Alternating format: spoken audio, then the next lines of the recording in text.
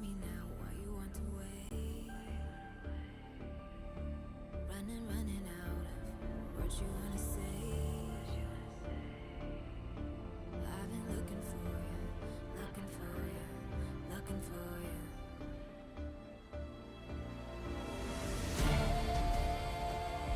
Take me down, leave me lost and found. Take me down, loudly without a sound, and I will rise, rise, and I will fly, fly, rise,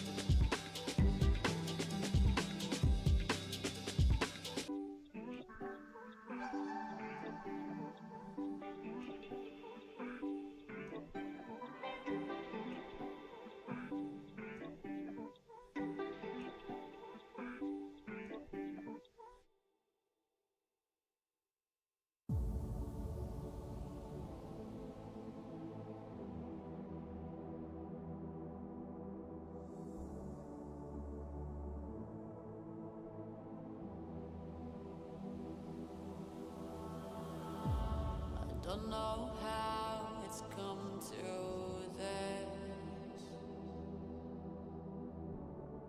Don't know how I could resist.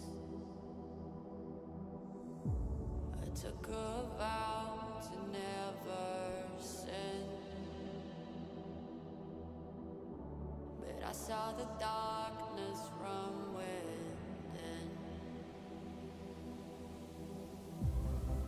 And if the sun can't break through, just let the thunder shake you. I know there's a hunger for the truth. Another moment of clarity. I see the one who breaks me.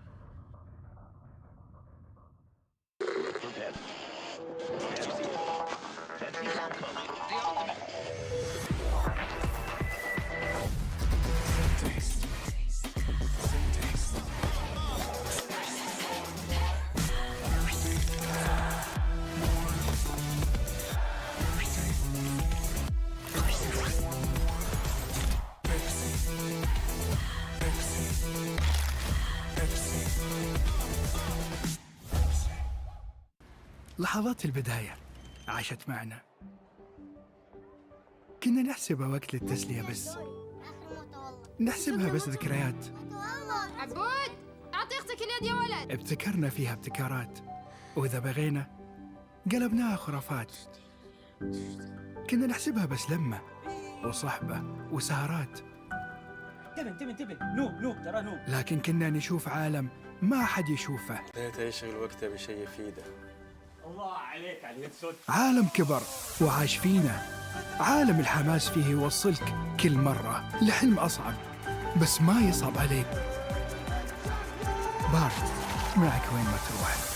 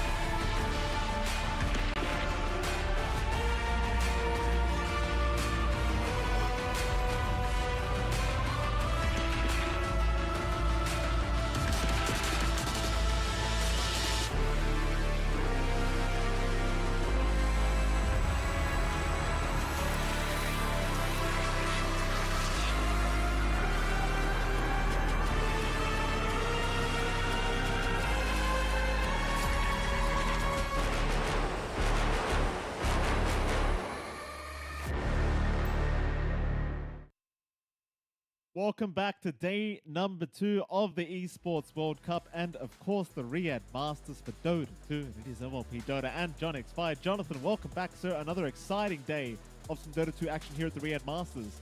How the hell are you feeling? Feeling great. You know, day one of those play-ins flew by fast. You know, despite us going off to maybe a bit of a wait there for our first game last time, it flew by. You know, Group A ended up with quite a few draws, with one exception on a 2-0 to end the night. It was Blacklist taking a 2-0 over G2IG. So, you know, after all the crap we talked about with that last Blacklist match you and I casted, they did manage to bounce it back and work themselves into 2-0, the only 2-0 in Group A. And Group B, of course, being a bit of a mishmash, less draws, a couple more 2-0s coming out there, but still early days for our play-ins. And again, every single match here counts, Mike. Any team that gets a 2-0 today is going to be feeling pretty good going into the next day. Yeah, I imagine they probably will be. You know, you talked about Blacklist. They're actually at the top right now, Jonathan. So maybe our little, you know, pep talks throughout that yesterday kind of that series we did cast. I mean, maybe it worked out. You never know. I mean, props to them for reaching that position. Of course, they are part of our first series as well, Jonathan. Blacklist International. They're going to be up against LGD, I do believe, in our first series. So that should be a pretty exciting matchup to have here. Can't wait to get that one underway, though I think we are still about 15 minutes away from that draft starting. But what are you thinking about that, John? LGD versus Blacklist International. Do you have a favorite? Do you think there's any key notes we kind of need to note down here for this first series?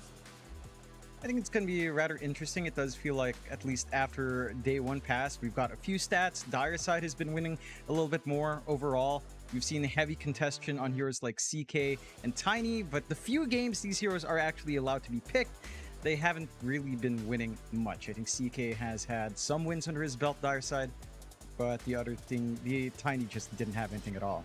All right, well, with that, Jonathan, I mean, we do have to kind of explain the club championship format we do have going on here, but we do have a video to explain that, so we'll throw over to the video and see exactly how this club championship does work. Introducing the Club Championship. Here's how it works. Each club will have the opportunity to field its rosters across multiple titles. The clubs finishing in the top 8 across each of the 21 titles will receive points based on their placement.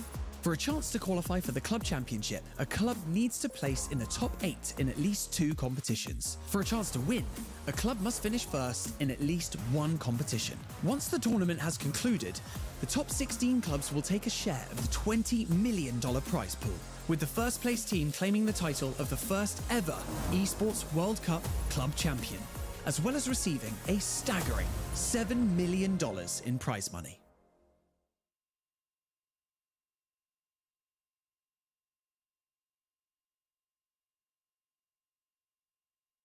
It's very kind of exciting, the added kind of format here to the actual tournament, right? Like, even if you're not, you know, even if we're just watching Dota 2, like, you kind of, the team that places first in Dota 2, right? You kind of want to root for them to just win the whole thing, the whole club championship thing throughout the whole of the Riyadh Masters, the whole of the Esports World Cup, Jonathan.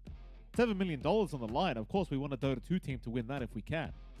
Interestingly enough, though, if you're an organization that only has one team in one game, you are kind of at a huge disadvantage. But nevertheless, still very exciting times for any orgs that do have a position in more than one game. And it is. And again, like, it's pretty stringent. You have to place top 8 in 2 events. You have to be championship in one of them to actually win the top prize. So I'm curious to see how many teams actually manage to field that. Again, in Dota 2, we do have a few teams that are partnered up that do have multiple titles they're in. So it's going to be interesting to see if any of them manage to go out. I believe we have a couple here in the play-ins. Of course, Falcons probably the favorite being looked at overall. We can throw and take a look at the prize pool distribution here at the Riyadh Masters at the Esports World Cup as well, and see what these teams are all fighting for in this segment of the Esports World Cup. Of course, first place does take away the lion's share of $1.5 million at $800,000 for second place, $600,000 for third, going all the way down. With even the teams here at the play-ins will go home with something if they do place bottom if their groups. 90 to 20 also gets some $15,000 for their trouble. So everyone kind of wins. Of course, if you do want to place high, you want to get your club on that club championship, you've got to be in that top 8. And that top 8 is the real big moment for everyone. Again, we're not determining the top 8 just yet in these play-ins, but it is part of that road to the top 8 for a lot of these teams that had to play those regional qualifiers. Yeah, but I do appreciate like the way this all works. You know what I mean? Like, there's more to play for than just your game with this whole Esports World Championship situation with the club championship. I do like it, Jonathan. It adds a bit of excitement here to you know, to the, you know, as a layer, I want to say another layer this whole tournament. And of course, you kind of mentioned Falcons for that whole esports, or rather the club championship. But what about Team Spirit? I mean, has Spirit got any other games going on with their org right now? So Spirit is one of those teams, you know, you just... Yes. Okay. Yeah, I can confirm they've got a Mobile Legends team. They have a Counter-Strike team. Okay, they have, obviously, Dota 2 and PUBG Mobile. All right, well, Team Spirit's won the club championship. I'm going to say it right. Look, Team Spirit has 4 teams. You know how many teams Falcons has? They have like 14 teams or something crazy, almost in every event. Still, we can take a look at our schedule here for the Riyadh Masters and Esports World Cup play-ins, day number 2. See what matches we have lined up all throughout the day. You have 4 matches running on this stream C, starting off with Blacklist up against LGD for you and I, Mike, followed by Nouns versus Heroic, into Blacklist versus virtus.pro, and Nouns up against PSG Quest. So we are following Blacklist and Nouns for Group A and Group B for today. Should be an exciting day of games here, Mike. It certainly should be, Jonathan. I cannot wait to see how it all does pan out. Of course, we are, again, starting with Blacklist International up against LGD Gaming. Blacklist, they're at the top of their group at the moment, surprisingly enough.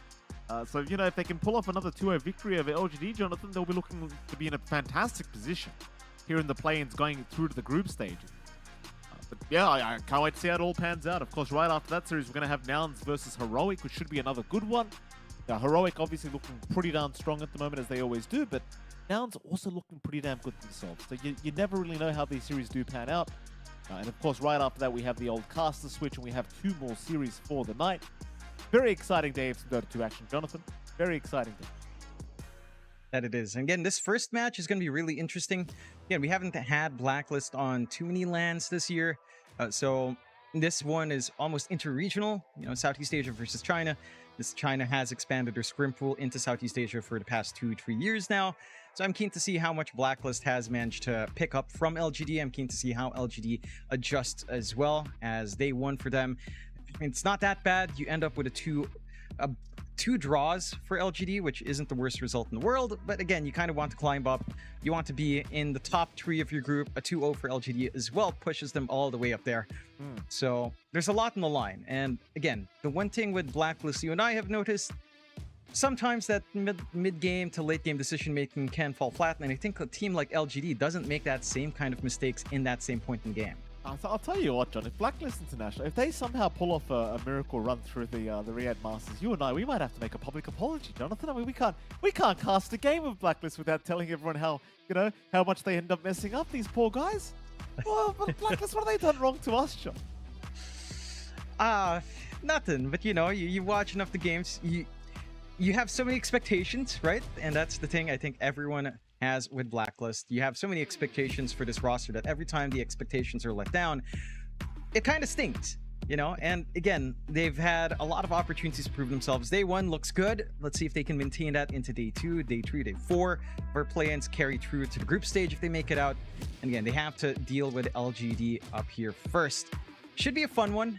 I'm keen on seeing how these drafts change. Did feel like Blacklist adjusted heavily compared to what we saw from them again from the qualifiers for Riyadh, from the qualifiers here for the international as well most recently.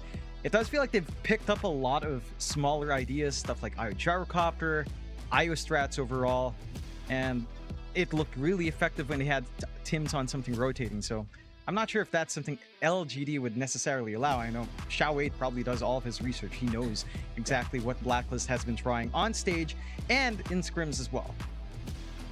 I'm sure he. Anyway, I can't wait to get game 1 underway between these two teams, Jonathan. I'm very excited to get some Dota 2 action going because, I'm a Dota 2 addict, Jonathan. I can't go too long without some Dota 2 happening. So hopefully we'll get this game 1 underway very, very soon and we can see some drafts being formed by either side. And that is going to be another interesting point, I think, of contention here in the drafts is what do these teams prioritize? Because we're still very early in this current patch. So you never really know what these teams can come up with as we are looking at the lovely faces of Blacklist International. My God, I do love that mullet. I've got to say it every time. That mullet is just brilliant. It's fantastic. That it is. He looks like he's ready to crush a can in his hands, Mike, after downing that full can in one gulp. Yeah. Good old Zhao. The sole Australian representation here, if you want to put it that way. I also love that Abid and Gabby are right next to each other. I mean, it is 1, 2, 3, but it's always nice. Yeah, I'm sure the peace has been created, Mike. It's gonna be nice to see again. Blacklist, see what they pull out. I appreciate that assumption. There you go. There's the lovely faces of Blacklist International. Oh, there's so many jokes to be made, John. I mean, you know what? I'm going to hold off on the joke. Because at the end of the day, John, they're top of the groups right now. Right? They're top of the groups. They're no joke, this Blacklist International. I can't wait to see how they... I dare say LGD are looking to be the underdogs today. I'm rooting for Blacklist today, Jonathan. I'm not letting you bully this poor organization over and over again. I'll be here to defend them today. I'll let you know right now. If you step to Blacklist, you're stepping to me, Jonathan. You watch your damn mouth. I don't know if you can fairly say they're the underdogs up against LGD. Sure, LGD's lineup again relatively new in comparison to the old rosters they used to run, relatively fresher players, but not to be underestimated. They've had a little bit of a rocky year as well. They were absent for a couple of events making this new roster. I still think that the core of LGD is still really strong. You still have Xiao8 guiding these players. You still have Y on the 5. You've got strong core positions for Shiro and Yu and Echo as well, and PYW, of course, on his 4. When this machine works together, it can look very scary. And I think that, again, is something that you have to be fully aware of on Blacklist. I think they can't afford to have themselves lagging behind in like the mid to late game. I feel like that, again, that's something LGD can use against them. And again, it's going to be rather interesting to see these two. I don't think they've played each other yet. Again, LGD was missing for a while. Blacklist didn't make it to quite a few lands, so this is their first time facing off against each other here in the play-ins. That should make it exciting, at the very least. Just not knowing or not having any history between these two teams is always going to make it very, very fun to see again how this pans out. And this is a new patch, so anything could happen. Speaking of drafts, by the way, Jonathan, yesterday we did see the global strat that was coming out of Blacklist International with the whole IO Gyro, with the Spirit Breaker. I do wonder whether they bring that out again. You and I kind of made the point that it was very Aurora-esque yesterday out of Blacklist International. I don't know how much more they're going to kind of delve into those styles of draft, but I did like seeing what I saw in that game 1 at least. Maybe not so much game 2, but game 1 was great. Yeah, for sure. Keen to see if there is, again, that adjustment from LGD to remove those elements from the gameplay of Blacklist, because it did feel highly effective. You win out Abed's lane with these constant rotations, constant pressure coming out from Tim's last time around, and it just created all sorts of issues once Abed was able to play make, allowing space out for Natsumi and Gabby to get that steady build-up. If LGD does allow something like even just the Spirit Breaker true, I can see it being a top contested pick, especially if Blacklist has first pick overall. That is something that they can easily dip into. And they do have first pick overall. That is their decision here, their priority on the side of Blacklist. LGD does decide on Radiant, which is rather interesting as well in terms of stats. I believe Dire has one quite a fair bit. Is that Xiao 8 sleeping? Xiao 8, wake up. Wake up. Xiao 8, you can't do that.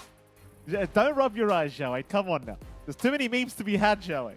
You never show you're sleepy, Xiao 8. Come on now. Anyway, moving on. Game 1 draft going to be starting rather soon. Jonathan, I talked about the draft of Blacklist. LGD, something to worry about with these boys, I think, is the support Monkey King that could come out. They ran it twice against Beast Coast, and that pos 4 Monkey King, if any viewers haven't seen how busted this crap is, if it comes out, you're in for a treat. Let me tell you. I have not seen a more broken support in such a long time. It is just so stupid. No, and I'm surprised it hasn't been as prioritized. Like in some of the games we've been watching here at the Riyadh Masters, at the Esports World Cup, it hasn't even been contested as much as you'd expect. And there's a lot the Monkey King can do. We'll see if that's something that Blacklist allows through as well. Should be able to dip into this draft relatively soon, as we should be able to get into this game 1 and see what these teams do have in mind. Again, Blacklist getting first pick, LGD taking Radiant side, which is getting curious because the win rate of Dire overall in this tournament has been, something like 60%. It's been very Dire favored so far in day 1, 66.6%. Shout out to Fluke giving the stats there. He's been watching everything like a madman. Very, very nice. Put up these next banners. In fact, bans are going very fast. We do indeed get that Monkey King ban I spoke about just earlier here with Blacklist International. So they're not willing to allow the pos 4 Monkey King to come out. The Ember as well, which was another very highly contested hero when it came to LGD gaming. So the Ember also being removed as Blacklist International, of course, go right into the first pick, Weaver. And you can't really blame him for that either, because Weaver, very flexible right now, very, very strong. I still think it's better in the support, but it depends. If you want to run a carry, you can do that too.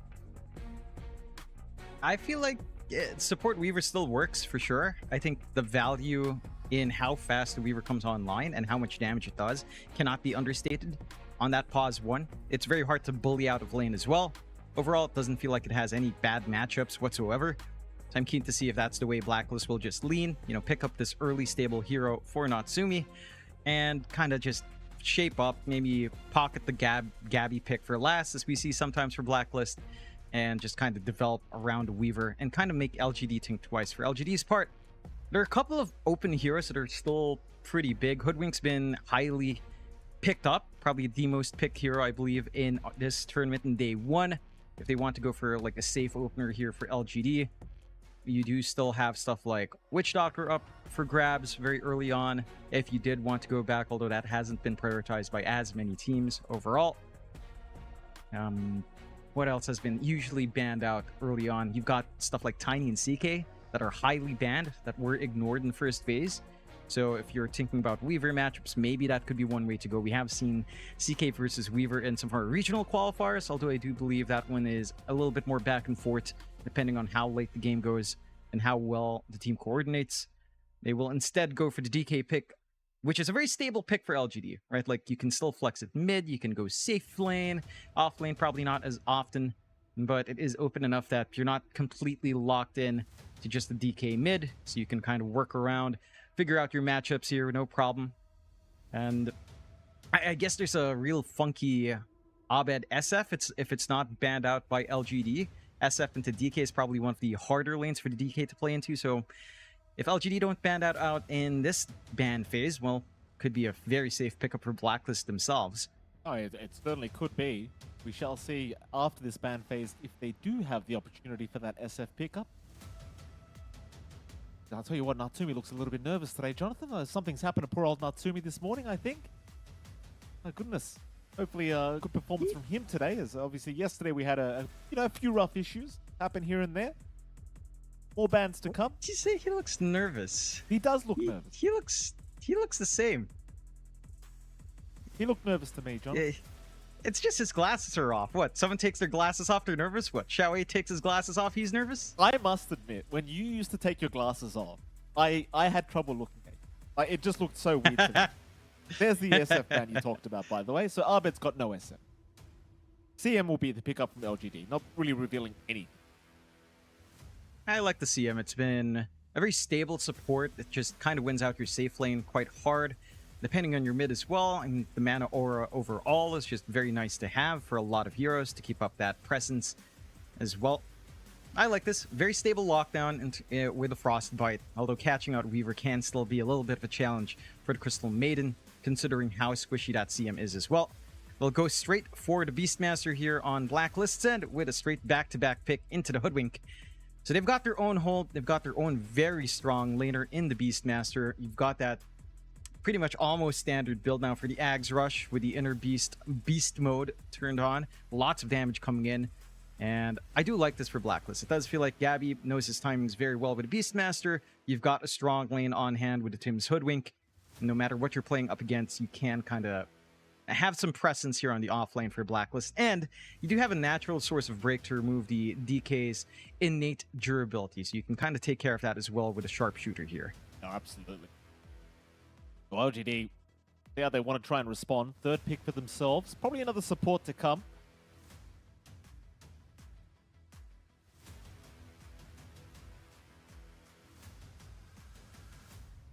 Still having a very heavy think about it here. The soldiers will stand right behind the Emperor, waiting to see what Zhao 8's got on his mind here for this third pickup. And it's going to be the Mars to come out. That should be the offlane Mars being thrown out here by LGD Gaming. It's been a bit back and forth with Mars, hasn't it, John? Because when the patch first came out, when the big patch first came out, we saw Mars literally every game. And now it feels like we see him like every 10th game. Yeah, it's kind of died out. I would like to see some combinations. With Mars, Dark Willow is a pretty solid combo, although Dark Willow also kind of died out with the nerf, the extreme nerf on Bedlam. You can't cast it on allies anymore, so it's back to old Bedlam, which does make it a little bit rougher. I'm surprised they didn't opt for anything like, say, the Phoenix, which has not been banned at all. You've got Arena Egg combination on hand. Perhaps they felt like they needed harder hold.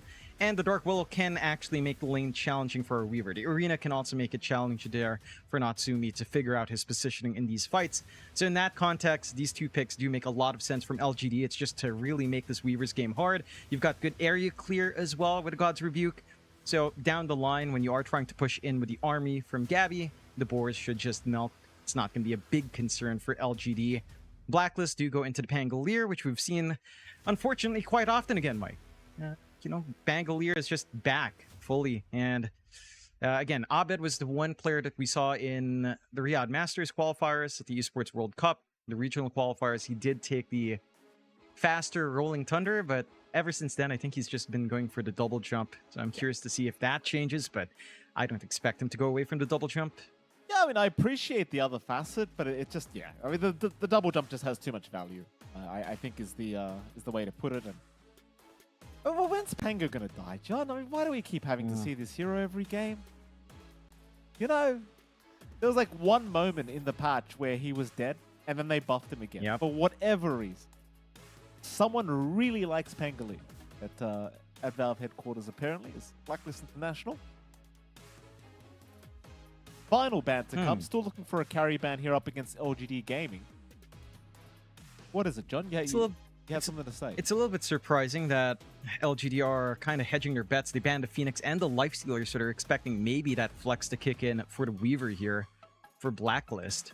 Blacklist, for their part, maybe assuming as well DK can run safe lane, will ban out the puck just to ensure that the Pango is not going to be threatened. You do have last pick overall in LGD. So you can kind of work this flex at the very last second. Of course, Safe Lane DK would cleave Facet. Does farm up a Storm, although I think overall you still prefer the Corrosive Dragon form just for that tower pressure, and, well, the minus armor is just highly valuable. So I think even on Safe Lane, you're still going to go Corrosive Dragon here overall. We'll see. Blacklist, what Natsumi heroes are on hand. He did play a little bit of Morphling last time around. It doesn't feel like there's any direct threat for the Morphling here either. There's some decent forms to turn into. He doesn't go for Flow on Safe Lane. You don't tend to. You do go for Ebb, the Agi Facet. Wouldn't mind it too much if you are, again, flexing this Weaver.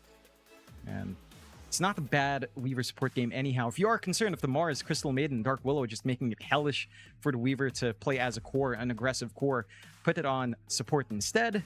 Have a core that doesn't care too much for the control. Could be one solution for Blacklist. No, I don't think there's really any reason not to just flex the Weaver to support right now. It is a very challenging Weaver game with the way things are at the moment. No, they're not going to do it. They'll go for the Warlock pickup, which is something I really was not expecting to see here today, Jonathan. But here it is. The Warlock is upon us. It is very interesting. I feel like the Warlock has a lot of potential. The Grimoire is... I mean, I get why pros pick it. I get why people take it. It's free EXP for a very EXP-hungry support. But that Chaotic Offering Facet with increased burn damage from healing, it's kind of ridiculous how hard those golems can hit. Yeah. They hit pretty damn hard if you can get some farm in. Like, you rush a Refresh or an Ags, get a Holy Locket on top, have one regen item on top as well. Those things can really punch a lane down. And that's your team fight there. The Morphling will go out for LGD instead. So you do end up with a very slippery hero on the one there for Shiro. Not going to be that easy to lock down. You're very reliant basically on getting a good roar from Gabby or having a good fog hit from Tim's with a Bushwhack, which is easier said than done. You have some pretty nice forms here as well for Shiro. I mean, the Beastmaster is one. The Pangolier can be nice too. Turning into the Weaver is highly annoying. So I like this game for LGD. I think their draft is very well stitched together. They've got a lot of AoE control. They've got really good team fight. The one thing for Blacklist that concerns me is, while I do like the Warlock pick, Chaotic Offering is still 150 seconds. You know, it's still a long cooldown to play around. That is your big AoE control to set up or follow through from the Pangolier roll. Everything else is sort of single target outside of Bushwhack. There's a John So X there's a lot of pressure there. There's a John X Fire complaint coming. I can feel it. I'm waiting for you to notice why you're about to complain to me. It has to do with the Warlock, John. Look at Warlock. Oh, yeah. He went... I mean, again, I get it. I get why you go for it. Because added EXP on the Warlock is great, but... I don't know. I just want to see a pro take the No. Hold damage. on. I've listened What? to you complain non-stop about how bad Black Grimoire is in private. And you dare I mean... tell me now it's fine while we're publicly live at the Riyadh Masters. I said it's fine a while ago. What do you mean? Not in private. I just defended why pros would take Not it. in private. I mean, I don't like it, but I can see why pros take it. I don't like it myself. I think it's dumb to have a facet that just disappears once you use it. You know, it's like the 250 gold on Alp. It's like, yes, you start in lane. If you don't win that lane, guess what? 250 gold and your farm rate is a drop in the puddle for the Alpines, right? Like, Look it's how happy just, Zhao it's is. not a very interesting. It's not a Zhao's very so- interesting facet. Zhao is so It's happy. just not interesting. It's very It's just not interesting. Like, look, think about it. Witch Doctor's Gris is an innate. It's like, okay, fine. I can take a strong facet, the innate's whatever. For Warlock, it's his bloody facet. If this was his innate, I don't think you'd have as many issues. You know, I don't know. It's just strange. It's just strange. But I understand why. It's EXP hungry. I'm not going to defend it for the 10th time when I hate it, Mike. Stop baiting me. Thank you. When does he use it, John, is the question. Right? Like, when do you That is- realistically use it? Like, at what level do you think this Warlock says, I need this black Grimoire to be used right now? It's a bit interesting. I would say maybe you're 11 into 12 if you're kind of struggling for EXP at that point, which I can see happening. But at the same time, the Warlock has to get kill assists, so you kind of have to also be in a slightly active position. You'd want at least, I mean, 2 charges at minimum, which sounds pretty meh, but you know, if you get 3 or 4, you pop it from your 11 to 12. I think that's a big one. 14 to 15 can be decent as well if your talent spike on 15, although your talent spike isn't that amazing. You can use upheaval attack speed here, I suppose. I'm kind of thinking maybe like it feels like maybe there's value like at the level 20 talent tree, like because you get the golem on death. Yeah. But then it's like you've got to wait so long to use this Black Grimoire. Like it's Exactly. It's right, like you're waiting that long to the game. You're lagging behind EXP. You're not hitting 20 yet, and you're holding on to this thing, which means you're already lagging for your other timings. You're probably lagging for your 12. You're probably lagging for your 18, and you're still holding until you're 19. It's like at some point it's really dependent on the game state. Yeah. It really is. Like if you're winning hard, you have 6 charges right before you hit 12. That could be a good point. Or if you're keeping EXP parity with the enemy 4, then you kind of just hold on until you feel like you've got enough charges. I think that's what you do in a winning position.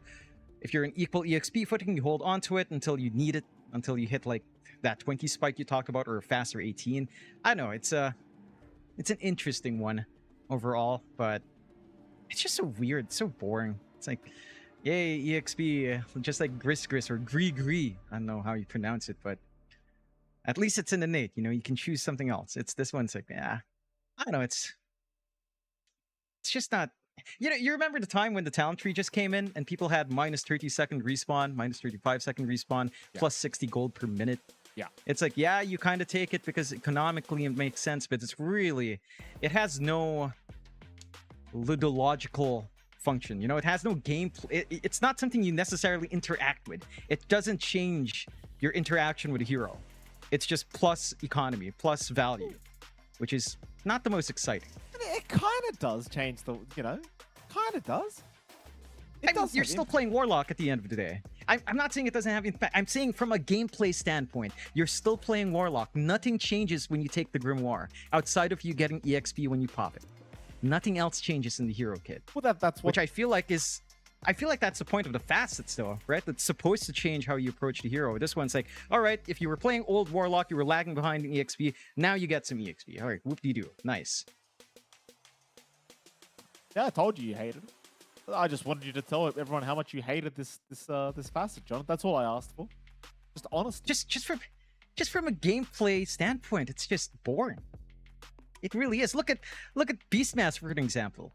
Inner Beast mode. You activate it, your right clicks provide damage amp. I believe it should apply to all of your damage sources as well. So the Drums of Slom becomes a rush item, which we have seen.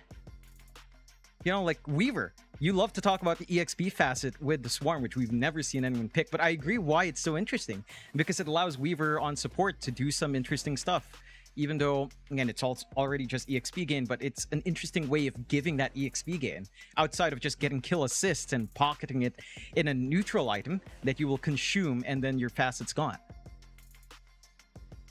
Just to confirm as well, by the way, that that XP facet is absolute trash on Weaver. Just to put it out there, it is really bad. At first I thought it was kind of cool. And then I tried it a couple times in game, and I'm like, oh, this is actually really bad. Like, it does nothing. I feel like they buffed it to give the Swarm a little bit more durability so you can sap like a little bit extra XP. It would be maybe a little bit more viable, but yeah, Skitter Step's way too good. You know what they should do? They should give Weaver a book that collects XP, but it starts on cooldown. Call it like that's so good. Black Grimoire or something, I think is a good name for it. Oh yeah, you know, that's a great thing. Heck, you know what? Why not give Warlock a Gris, whatever the hell it's called, along with a Black Grimoire? That's a good idea. Imagine that. He gets Gris innate plus Black Grimoire facet. That's like the most compelling gameplay. That's your gameplay, John. Don't you always tell me how you hate clicking buttons? Oh, that's terrible. Valve listened to your complaints, John. I don't know why you get upset about these things. You literally tell me your favorite hero is Avenge Undying because you don't like pressing buttons. You just want to die and do your job. Is this not what that does? You know? It's boring. But they gave you what you wanted, Jonathan.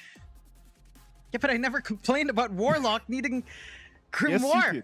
Yes, you did. I mean, to be fair, this is very much in team with Warlock. You know, I remember Slacks asked something Some question, what's the weakest hero in Dota 2 lore-wise?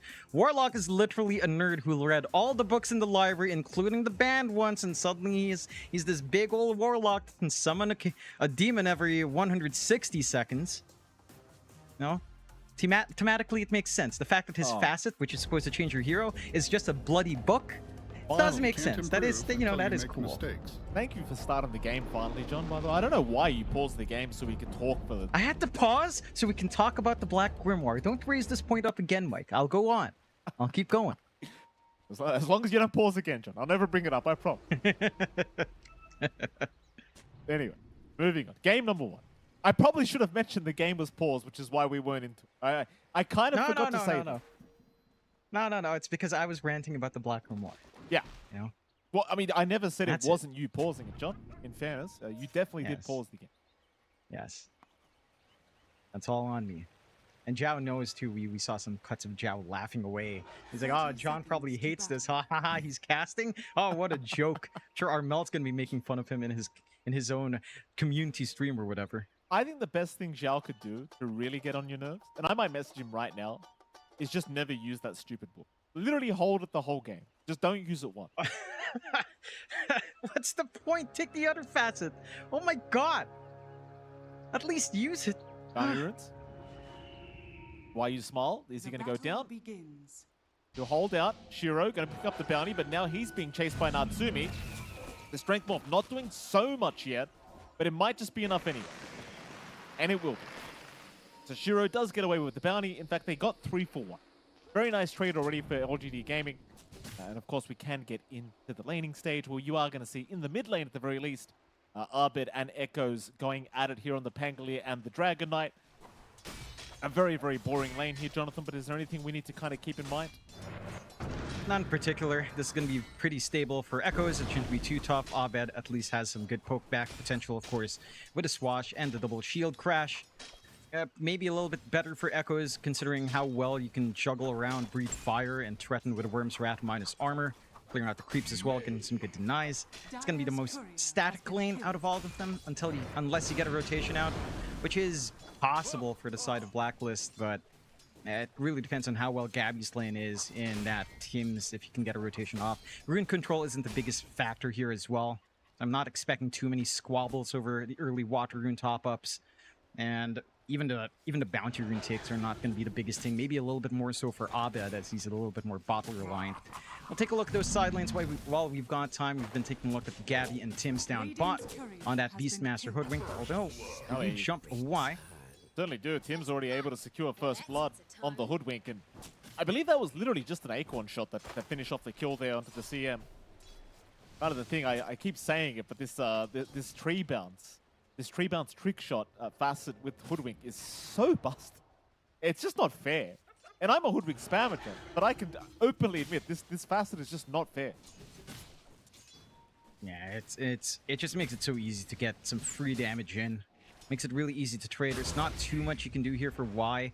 Does start off with Crystal Nova for that early rune attempt, but it's gonna have to wait. Maybe level 2, level 3, you can start to play a little bit more down the line, but you are laning with a Morph who doesn't necessarily want to get too aggressive. Still got time to look at the last lane up top here.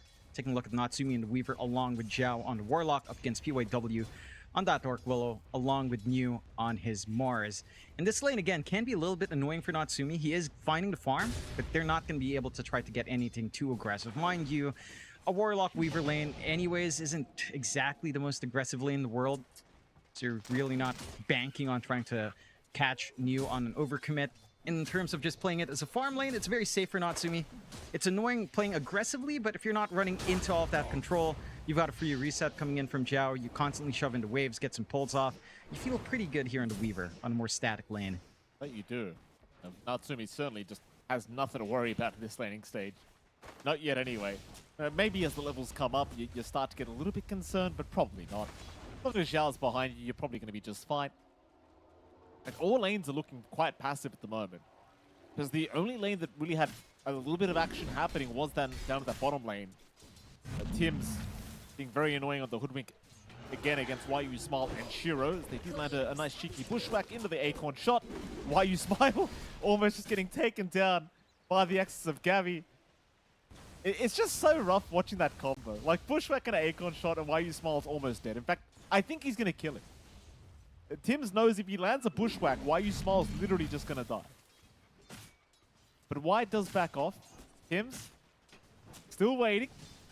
But YU Smile will not have... Oh, he's dead. There you go. Easy peasy. How great's that? Just need the axis. What a great hero. It's amazing. Yeah, you don't need much more. There's not much Shiro can do. Again, a very static lane for the side of LGD. Morphling CM just... It can be aggressive, but you're not necessarily looking for that at all. And especially in the early levels of the Morphling. So you are just kind of stuck trying to find farm. You're having to sit way back on Y. He's not able to just constantly pull as much as he'd want. Tims has been doing a great job just contesting. Yeah, just half your HP gone. Half his HP just disappeared. Oh, this poor Crystal Maiden. Top lane. New's in trouble now. New. Oh, he's going to try and load us up, but it's not going to matter. Natsumi's still going to catch him. Very hard laning stage already here for the side of LGD Gaming. It's Blacklist so far having their number in pretty much every single lane, apart from perhaps the mid lane.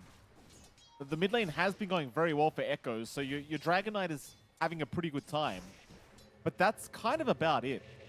And Arbit, he doesn't care, John. He's used to having no farm on this paint. Tims, he's going to bait in YU Smile again. No level 6 required. Arbit will happily take the kill. And YU Smile, I mean, there's nothing to smile about right now. I'll tell you that. It's a very, very hard game for this poor Crystal Maiden. That it is, but it is a Crystal Maiden in a Morphling lane up against some pretty long-range harass from the Hoodwink, from the Beastmaster. There's really not too much you can do outside of trying to pull. And again, Tims has done a great job in making that hellish for the side of LGD to achieve. Overall, very strong start for Blacklist International. You're having a pretty much free lane for Gabby and Natsumi. The only lane that is rough, like you mentioned, is Abid's lane.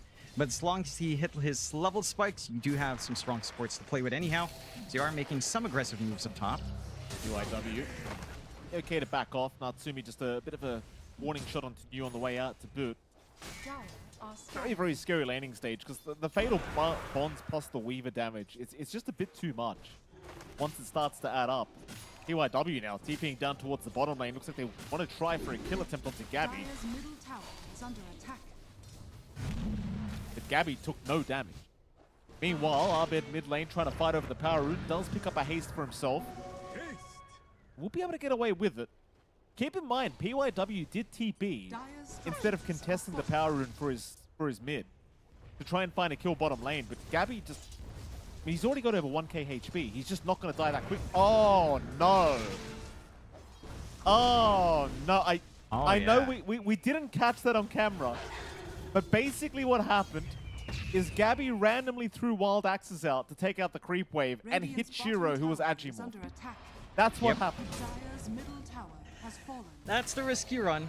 Again, these axes just fly way too far for you to feel really safe there. Shiro was in to fog. rotate top. Just to be, just to add the salt to the wound, Shiro was in fog. It was a random Wild Axe that ended up hitting him. Natsumi, not going to be able to pick up the wisdom. Frostbite going to lock him down. Yu's got a spear in one. Oh, Yu, surely they kill Natsumi. Spear is out. Natsumi's still with no time lapse, but he's running. Salve up, TP away. There's no way. Oh. No. It gets worse. How did it get worse, Jonathan? Wow, they mass commit for that. When you drag in Echoes away from mid, so he's not getting that farm. It's a little bit more free space for Abid to soak up. They can try up top here, though. He's gonna find a Warlock. Nice little pick up on the Zhao. First kill of the game here for LGD Gaming, so kind of just get that first one on the board, get that out of the way. But overall, Jonathan, things are still going pretty damn well for Blacklist International right now. I mean, again, Arbed was the only one really struggling when it came to the laning matchups, and that was because he was up against Dragon Knight and Echoes. But he's playing Pango, so he doesn't really care for the farm that much. No, and I do appreciate Abid switching his build up. Going for the Spirit Vessel this game, you are up against Morphling. So there's going to be a ton of value in that, even up against DK. Just some healing reduction will feel good to not worry about Dragon Blood too much here. Again, your initial timings are lining up. You've got some space for Gabby to just clear out bot. Again, rushing into the Ags build up here for the Beastmaster. Nothing too off the mark. For the side of LGD, they're going to need to build up a lot of farm space. They've got some stacks going on in the triangle. You're going to need that accelerated farm to really kick in. You'll want double blinks to be up for you to really feel comfy. Echoes and New will need to be the momentum carries for the team. Your supports don't have the highest mobility to initiate for you. They can follow through quite nicely, but you need that jump in. That's going to be a little bit more time here for one of these blinks to kick in before any big action can break out for LGD. Speaking of LGD, top lane, PYW has already been caught out on the Dark Willow, that the Shadow Realm will buy her a bit of time to get away. Is Blacklist now looking for their own way out? And Arena going to catch at least one, but Natsumi, he does avoid the spear, and now the Golem drop onto 3 heroes. Blacklist still looking for a fight, but it seems as though LGD Gaming, they will be the ones to retreat. Not wanting to mess around this early with the Golem of Zhao. On the bright side, Zhao probably not going to get too much T1 tower damage off with this Golem. You kind of got that going for you if you're LGD, but that's about it. A big group up top lane that doesn't really amount to much. I mean, you do manage to force out the Chaotic Offering from Zhao, so it's going to be down on cooldown for at least 2 minutes. That does provide a little bit of an opening. Oh. You will get your Arena back up at that time. Sorry, John, we didn't mention this. Zhao used the Black Grimoire. Yeah, I saw. You saw. I was going to raise it up. Yeah, he ate it very early just to hit that 6. So they force out that Chaotic Offering. He uses the Grimoire. He's not going to get, like a level advantage down the line now. That's your facet gone. And it doesn't pan out too well. Again, LGD is going to have an opening if they can kind of sit it out, wait for some of these cooldowns to be back up. It's still hard to see LGD angling for a bigger fight until those blinks are up. They are getting a lot of usable space for Echoes, though. Safe in that jungle, down bot. Blink only about 5 million gold away. And once that's up and running, you should be able to get the jump in the backline. Still, I am concerned with how much space you are allowing Blacklist to have. Look at Gabby's net worth. 6.2k. He's got massive stacks to play with. His Ags only 1 part away. Once the Drums of Slom are up with that Beast mode, I mean, this is when we've seen Gabby just play like crazy on the Beastmaster. He'd solo war, look for kills. He won't really have too much to worry about until these tools are up. They try onto Arbet, but Arbet he's proving to be a little bit too tanky himself on the Pango.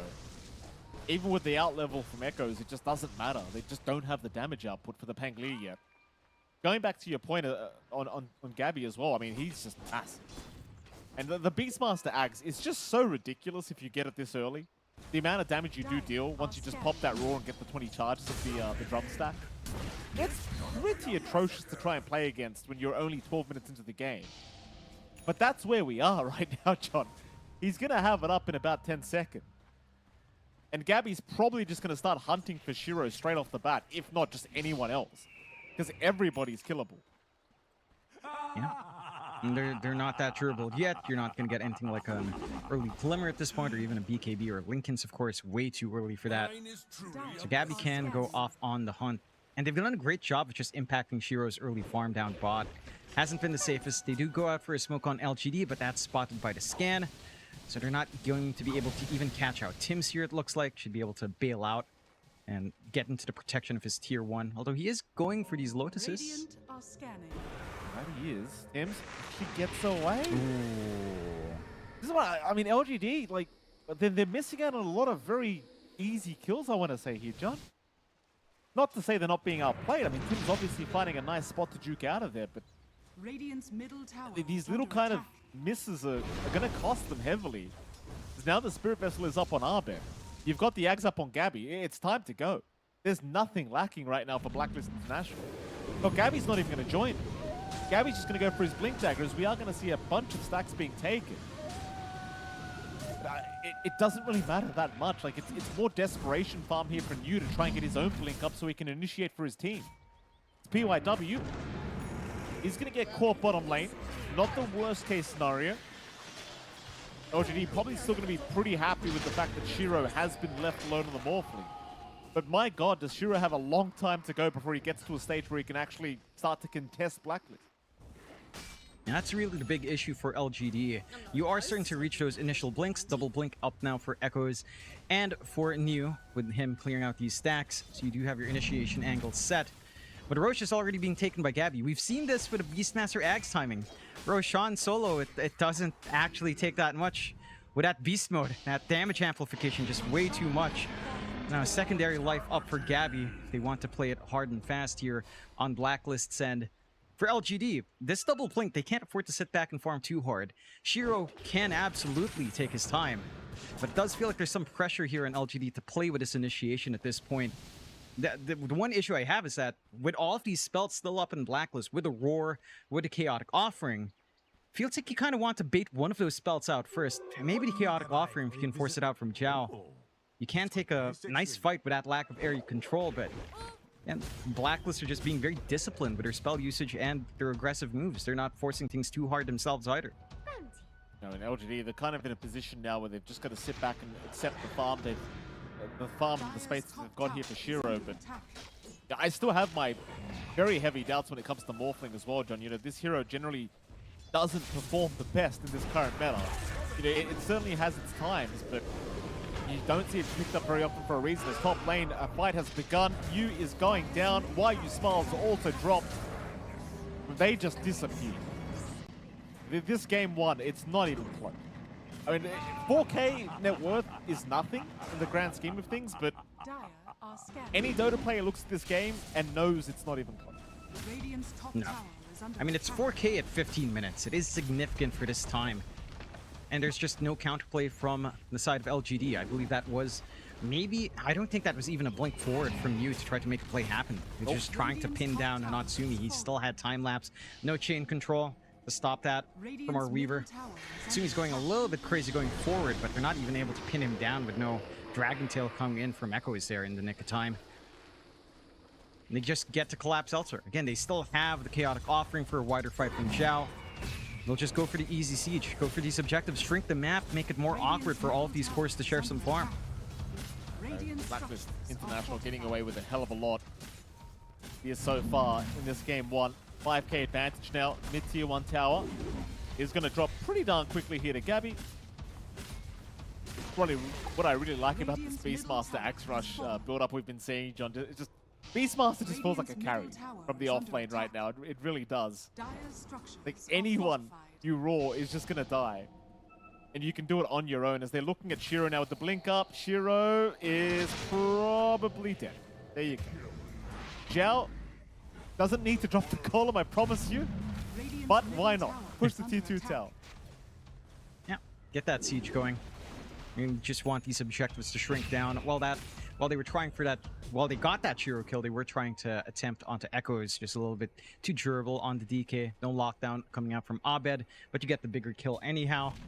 And LGD, it just doesn't feel like their game plan's shaping up. You're not able to play off the blink timings, so now you're kind of sitting back, maybe wanting some of these BKBs to be done first, but it's just so much farm time.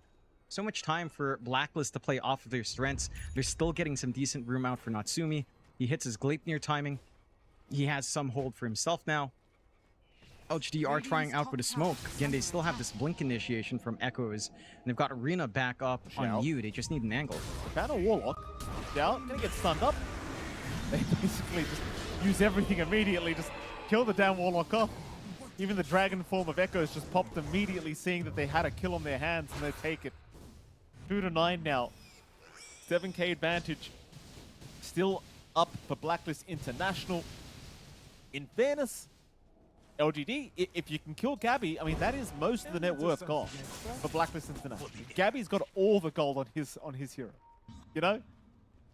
If they can delete him, then they could have a good chance at winning a fight. Problem is, it is getting harder and harder to kill Gabby. He will have a BKB and about 400 gold, and that's going to make it rather impossible. Again, it just feels like these angles are so hard to find as they go in. Yeah, they certainly do. Spirit Vessel out, Sharpshooter to break. Gabby going to come in and secure the kill for himself now as they've even found themselves YU Smile. Gabby will take that one. BKB now fully completed. 18 minutes in the Beastmaster. Look at this. Shiro, top lane, caught out by the Roar. Spirit Vessel out onto the Morphling. Waveform up in 2 seconds, but it doesn't matter. Someone tell Gabby he's playing position 3. No, I think he thinks he's carrying here, John. I think it fits the way Gambit likes to play for sure. LGD, again, nothing's connecting. They're not able to get these jumps they want. They're not able to be on the aggressive. Natsumi. They do catch Natsumi. Yeah, the dust is a bit late. They'll eventually get him, but can they kill him off in time? The Terrorize, it will land. The Curse Crown is out as well, but they've got no damage output to follow up with this style of draft, so they've just got to leave. There's nothing left. Mew will try to run, but Natsumi will just chase him down. They'll lock down the Weaver, but does it even matter? Not really. Now they're all like thunder. I mean, they're just literally dancing on the corpses right now of LGD. This PYW will drop. YU Smile trying to get away. Will go down to boot. Diving tier 3 towers is Blacklisted. Shiro is dreaming, I think, Jonathan. He'll wave forward. And Shiro, yeah, he'll call it. GG is called. Okay. Yeah. Blacklist International. I mean, I don't know what they drank today, Jonathan. Gabby, I saw him with a cup of coffee. I don't know if that's actually coffee he was drinking. I can't confirm these facts, Jonathan, but my goodness, what a game one we saw from this team. Yeah, completely dominant out from Blacklist. We've seen these snippets of Blacklist in previous games, but it carries through so much better here. Very consistent, very smart gameplay overall, not giving any openings out to LGD. From LGD's part, it just felt lackluster. These lanes didn't go as well as you'd want in the side lanes. Only the mid lane for Echoes went well, but that is a DK lane. That's to be expected. See Zhao cradling them. Okay, Zhao. Sure. He deserves it. I mean, he just won the game. You got to fix your hair up. The cameras have started again. You know? You've got to look good. Yeah. Speaking of good, Arbit's looking fantastic here, John. As we do have game 1 now in the books. Game 2, of course, will be coming up after a very short break. So we'll throw to that break. And we'll be back with game number 2 between Blacklist International and, of course, the side of LGD Gaming. We'll see you soon.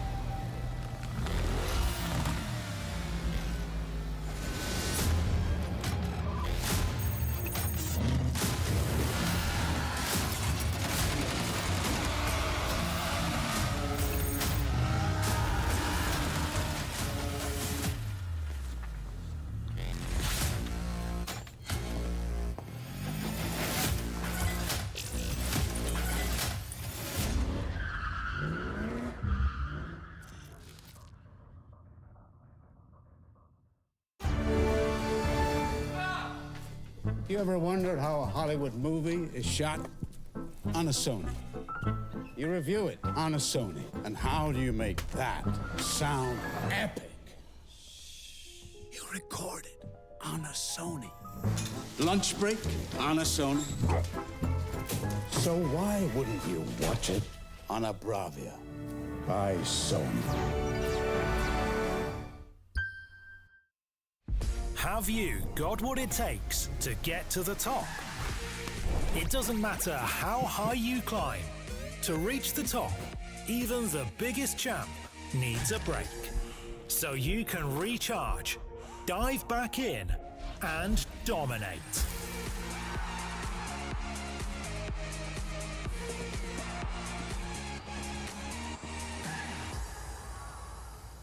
Have a break. Have a Kit Kat.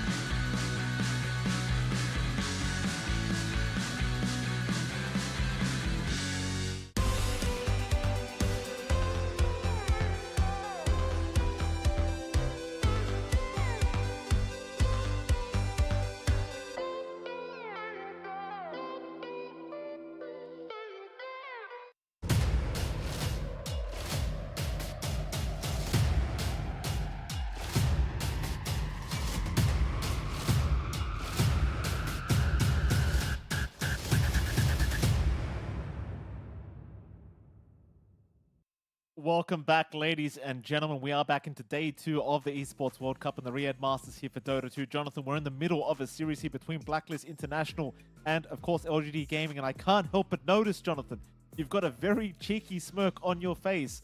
Do you mind sharing with the classroom what you find so funny? Well, I just know that, a lot of people are watching this. A lot of people are enjoying the product, of course, Blacklist, the content kings, as they're known in the Filipino community. I want to say hi to that community. I'm sure you're all having fun. Yes. No, I didn't. I just dropped by to say hi in certain streams. As I did notice there were certain voices in the background. I was like, oh, that sounds familiar. I think I'm sitting with this guy. So I took a look, Mikey. Just saying hi to the masters and the peacemakers out there, Mike. Wink, wink, nudge, nudge. Yeah, Jonathan, I think we all got the point. Thank you for that. My goodness. You couldn't be any more, you couldn't be any more sneaky with it, could you, Jonathan? Jonix snitches, I think, the way I wanna put your name. No.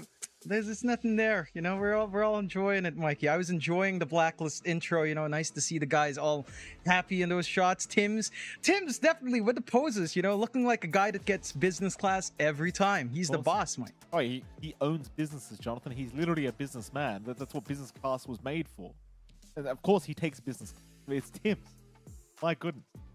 Shame on the other players for flying economy. What the hell were they doing, John? You telling me they can't afford it? That they couldn't afford the upgrade? Oh, come on now. I mean, what are they doing? They don't have such successful businesses as the Egg Drop Sandwich, of course, as we are looking at the business end of that game from Blacklist up against LGD. You like that segue, don't you, Mikey? A really rough game for LGD. The lanes just not panning out at all. This double blink timing didn't really lead to that much aggression from LGD. It was Blacklist that was just full on the throttle, running it down. Again, outside of Abed's lane, everything went smoothly. Gabby had the smoothest time in the world. It's just way too passive playing with a Morphling in the seam in that lane. There was no threat whatsoever. Tim's with the acorn shot when you're by the tree, it's just free real estate for the businessman. And I think for LGD, what we need to see in the next game is just stronger lanes, because it just felt like they could do nothing in the laning phase here whatsoever. There was literally nothing. The only lane that won was the mid lane. And that was a Dragon Knight as well. I mean, you don't lose as DK in the mid lane. It's just as simple as that. Arbit just knew he didn't care. Like, whatever. I've lost 1 billion Pango lane before. I mean, I played for Shopify Rebellion, Jonathan. He knows what the hell he's doing. He knows how to play from behind, Jonathan. I know. He does. I did throw a bit of shade there, John. Shout out to the boys from Shopify Rebellion. They know I love them. You gotta do them dirty like this. They know I like them. You were telling me I was a Blacklist hater. You are a Blacklist hater. You are the biggest Blacklist hater. No, I had to hate them because what the hell was that? Don't trigger me again. You're triggering me all day, Mike. Why are you doing this? It's a different tournament. They're doing good here. That's all that matters. The business class trip for Tim's the big buff. That just inspired the rest of his team to be like, I want to be good enough to afford business class like Tim's can. That's it. It's the motivation, Mike. He's showing them what to work for. I should point out as well, just before anyone starts asking, we do not have a draft underway. There's no draft, there's no game. John Xfire has decided he does not want to start the game. So we are currently waiting for the game. In fact, John Xfire has decided we are going to a break before the game does start. So we're going to head off to a break, and right after that break, we'll be back with game number 2 between Blacklist International and LGD Game. We'll see you soon.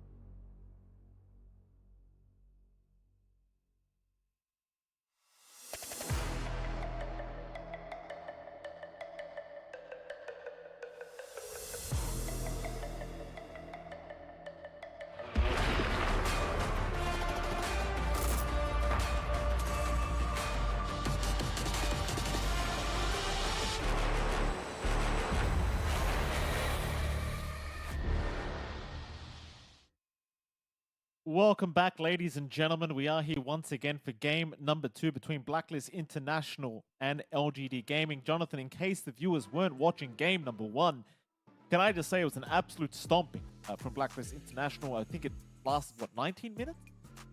Yep. 19 minutes was how long game 1 lasted. I don't know what LGD needs to change up, Jonathan. I can't say it was a drafting issue. I want to say it was a gameplay issue. It looked like the team was just kind of outclassed here by Blacklist, if I'm quite honest with you. Maybe you could make the argument to me it was a drafting issue because, you know, LGD perhaps ready to force a draw here up against Blacklist. But I got to tell you, that game 1, it was so far from being close. I don't know where to start. Yeah, it felt like, again, I would agree. I don't think it was necessarily a drafting issue. It felt like they didn't manage to play their lanes the way they'd want to. Right, like the top lane, I think, was a little bit too free for Natsumi. The bot lane was way too free for Gabby and Tim. So I think that was the bigger issue. We had a decent lane for Echoes, but that's a DK lane. You were always going to get that one. It's just this bot lane. The Morphling and the CM had no presence, no business to deal with the Beastmaster and the Hoodwink. So I think they need to get maybe just something that can apply some pressure onto Gabby, because we know how Gabby likes playing. This is something we talked about in the regional qualifiers a lot.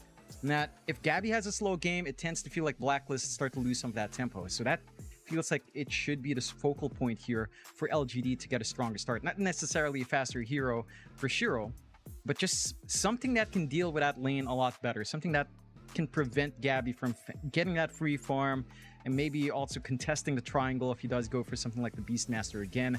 That feels like the way to go, just because, again, Gabby, we saw him get, what, a 12-minute Ags? 11.5-minute Ags timing there. He clears out the stacks.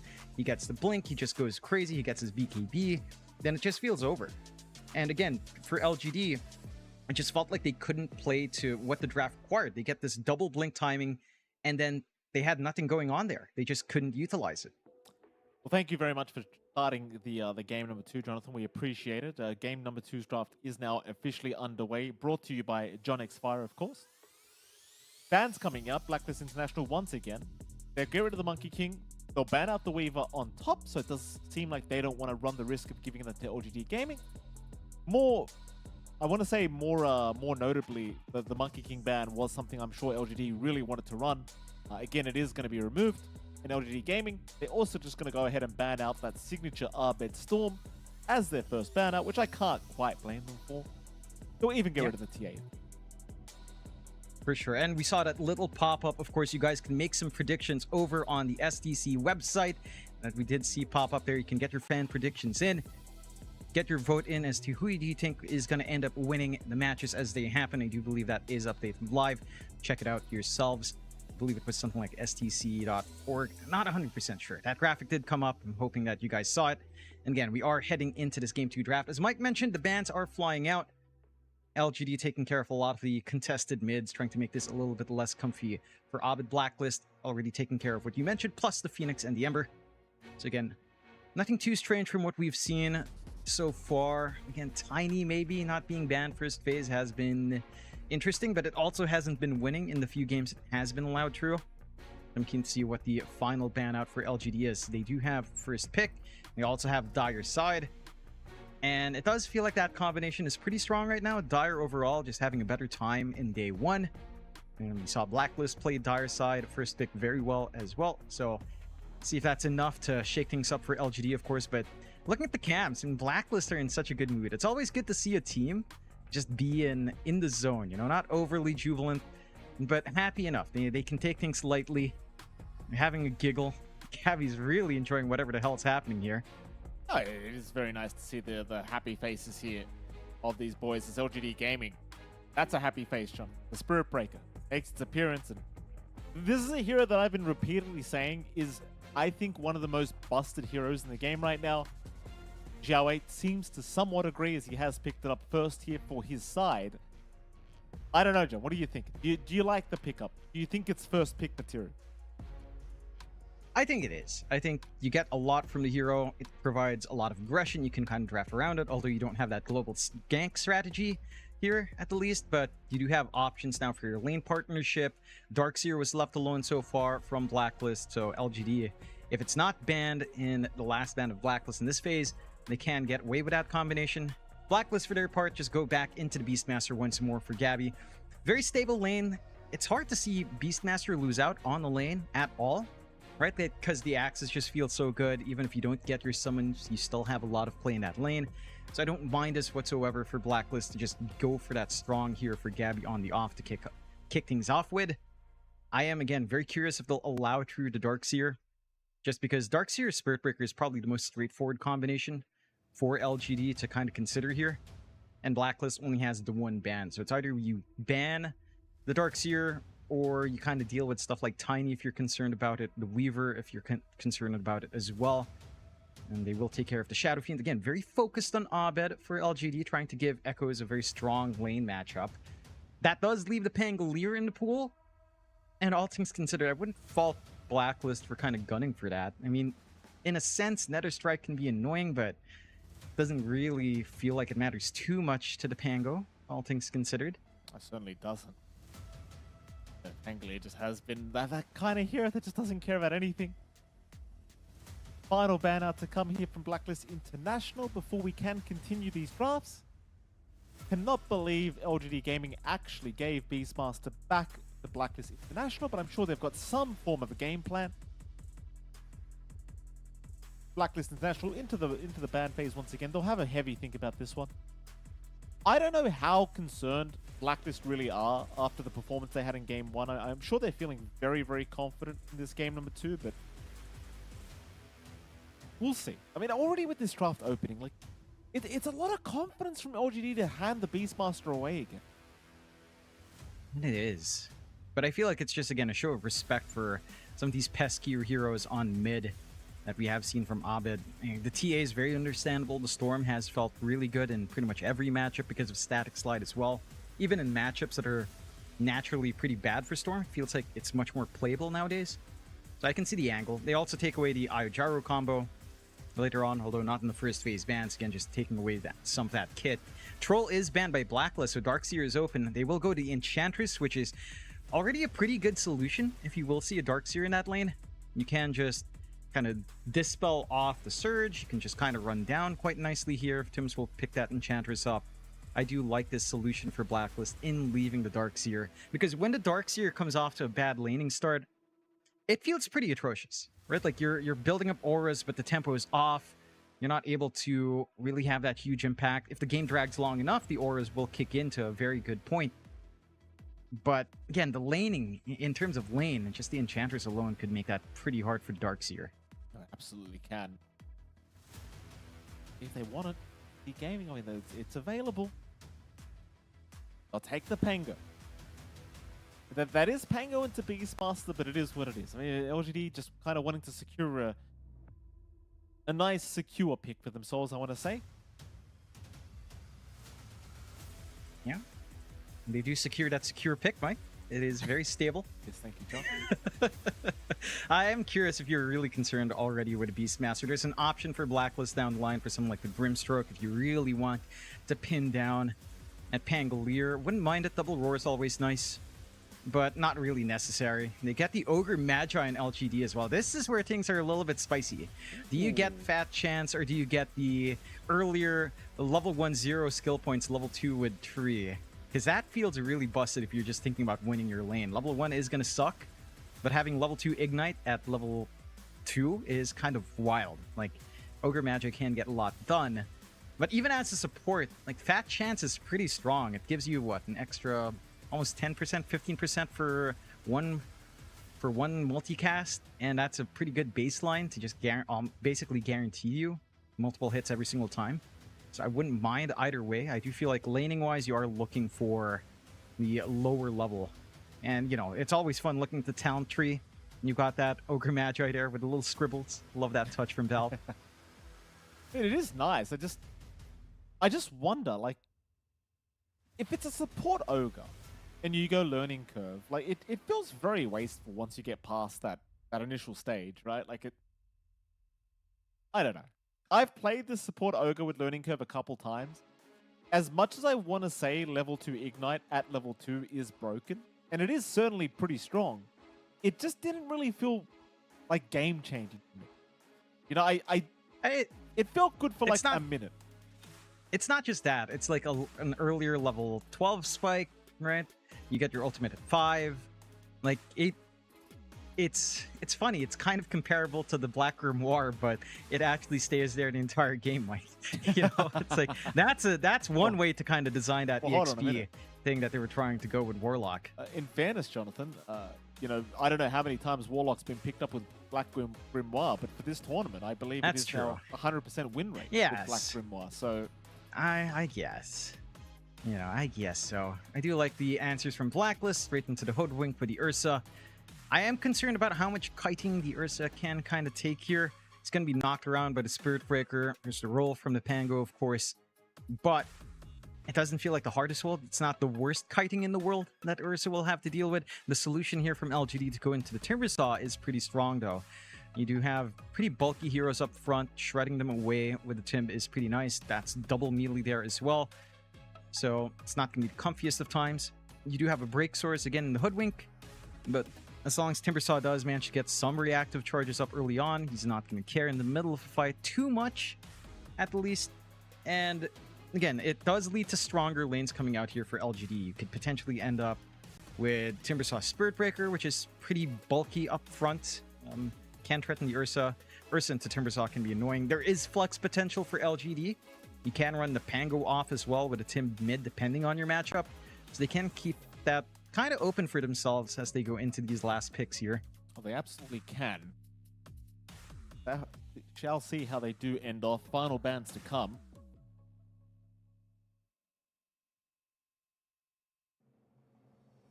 Rid of the Wind Ranger. Just always a very surprising ban to me, seeing that Wind Ranger ban out. Because it's just like, is anyone actually choosing this hero? Like, who's choosing Wind Ranger? I mean, I believe LGD did. Okay. No, they didn't. Not recently, but I believe that's something we've seen I suppose it would have been from LGD. It would have been good against the Earth. I guess is one way to put it. As LGD Gaming, they get rid of the puck as well. One more pick for themselves. Still looking for a position 1 hero for Shiro. Good to see as well that LGD are still all smiles here, considering how badly Game 1 went. You know, just the mental reset is already there, it seems. Yeah. And that's important. You've got a coach like Xiao Wei, who I'm sure has woken up. The Terrorblade pickup is... That's just... Nah. Like, what is happening here with this draft? Because, like, 2 games in a row now, we had Morphling and now we have TB for LGD. These are very interesting carry pickups to make, considering these heroes are kind of considered to be pretty trashy as carries at the moment. Yeah, I think the Morphling is a little bit more understandable, but because, well, Ebb it doesn't really change a hero too much. Flow is really interesting from a support standpoint. Terrorblade overall just has not felt like a hero. We've seen this a couple of times in the qualifiers already. From, I believe, Natsumi, of all people.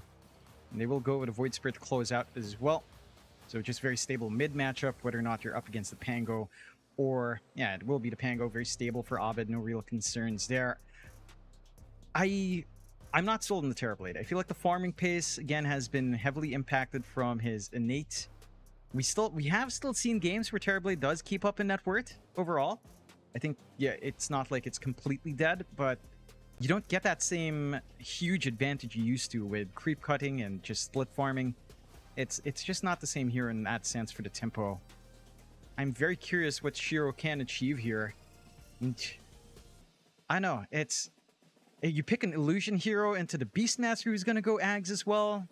I suppose, you know, you can always rely that Gabby will have a lot of HP to Sunder on, and he does commit, but whether or not you survive the first roar is already a little bit questionable here for the Terrorblade.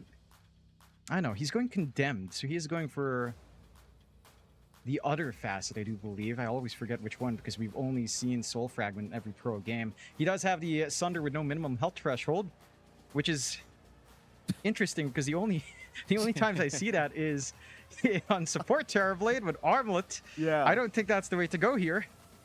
But I mean, you know what, John? With how badly Game 1 went, maybe that's the idea. Maybe Shura's cooking here, John. maybe Xiao 8 and Shura, they've been cooking something up here for him. You know, maybe it's time to bring out the Shadowblade Armlet TV here at the Riyadh Masters for day number 2 of the Esports World Cup. That would be funny. Like, Armlet Shadowblade Dagon. I don't think you should. But hey, you know, it could work. I don't think you go for it on one. If you were selling me in a support Terrorblade, which we have seen before, again, support Terrorblade was kind of in meta for a while, I actually wouldn't be too mad about that. So, rather interesting to see. You do get Y as well, picking up the learning curve. So he does go for no skill points at level 1. Yeah. So he doesn't go for fat chance or whatever it's called. So there you go. I mean, which is, again, very interesting. That chance still seems bad. I know you were saying it kind of gives you an extra 10% or so. You know, even a support. Yeah, it's not over. amazing. It's just not It's good. really not amazing. No. Yeah. It's basically old dumb luck, because it used to scale from your strength anyway, so they just split that into a facet. Yeah. And mind you, if you're playing off-lane Ogre, I think it might be preferable with, like, heart rushes, stuff like that, strength padding, but I think offlane. it's not great. Yeah. Yeah. If you can get Again, that. on support, you think about it, right? Earlier level 12 spike, earlier level 25 talent to 24, you know, all of these earlier spikes. Again, it's just like the Grimoire, but better. Because it doesn't disappear, Mike. No, it doesn't disappear, John, but I just... I don't know how much... What if he all had those- a Black Grimoire? What if? Wouldn't it be amazing? What if? Now you're thinking, Jonathan. What I'm saying though, like this hero, this Ogre hero, on paper feels like it should be amazing, but in reality, it just feels kind of trashy. I hope Why You Smile shows us something really nice here with the with this Ogre support, because I don't get to see it very often in pro games. But I'm not really holding my breath. We'll see. The battle begins. 2 for 2 on the... No, a 3 for 1 again on the bounty. Again. Zhao, the only one to be able to pick up a bounty, again, as it is going to be 3 going the way of LGD Gaming. See if that ends up making much of a difference. We'll start with the mid lane, of course, where you are going to see Echoes on the mid Pango up against Arbet on the mid Void Spirit. What to think about this mid lane, Jonathan? Pretty stable. I think you have a little bit of an edge for Echoes with a double jump. There's a little bit more harassment and pump out, but Abed is fairly hard to pin down as well. He does go for a rather interesting pick. He does go Symmetry instead of the shield, so he doesn't have an all damage block shield from Resonant Pulse, but he is going to be doing a little bit more. He's going to be getting a little bit more shield as well from the damage he deals with his spells. So it's an interesting way to kind of cut through and protect yourself from, say, the damage that Timbersaw can do with magical, although it is considered pure, so I don't think it blocks that, but I'm keen to see how much Abed can get out. I don't think Echoes is going to be bullied out whatsoever, but Abed should have a bit more of a playable lane. Rune control is going to be a big part, and in that sense, LGD might have a little bit of an edge if you get the levels up here for PYW. If you can start to leave that bot lane, which you should be able to do, since it's a Timbersaw renew, you can easily rotate in at, say, even a 4-minute water rune if that's really important here for LGD, and start to apply some pressure with some early level spikes that the Spirit Breaker can find if he gets these pulls off. Oh, absolutely. I'm just looking at this top lane. Like, Why You Smile was trying his absolute best to chase down Tims and do some form of damage, but he's just getting kited. Plus, he is still level 1 on the Ogre, now hits level 2, so does have the level 2 Ignite plus the level 1 Fire Blast, and they are going to try and play off at the back of that. Look at that. With Shiro and the Metamorphosis, they'll chase down Tims. Surely they've got the kill, and they will. Very nice pickup here for Shiro to get the game started. Already first blood being drawn their way. You know, the Ogre, that's his big spike in the laning stage. John, it's done. I mean, it's always a big spike as you get levels, because again, you get that earlier level requirements. You get your 6 at 5. I think it's just a really rough level 1, but you are playing with Terrorblade anyway, who kind of wants level 2 anyhow if you want to play aggressive, so you are playing more passive. They aren't punished too early on. It's hard to fully punish an Ogre Magi, even with no skill points, just by his durability.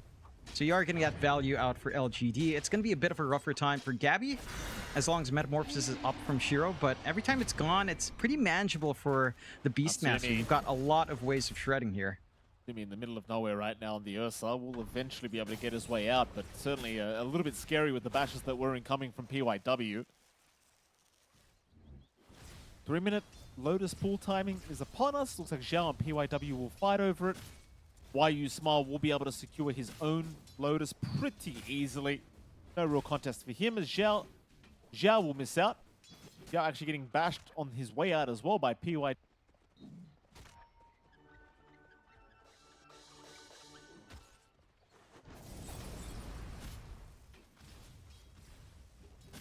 In both the side lanes in particular. But so far, only one kill.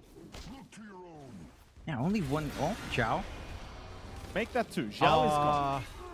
Zhao is down. PYW hits the back. You love to see. He hits the bash and Natsumi kind of blocks Zhao in, trying to help his teammate, trying to get some damage. You know, it happens. A nice freebie coming out for LGD. These are very necessary kills for the side of LGD to find, mind you. And they are getting aggressive, but they are missing out on quite a fair bit of farm. Natsumi pulling ahead in CS. That does allow a little bit of a bottle top up for Abed as well. Does get a little bit of a reset to hold on to that mid.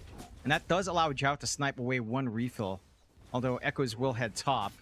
It's just basically equalizing for Abed, but that is still important considering how close that mid lane is. I think, again, you've got this really decent start for LGD in terms of the kills. The net worth is starting to pile up, even though the CS is behind off the back of those pickoffs.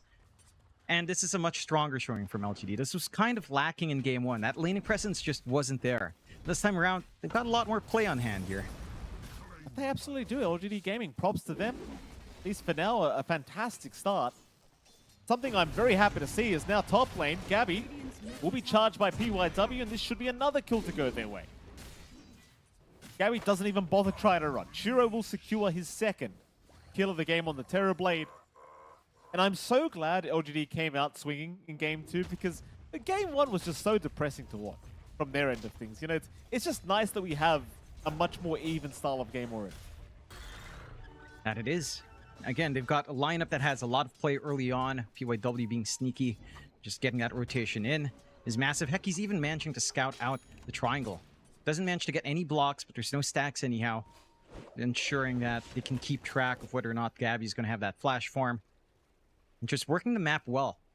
Again, it's a lot slower for Blacklist. They're going to have a launching point once Abed does hit 6, maybe off the back of a power rune as well. They have to respect this aggression that LGD has on hand. Bottom lane, big group up. Natsumi being chased. They've got the charge as well, so they've got the vision here on the Ursa. Chase continues. PYW will land the charge. Can he get some extra bashes? Not quite yet, but it may not matter anyway. They'll continue the chase, and News got him. Very nice kill here from LGD once again. This time they do catch out the Ursa with his pants down. And shout out to PYW, John. This Spirit Breaker, the impact is already just very high. Yeah, again, that rotation top, the instant charge down bot from that dive, and that they were trying to attempt with Natsumi and Zhao.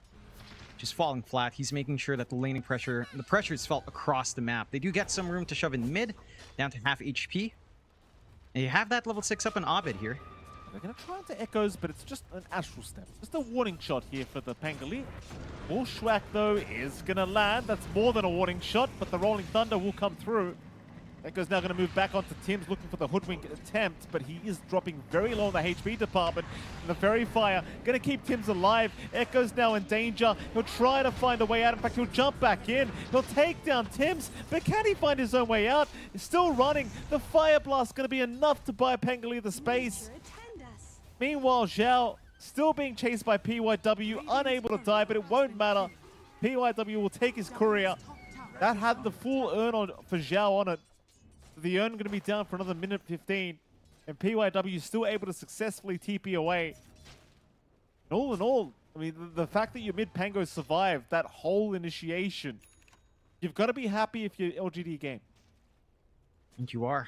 It's tough for the side of Blacklist to get this chain initiation that they want from Abed. Doesn't have the value point. The Remnant has no way to really stop the roll, as it's very telegraphed, of course, from Echoes. So they're not really able to keep that lockdown there. Natsumi's going to try and turn here onto Noob, but he may be going a bit too far, I think. Run back towards the tier 1 tower. Meanwhile, Zhao should just drop here to New eventually. And he will, but here comes Abed trying to turn, does secure the kill. The New is down. Shiro, though, showing up, does take down Natsumi. And Abed can do nothing about it. He's already found a kill for himself, but the problem is he's going to find no more. And Shiro, props to him for a very early rotation that does pan out. And Natsumi dying a second time. Really good read from Shiro. Just again, play aggressively across the map, instantly TP's back top, get back to the farm game. You don't have that same presence out from Blacklist. Again, their supports can rotate nicely, but no one has that mobility that the Spirit Breaker has outside of just Abed. And with the levels being where they are. Oh my god. You didn't say that on camera. Natsumi just TP to the tier 1 and canceled his TP. Oh. Yeah. He literally just pressed TP to the tier 1 tower, bottom lane, and canceled. So now he's farming the Don't fault him. I don't think he can hold that lane anyhow. You know, seeing you, knowing that PYW can charge, might as well just walk into the jungle safely. Somewhat understandable. I don't know why he decided to TP anyhow, but he does course correct. That bot tower will just fall. They've got room to shove in mid, and they are. Slowly but surely, getting that poking and prodding in. You should be able to find that tower trade, which does end up maybe slightly better here for Blacklist, considering clearing out mid. They can try to rotate top. Lines are drawn towards Shiro. They've got the roar ready on Gabby. They can just get the follow through. Would be one way to hold this game back their way for Blacklist. Might be Shiro. The big target they want. Shiro, good game sense to back himself out right in the nick of time. Just allowing you in the meantime to take that down that bottom tier 1 tower. Of course, Shiro, he's just going to TP back towards the tier 2 mid. So, not interested at all, of course, in being caught out. We'll just hang by that tier 2 mid and farm the creep wave safely. Because Blacklist International, they will just take the time to push in the tier 1 tower now up at the top lane. But LGD, of course, looking to play a slow game. Like, with this style of draft with a TB, you're more than happy to drag this game out as long as humanly possible. Yeah, you don't mind just getting this time to scale up. I don't think Blacklist minds too much either. And you're still waiting for that initial Ags timing for Gabby. He's had a little bit of a slower lane up top. You need much more farm and Natsumi for this Ursa to really feel in control. They're still hanging on to that mid. Some pressure coming out from LGD. Again, Shiro showing up early, has Metamorphosis ready. Already getting some chip damage in, but not fully committing. I think as long as Blacklist, despite these early losses, again, just get this farm up for these two side lane cores, for the Ursa and the Beastmaster. Mitigate losses, hang on to this mid-tier 1 as long as possible. You still have some later timings to play for, but LGD certainly aren't looking to mess around with that. Tier 1 mid tower, they'll go. No contest so far from Blacklist International, just watching the tier 1 mid tower drop. Slowly but surely, the Shiro's damage output. They do secure. Abed thought about going in, but decides better of it. In fact, now Zhao top lane's been caught. Zhao is down. Another nice charge from PYW. Able to secure another kill for themselves as Gabby also being caught on the Beastmaster, trying to run away. Is forced to pop the roar, but it won't matter. He's still going to drop here to Why You Smile. And boy, oh boy, LGD now. Making it look like they were the winners of game 1. Yeah, just stomping down Blacklist, who again, they don't have play at the moment. Even if they try to force fights, there's no way they have enough damage to dig through the Pango and the Timbersaw. Maybe you could burst around Shiro, but you really need the Axe to be up and running on your Beastmaster. You need the Blink Battle Fury to be up and Natsumi. That's still a ways off. Are trying to sneak forward with a smoke. Abed and Tim's looking for a flank. They can get the chain connections, perhaps. They could consider Echoes, but that shield rune does make things tough. I bet it does. Abed's going to catch him with an 8th Remnant. They'll get the Bushwhack as well on Echoes. Jump in again. Echoes with a double jump, but the Astral Step again in from Abed, and Echoes is actually just dead. I mean, I thought he had a way out of that one, but apparently not. He just ends up dying. Yeah, an important kill for Blacklist to finally find, especially for Abed, who again, his lane just a little bit slow, still trying to work onto the Manta. They are buying some important space. This is action taken away, focus taken away from Gabby, focus taken away from Natsumi, who has been free farming bot. Battle Fury still a little bit of a ways off. 200 gold until the broadsword, 450 for the recipe.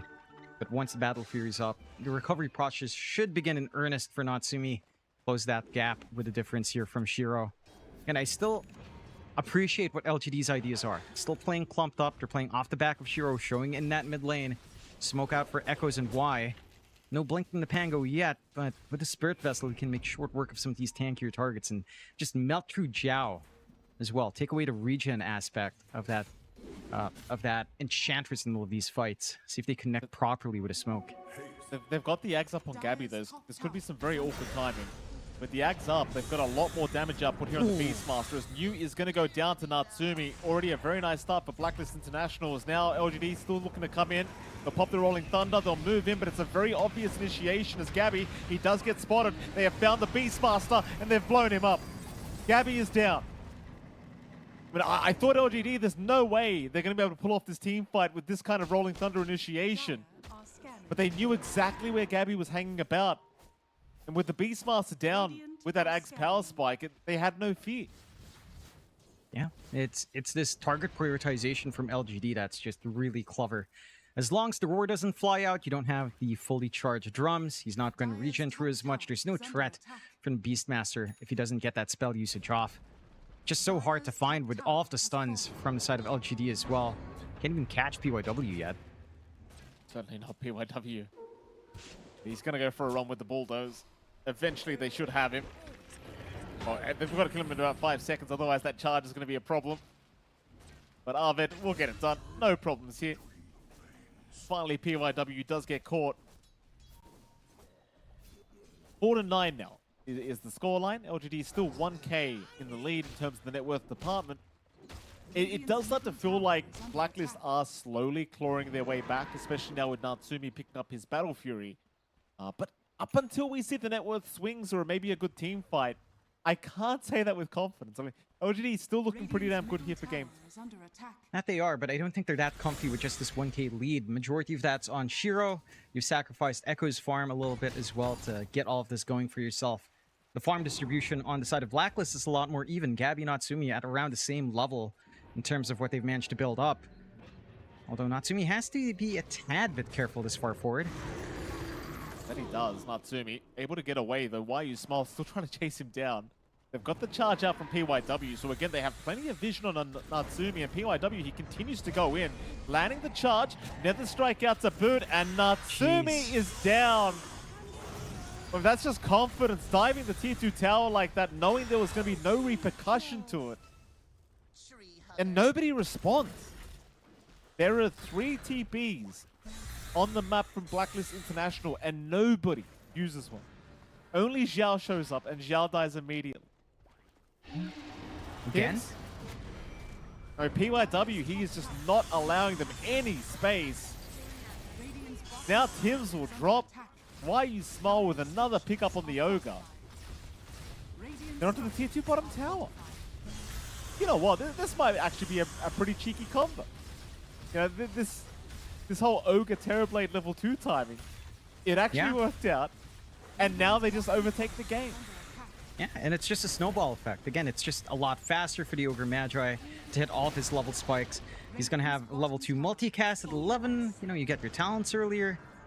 It's just persistent. You basically knock out, I guess, overall, like the level 25 requirement. It's a lot of EXP to knock out in game. And again, it still synergizes well with what a Terrorblade wants to do with the Bloodlust already sieging onto the mid-tier 2. Bot just falls. Blacklist not interested in any sort of defense whatsoever. Needs so much more farm. Then the farm distribution from Blacklist is clean, but they're not really able to fight.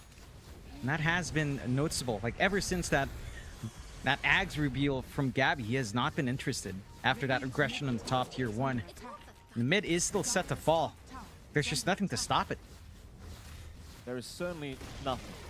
LGD looking to finish the game in 19 minutes themselves, it seems, as they're onto the tier 3 towers now. We're just kind of returning the favor. They're like, all right, you want to finish game on that quick? We'll do the same to you. It really is just so hard to know who's winning what when you have series like this where one game just goes so decisively one way and then the second game is going so decisively the other way. Now Roshan was started, but immediately it was scanned out. Blacklist International were not feeling confident to continue, so they do retreat. Full back, really good read. They've got good forward wards as well to protect that path up onto Roshan. LGD could get a good connection here still. they can find Abed and be very happy, but the Aether are going to cancel the charge of PYW, and now Abed looking to move back in and burst down PYW, and they might just have him. The Spirit Breaker unable to get away. In fact, Gabby, he just pops the roar. Screw it, I just want the kill. I don't care for the rest of the fight. And they take it. And it's an important one to find. It was LGD in a smoke position, funneling down to try to cut off Roshan. They don't find a kill, so they can't get into the Rosh themselves as well. And that does provide some breathing room here for Blacklist to keep the steady build-up. Does look like Gabby is going to be rushing the BKB, wants to be able to hold that frontline position, get the roar off. Nothing to really pierce through that debuff immunity here. And that should allow Gabby the game he wants to play. You're spotting out echoes here. Dire's bottom tower is under attack. Because still going to run. Dire's courier Just has fine been to get away down to this bottom lane. Meanwhile, top lane, Gabby. In a spot of danger if they can actually close the gap onto the Beast. But is under attack. it looks like he's perfectly fine. Nobody really going to be able to get close enough to lock him down. There's going to be a decent group up here, up at that top lane though from LGD, and it does seem like they want to try for Roshan. And it's not going to take them too long either. At Blacklist International, they are starting to group up that top lane to see if they can contest this Roshan play. Roshan already about half HP. Blacklist are coming. They've got time, but they don't have too much time to think about this. They've got to move in ASAP. Scan is out. They know they're there. Abed's going to jump in to check out the Roshan HP, but it's still relatively healthy. They've got time to think about it now, but the Rolling Thunder is in. Echoes, he wants to start the fight. Gabby's popped his BKB. They've got Shiro with the roar out, but Shiro's not copying enough damage. Shiro, no, he's gone. Abed caught him with an Aether Remnant. They continue though. Echo's trying to fight. Natsumi is down.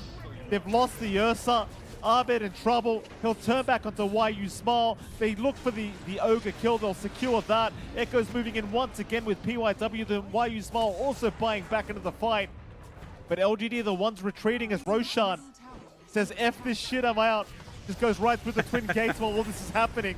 Meanwhile, the Pango, Echoes is down. YU Smile still fighting. So is PYW, but they're fighting Abed. They're fighting Zhao. PYW is down. Zhao is just tanking everything and taking all the kills apparently as the Ench. So as YU Smile, he will run. And Roshan is caught. He literally just left the building. And he does. Now it's very favorable for Blacklist off the respawn of Natsumi to just gun for Roshan. The mass TPs are out. There's going to be no response from the side of LGD. They bought back to find nothing. Just unfortunate. You know, Shiro right in the middle gets controlled up by Abed in his jump in.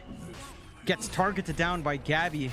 Gets roared up and just melts. Like, sure, Natsumi's gone, but you've got enough output on Abed to clean up. They still find Roche anyhow on the side of Blacklist. A huge swing back for Blacklist off those sequence of events. 2K lead coming off their way. Again, the target prioritization from Gabby. Just getting the roar off, getting the chain control with a Remnant right in the middle of all those heroes. If that Remnant didn't connect, that fight would have been very different with the Sunder in play there from Shiro. Yeah, kind of ridiculous how he found the Aether Remnant angle onto the TB of all things in the middle of a team fight. Like he literally threaded the needle when there was like 3 heroes surrounding him. Very impressive from our Void Spirit. And well, for Shiro, he must have been feeling real bad about that one, just being unable to ever get his rather not his BKB, but his Sunder off. Speaking of BKBs, by the way, Shiro has not queued one up. He'd rather have one, I think, in a game like this, but he is probably afraid of the roar that could come out from Gabby anyway, so won't really bother. And maybe a Linken's could help Shiro a little bit more.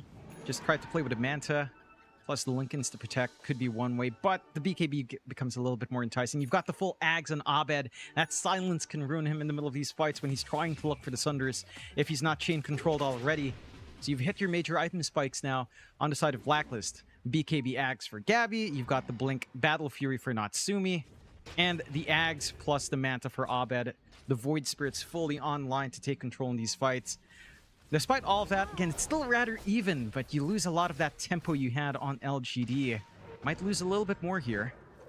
YU Smile is going to be able to retreat for now. Shiro is going to show up, though, on the TB. Abed will happily just bounce his way out of there, no problems. Steel Wards will come out immediately from the Ogre. LGD, I mean, they are still heavily grouped up in the mid lane, but it doesn't really seem like they want the fight. They are just going to happily retreat. Look at this. Gabby's going for the Dagon. Something that we saw WS do in those TI qualifiers. Getting that spell lifesteal going his way. I mean, it's kind of nice. But even just the TB illusions getting deleted, it's going to be quite nice. Speaking of getting deleted, Echoes is gone. Arvid will happily secure that one as he's looking for a little bit more now. Maybe spotting out why you smile. Does jump in with the amp damage rune, hoping for another kill. Acorn shot going to bounce through, but they do not have the lockdown. But you're at the stage now in this game too, where Blacklist International, they have well and truly taken control of the game. In OGD, I mean, props to them for making this laning stage work, but it almost starts to feel like we're back into what happened in game one. Tim, sort of Atos out, has caught Why You Smile, and of course now the Ogre will just get completely deleted.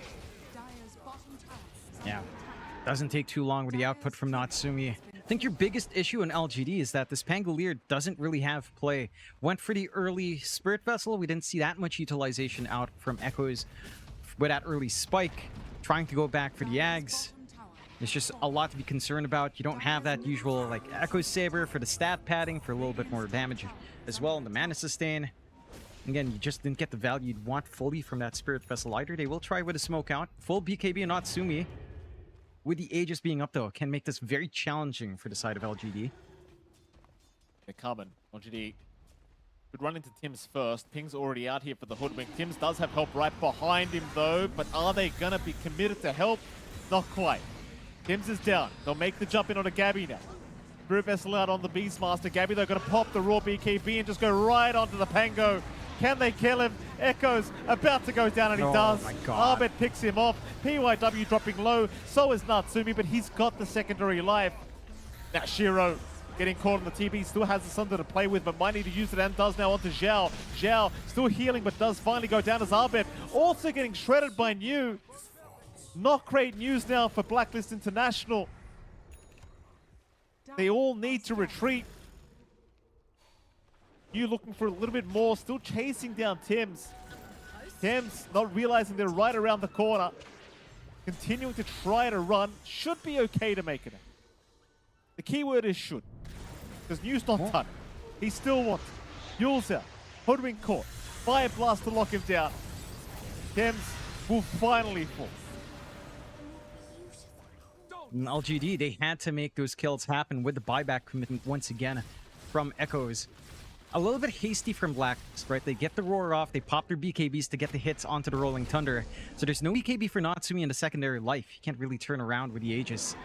Did make it a lot harder to follow through. And again, Abed only has the Lincolns, only has the Manta as his defensive tool, is working towards the Lincolns as well to block off the Nether Strikes. But until that's up, he is still susceptible to the hold from LGD as long as PYW gets his target prioritization here. 3K lead still standing for Blacklist, 15-19. LGD showing us that, again, there is still some output to play with here. New being very disruptive with the Blink Yule. It's cutting off the retreat lines that Blacklist tends to look for. And you're building nicely on Shiro. As the Scotty up is going back for that BKB. So wants to remove the threat of the Resonant Pulse Silence. Still susceptible to the roar, but Gabby has a hard decision to make in the middle of these fights.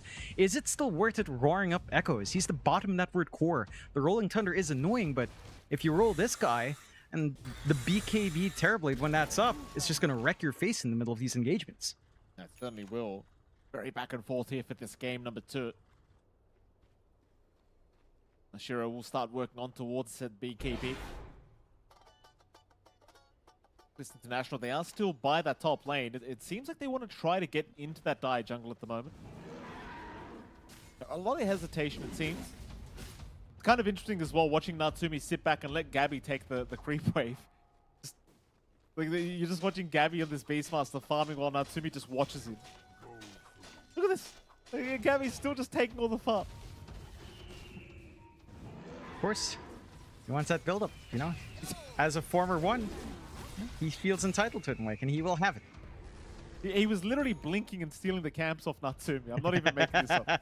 We panned off for a moment, and I'm like, why is Gabby blinking ahead of Natsumi and taking the camp? After the creep wave, by the way, I should add it. Here we go. Why T2 not? top tower under siege. Radiant's bottom tower is under attack. It is traded, of course, that both bottom and top T2 towers do go down, so nothing too interesting happening here. Yeah. It's going to be a little bit interesting as to how the Roche is approached now by both teams. Should be a nighttime respawn if it is a quick one. If it's a little bit slower, it's going to be daytime to Blacklist's advantage. But LGD are holding that current area. It's going to be interesting to see if they can maintain that control on longer respawn and try to gun for that Roche. They do need those safety nets. Again, they're stalling for time here. Shiro only a little bit away from the full BKB, 350 gold off. Again, once you have that, Gabby has to make that choice. Do you just ignore the Pangolier, allow him to get the Rolling Thunder off, and just focus down this Terrorblade? Will you have to roar the Terrorblade up in the end?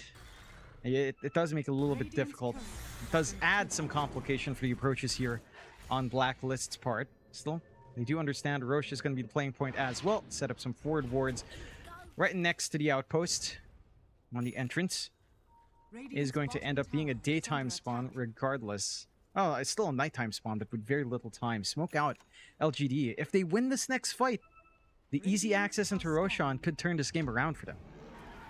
Here we go.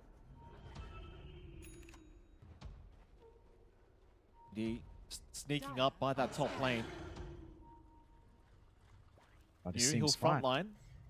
Same spot. Gabby's still in that tree line. In that exact same spot. Echo's going to have a look around. He hasn't found him yet, but he found Natsumi and Tim's. The Hoodwink already being targeted and does go down immediately as Natsumi now being locked down, but he's got the enrage off in time. He could try to escape for a little bit, but surely not for much longer. He'll still bounce his way out of there. It's complete chaos for the fight. Natsumi able to blink away just barely. The Tim's the only one to go down. I mean, OGD threw everything but the kitchen sink at this Ursa. And they still could not kill him off. Mind you, Natsumi did have the perfect enraged timing. Literally just tanking through all the spells they threw at him. But now Roshan's up. LGD, they will follow Roshan through the Twin Gates.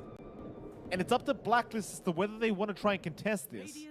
They are going to scan out the side of LGD. LGD actually not rushing for the Roshan, but rather rushing for another fight. But now they'll go back for the Roshan. It's fairly telegraphed. They do have good forward vision set. The scan does give that information. Roche, not going to take too long with the output from Shiro, but there is enough time for a disruptive play here if they can find this jump with Abed. Jump is there. Abed, he's going to scout out now. Natsumi in the Roshan pit as well. The Aegis Shiro, he's picked it up. The Terrorblade has got it. Natsumi is down. The Ursa has lost his life as Gabby will at least trade with New, and now Echoes to drop the boot. Gabby's the real carry. Gabby will get it done. No Natsumi necessary. Shiro to drop the boot. Triple kill for Gabby. And it might just be an ultra. Shiro, what can you do? Oh, Gabby's down. He does at least find the Beastmaster. Tips out from why you smart. He did manage to get that condemned Sunder going his way. No minimum HP. Mads managed to delete Gabby in revenge, but still a massive loss for LGD. Had the right idea, they hold off on the Roshan, but again, the scan gave so much information out for Blacklist. Very telegraphed play anyhow into that bot Roche pit.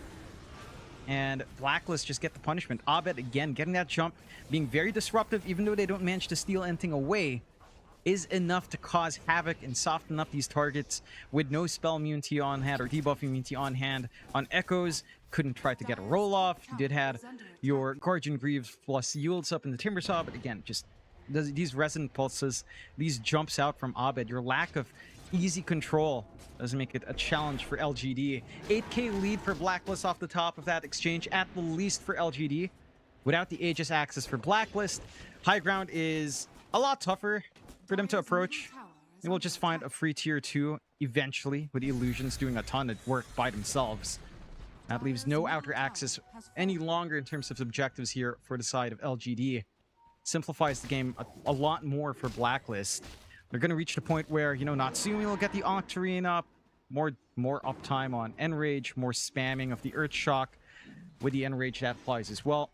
It's going to be harder to try to pin down this Ursa. You already have the full Shivas up on Gabby. going for the higher levels in the Dagon, just looking for that burst, which is fair. Again, you've got damage amplification coming out from Inner Beast mode, so you might as well utilize that. Well, I'm not gonna lie, I'm kind of a little bit triggered seeing that PYW is holding 2 boots at the moment.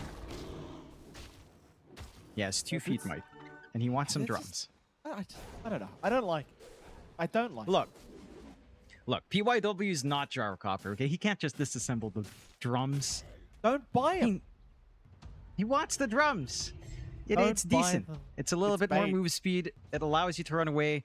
It does cancel out alt slows. You have to consider that aspect as well, at least for the caster. So even if you get enchanted up, you will still be able to charge away. I do believe. Like, you are immune to slows, it should be. Although, I don't know if it's dispellable. I don't think it is. So theoretically, again, yeah, it does make sense up against the Enchantress specifically. Could you not have just bought like a Lotus Orb or something, John? You could, but this is cheaper. Okay. Is it mildly? No, it's actually not. No, it's- Okay, no, never it's- mind. The defense is out. Okay.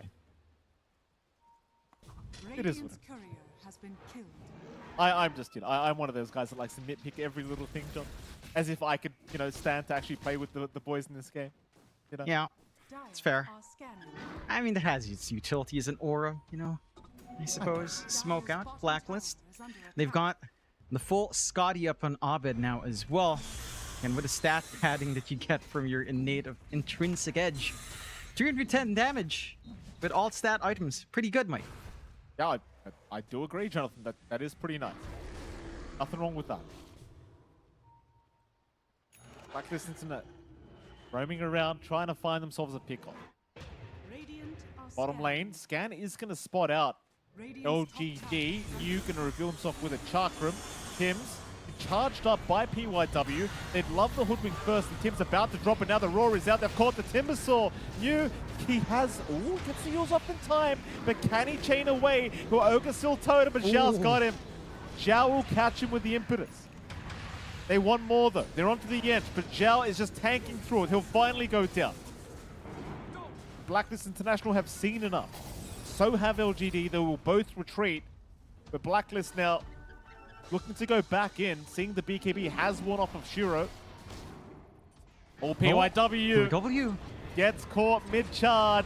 Abed catches him with the Aether Remnant. And I don't even know if Abed did that on purpose. I'm pretty sure he was trying to scout the high ground for a reward or something of the sort. And he actually ends up finding himself a Spirit Breaker charging. Oh, look, if it connects, you don't question it. All planned by Abed, of course. All Cuckoo's fault as well. Forgot to sneak that in the first game. Cuckoo's fault. Always is. And 19-minute game, Cuckoo's fault. 35-minute game, Cuckoo's fault. Always his fault. Dagons are piled up now on Gabby. Burst damage in play. Gotta love this. Ever since, ever since we saw this in TI Balls, it's just so funny. Still, why? Yeah, getting caught is down. No chance of surviving that one. If they do jump in with the rolling thumb, they're going to try. Buyback onto the Ogre to boot. Rory's out already on Shiro. Shiro in danger, but Gabby's the only one hitting him right now, so the Sunder will be able to come out, and Gabby is going to be the one to fall, as now Tims will follow right by his off lane. Natsumi also caught out. The BKB wears off just in the nick of time, and he is left behind to boot. LGD able to punish the side of Blacklist International now. 3 down for the price of 1, really? Mind you, it was 2 buybacks committed, but LGD, I'm sure, will be pretty happy with it nonetheless. It's not the biggest buybacks anyhow. It's still 2 support buybacks in the end for LGD. You managed to take out 2 big cores from the side of Blacklist. No Roshan to play for, but with no buybacks in Blacklist, a high ground rush could come into play here for LGD.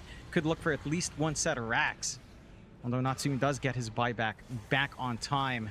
See if that's something they'll want to force out here. They are in position. It's too early for the Roshan. They will go for it. D3 towers once again under siege. Abed trying to clear out the creep wave. Does do a decent job of it. Not really going to force them back anyway. Zhao will get started on Shiro. You are at that stage, of course, with the Hurricane Pike up on Zhao, where he can hit like an absolute truck. So they are respecting the Ench quite a lot throughout these engagements. In fact, they'll jump him right now with the Rolling Thunder, trying to burst him down. The Zhao will survive the initial onslaught of damage that wasn't coming. They actually just could not kill him. He's fine. Now the chase is on. Abed having a look for a target. Unable to find one. So LGD, they do successfully get away after taking the melee barracks in the mid lane. Blacklist International, they will give their kills away, but still some nice objectives being taken now by LGD. Slight advantage on the mid, shoving in. That will cause some attention to be diverted here from Blacklist. They can start to... they can start to clear it out. I'm sorry, I just got a... I had some side comments flying in from the community, Mike. I got a message from Mr. Lane. Yes, from Mr. Geekfam, formerly geekfam.lane, boom.lane, who has partnered with Mr. Natsumi a couple of times. He is complaining about Natsumi's Ursa. Just wanted to get that out there. He has a hater on hand for Natsumi. Well, what's he said, Jonathan? What's Alphon think about this Ursa? Give us a comment. He just said, expletive Ursa of Kuya et, then sent me a picture of Natsumi scratching his head.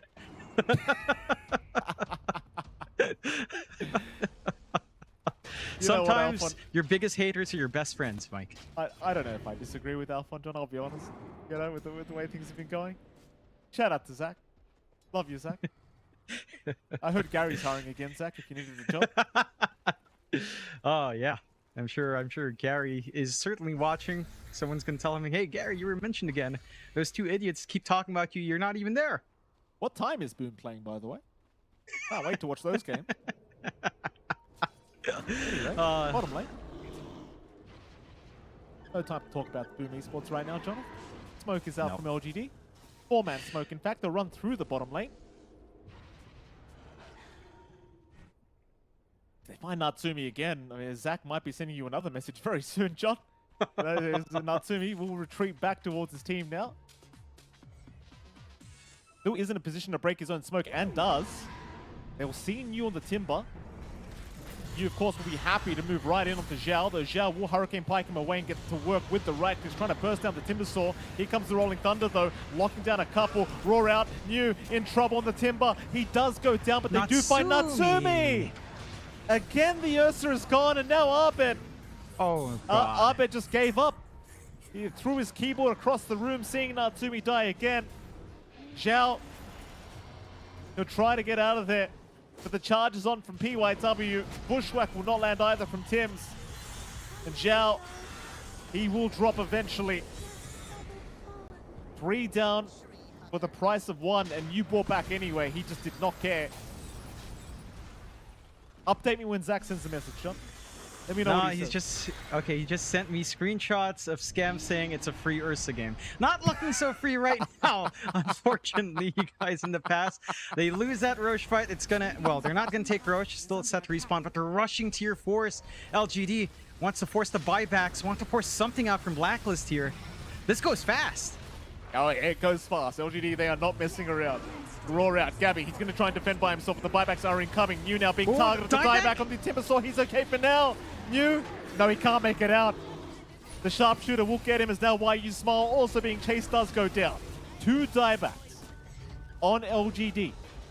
But I don't believe Blacklist International can really get anything out of this.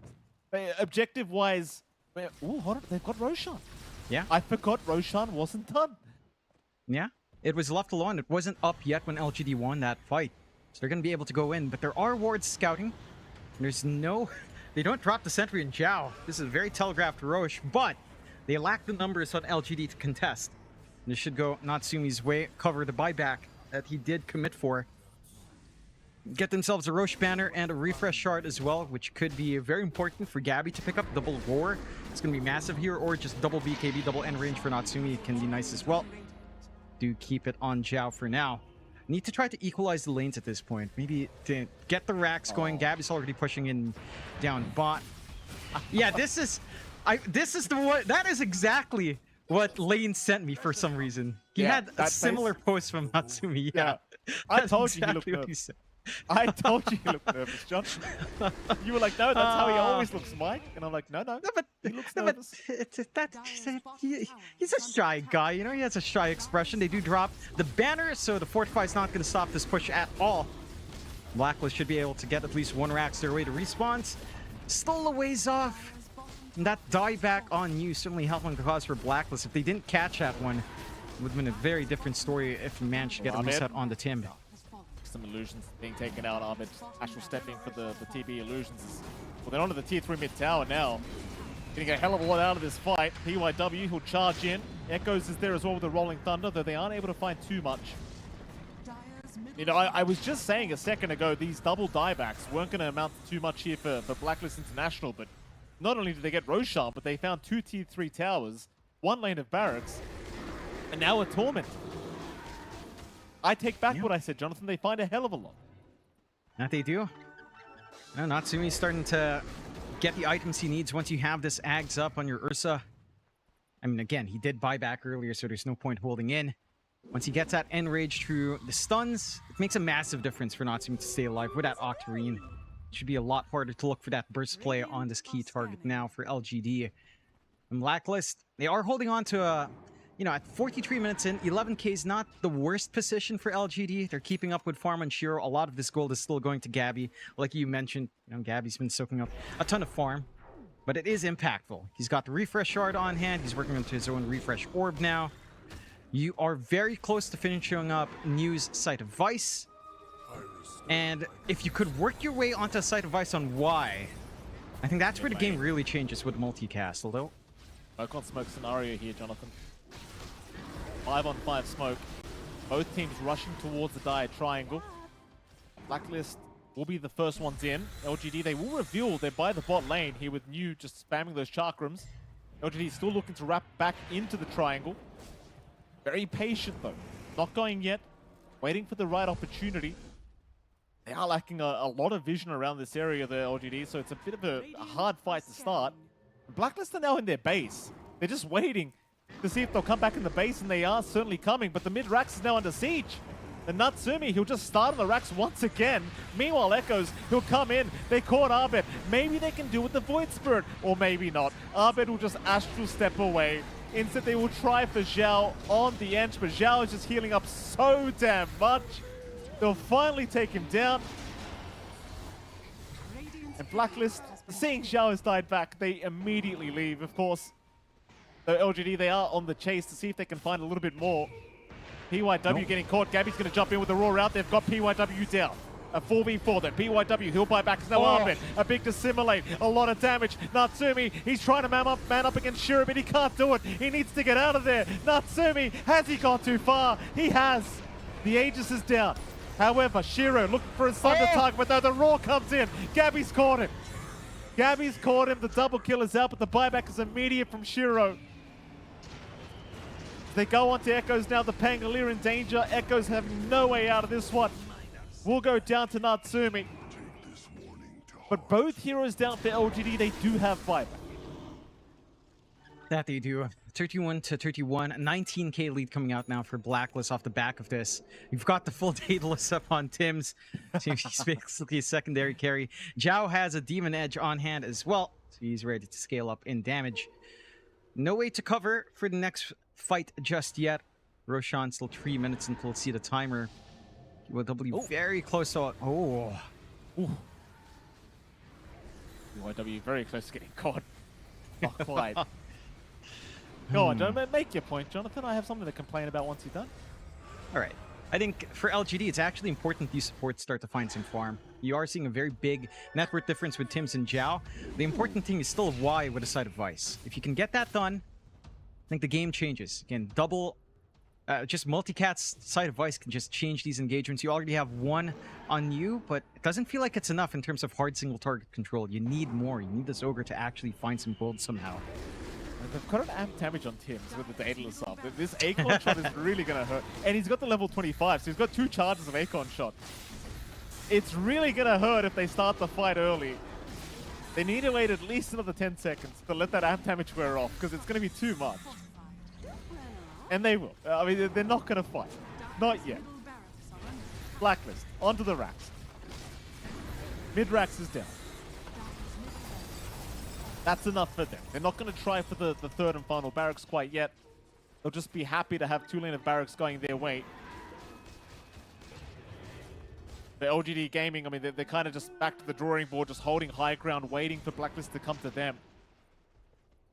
And what I wanted to complain about, John, is I tried running this exact same build on Hoodwink in one of my pub games.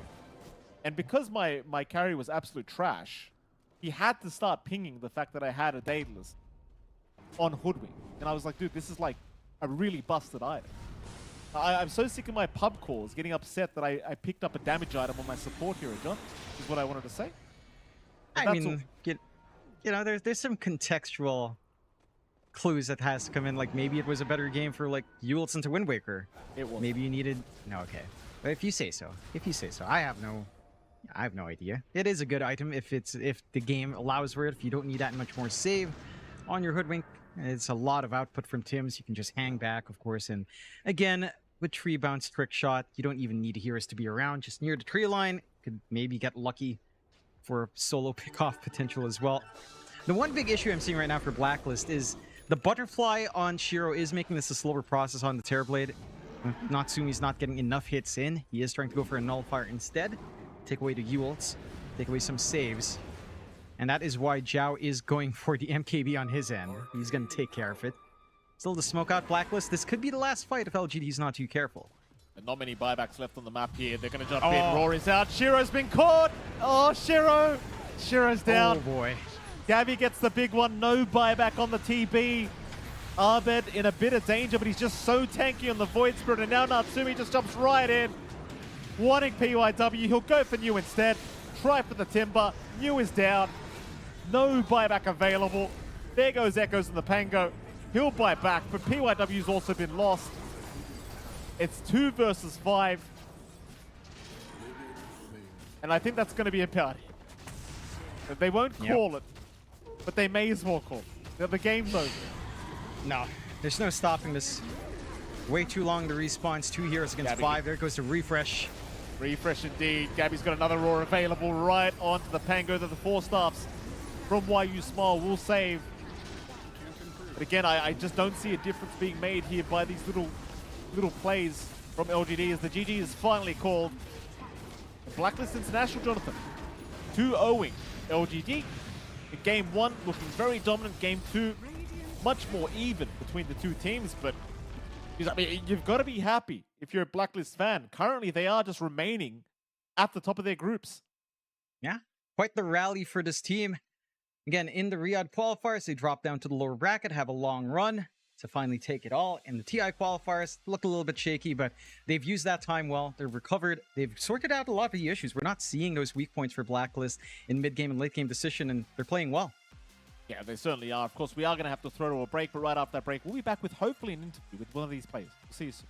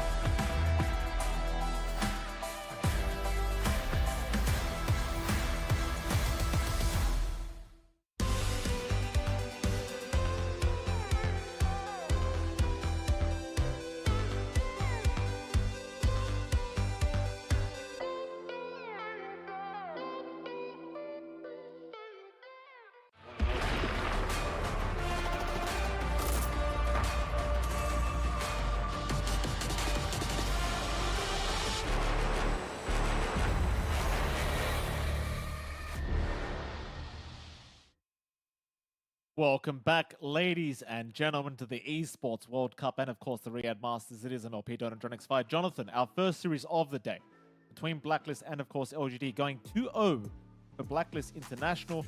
Can I just say, so far, pleasantly surprised with Blacklist. You and I will literally, just a week ago, we're talking absolute garbage about this team and how bad they were. And look at them now, Jonathan. Look how stupid you look now, John. What an idiot you look like. In fact, can I just say as well, no, hold on a minute, because I couldn't notice something someone in chat came up with something very clever. They're calling you John Expire now. John Expire. You get it, Jonathan? As if you're out of date. You're expired. That's an old joke, Mike. That's been around for a while. Thanks for raising out up. I've seen that, chat. I appreciate it. It is a good one. Still, I will say I'm glad to be proven wrong. Well, you don't like looking at comments about me, Mikey. You know, it is what it is. It's fine. You know, I like being John Expired. I'm glad to be proven wrong again. For a team to bounce back after the most recent qualifier performance in such strong fashion is good news.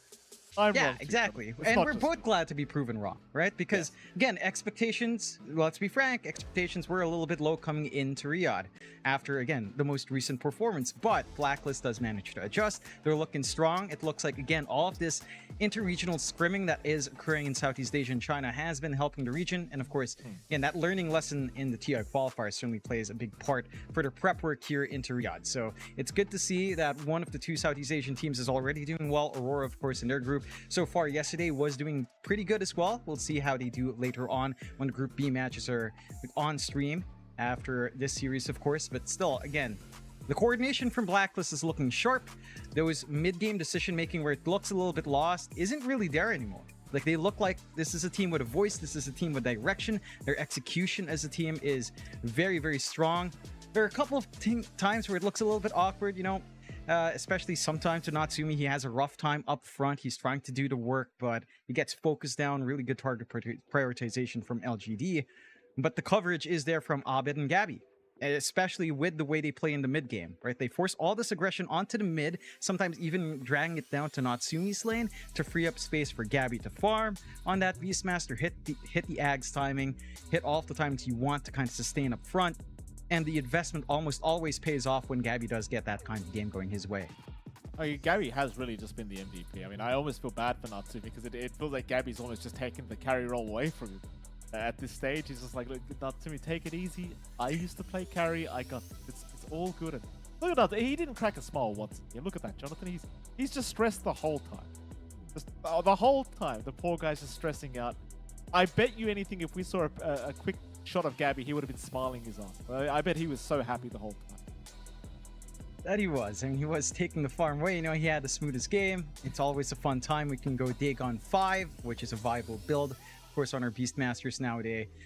And I think, you know, we've been talking a lot about Blacklist. I think one thing for LGD is the drafting just feels a little bit underwhelming, right? You go in, you're picking Terrorblade into the Beastmaster. That felt like, again, there was some play by the level 2 spikes that they got out from lane, but overall, just the core matchup didn't feel great. You were always going to have good ways to clear out the illusions. So I think LGD might have to look back and reconsider their ideas. In that approach, it did feel like Blacklist, again, had some really good coverage for some strong core bands anyway.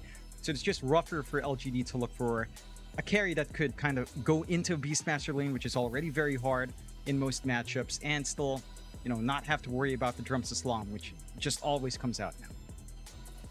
Fantastic. Again, I like what I'm seeing so far. I think it's all working out very nicely.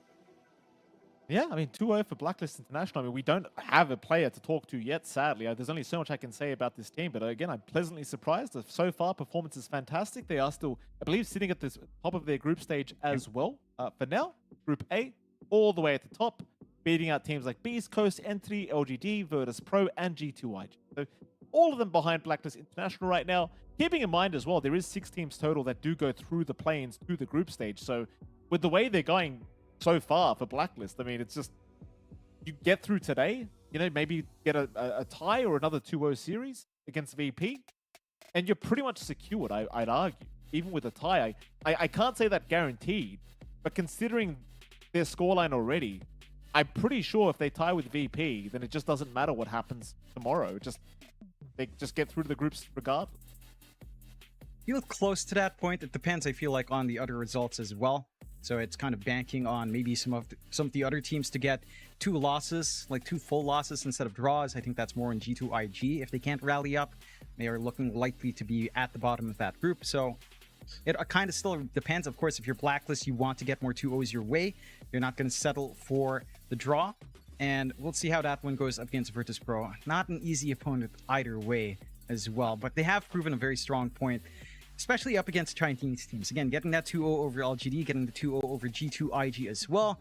Feels like that does lift the mood, but you're going to be up against a very different playstyle in VP. I'm keen to see how that adaptation takes place there for Blacklist. But that, again, that's later on in the day here, Mike. Oh, I might have to take a screenshot, John. You open Liquipedia up, and both SCA teams in each group are at the top. It's something I'm not going to see I haven't seen in quite a while, I might add. I might have to just take a quick screenshot, maybe frame it for myself, keep it on the table for, for the next time it happens, I guess. I don't know. It's been a long time, Jonathan. I'm not sure whether to be happy or scared at the moment, but something's happened. Anyway, interview is on the way. It's slowly coming. Jonathan, can we talk about this meme for a second? Because you say it's an old one. I haven't seen it. John Expire. I don't know how I haven't come up with this, but that is genius. Whoever came up with that meme, that joke on Jonathan's name, absolute genius. Very big fan. It is good. They've done some good stuff with my name. I'm proud of it. Oh, well, why do you never talk about your meme? My Little Pony. What else can we cook off? Well, what's that Filipino name you pinned for yourself? Michael El Pineda. Whatever. Miguel Lorenzo Pineda. Lorenzo and Pineda. That was bestowed upon by one of my fans, Jonathan. I'm not sure if you know what those are, but one of my fans on Facebook did actually comment on my page saying that MLP standard for Miguel Lorenzo Pineda, which it does, by the way. He wasn't lying. It does stand for that. That's why they call me Tito Mike, out of respect from my Filipino heritage, as you can see, Jonathan. Sure, Tito Mike, sure. There's no memes. Everyone likes to call me the pony guy just because I was given this name. It's not my fault that my name's Miguel Lorenzo Pineda from the Philippines, from Tonto, in fact. The best balut salesman from Tonto. From Tondo. Yes. That's what I said, John. Definitely from down there. For sure, Mike. Don't make fun of me because of my accent, Jonathan. I said Tonto. Right?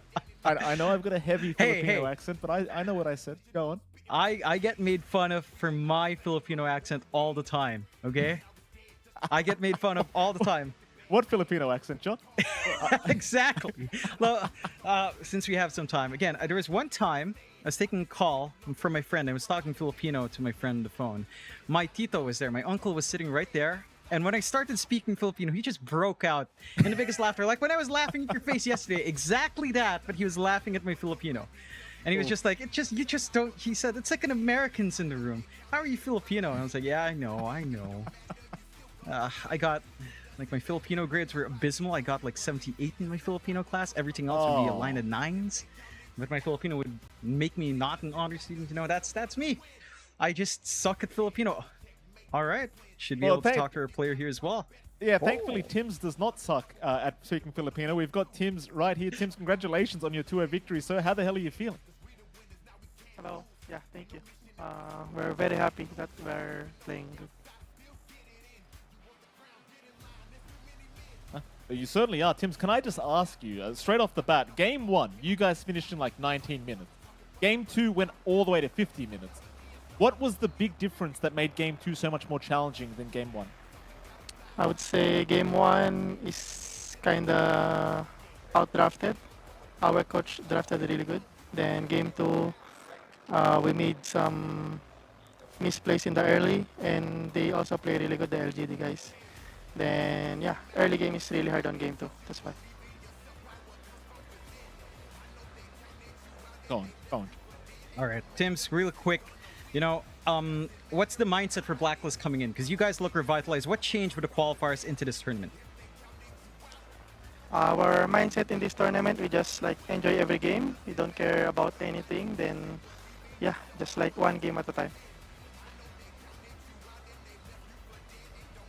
All right, well, Tims, we actually have to let you go, so thank you very much for speaking with us, and hopefully we get to speak to you again very, very soon. Okay, thank you, guys. Thank you.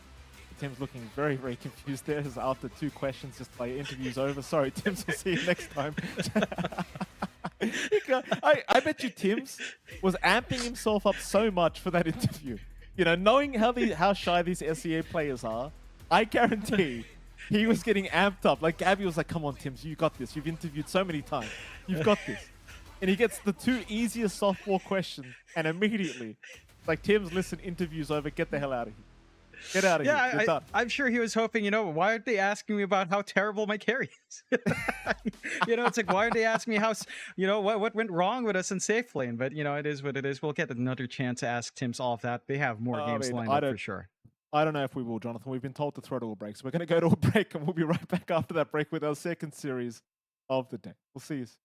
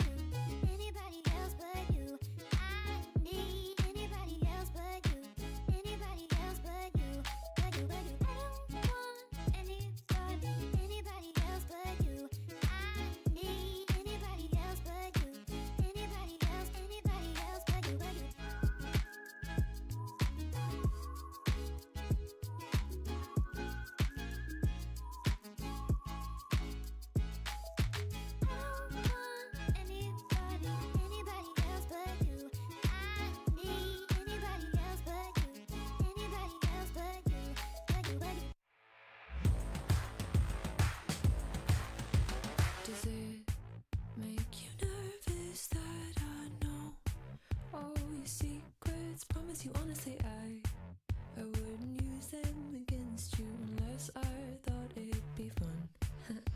So I sit at home alone in your t-shirt. I'm wondering where it went wrong when you always said it, how you liked me better than anyone.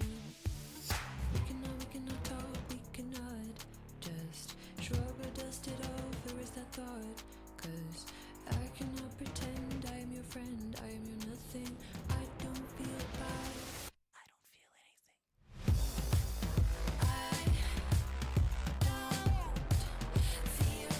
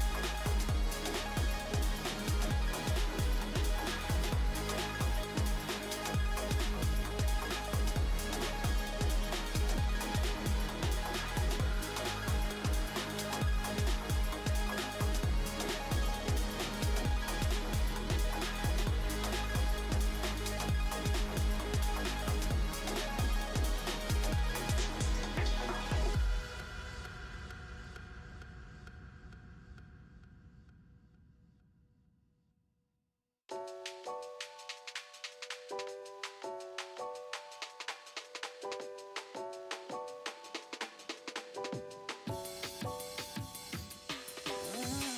I see you, I can't help but fall back into my emotions. Cause all the good times that we had is flooding like an ocean. Sometimes I wish we made it through the summer. I never thought I'd lose my homie, love a friend, but it's over. I'm falling in the deep end. I cannot swim. I'm falling fast, falling in the deep end. I cannot swim.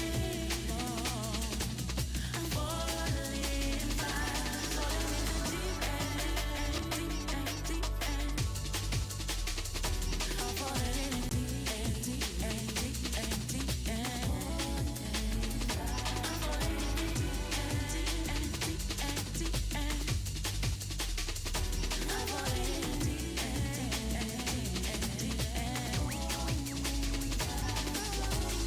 When I see you, I can't help but fall back into my emotions.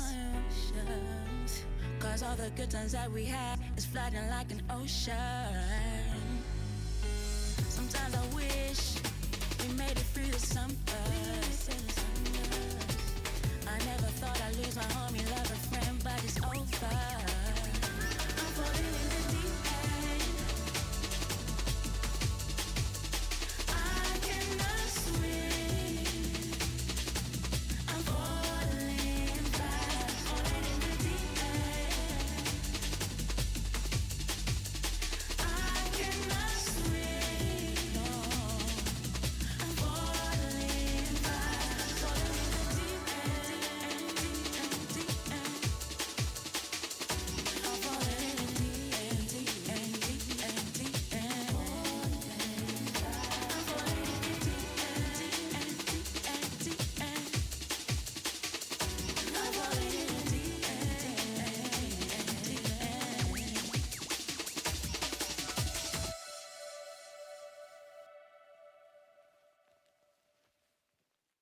Look, oh man, I don't wanna hear no talk. Look, oh man, I don't wanna hear no talk. Look, oh man, I don't wanna hear no talk. Look, oh man, I don't wanna hear no talk. This ain't new to me. This ain't new to me. This ain't new to me. You don't take me for. Imagine that when it's time to get bread, I don't panic, man. When they ask what I do for a living, I just say I met paper appear like the magic man.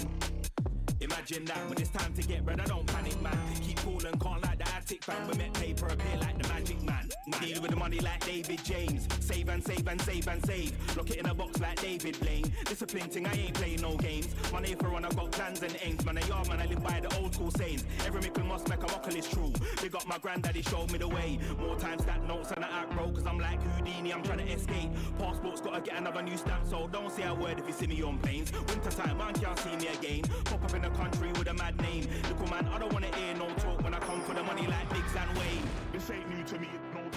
This ain't new to me.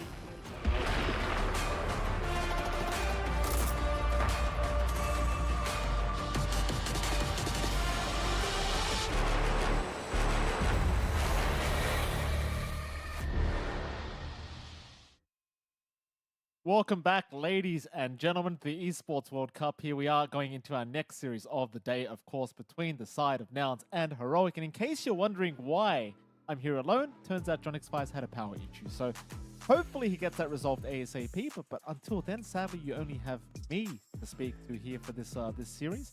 Heroic vs Nouns should be a pretty interesting one. I imagine Heroic should be the favorites going into this, just based off the standings right now in Group B.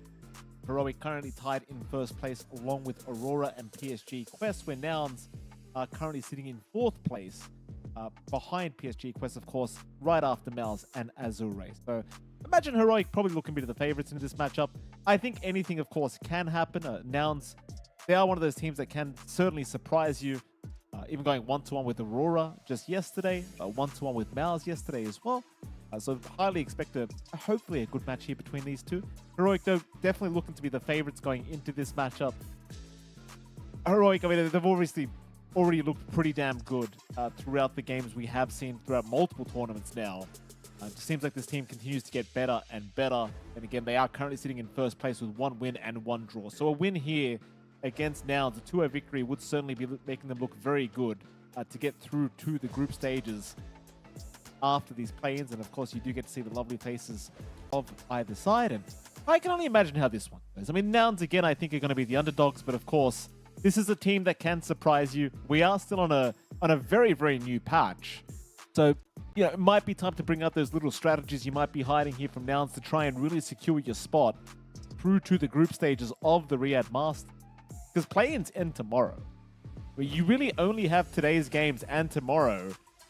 And tomorrow for most teams, pretty much all teams, it's only 1 series that you have. So 2 series today, 1 series tomorrow. It does mean that every win does really matter. And so for Nouns, considering they are sitting in 4th place at the moment behind 3 other teams, it's kind of imperative they start to get some wins on the board. At the very least, some draws here against Heroic, who already are looking like they're probably going to be able to proceed through to the group stages of the Riyadh Masters. Whether they can make that happen or not is a different question entirely. We shall see. As again, Nouns, I think, are the ones that are fighting a little bit more to try and secure their position, and you get to see the lovely face of Nouns Esports. Of course, Yuma, Copy, Gunner, Lelis, and Fly, all looking fantastic here, representing North America. And I fully expect to see something interesting out of these boys. I don't expect a kind of steamroller game, even though I think Heroic is arguably the much better team. I do believe we should be in for a pretty close series, and again, I do hope that we see at least a pretty good fight put up here by Nouns, if not a win. But we shall have to see, because again, Heroic are looking definitely like the stronger team here in this best of 2 series. Even though it is Dota 2, you can never really tell, as we are again going to have a look at the lovely faces here of Nouns. And I can only imagine what the game plan is here today for these boys. I mean, they have been looking once again fantastic. Even a Fly at the helm, just captaining the side of Nouns is kind of nice as well, because Fly is definitely one of the older players, and obviously he had that stint where he wasn't really playing for any team. Then Nouns picks him up, kind of use the experience and knowledge the man has to lead a new kind of squad of younger players, and that he certainly is doing. Nouns again have been looking pretty damn good here at Fly at the helm. Again, this is the NA representation right now at the Riyadh Masters for North America, so props to them. Plus Heroic, but I don't know how much more I can say about these boys. Again, they just look great. Just overall, just really playing quite well. Obviously a bit of a mix. Davai Lama being kind of the head of the team has, I think made it so Heroic has just looked so much better than you would have once expected with the players they do have. I want to say Devi's had that effect on the team. Well, obviously, I don't know these players personally, but I imagine Davai Lama has had a bit of an overall positive effect, considering you've got 2 Peruvians, 2 Brazilians, and then all of a sudden you've got a European playing on the team. Belgium in particular is where Davai Lama is from. It's quite intriguing to see a captain from Europe playing for a South American squad, but it has been working. Again, this roster has been looking really, really damn good. And I can only attribute that to the captaining of Davai. When I say captaining, I mean KJ is really the captain, but I imagine some EU kind of expertise is coming through from Davai Lama, and I mean, the player himself, he's always been fantastic, so I'm not too surprised to see him performing so well here for his side. Looks like we do have all the players in the lobby, so hopefully we'll have a draft 1 underway rather soon, so we actually have something to talk about. But apart from that, again, a Heroic vs Nouns should be a pretty hype one. Apart from that, though, if you are looking to watch some more Dota, of course, there is going to be 2 more series on this stream after this one. You are going to have Blacklist International coming up against VP after this series. And right after that, of course, Nouns against PSG Quest will be the final series of the night, as we do get to see the lovely faces now of Heroic. I wonder as well, like, I keep asking Davai every time we speak to him about the language barrier, but he doesn't really seem to care. I think it's just that classic kind of, we just ping and, you know, understand each other through ping, which is, I suppose, the way to do it, you know. It's how we've always done it from all the way from Dota All-Stars, so not too surprising the pings just work out for them. Again, I mean, that's pretty much it. Both teams currently waiting to get this draft number 1 underway. Again, Heroic looking to be the favorites. Nouns looking to put up a good fight here and hopefully at least secure a draw. Draft 1 looking to start in about 20 to 30 seconds from now, so you can see what these what the priorities are going to be in these drafts as well. Very hard to know. Very hard to know with this brand new patch. Just so many combinations to be run here from either side. So we will have to just kind of wait and see exactly what it is they intend to pick up. Obviously, very broken heroes right now in the meta. I mean, Darkseid's been picked up twice by Heroic yesterday against PSG Quest. You had a bit more of that against Mouse as well, I do believe, as we do finally have game number 1 now starting. So hopefully, we'll get that draft on the screen rather soon. Hopefully, if we can connect to the game, that is. Otherwise, I guess I could just keep talking absolute rubbish here. As you can see the players at the very least on camera now. And it doesn't look like the game's going to start, so maybe a bit of a restart here for the lobby. We'll see. Either way, back to my point, a lot of broken heroes right now. Your Monkey King supports, your offlane Darkseers, all the shebang. Can't wait to see what these two teams do prioritize in terms of their bans and pickups. And once the game has officially begun. Happy faces again here on the side of Nouns, but well, I was about to say happy faces on Heroic. They are pretty straight-faced, but I mean, nonetheless, I'm sure they're looking very confident. Divine Lava, certainly looking very, very confident. So we'll go into game number 1's draft. I believe we are trying the lobby once again. Hopefully it works. If not, I suppose who the hell cares? We'll just keep watching these lovely players. And indeed, I do believe it's not going to work. They'll restart the lobby. We'll try another time.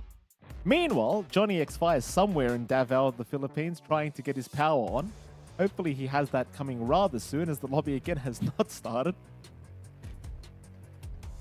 Paperwork being signed, apparently, as we are just waiting for the lobby to start. I'm not sure exactly what's being signed, but something's being signed on camera here. Maybe the boys actually read the contract before they signed it.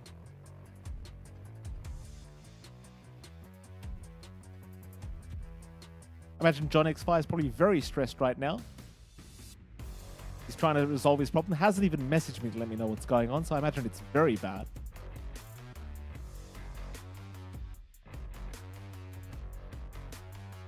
We are still waiting for our admin to restart the lobby, so hopefully this time it'll work out.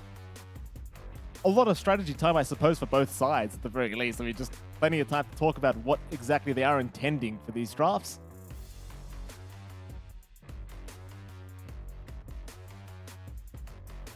And it looks like it's going to be a third time no good again for the lobby. The bad overall. Fly doesn't look very happy about it either, which I can't blame him for. It is what it is.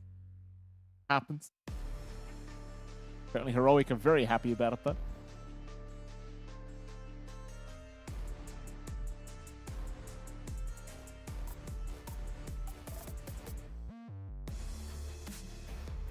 Uh-oh. We're getting the call to kick caster. Oh, this is scary. That's me. Oh, no. I'm pretty sure I'm not the one not connected to the game, though. Yeah, hopefully it's not me. We'll find out. Maybe I'll get kicked from the lobby and we're just not going to watch the game. We'll find out very soon, ladies and gentlemen.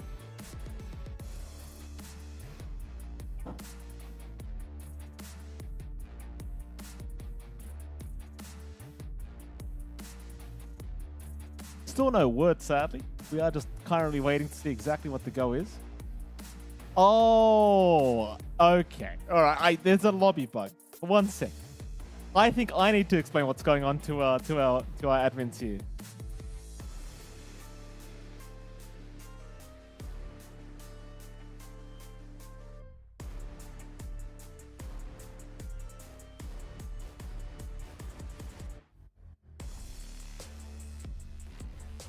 Apologies, I am currently talking to try and resolve the lobby issue that is happening. Basically, what's happened, I think, is Johnny's bugged out the lobby because he's had his power out.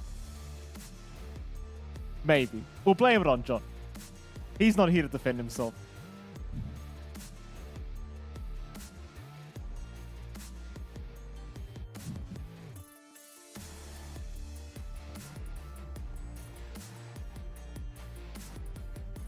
Shout out to Gunner for trying to hype me up. Apparently, John's not going to make it for the lobby, so it looks like he's going to be casting off delay. That's all right. He can pretend he's watching as we do get now game number 1's draft underway. Players are very, very happy by the looks of it. We can finally show the draft on screen and see exactly where these two teams are going. Get a lot of broken heroes in the meta right now, so it's pretty hard to predict exactly where we're going to go with these bans, but I imagine something like a TA ban, maybe a Darkseid ban. Of course, the Monkey King support ban is already out. Shadow Fiend ban also being made. We'll see if Heroic want to go ahead and ban out the Darkseid themselves, or whether they think maybe they just want to pick it up for themselves instead, because we know Divine Llama does really enjoy the hero quite a lot. And again, it has looked rather busted. In fact, I said Darkseid, but he was already banned out. I think I was trying to say TA. The Enigma and Tiny now removed by Nouns. Heroic banning out the Phoenix. So you've left TA for now, which is somewhat scary because I think it's a first pick material kind of hero at the moment.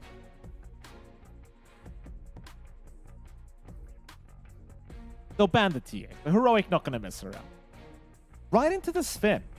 Which is pretty interesting because I have heard quite a bit about apparently a Sven support being somewhat relevant now. I'm not sure if that's exactly where we're going with it. But with the facet, the heavy plate facet giving Warcry a physical damage barrier of 240 at max level, that is pretty nice. 240 physical barrier to your whole squad with Warcry is... It is a pretty nice ability to have for Heroic if they are running a support Sven. Because the flexibility will always be there. Nouns?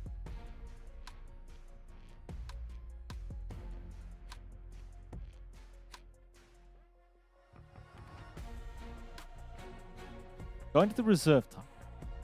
It's a pretty intriguing first pick. Again from Heroic. I just... Not something you quite expect to see.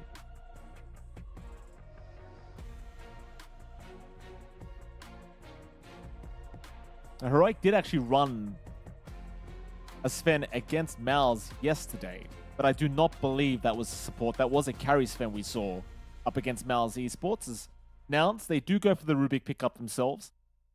Rubik obviously pretty strong right now, just purely based off the fact that there's so many broken spells and facets that you can take. And that is kind of the thing with Rubik. Like, if you take a spell that's affected by a facet, you also get the facet. It's kind of a double value almost for Rubik players right now. In the event that this was that physical barrier style of Sven, like that Warcry being stolen could just make all the difference here as this Rubik. See some more bans to come. Heroic, they'll get rid of the Weaver.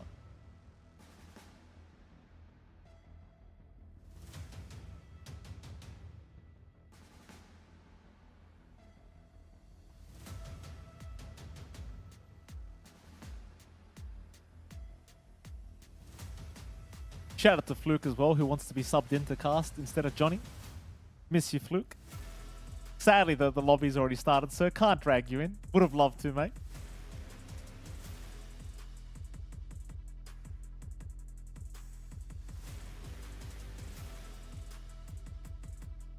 Final ban to come here.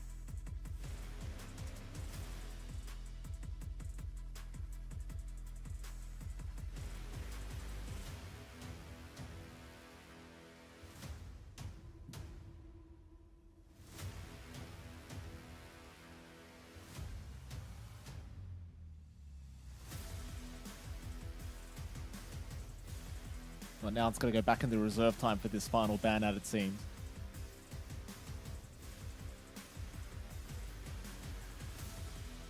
I guess John really didn't like that John expired joke. He literally expired thanks to you guys. I suppose you guys were just foreshadowing the whole time. Now I'm still thinking about this final ban out. Not exactly sure what it is that what heroes they are thinking about here, but there's so many bans to be made. 55 seconds reserve time left here for Nouns to make this choice, but they do get rid of the Primal Beast. Apparently they are not too happy on Heroic's end of things with that Primal Beast ban coming out, and immediately the Beastmaster will be secured by Nouns. And this hero, I mean, this hero just feels completely busted. With the Ags Rush we've been seeing constantly from these offlane Beastmasters, it is just absolutely ridiculous how much damage you can deal with the Drums of Slob once that Ags is up. And I mean, just last series, in case you weren't watching, Gabby was able to secure a Drums of Slob, the Ags build up in about 11.5 minutes in their first game. And that was just, they just run all over you if they get the Ags that quickly. Heroic, on the other hand, they are going to go for the Hoodwink pickup. Not too surprising. Hoodwink has been arguably one of the strongest supports in the game for quite a while now, and of course with the new facet being that Acorn, or the Tree Bounce trick shot as they call it, it just makes it so you can't really lose the lane. And well, speaking of not losing lanes, Enchantress now picked up by Heroic on top. So both side lanes already looking pretty dominant from the side of Heroic. Just based off the supports they've picked up. Mind you, Nouns may not mind too much. I mean, the offlane Beastmaster generally going to end up in the jungle anyway, just farming stacks and catching up, so maybe not too much in the way of worrying right now, but from Nouns as they go for a Nyx Assassin. Now this is interesting. This Nyx, it feels like it's on the verge of being a very, very broken support, but it's just not quite there yet. But I'll tell you, in the right games, this hero feels very scary to play again. That W ability it has, it's just a bit too much in my opinion. Okay, well, what's it even called? The Mind Flare.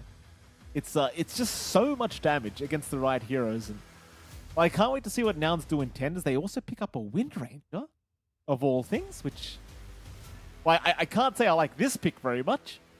They have taken it though, Nouns.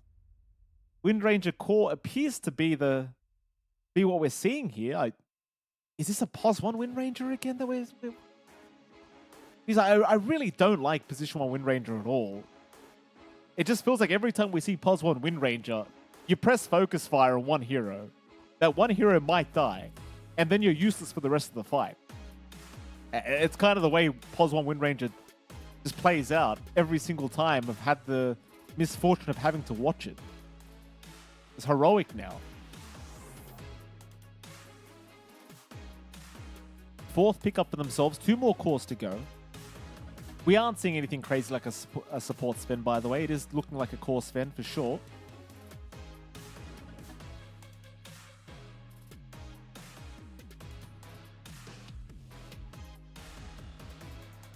Still very intrigued by this Nyx Assassin pickup in particular, because I just haven't had the pleasure of seeing it very often, as now we get a Pudge to come out from Heroic.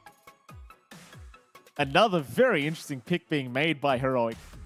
You see, Pudge did get nerfed just recently with that facet that increases the hook speed plus the damage you can deal. The player's hook is what they call it. Plus the fresh meat facet was also recently nerfed. But player's hook still does a really crazy amount of damage. It's still a crazy amount of damage being dealt with this facet. Even without the added speed of the hook, I don't think it's a bad facet at all. It's still definitely the preferred facet to go for. Let's see if they do run it here in this game number 1, as it is going to be a core Pudge we're looking at, so perhaps they'll go for the fresh meat instead. I still would prefer to see player's hook, I think, but obviously these people know a lot better than I do. We'll go into the final bans now. Husker being removed by Heroic.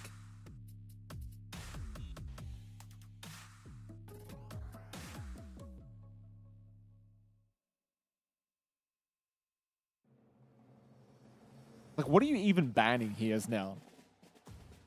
I imagine it should be a POS 1 spend now with a position 3 Pudge we're looking at, so I suppose you're just looking at mid bans to be made, as they do get rid of the Mars. It could also be a mid Pudge we're looking at. You never know. Still a new patch, anything could happen. Final ban for now.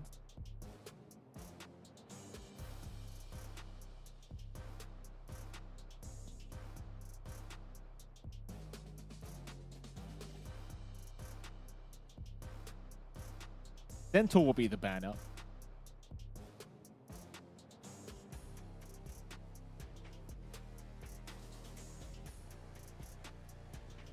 Heroic now with their final ban. Still looking for, I believe, a mid ban out against now. I'm assuming the Wind Ranger's playing position 1 at this stage.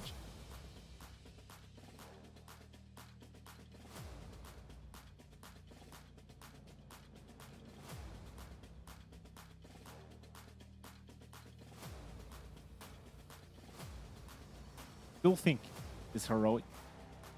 So it's just making sure they're not getting cheesed here. Obviously the Husker ban was already made.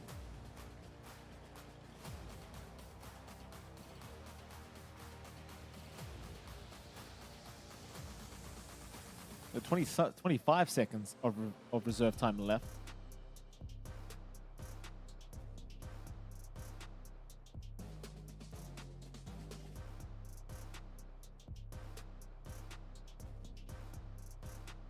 They are going all the way on Heroic. They'll ban out the troll. Fair enough. Last pickup Heroic. What's it going to be? Update, by the way. Apparently Johnny's coming back. So, happy days. Good news is he's coming back. Bad news is he does not have access to the game. So I'll probably have to just feed it to him, but it doesn't matter. Nightstalk is the pickup. I mean, I love myself a good Nightstalk. It feels like a pretty free Nightstalker game on top. Like this Wind Ranger, as soon as you make the jump in, if you get a blink up on this Nightstalker early, a blink in with a crippling fear on this Wind Ranger, and there is just nothing she can do to get away. Question is, where are they laning it? These lanes look pretty interesting. I just wonder whether it's going to be a Pudge mid or even a Nightstalker mid we could be seeing here from Heroic.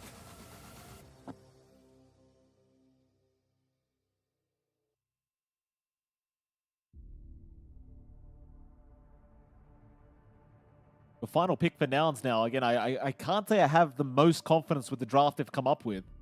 Like this Nyx Wind Ranger is certainly a bit of a question mark to me. The Nyx, you know, it's... I like it at the least. The Wind Ranger, not so much.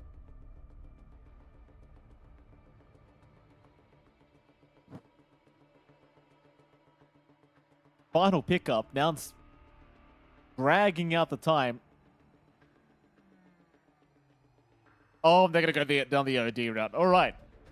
A very interesting way to finish off the draft here for both sides. It should be the OD mid, the POS 1 Wind Ranger we're looking at, and of course the offlane Beastmaster. Heroic, they are running the offlane Nightstalker for Davai Lama, so it looks like it is going to be the mid Pudge coming out here for Heroic's end of things. Again, two very interesting drafts. Can't wait to see how this one pans out. I like the OD pick to finish things off here from Nouns because, for starters, OD against three melee cores that are all strength is not going to be too great for them. And on top of that, of course, having the Astral Imprisonment against a hero like Pudge and Nightstalker is always going to feel very, very nice. So it's a nice way to end things off here for Nouns' draft.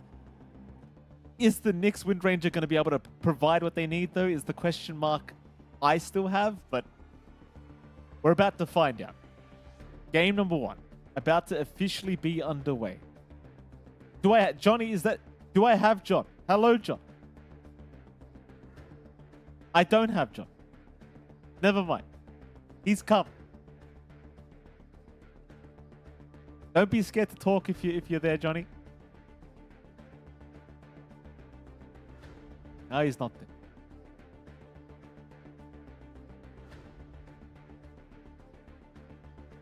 Yeah, Nouns, they have a lot more to play for. Yeah, they are still fighting for their position in the group stage. They are currently 4th place in their own group right now, so certainly not within the safety range of top 3.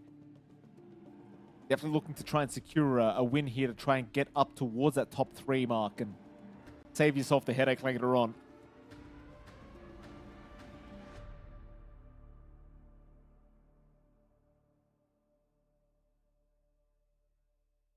Game 1 should be underway pretty damn soon.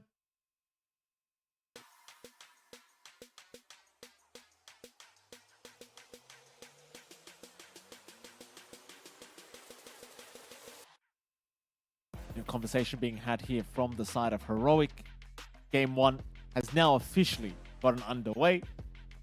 And we start with a pause immediately because God forbid we actually start the game. We have a pause straight off the bat. Love hearts being thrown out by Divine Llama, which is very nice to see in the all chat.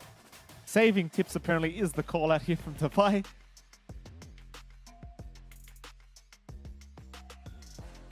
Both teams are in high spirits already. Just good sportsmanship here. A lot of all chat being had, but mostly just kind of just laughs between each other.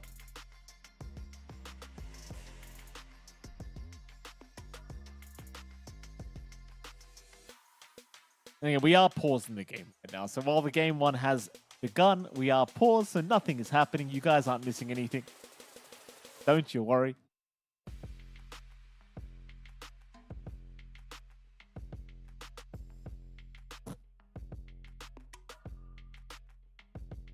Are there any interesting facets we've got here on these heroes? Like anything crazy? Not really. I mean,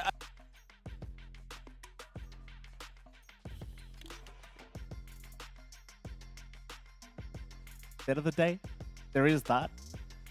Of course, night times are going to last longer based off that facet, but mostly the fact that the nighttime is going to be how you start the game is, I think, maybe the biggest thing to point out here with this Night Stalker, but that's pretty much about it. Fresh meat was picked up by the Pudge, so Analog preferring that fresh meat for himself, and that's fair enough. He's playing core Pudge anyway, so definitely wants to just have that for himself rather than the player's hook. Hello, John. Happy to have you back, sir. Welcome back.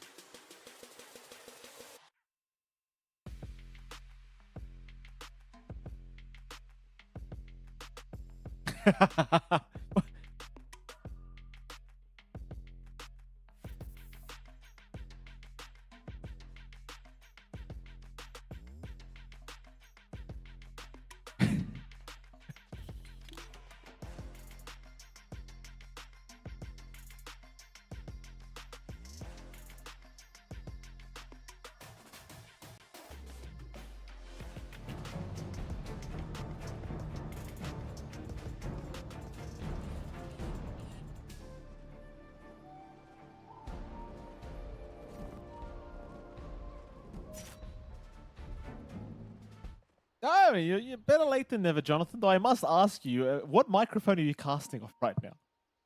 Are you talking to your phone or something? What's happened?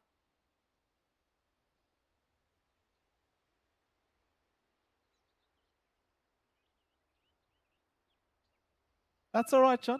That's all right. You know, it's nice, Jonathan. It's like the CRT effect. You know, it is what it is. We're on a phone call right now. You know, it's very. Yeah, we're breaking the fourth wall, John. This is 5D Dota happening right now.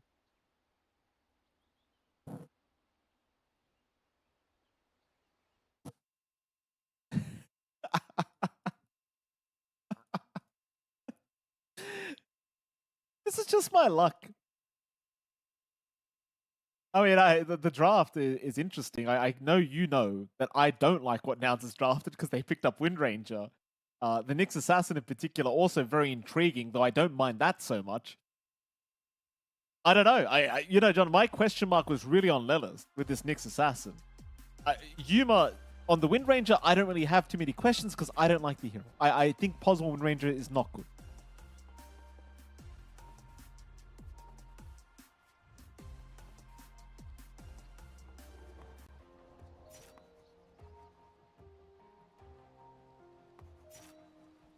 Thirty seconds to battle.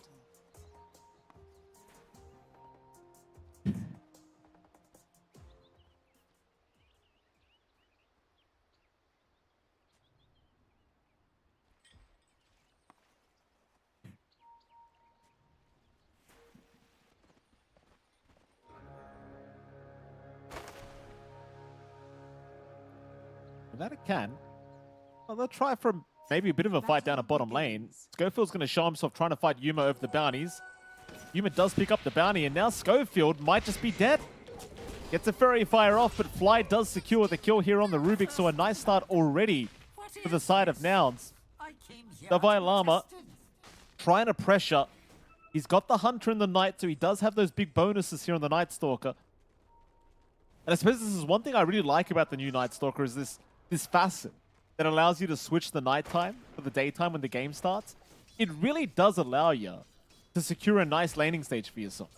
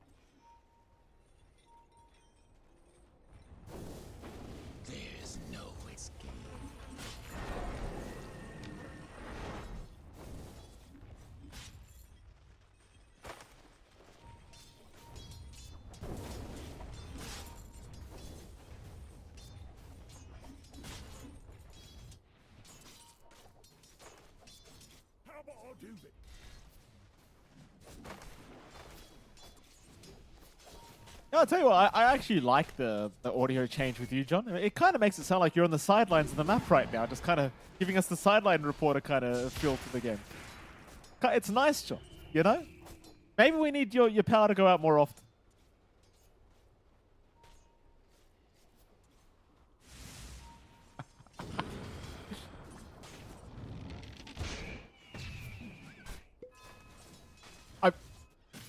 I mean, top lane, of course, KJ and K1 are ready for anything here. John, they're up against Gunnar and Lelis. Lelis copying a fair bit of damage on his way out on the Nyx Assassin, but that's to be expected because you're playing Nyx.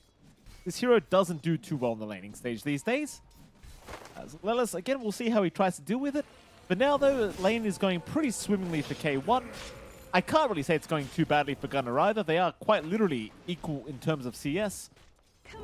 But KJ, again, being very annoying on the Enchantress, just not allowing Lelis any space to soak XP here at that top lane. And it is something the Nyx Assassin desperately wants. You know, you just want to hit level 6s, Nyx. And it just feels so hard most of the time.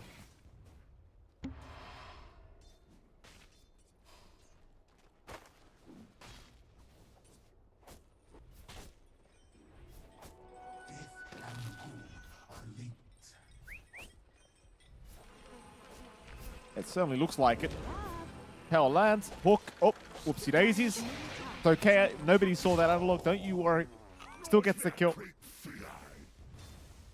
Meanwhile, Devi Llama just bottom lane. Look at him diving here, John. Having a look around for Yuma, who does hide in the tree line, but Fly is looking pretty darn dead. If Devi Llama wants the kill, he won't dive quite yet, but just look at the confidence. Just running around the T1 tower. Fly is probably just down. Void's back up in 1. He's got him. Now Yuma in trouble. And Devi, I think, has another. And he certainly looks like he does, as Yuma knows he's dead. Schofield barely surviving. Devi's not even bothering to pull the creep wave off him. Screw it, you're on your own, kid. And with that, I mean, a double kill down to the bottom lane is not going to feel very good at all for now in esports.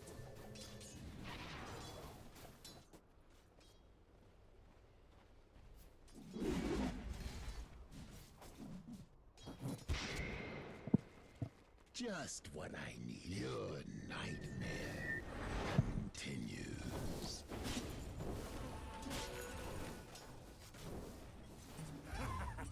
Let's get to the good stuff.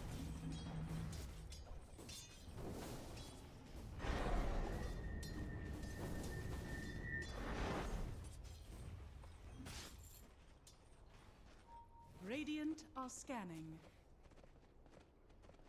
Oh. Sorry, John. Turns out they can't hear you anyway, so back to me solo casting here until things are sorted out. Bottom lane, Yuma in trouble. Yuma in danger, not looking to be able to get away, is going to go down. Meanwhile, Fly trying to get out, but there's really no chance for the Rubik. And Fly is downing. I mean, this is just such a whitewash of a bottom lane here for Heroic. They're just doing such fantastic work. Just playing off the back of Devi Llama and this Night Stalker. And again, this facet, this Night Rain that Devi has, it really does prove to be too much in the first 5 minutes. It's just the amount of impact he's had already in that first 5 minutes, just based off the fact that he went Hunter in the Night level 1, is absolutely ridiculous already. Now he's got the double braces up, looking fantastic. You could definitely say that the bottom lane has been secured by Heroic. Middle lane, in the meantime, 6-minute power runes are about to spawn up, so there is a pretty big group up here from both sides.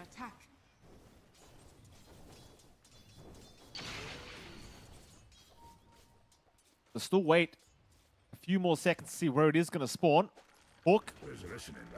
Not going to land on anything as the power rune does spawn top lane, where Copywara will be able to pick up an illusion. Everyone immediately just dissipates.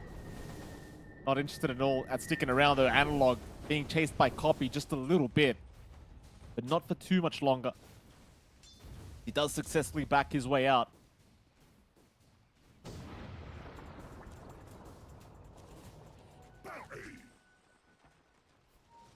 The 7-minute Wisdom Rune timing is about to come in. Doesn't seem like either side's going to really have their one stolen, though. I say that, Lilith might be able to sneak in and take it. On this Nyx Assassin, he is slowly making his way up. Bottom lane, Devi Llama slowly being surrounded, but he's still going to be just fine. Lilith's still hanging around this dire triangle. Could again go for the Wisdom, but decides better of it. Devi Llama's going to be there anyway, along with Schofield. And so they will be able to secure the Wisdom Rune for themselves. And if Devi takes that, he's level 6, and he does take it for himself. So now suddenly Dark Ascension is going to be available. And that's going to make life even more impossible, I think, for Nouns, because he's already off to such a strong start. It's going to be a very hard kind of laning stage for Yuma. How do you even stay in this lane with Dark Ascension up, I wonder? I think the answer is you probably don't. Problem is he's paying Wind Ranger, so you don't really want to go to the jungle yet. It is going to be a bit of a slower jungling experience for the Wind Ranger if he does have to move.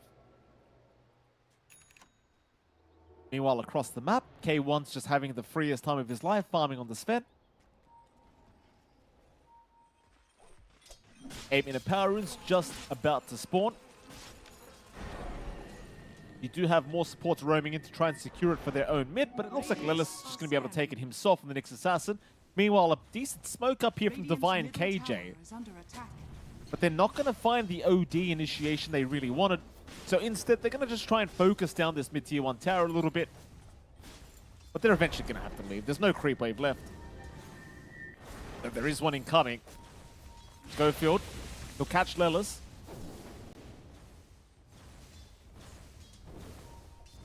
Schofield going to be fine to just retreat. Dire's bottom tower is under attack.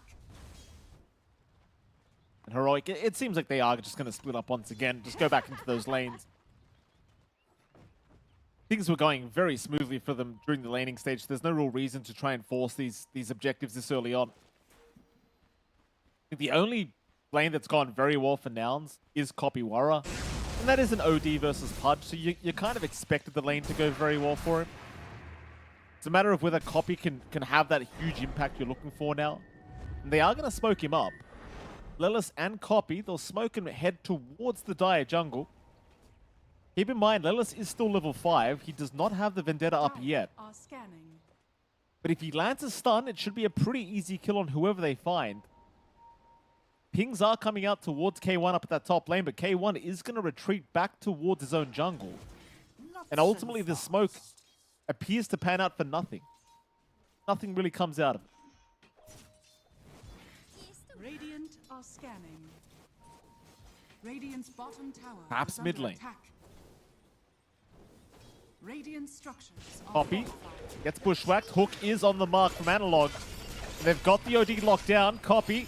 He'll throw the Astro out onto the Pudge, but he's dropped so down low already. Schofield on the chase, waiting for that Acorn shot to be back up. He'll have his bushwhack available if he wants to try for this one, but he's going to use the Acorn shot with the bounce instead and does secure the kill.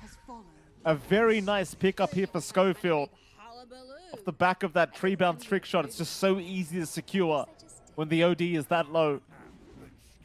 And that'll make it a 1-6. The way of Heroic. And it's still just so one-sided. The lanes have just gone so poorly here for Nouns. The thing is as well, with this style of draft, it's pretty hard to keep up and catch up. Like, you were kind of relying on a good laning stage. Lilith. He's got Vendetta now. He'll go right into it. He'll hang around Schofield. Problem is, there's 4 heroes around him right now. KJ. Does he drop a sentry here on Lilith? I mean, it won't matter now anyway, because KJ does not have the help around him. But, oh, he gets the heal off in time, and the bushwhack from Schofield. Gonna land on Lilith. The sharpshooter from a mile away as well. Hawk, KJ, or rather Analog, right on the mark. Does secure the Rubik. They drop the hammer from the OD, but is it gonna matter? I don't think it will. Divide's right on the chase. Kopiwara's got no play here. Divide's just too big at this stage. Already second in net worth on the Night Stalker. Level 8 to boot. Has the full phase boots plus the blade mail up. And he's going right into the shards, into the BKB. just making it so you really can't hope to play against him this game. Radiant's top tower Again, Nouns slowly but surely kind of just falling apart here in this game one already.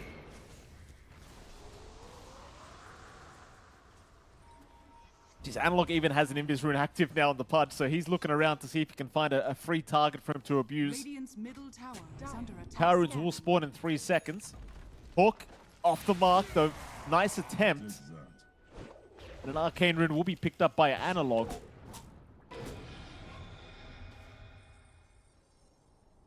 But 2-9, 12 minutes in. I mean, the game's nowhere near over yet, but with this kind of momentum behind Heroic, they should be able to continue applying the big pressure, and you are seeing the final kind of remnants of that last team fight. You lose Lilith straight off the bat, and a beautiful hook from Analog forces another bad kind of engagement. I mean, the Astral being dropped was massive, and the damage was huge, but it just wasn't enough. There was no follow-up for Kopiwara to really kind of turn the fight for them, and Divine Llama, he knew that. Happy to just run him down with the Dark Ascension. Speaking of that Dark Ascension, it's going to be back up in 40 seconds. The chances are they'll group up and go again once he does have it up. Mind you, looking back at Gunnar, he does now have the full Aghanim Scepter available on the Beastmaster. So very, very nice timing considering how the game has gone for them. Lelis is currently watching Divine Llama, and with the Ags up, you might actually have a chance at killing him.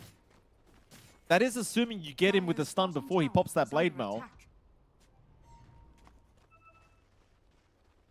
He won't go for it. But Lelis still having a gander. He's going to find Divine Llama once again. But no teammates around to really try and secure the kill. Instead, they're just going to allow the tier 1 top tower to go down here. Nouns will happily take it away. Plus, Heroic, they don't really care because they've already found the bottom tier 1 tower. Happy to let it go down as Yuma. This is scary. He's stuck around way too long. His team is trying to back him up. They're still in the Roshan pit right now as Schofield actually picked off Kopiwara, and now the Dark Ascension has been popped. They want the fight here on Heroic's side of things. So who do they go on first?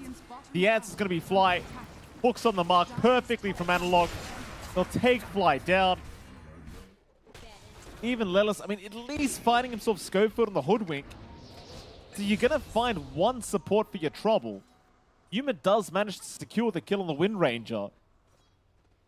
But it doesn't really feel like it matters. Like, you just lost your mid OD plus a support Fly Rubik. And every fight that goes by, it feels like it's going to be the same thing. As soon as the Dark Ascension's committed by Divine Llama, what are you meant to do? Like, he can just see your whole team. It is the vision game from the Night Stalker gives you is pretty ridiculous in the middle of a team fight. Especially when you've got the net worth advantage going your way. And again, for Nouns, the real saving grace right now for their end of things is Gunner's Beastmaster. But he's not at a stage where he can just carry the game on his own. Gotcha. I don't think he ever will be either. Just holding that second net worth position. Only behind the Sven. But K1, he's going to start to become a real problem. BKB just about 1k away. Rotations coming in down towards the bottom side of the map. Nouns, they want to try Roshan again. And they will indeed do so. The question is, do Heroic know Roshan's happening and do they contest? And it seems though they aren't quite aware. In fairness, even if they were aware, they don't have Dark Ascension, so it would be a bit of an awkward fight. The Gunner will take the Aegis for himself.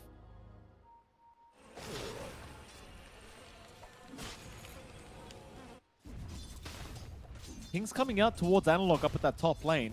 They saw the Pudge farm in the creep wave, but Analog has successfully backed off at the right moment. Thing is, Lelis is right behind him.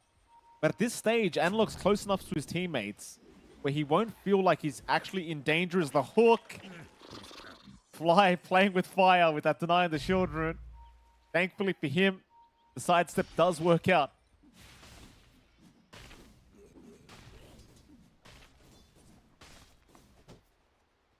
Heroic, they just continue to try and extend that net worth lead they've already got going for them. I missed out a lot, Mikey. Fill me in. What's up? Not much, Jonathan. I think Heroic's just completely dominating the game at the moment. Nouns, I mean, they're not too far behind, John. But you know, you look at that net worth, the list of net worths, and I mean, this Sven is really starting to take off. That it is. It's going to be a little bit tough for them to catch up on Nouns. It does feel like one big issue I do take with this draft really has been the Nyx, right? And laning, it doesn't do much. Lillis, it's just tough to try to find those impactful pickoffs. Doesn't feel like there's much to really worry about in terms of deleting mana here as well. So it doesn't apply pressure in the same way that Heroic can with Hoodwink Enchantress. You have so much threat, you have good chase down potential, you have this really active offlane in the Night Stalker. I mean, yes, we've seen Beastmaster be massive multiple times already, but it does take farm. You know, you're looking for Ag's timing, you're looking for more utility to pour in as well for the Beastmaster before you can really get too much done for Gunner. I think Heroic, they have a draft that just rolls at you. Hector already having a fantastic time, of course. Maybe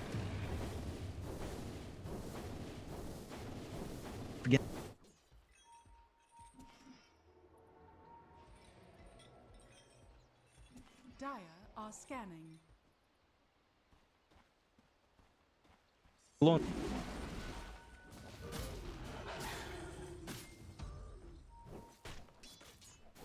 K advantage still standing here for Heroic. There's going to be a two-man smoke out. Gunner and Fly. Moving up towards the top lane. What do they find? I mean, KG's already chasing down Lillis. I don't really think you want the Ench, but you might have to accept the easiest kill you can find, and it seems like they will. They'll just make the jump in on KJ with the Blink Ags on Gunner, and they'll just burst him down immediately. But it is what it is. You just kind of accept whatever kill you can get. And in fact, I say it's an easy kill, but it was actually worth about 700 gold. The gold change was actually pretty worth the raw from Gunner. With the way the game's going, they are playing catch-up anyway. They're more than happy to just secure a kill.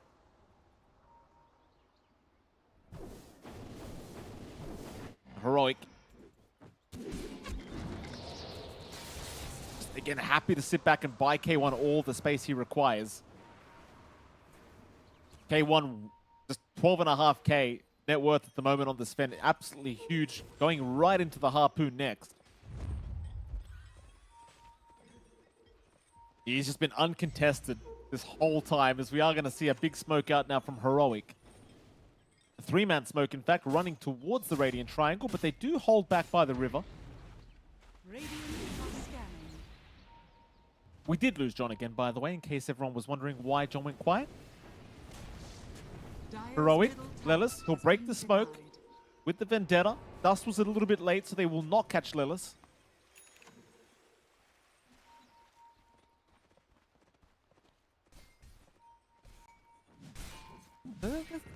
This fight doesn't really pan out either for Heroic, just the initiation never comes. They are still the much stronger team here in this game number one. But Nouns are doing a very good job of just completely avoiding the fights. Now even Lillis has the full Dagon 1 finally completed here on the Nyx Assassin. It's where the Nyx can start to feel a little bit stupid. We shall see if it pays off for him, though. I mean, certainly the damage output can be a little bit ridiculous in the middle of a fight. Heroic. Still sitting back and kind of relaxing here. K1 still farming like an absolute champion. 4 to 11 right now. Welcome back, Jonathan. Good to be back, Mike. Hopefully that sorted all the issues out. And a lot still happening. I mean, they're still kind of building up on both sides. But yeah, I think I just, for now, it's to come back in, it's going to be a little bit tough, especially as the BKB start to form up. We're seeing already coming out on the offlane. Nice catch here onto Copy. K1, I think it's the bigger deal here. K1 being caught out. Does he actually drop? K1, oh, he's down. That is massive for Nouns. Copy trying to get out of there in a bit of danger. Does finally drop. Heroic, they're going to try and punish as heavily as humanly possible. Look, move on a Gunner. Gunner now going to try and turn back on a Divine Llama. Gunner, he's actually going to win the man fight. But KJ will take down Gunner. I suppose Analog's now the real problem on the Pudge. He is still chasing down the rest of his squad. Bushwhack going to land. Analog with no hook available yet, but now does have it. Will throw one out, but does not land. So, I mean, all things being said and done, it was a 2-for-3 trade in the favor of Heroic. And the gold change does favor them. But I think Nouns actually might be okay with that fight, considering the state of the game and how it's been going this whole time. Yeah, it's just a little bit unfortunate. K1 popped his BKB right as he got roared, goes back to farm. His team's not quite there in time to fully cover. Like the movement out from Analog was just a little bit too late joining in that fight. So there's no bailout. Just a little bit disconnected from the side of Heroic. And Hector had this idea to turn around, put his teammates behind him, with its supports at the very least in the nearby area. But again, just too staggered from the rest of the cores, and the punishment is severe. It's not the biggest gold swing, it doesn't quite set Nouns back, but it does allow them to even out the scoreboard a little bit, catch up in that much needed net worth. For the side of Heroic, these secondary BKBs have to kick in. Like, the Divine Llama has to be able to stand front without worrying about too much about the magical damage coming in from the Axis. The Roar is still going to be an issue, but if they play together, it's not going to be as much of an issue. They can only really pin down one target while the rest can get the damage out in the middle of these engagements. A big opportunity for Nouns, and that should allow them, again, a little bit more catching up space. You still have this massive lead for Hector standing here, 3k above the next farm core from Nouns, which is still Gunner on that Beastmaster. But at the least, farm distribution is still equal. You know, you're not snowballing as hard on Analog at the moment as well. And as soon as you start hitting your own BKB timings on the side of Nouns, some protective items up to take some of these fights, there is still bite to be had on Nouns. There is still damage coming in if you're not too careful on Heroic. Oh, here we go. Rotation to the mid lane once again. Analog's already having a look around, but he's realized he is underneath a sentry right now. Radiant's bottom tower is under attack. Bottom lane, K1 still forcing it in, does get the tier 2 tower and actually gets away before Copy gets in range for an Astral. Yuma now going to find the Sven to boot. K1 does get shackled for a second, but a real shame. Like, there was a bit of an opening to take down the Sven. A lot of rotations from Nouns, but no lockdown. Nobody actually catches it. Not able to pin down and punish, unfortunately. Does still provide a bit of an opportunity for Nouns, going out with the smoke, trying to scout out. See if they manage to catch anything important here. Analog. We spotted by Yuma and Fly. They'll go for the lift back, but do you really have the damage for a Pudge right now? I don't know if the answer is going to be yes. Hook will be off the mark. Hook is actually stolen now by Fly. That could be a big game changer in this next fight, because the hook of the Rubik is much better than the hook of the Pudge, I'll tell you that. Added cast range plus a way better spell animation. See if he can make some magic happen, but you've got to love the hook being stolen. And you do. A lot of utility coming out from Nouns. This should allow some counterplay for them now as well. I'm wondering how the added AoE affects it. Surely the search range increases as well. Raw committed on K1. That is a good question. Does the search radius actually improve? I think it should. I believe that is the intended interaction. So, you know, you just get Fade Balled out, try to get the hook. That could work both ways. If you're trying to thread the needle between multiple targets, it could end up catching something that it would otherwise not. If, again, it works that way, I'm not sure. I would assume so. Radiant's middle tower Pretty is cool. under attack. The thing, I mean, it is Rubik. Like, there must be one poor guy at Valve that has to do all the Rubik chain every single time. Like, there's that one guy in the office that everyone's like, come on, Jeff, it's time, mate. Make the Rubik changes happen.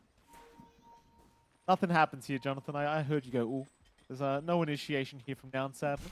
No.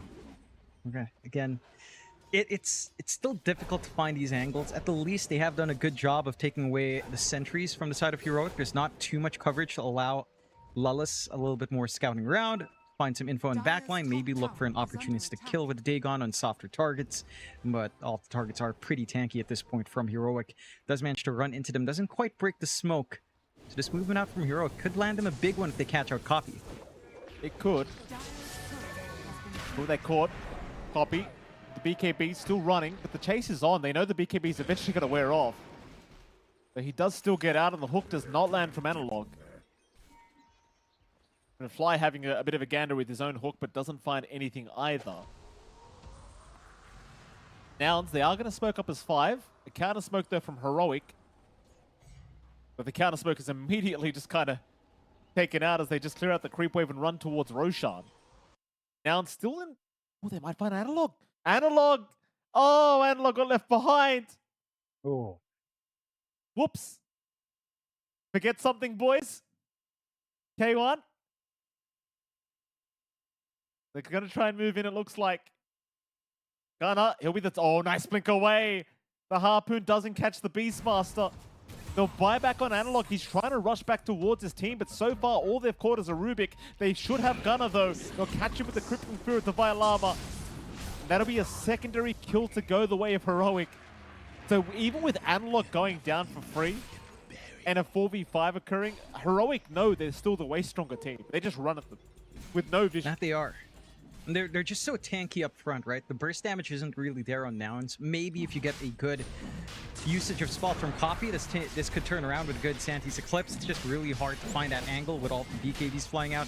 The only time Nouns can make use of this chaos is really when Heroics start to split up. Like Analog being away from his team, under vision as well. Good wards coming out there from Nouns to find that target.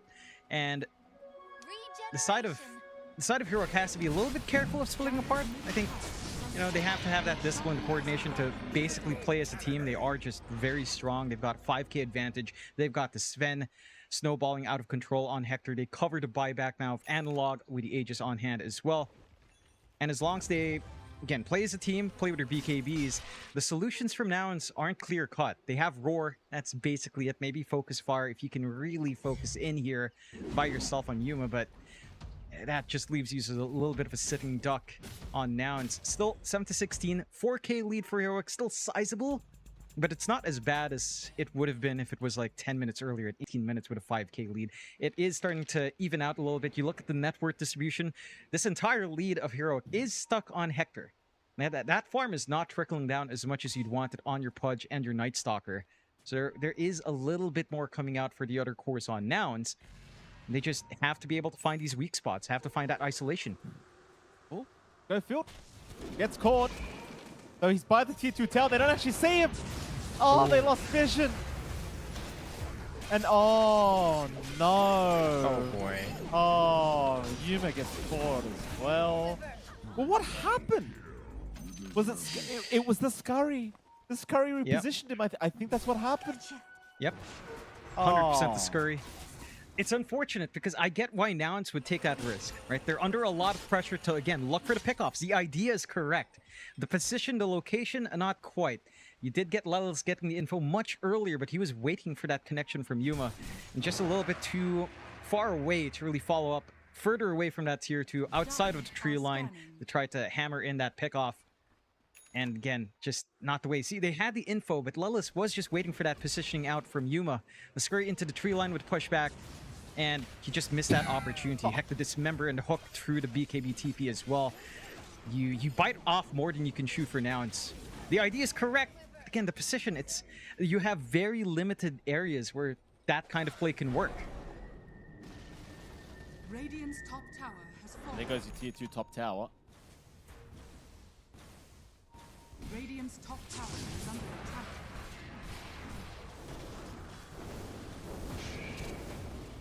Tier 3 top, gonna cop a fair bit of damage, but Radiant's middle tower is under attack. it'll remain alive for now. As Heroic, they do prioritize the tier 2 mid tower. Radiant's middle tower has fallen. Back into the top they go. You saw how much damage they deal to these tier 3s. Like, it does not take them very long to get through this HP pool. And that's with K1 not popping God Strength yet. Well, once God Strength is active, he's going to make very short work of these tier 3 towers. As he will with the Tormentor. 3 shards out the Schofield now on the Hoodwink. Question is, do they want to keep going? And the answer is no. They're just going to retreat for now.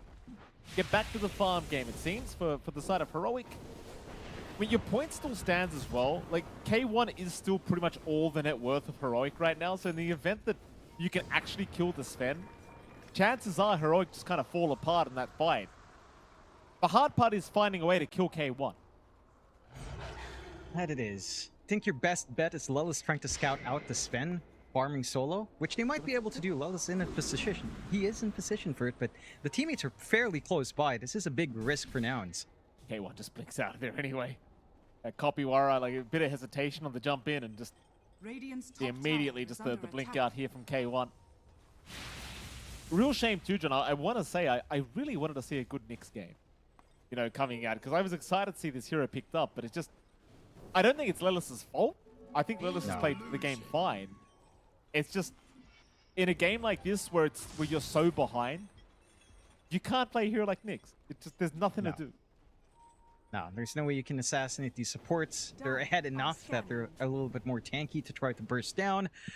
And again, in lane, it doesn't provide much. I think Gunner's lane basically goes off as well as it has, mainly because he's on Beastmaster. Can just harass out with the axes, play with the Boris. Lellis.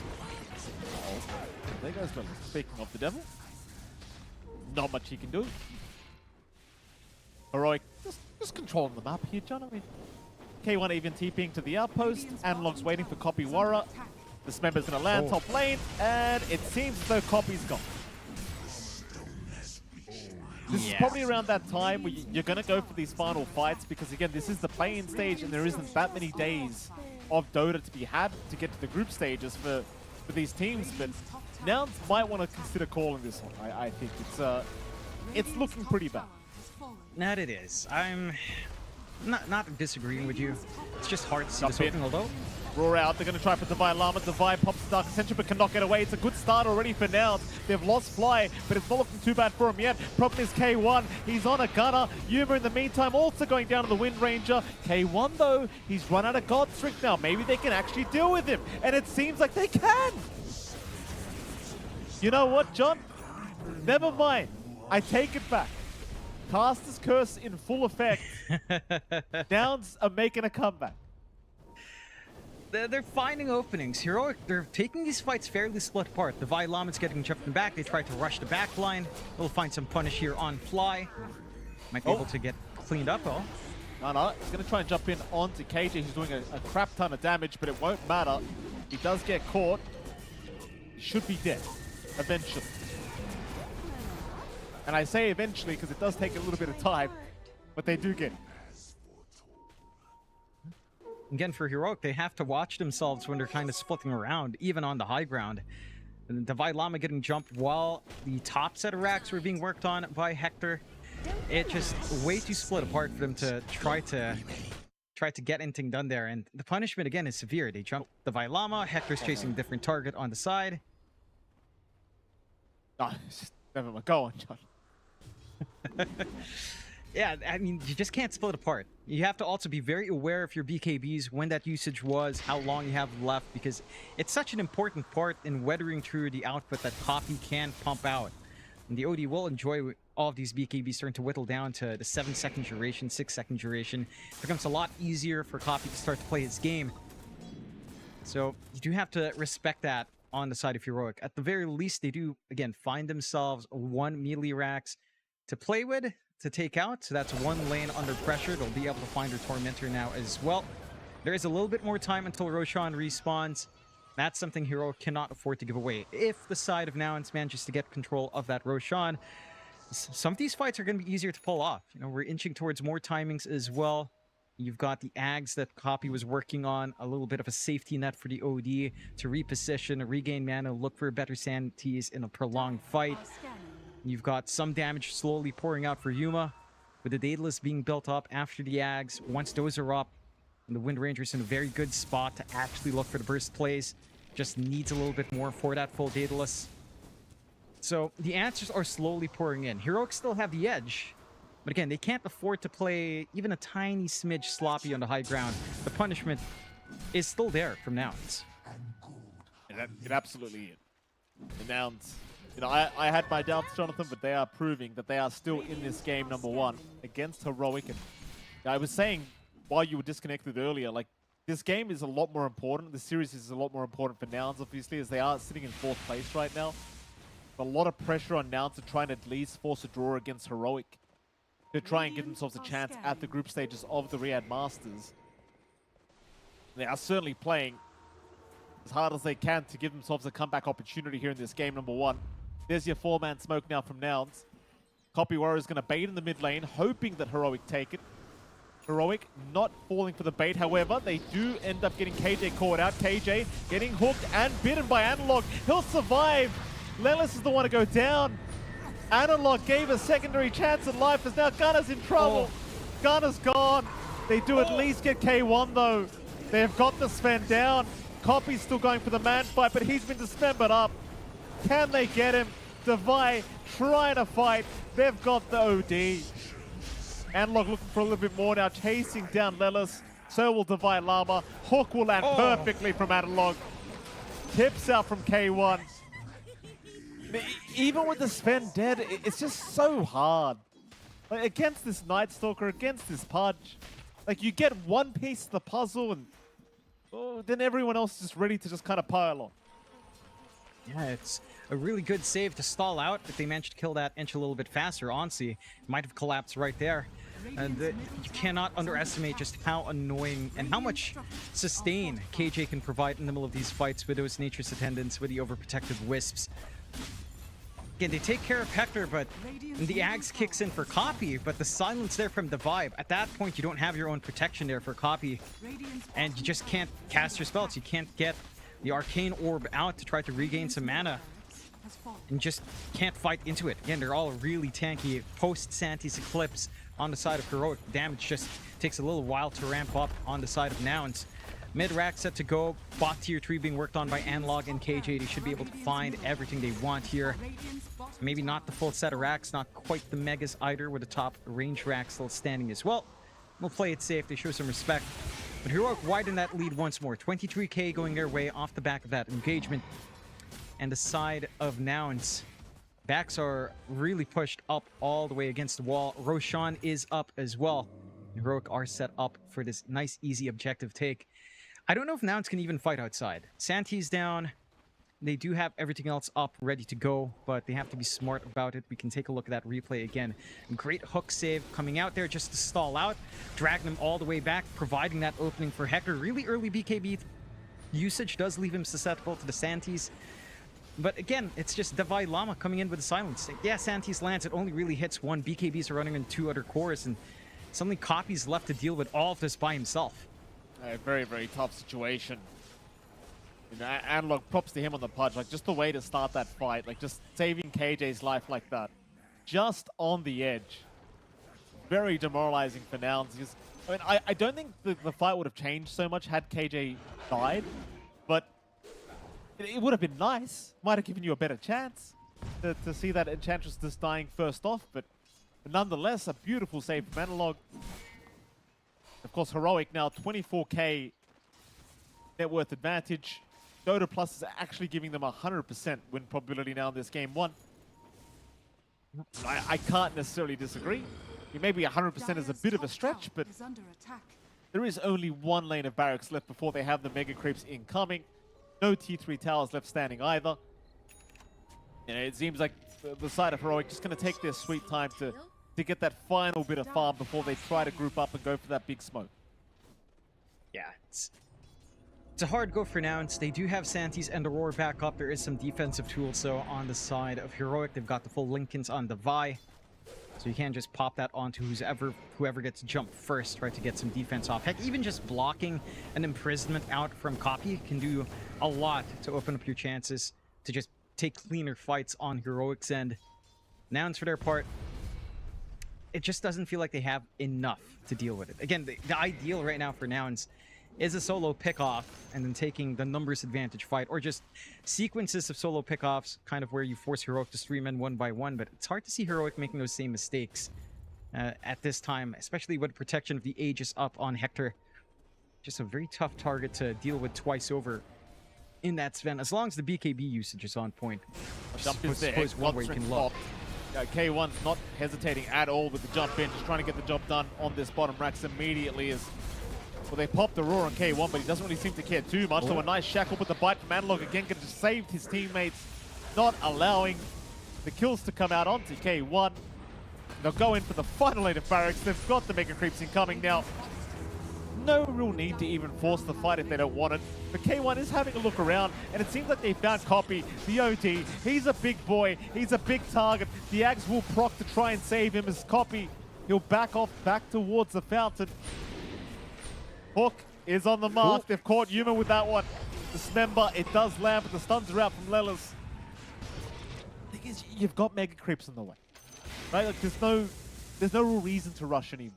You can just relax. No. Yeah, they still have Aegis up. They've got God Strength in half a minute, so there's no real reason to relax too much. Maybe just wait for those cooldowns to be back up. You manage to at least steal the Dismember up there as well on fly, so you do have some decent way to hold, although Aurora's out. They caught the punch with that one, and this time Analog is going to melt. So that's one down. It's Gunner. He'll refresh. He'll go for another Roar. Catching out the Ench now. There's going to be a buyback from Analog. KG in the meantime, he just doesn't die. He's just way too tanky. K1, he'll pop the God Strength right onto the Rubik. He'll go, and Fly is down. Dismember out from Analog on top, finding the Beastmaster. So Gunner will drop to boot. No buybacks. Jump in from the Vylove. In fact, it was K1 who jumped in. There's the Vi. Lelas to go down. On a Copy Wara. Copy's gone. And eventually they will call us. Game 1 will go the way of Heroic. And props to Nouns, John. I mean, they put up a pretty good fight. There was points in the game where I thought, oh, maybe we actually have a bit of a comeback on our hands, but the Heroic still playing a little bit too cleanly here in this Game 1, and well, props to them, John, they make it work. that they do. I don't think the draft out from Nouns did him too many favors. It felt like the lane's just a little bit weaker. You're running a Rubik 5, doesn't work as well instead of 4. The levels are a bit slowed down. And again, the Nyx just doesn't pan out this time around.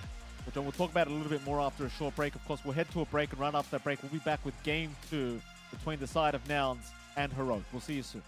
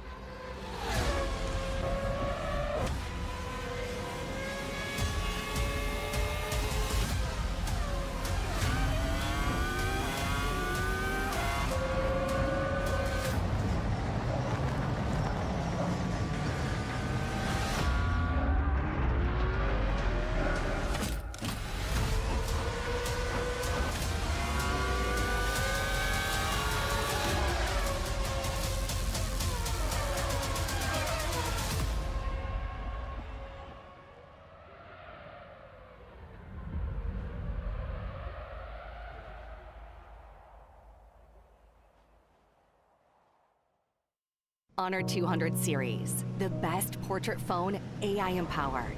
studio level, AI portrait camera, 3 hardcore portrait modes, color, vibrant and classic to capture portraits that truly stand out. AI-empowered magic portal, Snapdragon 8S Gen 3 AI chipset, 5,200 milliampere per hours silicon carbon battery, 100 watt, Honor Supercharge. This is Honor 200 series.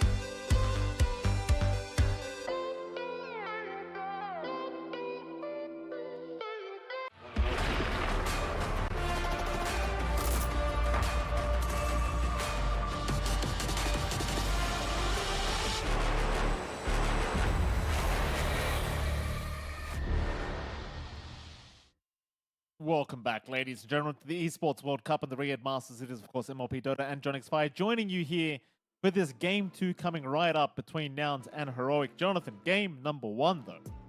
Very, very kind of dominant game from Heroic, to say the least. I mean, Nouns, props to them for trying their absolute best to put up a good fight here up against Heroic, but Heroic certainly proving to be the better team, at least for game 1. May I lead the topic to where I think the problems were, John? This draft from them. Now, I don't mind the experimentation with heroes like Nyx Assassin, right? I don't think that loss was on Lilith. But this pos 1 Wind Ranger, like I say it every time, but what are we doing with this hero? Like, what's the point of this hero? You're gonna focus fire one person in a team fight, and then nothing's gonna happen after. Yep. And he got demolished in lane, by the way. Like, it wasn't even close. The Vi was literally running circles around their T1 tower. I can't make this up at 3 minutes in, Jonathan. He was literally running in circles around their T1 tower. I know. Again, I go back to that interview we had with Amar. Why do teams pick up Wind Ranger? And I think that still holds true today. Not much has changed about the hero. Her facets are kind of a meme. You know, you go for Whirlwind, you're in for trouble from your teammates because, hey, you're focus firing multiple heroes. You're not going to kill any of them. And Whirlwind is kind of, I mean, the other one's fine for move speed. It's not that. It's not particularly useful. You'd think it's like a mini Stampede. It really isn't. I think it's right to point to the Wind Ranger. And again, the idea behind that just feels flat. I think the ideas in the other lanes also just didn't pan out. Right? Like the OD pickup on mid up against the Pudge towards the end. And that's not the lane that the OD outright wins. It feels like the OD is in a very weird spot where it really needs to crush a lane, then transition to like right clicks, and you're really relying on sand keys more than anything else, and trying to go for longer fights with your Ags. But the counter position in the NS just made that impossible. Right? You use your BKB before the Ags pops, like you're seeing in this highlight right now from Copy. He's running in, pops BKB, then it fades, his Ags procs, and then he's still silenced up by the Void. The Night Stalker was a very good solution here from the Vi to prevent any sort of play from that tempo mid. And it just felt like there was no hero that could play. Gunnar was having a decent time with the Beastmaster top network for his team for a while. He had a good lane, but it's not down because of the fact that he had a Nyx. You know, Lelis, his impact was very minimal. And again, as you said, it's not Lelis' fault. Nyx right now is just not in a fantastic spot. Even if he manages to pull and get EXP, it doesn't really compare well in comparison to like a Spirit Breaker, you know, who almost has the same idea in what he wants to do once he has a Shadow Blade. Hunt around, look for soft spots, clear out some lanes even better than the Nyx can. And think just some of these ideas in the draft from now, I would say these probably came out from a lot of scrimmages with Heroic. Maybe these are some ideas that worked beforehand, but certainly not on this stage. And Heroic, they're going to be setting themselves up for a very good time. If they've managed to find that 2-0, that's going to catapult them up in their group already further. You know, just give them a good time riding out these play-ins.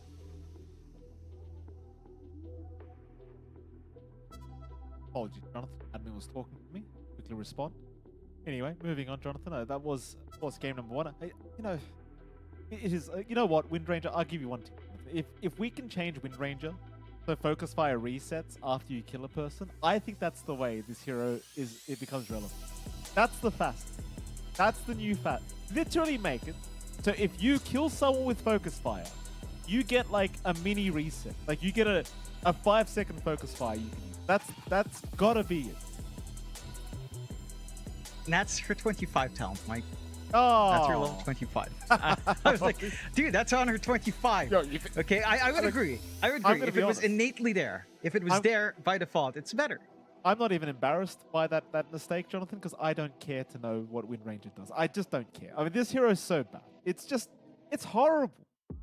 It's horrible. Like, we're going to wait till level 25 for that? Yep.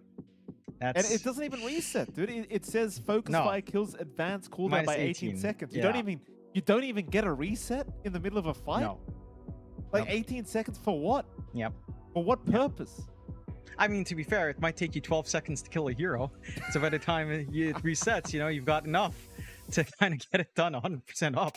That's not exactly what you want to hear from your past one, but hey, yeah, I don't know. The ideas for Wind Ranger, it's not there. I feel like even support is a very hard sell. We'll see if that idea comes out again for Nouns. We shall, Jonathan. We are going to have to get off to a break, but right after that break, we'll be back with Game 2 between Heroic and Nouns Esports. We'll see you soon.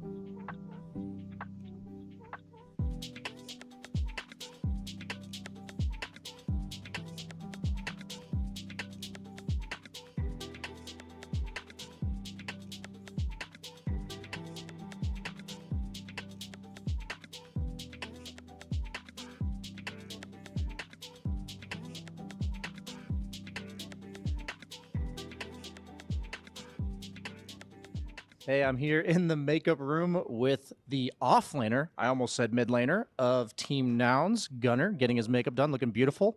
Yep, well, in the process of it, but, you know, we all got to do something in the morning. Before and after, I was trying to say that you're looking beautiful, my friend. So, I've already talked about briefly the fact that you swapped roles. How has that been for you so far in competitive? It's been a lot of fun. It's fun to learn new heroes, and I like the role. It's a lot of fun to lane with Ellis. You know, we got the TI last year together. Now we're laning together, so good synergy. What is like the discussion that goes on when you guys are looking to, because you've made a few roster swaps. What is the discussion that's going on where you're deciding, is it worth getting somebody in my current role to swap over? Is this just the best option available? How do you go about that? It's kind of just talking about options, like what options we think we have for what roles. And I was also looking kind of to play offlane at the start of the season, so I brought it up as an option, and then we just leaned into it. Why were you trying to do that, if you don't mind me asking? I don't know. It's kind of boring to some extent. It's like you play Pango for 5 years, and then you don't want to play Dota anymore. So, and now Pango's kind of good at offlane, so I'm kind of sad. Like I play offlane for 5 months, no Pango, and now Pango's good again in offlane. And so I don't know. I can't escape the hero. Sometimes in Dota, there's just no running away from your troubles. But going into the tournament, you know, I'd say one of the biggest storylines for you guys is that Shopify has kind of been the gatekeepers of all the qualifiers for a while. But this and TI, you guys are the team from NA coming out. What has been the difference towards the tail end of the season that has allowed you guys to overcome that big hurdle? I think Copy is really good. And playing with him, we lost one best of 5 to Shopify with him, but it was really close. And from our perspective, we kind of threw 2 of the games. So like we kind of won the series 4-1, if you think about it. And then so now we had more time to gel and practice, and then we won the next 2. We'll let you get back to your makeups. Good luck in the tournament, my man.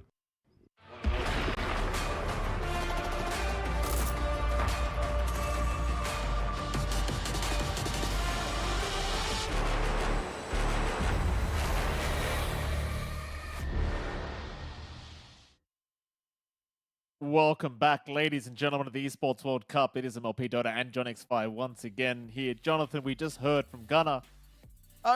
He looked happy. Jonathan Gunnar had a few words to say, still sounding confident here at the Riyadh Masters, of course. You saw game 1, John. It was a bit of a dominant affair from Heroic, so we're going to need to see a little bit of that confidence coming into the draft for game number 2 between these two teams. I can only wonder how he changed. This is the thing. Like, every time we have a game 1 with a carry Wind Ranger, I can only pin it on the draft. I really can only say like that the draft made it so they had no. Yeah, I don't disagree. I mean, again, I don't think it's just a Wind Ranger. I think it's in the context as well of having the Nyx support. Lullis couldn't really do as much playmaking as he'd want. You've got this OD mid, which feels like its timings are way too tight. You just haven't seen that much success from the OD mid every single time we've seen it pop out in recent months. So I think the ideas just didn't pan out for Nouns. I do appreciate the different draft, very different from what we're used to seeing, but it just felt like Heroic ran a much more bog standard draft. They have strong lanes coming in. You had a really good time for Divide Llama, especially with that initial nighttime. He hits level 3, and you can't deal with him with a value point in Hunter Knight with his amped up spells. He just runs you down. So I think one correction for Nouns, outside of just avoiding Wind Ranger, is looking at much stronger lanes. Like you've got to get yourself lanes that pop off early, considering how fast Heroic can utilize this early lead for themselves. I don't know. Just don't fall back to Wind Ranger, maybe the OD and the Nyx. I don't think they're going to run it back anyhow, considering how that game 1 went for Nouns. I'm sure they're looking at an entirely different, maybe much more standard draft here. Yeah, I'm pretty sure that's probably where they're going to head with this game 2, but we'll see. Surely game 2's draft will be underway rather soon, and we can see exactly what these drafts are going to entail for either side. Of course, Heroic still in a very good position with 1 game up now, looking for that 2-0 victory over Nouns to really secure that first place position of the groups. Seems like we are going to try and get this game 1 underway, but I think I saw someone disconnect, so we're going to have lobby. I think we shall see. Yeah, hopefully it loads in. Hopefully. Nope. No. Okay. Okay. What? Okay, I know it's not just me. You heard whatever that was as well, Michael Phoenix. That is interesting. Very, very interesting time. Fortunately, I don't think the stream heard it, so you were saved from whatever that was. What is that?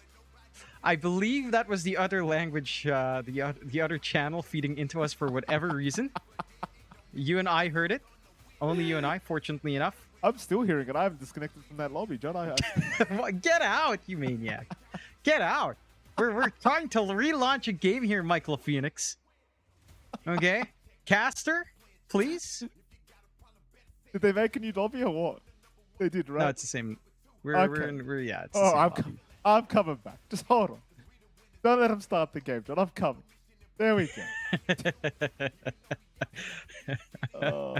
I wish we could have heard that on stream. People are going to be asking why we're laughing. It was hilarious. That was amazing. We can't replicate it either, but it was very intriguing as to the goings-ons on the other streams there, Mikey. On the other language streams, for sure. It is what it is. Game number 2. Oh, it'll be underway rather soon, I'm sure. Hopefully no one disconnects as we start the game. Soon? Maybe? Oh, I have an idea.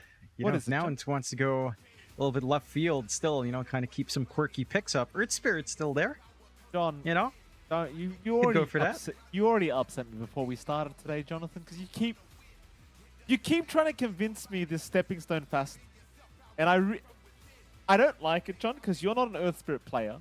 I know I'm you're not doing an Earth Spirit player. I know. See people play it.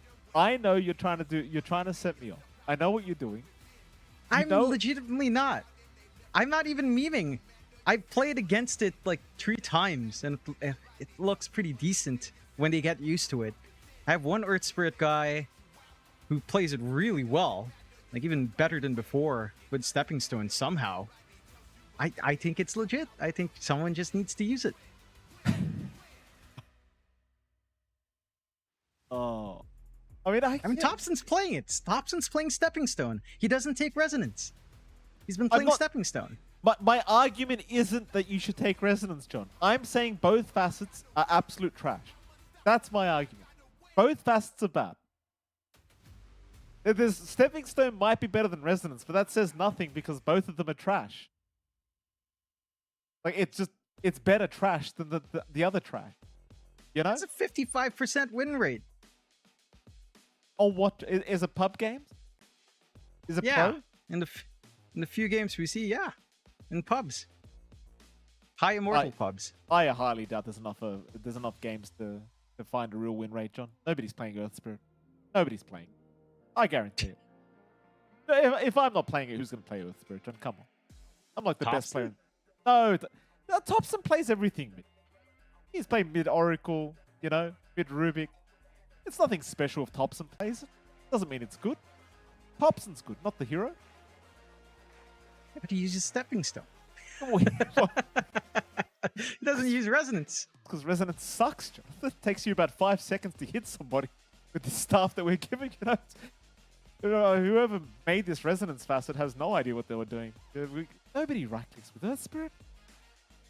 He's got a slower attack animation than Jakira does these days, John. At least Jakira has 2 attacks. You know? True.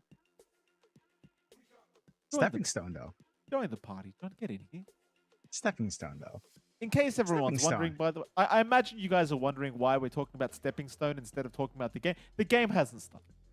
The game has not started, ladies and gentlemen. You are missing nothing at the moment. We're just talking about how bad Earth Spirit's facets are. John's trying to convince me that Stepping Stone's actually good. I will constantly disagree. Because it's not.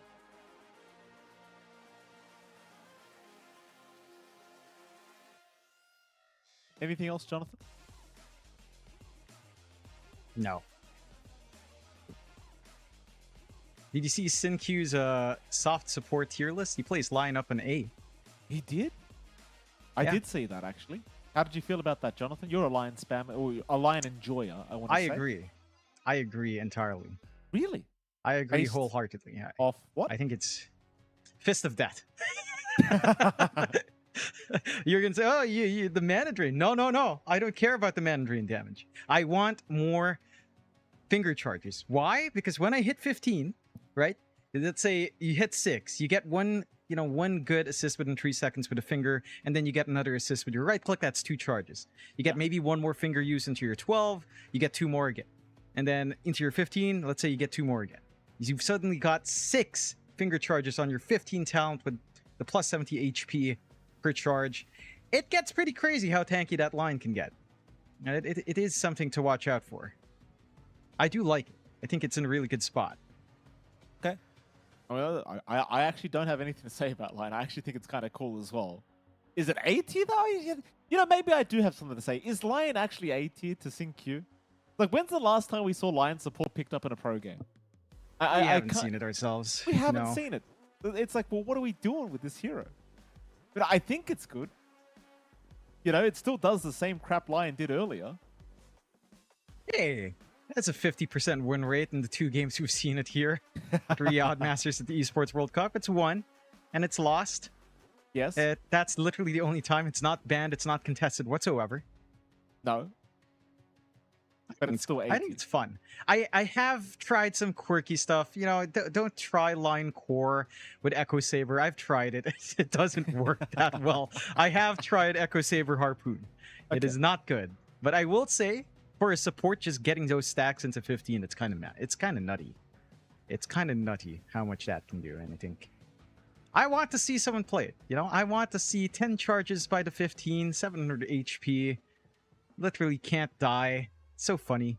Now, I'm happy now that pros as well are going for overprotective wisps. We saw it much more often as well in the regional qualifiers, but not as much. I think some pros were still going for the enchant attack range. I think we are seeing the value in the overprotective wisp. It's so hard to kill heroes off. And I was watching another game during that time in the regional qualifiers. Like, I feel like, I know, maybe you don't run into it as much in pubs, but every single time I've seen that and my friends try it out, like, it just feels unkillable. You get a Glimmer Cape, you get durability, of course your standard utility is Ench. The wisps are crazy, and I'm glad that's been shining a little bit more here in the play-ins.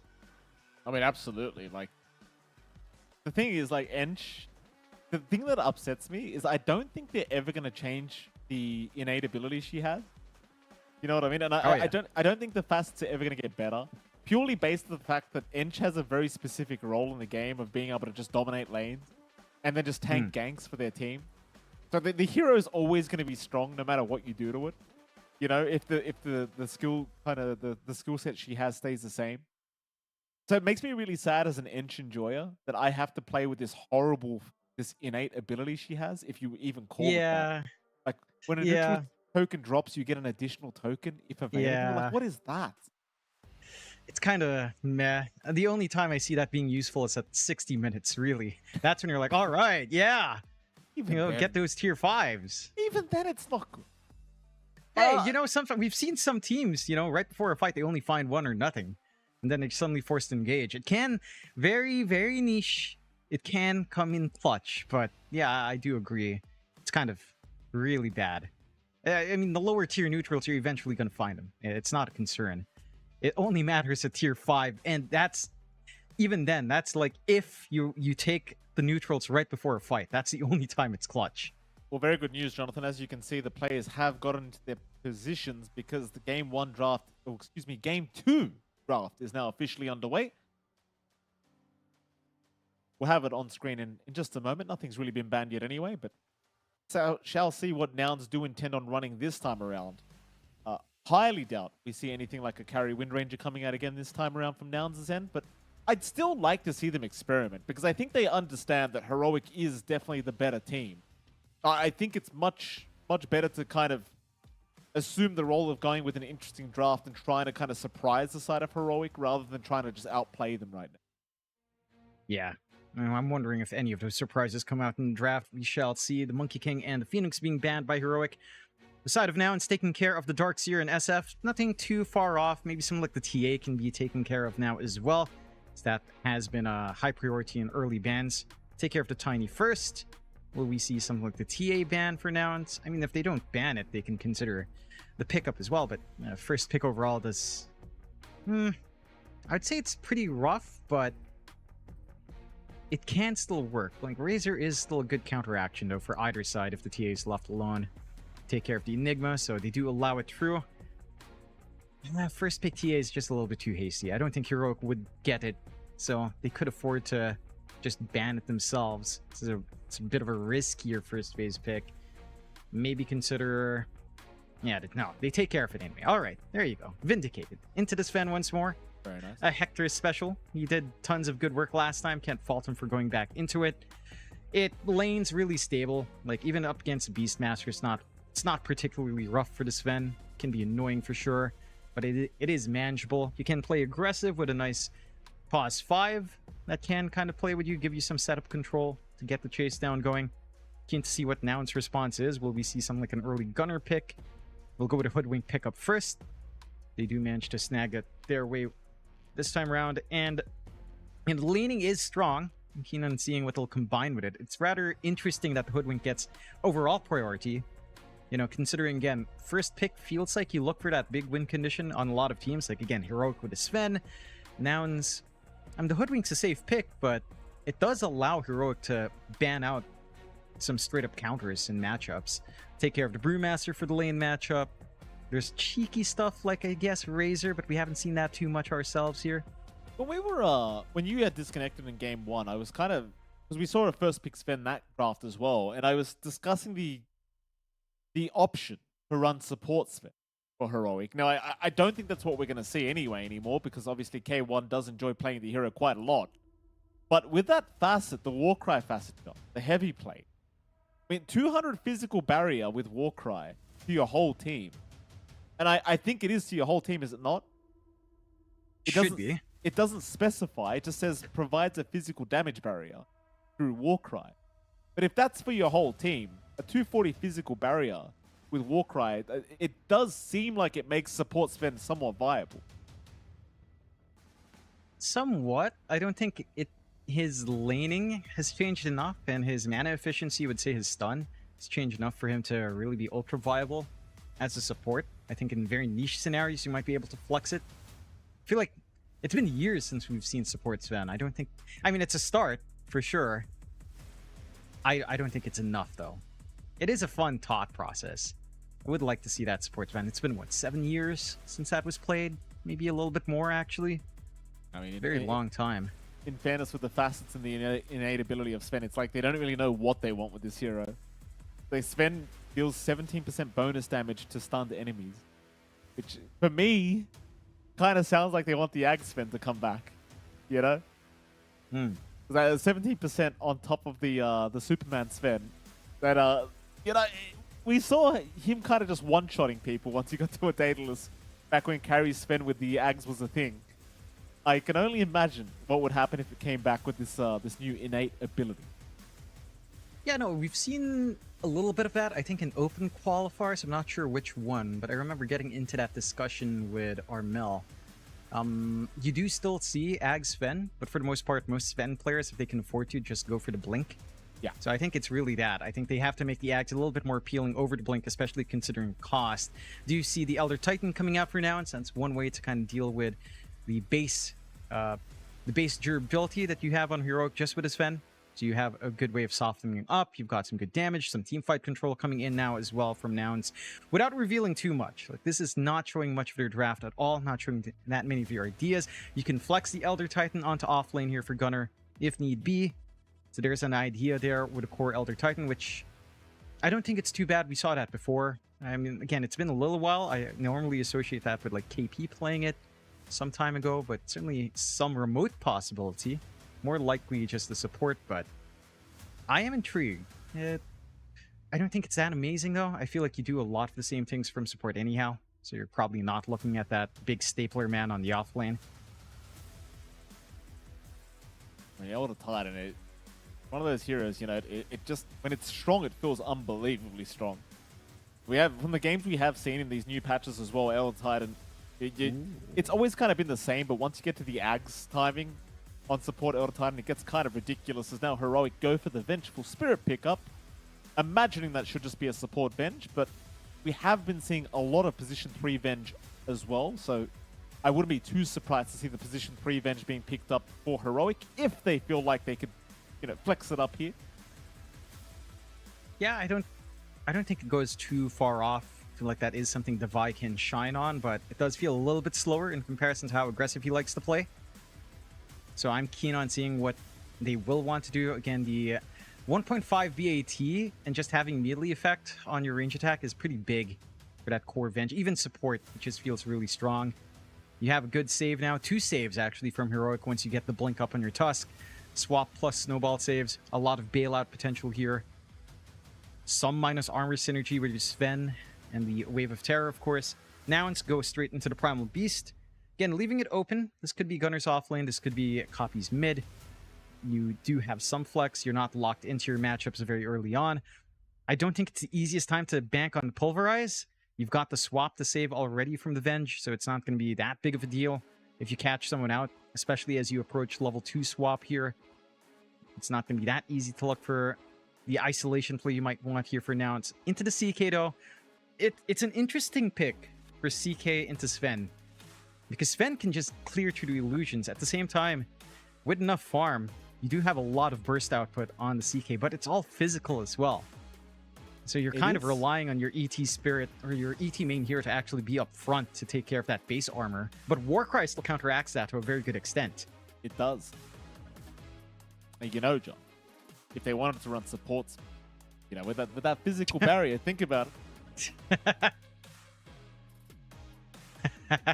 You laugh as much as you want, John. In a couple months, you'll be like, Mike, you said support Sven. We're seeing it every game now. Mark my word. I mean, I can see it happening, but I feel like it's pretty expensive. You're kind of going to want maybe a mech into Crimson Guard. I feel like that's the build-up. It just sounds really ugly to say that.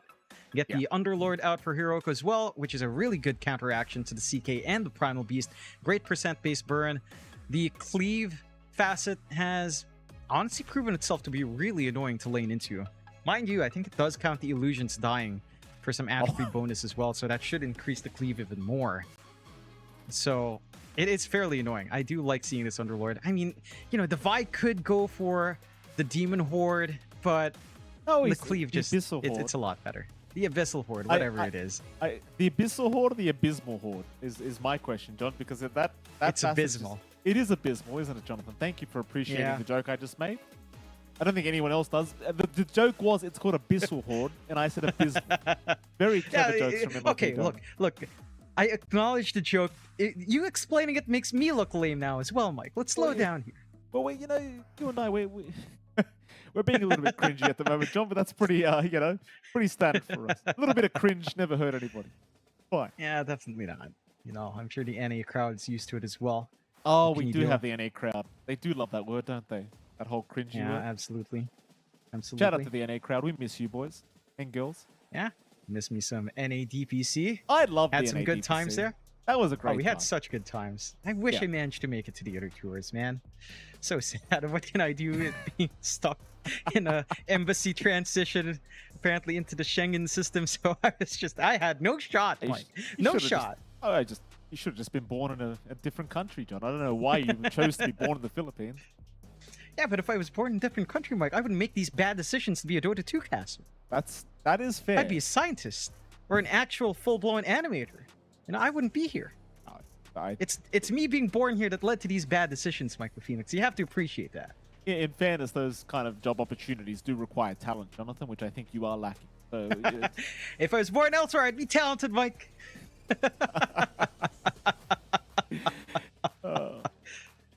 Now it's final banner. I don't even know how we're still being hired, John. They'll ban out the Pangolier. Heroic, one more ban for themselves. You know, the thing is as well, with this draft from Heroic, and I know you've kind of already gone over it, but how do you kill anyone? Like, with the damage reduction from the Underlord, with the Warcry bonus armor, with the physical barriers the Vengeance going to provide you, who's dying in this game? Oh, don't forget the damage reduction from Wave of Terror as well. Oh, of course. There's no damage. There's no physical burst. That's the tricky part for the CK in this game, and that's why I was so curious about them going back for this comfort on Hector.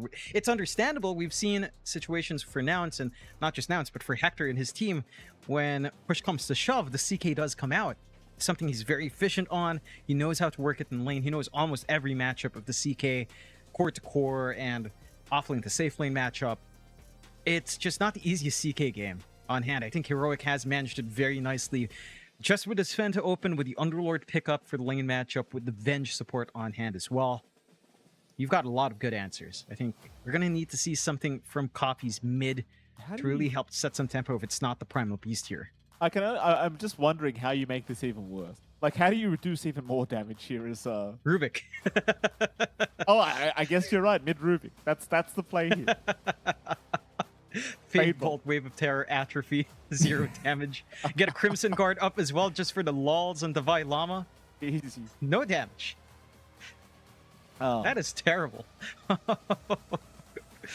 That is the saddest way. If we had Wraith Pack, you know? Oh, don't say that. That would be one more thing. Oh, don't say it.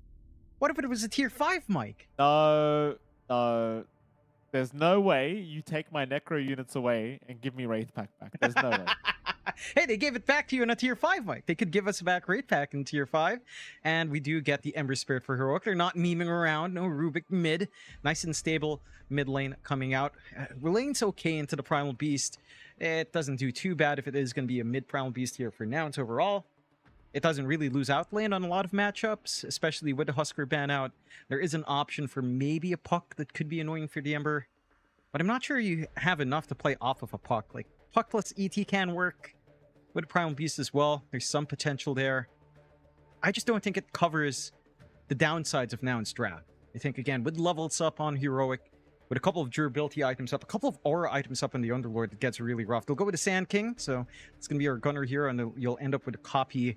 No, it's a mid copy Sand King. All right, that's some spice there. Wow, wow, wow. A little bit different.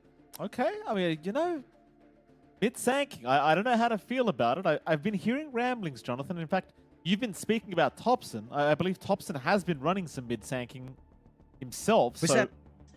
Was that pre-nerf, though? Before they nerfed out the size of his Sandstorm on the other facet, which isn't here anyhow? No, I believe it was this sub-pack. So... Okay. I don't know how it went. I'm not, I don't know that much about it, but I know he's been running. That's all I know. Apparently it was broken. Fair enough. I think the mid matchup does work pretty all right, especially with Caustic and 8. You should be fairly happy here on copy. You can just hold the lane, farm up. The Ember can't fully harass you out. You do have to be a little bit cautious, especially of double impact from the Ember. You're going to have to really protect yourself here with some sentries to ensure that copy won't just get run down. He does need the investment to take away sentries from Analog as well. Gonna be an interesting one. The Sand King does provide a little bit more team fight. It does provide you some much needed magical damage as well. The Ags is going to be a big nuisance until those BKBs are up on Heroic. So it does provide a lot of answers. I'm just keen on seeing how well the lane goes for copy. I'm curious too, Jonathan. This is going to be game 2 between Heroic and Nouns of a best of 2. Nouns, best they can hope for now is a tie with Heroic. A lot on the line for Nouns again. I mean, Heroic, they're playing to try and secure first place in their groups, but Nouns, they're playing for their lives. They're playing for the opportunity to get through to the group stages of the Riyadh Masters. There's so much money on the line here. You don't want to get knocked out this early. And I know earlier we were talking about the fact that, every team gets a bit of money. Even final place, even 19th and 20th place, I believe, gets about 20K or 15K. But geez, you don't want to go home with 15K, John. I mean, it's nice, but it's not life-changing money. No, certainly not. And again, your club is looking for you to place high, at least top 8 for those club championship points. You want to find it. You want that club money to come in as well for the club championship. So we'll have to see if that pressure can push out Nouns. Do have sound issues, so you are stuck on this panning shots of our lovely players as we are in a pause. I think it's for the better the sound's off. At the very least, no chances they can accidentally hear us. Sadly, Who would want to our listen to us? Our sounds aren't off, Jonathan, sadly. So, the wrong sound's off, I think. Hopefully we'll get this game number 2 underway rather soon. This happened to me, by the way, when your power went out in game 1, which is pretty standard. My classic luck, Jonathan, just nothing happened while your power was out. The lobby crashed 3 times. We get into game, and it's just an immediate pause for 5 minutes. I mean, literally anything to delay the game happened. And our admin dares says to me, "You've done enough solo casts, you'll be fine." Like, in what world? He's not wrong. But this isn't a solo cast, John. Like, we went from 3 lobby crashes to a pause, and I have nothing to talk about. And they're acting as if it's like, well, Mike's got this. He can just start making jokes again. He'll be fine. By himself, exactly. Yeah, by himself. You be the straight man to your own jokes. Well, my punching bag was gone, Jonathan. You do have value, whether I like to admit it or not. I need someone. Oh, again, we have a pause, by the way. Sounds off again, apparently. My alarm was having a great old time. Someone's turning off the sound is the call. Who's turning off the sound? I know you've got your button, that sound button, Mike. Stop pretending. Why are you messing with Heroic, Mike? What did Hector ever do to you? He's a nice guy. Davai Lama, you know, we haven't gotten to meet just yet. Is it because of the throat singing? Is that why? I'll tell you what, I'm going to call Davai Lama out. The moment I meet that man, I'm going to tell him straight up, what you watch, eye to eye, I'm going to stare him straight in his eyes and tell him, throat singing's horrible. Don't ever do that crap again. Never again, Davai Lama. I don't know why he does it. I will slap you on his behalf if you say that to his face. Mark my words, I am going to say it to his face. How can you not like have you listened to Hunhurtu? I have. You've shown me. I don't like Chirahor. Don't like Edigan Taiga. Such good songs. Musically amazing. Look, people keep telling me how great is this throat singing. Like, who sits there listening to it? I do. Why, John? Because it's soothing. Do you not appreciate the very first sounds that we as humans has made musically? That's the history of throat singing. How do you know that? It's music that's been carried from the steppes, Mike. How do you know It's one of the oldest forms. Anthropology tells us so, Mike. Do you not appreciate, like, Chirakor? It's about this man and his yellow horse, and the instruments literally replicate the sound of a galloping horse music. How can you not appreciate that? That connection with nature has been lost to modern man, and you, sir, are endemic of the problem. Mr. Modern Man Mike LaPhoenix. Harumph, I say. Harumph. All I'm saying, John, is if you were to go to a barbecue and someone put a throat singing song on, you wouldn't get that excited. You know what I You like? wouldn't play it at the barbecue. Why would you play it at the barbecue? Oh, that's what. Well, where do you play it, John? Where do you just play? listen to it. What do you mean? You just listen to it. You're sitting at your desk. You listen if you want to relax. You know, it's not like you go to the barbecue and blast some Mozart. You gonna blast some Bach for me in the barbecue in Australia, Mikey? I'd rather that than the throat singing. How do you relax the throat singing, John? It sounds like they're choking. Like, it sounds like they just swallowed a few razor blades and just started pushing out air from there. That's what it sounds like. That's what it's. No. Listen, no, it's not. All I'm saying is I don't like. That's all I'm saying. I'm not saying you're wrong for liking it, Jonathan. All I'm saying is I don't like it. No. I can feel you're upset. I know you're upset, Jonathan. I don't care. It's beautiful it's music. Not, it's not. It's beautiful music. I'm sorry. I apologize. It's beautiful music. It's beautiful music. It is. It truly is. You know what? You sound like a Drake fan right now, Jonathan. That's what you sound like. You're I don't even care. I don't even know anything about this Drake and Kendrick feud. You don't know anything about the Drake and Kendrick feud. You mentioned Kendrick when I said nothing about him. No, because it's all over my goddamn feed. What the hell am I supposed to do about it? Block everyone on Twitter? You degenerates drag everyone in it. I don't even know his music. I can tell you. I don't even listen to that music. I listen. Ah, you are so lame. You're so lame, Mike LaPhoenix. Lame. Short singing's cool.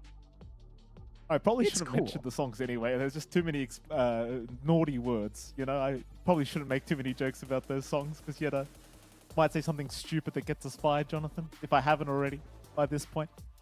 Anyway, moving on. This is where this is what we get paid the big bucks for, by the way, John. This is what Tears have told us. They're like, you guys, this is the moment we hire you guys for, is these kind of games where nothing's happening. Oh, yeah. Where Michael Phoenix can reveal that he hates the connection of mankind to its roots. I hate throat singing. No, I like the Roots, just not throat singing, Jonathan. The Roots were a great brand. I don't even know that's a band. No, actually no. How embarrassing. See, the Filipino musical taste, for whatever reason, is inexplicably linked to the 70s and 80s, very specifically. There's a lot of songs that were really big hits in the Philippines that were never hits anywhere else. The Roots are an American hip-hop band formed in 1987. So, don't make it about time, Jonathan. They were there in the 80s. I know. I'm telling you, some of the big things here are just never hits anywhere else. I don't even know. Like, I don't know if you've ever heard of this song. What is it? State of the Nation is a really sick song.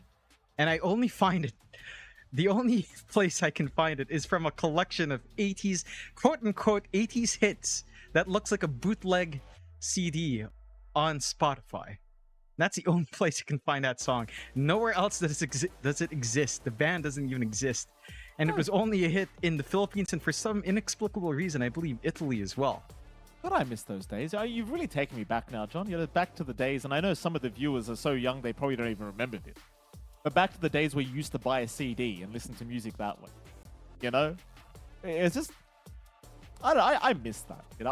It's nice that we have like literally every song in existence at the palm of our hand, for like $15 a month. But God, I miss paying $20 for a CD for like one song that I'll like out of 30. I honestly miss it. I really do. Yeah. No, I miss that physical connection to media as well, right? Where it felt like you had ownership over the product. Now everything's a subscription service. You don't own anything you have. Can I rant for a second? I bought a vacuum, and I can't make this up. They won't let you use detergent because it's a vac mop, so it mops and vacuums at the same time. They won't let me use a detergent that's not there in the mopping side of things. So I'm not making this up, by the way. This is literally a thing, right? And the detergent costs $50 a bottle. And that bottle will last you roughly a week or two. So my vacuum, I cannot make this up, is literally a subscription service. Yeah. My vacuums become a subscription service. And in what world do vacuums literally become subscriptions because you're forcing us to buy the detergent to use the damn vacuum? Now, Jonathan, I found a way to cheat the system. I have found a bootleg detergent that I can buy for 1/5 of the price. That's not my point, though, Jonathan.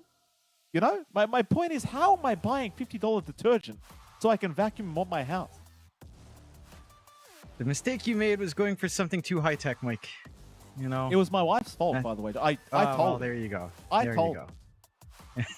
She's like, oh, but it's going to make it so great for us. We're going to always have a clean house, this and that. She hasn't even touched the vacuum, John. I've been vacuuming every day. She doesn't touch it. Of course. Of course. Yes, it's classic. Every time. They see a new gadget. Buy me this. Trust me, it'll make everything better. As soon as I buy it, I'm the only one using it. How did we get here? How do we do this every time? We went from throat singing into your life with a vacuum. How do we do that? Fallacy. It's literally sunk cost fallacy. I'm literally vacuuming because I feel bad that I spent $1,000 on a vacuum that requires $50 detergent to use that my wife won't touch. She literally won't touch it because she has to empty it. It has dirty water, Jonathan. You've got to empty the thing, apparently. She doesn't like that. Jeez. She couldn't look at the feature before I spent $1,000, though, could she, John? Because I asked her, I go, where do you think, how do they mop the floor if there's no dirty water, sweet wife of mine? She didn't have an answer to that question. Needless to say, I may have slept on the couch that night, Jonathan. I'm not going to lie to you. It was a bit of I was in the doghouse for a little bit. No, one of many nights, I'm sure. Wife doesn't appreciate me questioning common sense that should be coming out of it, Yeah, anyway, fair enough. For anyone wondering, the game has not begun. That is a lovely smile, by the way, from one of our heroic players. Love the stash. Yeah, because, we got an unpause and immediately Hector paused again, said device sound off, Lamau, and now they're just having a giggle about it. Good. He was now, you know what that means? No. You mean, without the sound, he's going to be throat singing until it's put back on. That actually might be the way to get the game started. If he throat sings, they might get so annoyed that they'll just get the game, just start the game. No sound. In fact, Devi Lama should be penalized for throat singing. That's what I think. Penalize him right now. Would be cool if say, I don't know, I don't think anyone would ever do it, but you bring a little pocket amp out and you bring your electric guitar, you get a kill, you stand up and do a little shred. You have your guitar on your lap while you're playing and you stand. Give us a pentatonic scale. Just a little pentatonic scale to shred on. It's the way to go. 2s and 4s, that's all it is, Mikey. It is. We're having disconnections in the game. I'm going to update people. People are disconnecting from the lobby at the moment, so we are well and truly not starting anytime soon, I promise you. There you go. Headsets are off. They know. The game's not starting. So apologies, but this is story time with Mike and John. Go on, John. What do you want to say in our podcast today? I was just gonna say, I think the heads are off to appreciate the Vi Laman's Trotzing concert that will commence shortly on stream. Watch out for it. I'm sure Devi will entreat us to some good renditions. I don't know if he's aware of. Like, when I was talking to him about Trotzing, I don't think he listened to Hunhurtua specifically, but there's a lot of different kinds of Trotzing. Mike, you can't fault the guy. You don't have But to yes. pronounce his name correctly. Nobody knows who you're talking about. Literally nobody knows. Like, there's one Such guy a good in band. the chat. Such a good band. Oh, it's a band. I thought it was like one dude. No, it's an actual group of How throat many singers people from... How many people do you need in a band for throat singing, John? Like, do you need instruments? I mean, they're a quartet. Yeah, they're playing instruments while throat singing, Mike. Yeah, but I thought we were kind of going back to nature, John. I wasn't aware there was instruments in nature. Yeah, it's instruments made of bone, animal bone and animal fur. Like, That sounds rather legitimately old. It's old school. What do you mean? The shamisen, a Japanese instrument, uses... Is that the cat skin instrument? I don't even know anymore. Cat skin? A lot of... Yeah. What? A lot of instruments are derived from... You know, very simplistic instruments are derived from, you know, animal waste products from early human survival shit. Mike. With due respect, Jonathan, I don't think cat skin is a waste product from cats. Do they shed, John? Is there something I don't know I about? don't know. No, I mean, you know, from when you eat, right? Like, what do you do with the bones? Some people in a long time ago figured out you take out the marrow, it works as a flute or whatever. Oh, John, looks like we are going to have to throw to a break anyway. We're going to throw to a break. We'll be back with game number 2 here between Heroic and Nouns. We'll see you soon.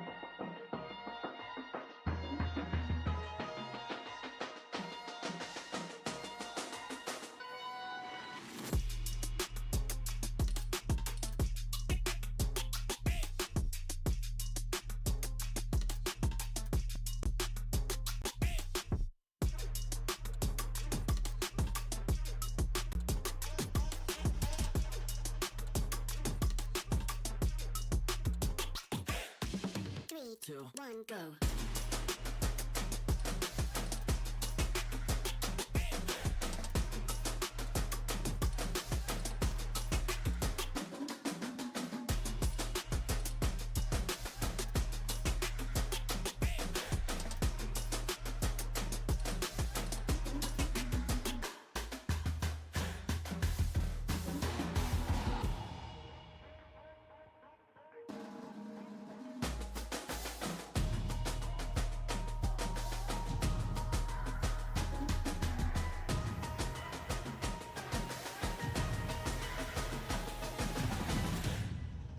Three, two, one, go.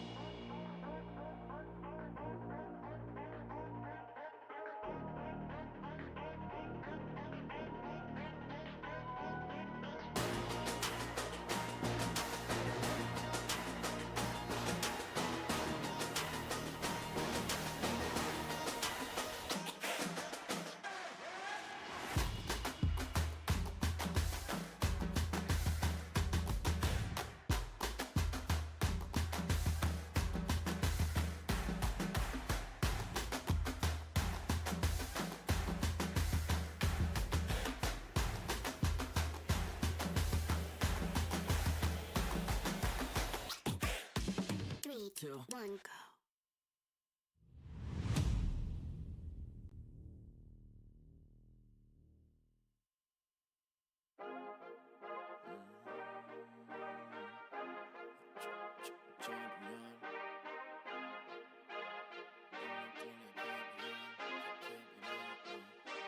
I feel like a champion. A champion. Ain't nothing that can't be done. Oh yeah. I put it all on the line. Definition of divine. Yeah, I feel like a champion. Ain't nothing that can't be done. They told me I wouldn't be nothing. Came on now, second to none. I need me a trophy, I need me a ring. I'm not with the bull, but keep it a beam. You know what it is, you know what I mean. Shit, all I do is win, win, win, win. Haters wanna hate, they ain't make top 10. Double, triple team, what they need to defend. I juke left and I'm gone with the win. Gone with it. I feel like a champion. A champion. Ain't nothing that can't be done. Oh yeah. I put it all on the line. Definition of divine. I feel like a champion. A champion. Ain't nothing that can't be done. Oh yeah. I put it all on the line. Definition of divine. Feel like a champ, MVP status. Yeah, the win been guaranteed. So let's see about it. If you gon' speak about it, then be about it. If you don't bring that energy, no, I can't be around it. Nah, I'ma shoot my shot. I'ma stick it, watch. At the tippy top, I cannot take no loss. 2 seconds on the clock, they gotta give me the rock. I got a game on what? Yeah, I got a game on lock. I feel like a champion. A champion. Ain't nothing that can't be done. Oh yeah. I put it all on the line. Definition of divine. I feel like a champion. A champion. Ain't nothing that can't be done. Oh yeah. I put it all on the line. Definition of divine.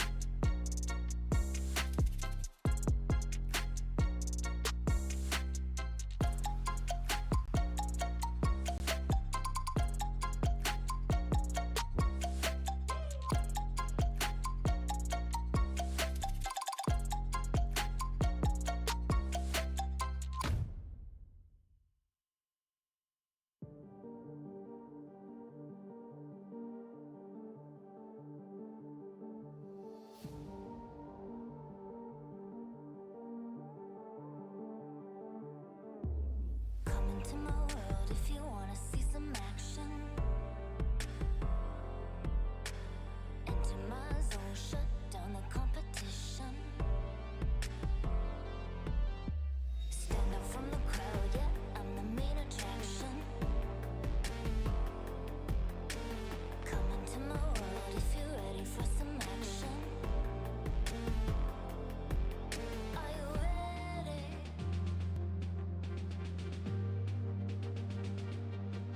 Are you ready?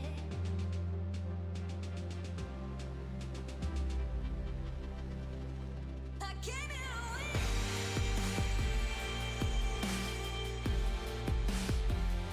I'll never give in.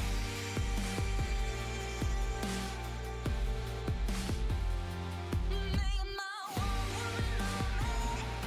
Only one woman on me. Only one woman on me.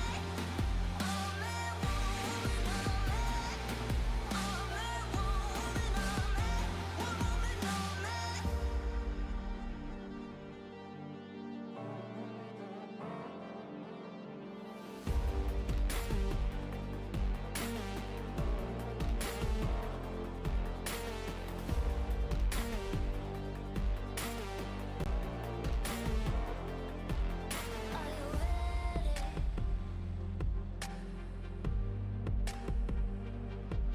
Are you ready? Are you ready?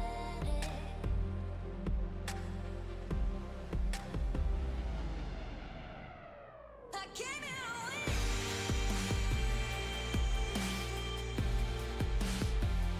I'll never give in.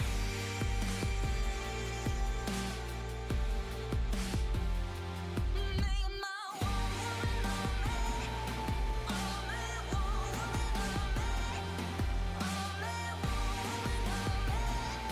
One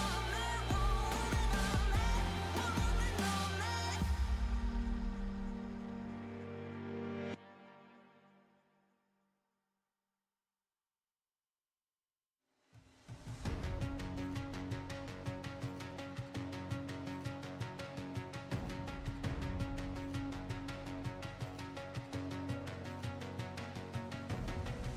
There's something in these eyes. There's a storm within, but it's written in the skies. Let it break me till it's over. Won't let it shake me, no.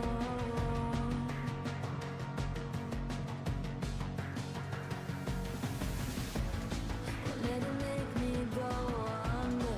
Won't let it make me go under.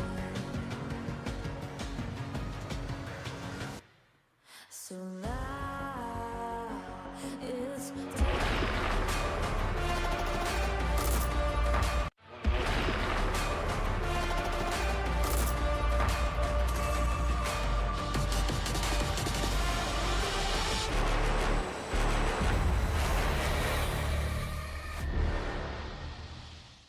Number 2 here between Nouns and Heroic. As you can see, Game 2 is now officially underway, so we can get into it because I think there's going to be a fight to break out rather soon between these two teams. Apologies for the delay. We had a couple technical issues, but all those issues are now resolved, thankfully. So we can get into the game. Jonathan, hopefully you're still here, because God forbid you have any more issues too. No, we're all good. We've gotten those issues out of the way, Mike. We've had a fix, so now we can get into the game. I've completely forgotten what we were talking about earlier, though. So I guess it's a fresh start. Again. See if they manage to see if they snag anything away here. Well, Devi, he could be in a spot of danger. Looks like he is in a lot of danger, though he's actually fighting back. Fly might be the one to go down. Oh, he does eventually drop, but Fly will go right after. As now Schofield and KJ show up. Yuma about to drop. The Yuma does make it away. The Divine Llama almost took Fly out before he drops. Yeah. Again, that burn damage from the Firestorm, not to be underestimated. They did manage to get some blood grenades out as well. Good usage from the supports to back that move up. Just a little bit too far out. If you maybe had a closer position here for Schofield to come in with the tag team, could have ended up a lot cleaner for the side of Heroic. Still, first blood going the way of Nouns overall. Onto Yuma, of all things, is a pretty good start regardless. Take a look at those lanes. Of course, taking a peek up at top, we got Yuma on that CK. along with his support cutting through in the back from Fly on the ET. They're up against Divide Llama, along with Schofield on the Tusk and the Underlord. And this lane is fairly passive. You can see Schofield already getting to work, trying to drag this creep wave away, although it will meet further behind. So you just got that awkward farming game at the moment. Down bot, we did see a little bit of some action onto Lellis, just not quite enough to kill off or hoodwink just yet. And again, they are trying to just get their level spikes. They do have level 2 up in Schofield now. Could try, but it's a little bit harder for the Underlord. It does feel like you want level 3, maybe even level 4 before you can really consider burning these heroes down here up top. Yeah, I mean, he's... I think he's going to just chill out for now. I mean, Fly and Yuma, they're going to try and be aggressive. Fly still rushing forward with the Astral Spirit, but doesn't really seem like they found the opening anyway. And again, it is still relatively early in the grand scheme of things. All lanes going pretty well so far for both sides. And that mid lane was, I think, something we were talking about quite a bit. Like, there was a few question marks as to how the mid sanking works from Copy Warriors end. For now, Copy's having a great old time when it comes to CS. There's no struggles whatsoever. Yeah, it is really panning out. I mean, you've got the Stinger to harass. You can always play in the Sandstorm. Copy already investing in the sentries, of course, to ensure that the Sandstorm harassment is just consistent. And it is. There's not too much Analog can do to really stop that. He does go for the Chain Gang, actually, on this Ember. So, no double impact to fully harass out. Does mean you have a lot more play for that Sand King, of course. Not worried about too much in terms of harassment. Again, you are off to a strong start for Copy. I'm wondering if he gets any sort of prioritization on stacks. There's already a bit of a stack in the triangle. So there's some good flash form for the Sand King to get into a very fast Ags timing overall. That is something that Heroic will have to watch out for. The bot lane for Hecker as well. We took a gander earlier, but didn't really take a full look. It's a little bit slower going. Melee matchup for Gunnar to deal with on Primal Beast is pretty good for him. And Hector? Okay, Gunner's trying to get a little bit aggressive. Hector's going to be okay. KJ rushing in to see if they can actually land a stun onto Gunnar and think about a kill, but Gunner's going to be okay to get towards the Healing Lotus and secure that for himself. Already Gunnar trying to be as aggressive as possible, even just alone on the Primal Beast, but certainly needs to pay respect to the fact that KJ is still going to hang around on the Venge to ensure he can't just freely dive his Sven. Of course, Lellis will also make his reappearance back into the bot lane. But my eyes are still kind of peeled in this mid lane, and I'm still watching this mid sanking very carefully to see exactly how Copy's going to play it. The thing is, you can clear out the wave in the mid lane so quickly and just go back for the cabs by the mid tier 1 tower. So farm-wise, it's pretty hard not to just escalate out of control. And it is. And again, Analog doesn't have the sentry to try to harass back onto Copy. So that mid-control for Copy is just very straightforward. Clears out, has the Stinger to threaten and clear out the wave. Doesn't really have too much counterplay from Analog. And he's not going to want to invest deeply into the sentries himself, although he does have one in the backpack if the kill opportunity does present itself. You don't have any relief from your supports either. No real room to kind of leave these side lanes yet. I mean, Schofield has 3, but Devi, if he does get fully committed by Yuma and Fly at their level 3s as well, can just kind of get run down. And again, the bot lane for Hector, there's always the aggressive potential from Gunnar if you are isolated. So you are running more, basically a static setup. There is at least the D-ward coming in now for Analog. But like you mentioned, the camps for Copy, no blocks, no early wards to check it out. They'll try top though. Well, they're going to try for Yuma. Go for the bigger kill. And Yuma, he's melting very quick with the tag teams from Schofield, though Yuma barely escaping for now. Instead, it's onto Fly, who's chasing down KJ. KJ about to fall, gets the Fairy Fire off, so Fly now about to drop their Fly, actually makes it away. Somehow everyone from Nouns survives this as KJ. KJ is the only one to drop. Lellis now being snowballed up here from Schofield, though he's still running. Lellis, Fairy Fire's up. He'll make it out now. Divine Llama's still trying to fight, but the bushwhack on the 2 targets, they've all kited them out. Does anyone die? Is Nouns literally going to get away with every single life? They're still fighting. Schofield's about to drop. Schofield down. And Divine Llama, he's forced to just run. But there's a creep wave right behind him. He'll go for the TP play out and he'll make it. But somehow, Nouns lose nothing and find everything. they managed to kite around Heroic quite nicely. Like, they dance into the back really well. They avoid that movement out. Yuma dancing around the tree line. All very durable. This kind of goes back to maybe the skill build as well from Divine Llama, opting for 2 points in Atrophy instead of 2 points in Firestorm. That damage gain might have been enough to get the burn and the kill. And while all of that happened, you saw the solo kill for Copy onto Analog as well, hitting that earlier 6. The kill threat is massive. They're still keeping that chase up now. Well, they certainly are. That Dire Jungle Fly now in danger. Fly, he's able to get away. He's kiting again. Back in onto KJ. They'll go. KJ, he's just dropping very fast. Yuma able to take his second kill of the game already here on the CK. And Nouns really playing on edge, but it's working out every time. These supports are always on the brink of death, but just never quite close enough to actually go down. Yeah, they just managed to kite perfectly well. And again, for Heroic, they've got to slow things down a little bit and maybe just try to get some blocks, contest some stacks. They did have the right idea invading that jungle area. Analog scouts out the stacks as well with a creep wave he pulled, so he's going to find himself a lot of farm to snag away. But that is under complete vision. The Copy, he's got a lot of damage on him if you're not too careful here. And even without the epicenter on hand, just the sandstorm and the stinger levels are enough to kind of burn through the early levels of the flame armor as well. So you're not going to be blocking off that magical damage out. A strong start for now. It's 1-5, 2k lead already on hand.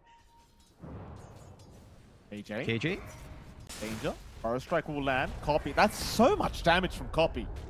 He's not going to get the job done, though. KJ is able to escape, and in fact, now Copy Warrior is the one in danger. He'll get the Sandstorm off in time, but it won't matter. Analog secures the kill. Now Fly trying to run, but the chase continues from Analog, who just wants to commit all the way. Fly eventually will drop as a double kill is now secured for Analog, but here comes Gunner. Onslaught. Oh, very nice juke out. Analog, he'll be able to get away as Gunner was unable to really lock him down long enough that he'll try for KJ instead, but the snowball is going to buy a bit of time for KJ to walk his way out as Gunner's still chasing him, but KJ's in the tree line now. Gunner still trying for the kill. KJ, though, he has to stun up. They can't kill him. KJ's fine. Gunner, I mean, it's a nice rotation, but he's not really able to get too much out of it. That it is. And all of these kills coming out for Analog is massive for Ember. Remember, his lane matchup up against the Sand King was pretty rough.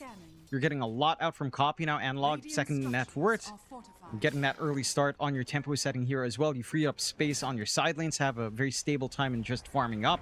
You're giving some space out to Hector to just play the jungle as well down bot on that Sven. It's a big set of moves that does help equalize for Heroic just a bit. They're not able to fully commit for the stacks. No, that all kind of stems back to Analog getting that creep pull into the triangle camp. They don't manage to fully contest it, but they find kills for themselves. They will force Copy to start clearing out now. Again, you have to respect the output of that Stinger. It is a lot of damage when you connect right dead center. It's not too hard for Copy to do that, but Analog. You also have to remember you're not the tankiest there.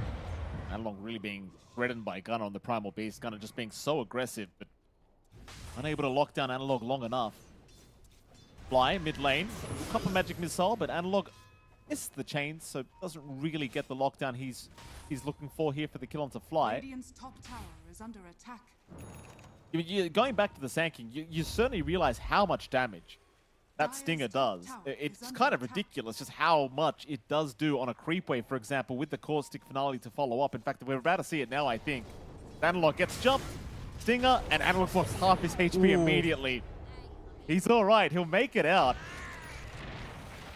But you kind of see how quickly all of it can happen, especially on the creep. Yeah. Just a little bit unfortunate they didn't manage to chain stun down Analog. Did have a little bit of room to get the Remnant off. Does waste some time on mid. It's massive commitments from Nouns, which is understandable. You've got this quick blink timing up in Copy. He's got the damage with his Stinger. No value point yet in the epicenter, but almost feels unnecessary considering how much they can burst if they find softer targets. Still, again, for the side of Heroic, sure, you're not finding that much in kills. There's still a 2k lead up from Nouns. Copy's still farming like a storm, but again, you're getting some space out for Devi and Hector to get that ramp up that they need. Start to get the auras up in Devi, going for a quick mech into the Pipe of Insight. And Hector not deviating too much. On Sven, they do snipe away KJ. Not the biggest kill, but should lead into a bit of a shove on mid. Radiant's middle tower is under attack. Mid lane. Pressure is on now. They'll keep the siege creep alive. That mid-tier 1 tower, Nouns. Understanding how powerful they are at the moment. Just going to press the advantage while they can. Chains are out here from Analog. He's trying to slow this down as much as humanly possible. And, well, even the TP's now coming in. The siege creep, though, still being left alive just barely, means that that tier 1 tower, it will go down. And Nouns, they don't have to sacrifice anyone for it. They are just well and truly able to get out scot-free. Back to the farm game they'll go, and well, I'll tell you what, John, Nouns so far in this game too have been looking fantastic. They've already 3k advantage, 2 top net worths on the board are both the cause of Nouns. Kapiwara and Gunner are having a great old time at the moment. I don't know how much this farm is gonna mean in the grand scheme of things, say in 10 minutes time, but for now, things are looking very good. They're playing while they're strong. They're building into fast BKBs as well, especially for Gunner. Should allow him to play up front quite nicely here. Schofield. Major. Probably not going to survive this one. The pulverize out from Gunner. Yeah, a nice easy pick off here for the Primal Beast, as now the tier 1 bottom tower going to be targeted. Top tier 1 still going to be just fine for Nouns. Quite low in HP, but sure they'll get it eventually on the side of Heroic. They are just continuing to try and buy K1 as much time as humanly possible. Speaking of K1, his net worth is nothing to really write home about, John. It's quite low at the moment. 5.2k net worth. And it is. Needs so much more space to really build up on that Sven. He was under a lot of pressure from Gunner down bot. So you can't really fault him with all of the attention dragged onto mid. Having to drag KJ away from the lane. There's a little bit more play now for Heroic. They've got the swap save ready to go at the very least. So it's not an easy just kind of set up on the pulverize or just jump in with copy. With that Stinger, there are some save potentials now, even though level 1 swap is fairly short range. What I'm keen on seeing is when Heroic's willing to play. Right? Because they've already got the early mech on Devi, not quite enough to be fully durable up front till the pipe. The Mage Slayer for Analog is flying out now as well. So you should be able to pump up the damage, mitigate some of the magical damage as well once that's fully done. And you can start to kind of slow down the burst from Nouns. Nouns for their part, smoked up. Have their eyes set on Devi, but he can be a little bit harder. He has the casual cloak as well with his mech. Not the softest target to try to burst. Oh, K1's even better though. Oh. K1. As soon as they placed that ward down, they saw the Sven and Copy had no hesitation to jump in. They'll try to chase down the Sand King. Maybe they can hope for a kill, but he'll burrow strike out of the shards. And they can't really go too much further here, Heroic. They've got to be very careful because Gunner's showing up. On a KJ they'll go. KJ will drop. An onslaught forward will catch Schofield to boot. So the Tusk will be following his team to the graveyard as they even found Devi Lama now. Devi on the Underlord in huge trouble. Bushwhack and a land or two. Jump is there. Devi, no help around him. He'll drop to boot. The only survivor is going to be Analog on the Ember. And boy, I mean, this game is looking harder and harder as time goes on here for Heroic. Just this mid Sand King, and quite frankly, all the cores of Nouns, it just feels like they're playing so much better here in this game too. Oh my god. Yeah, even Lelis going even down mentioned. to the Ancients. Yeah, he sharpshooters into the Ancients while being stuck.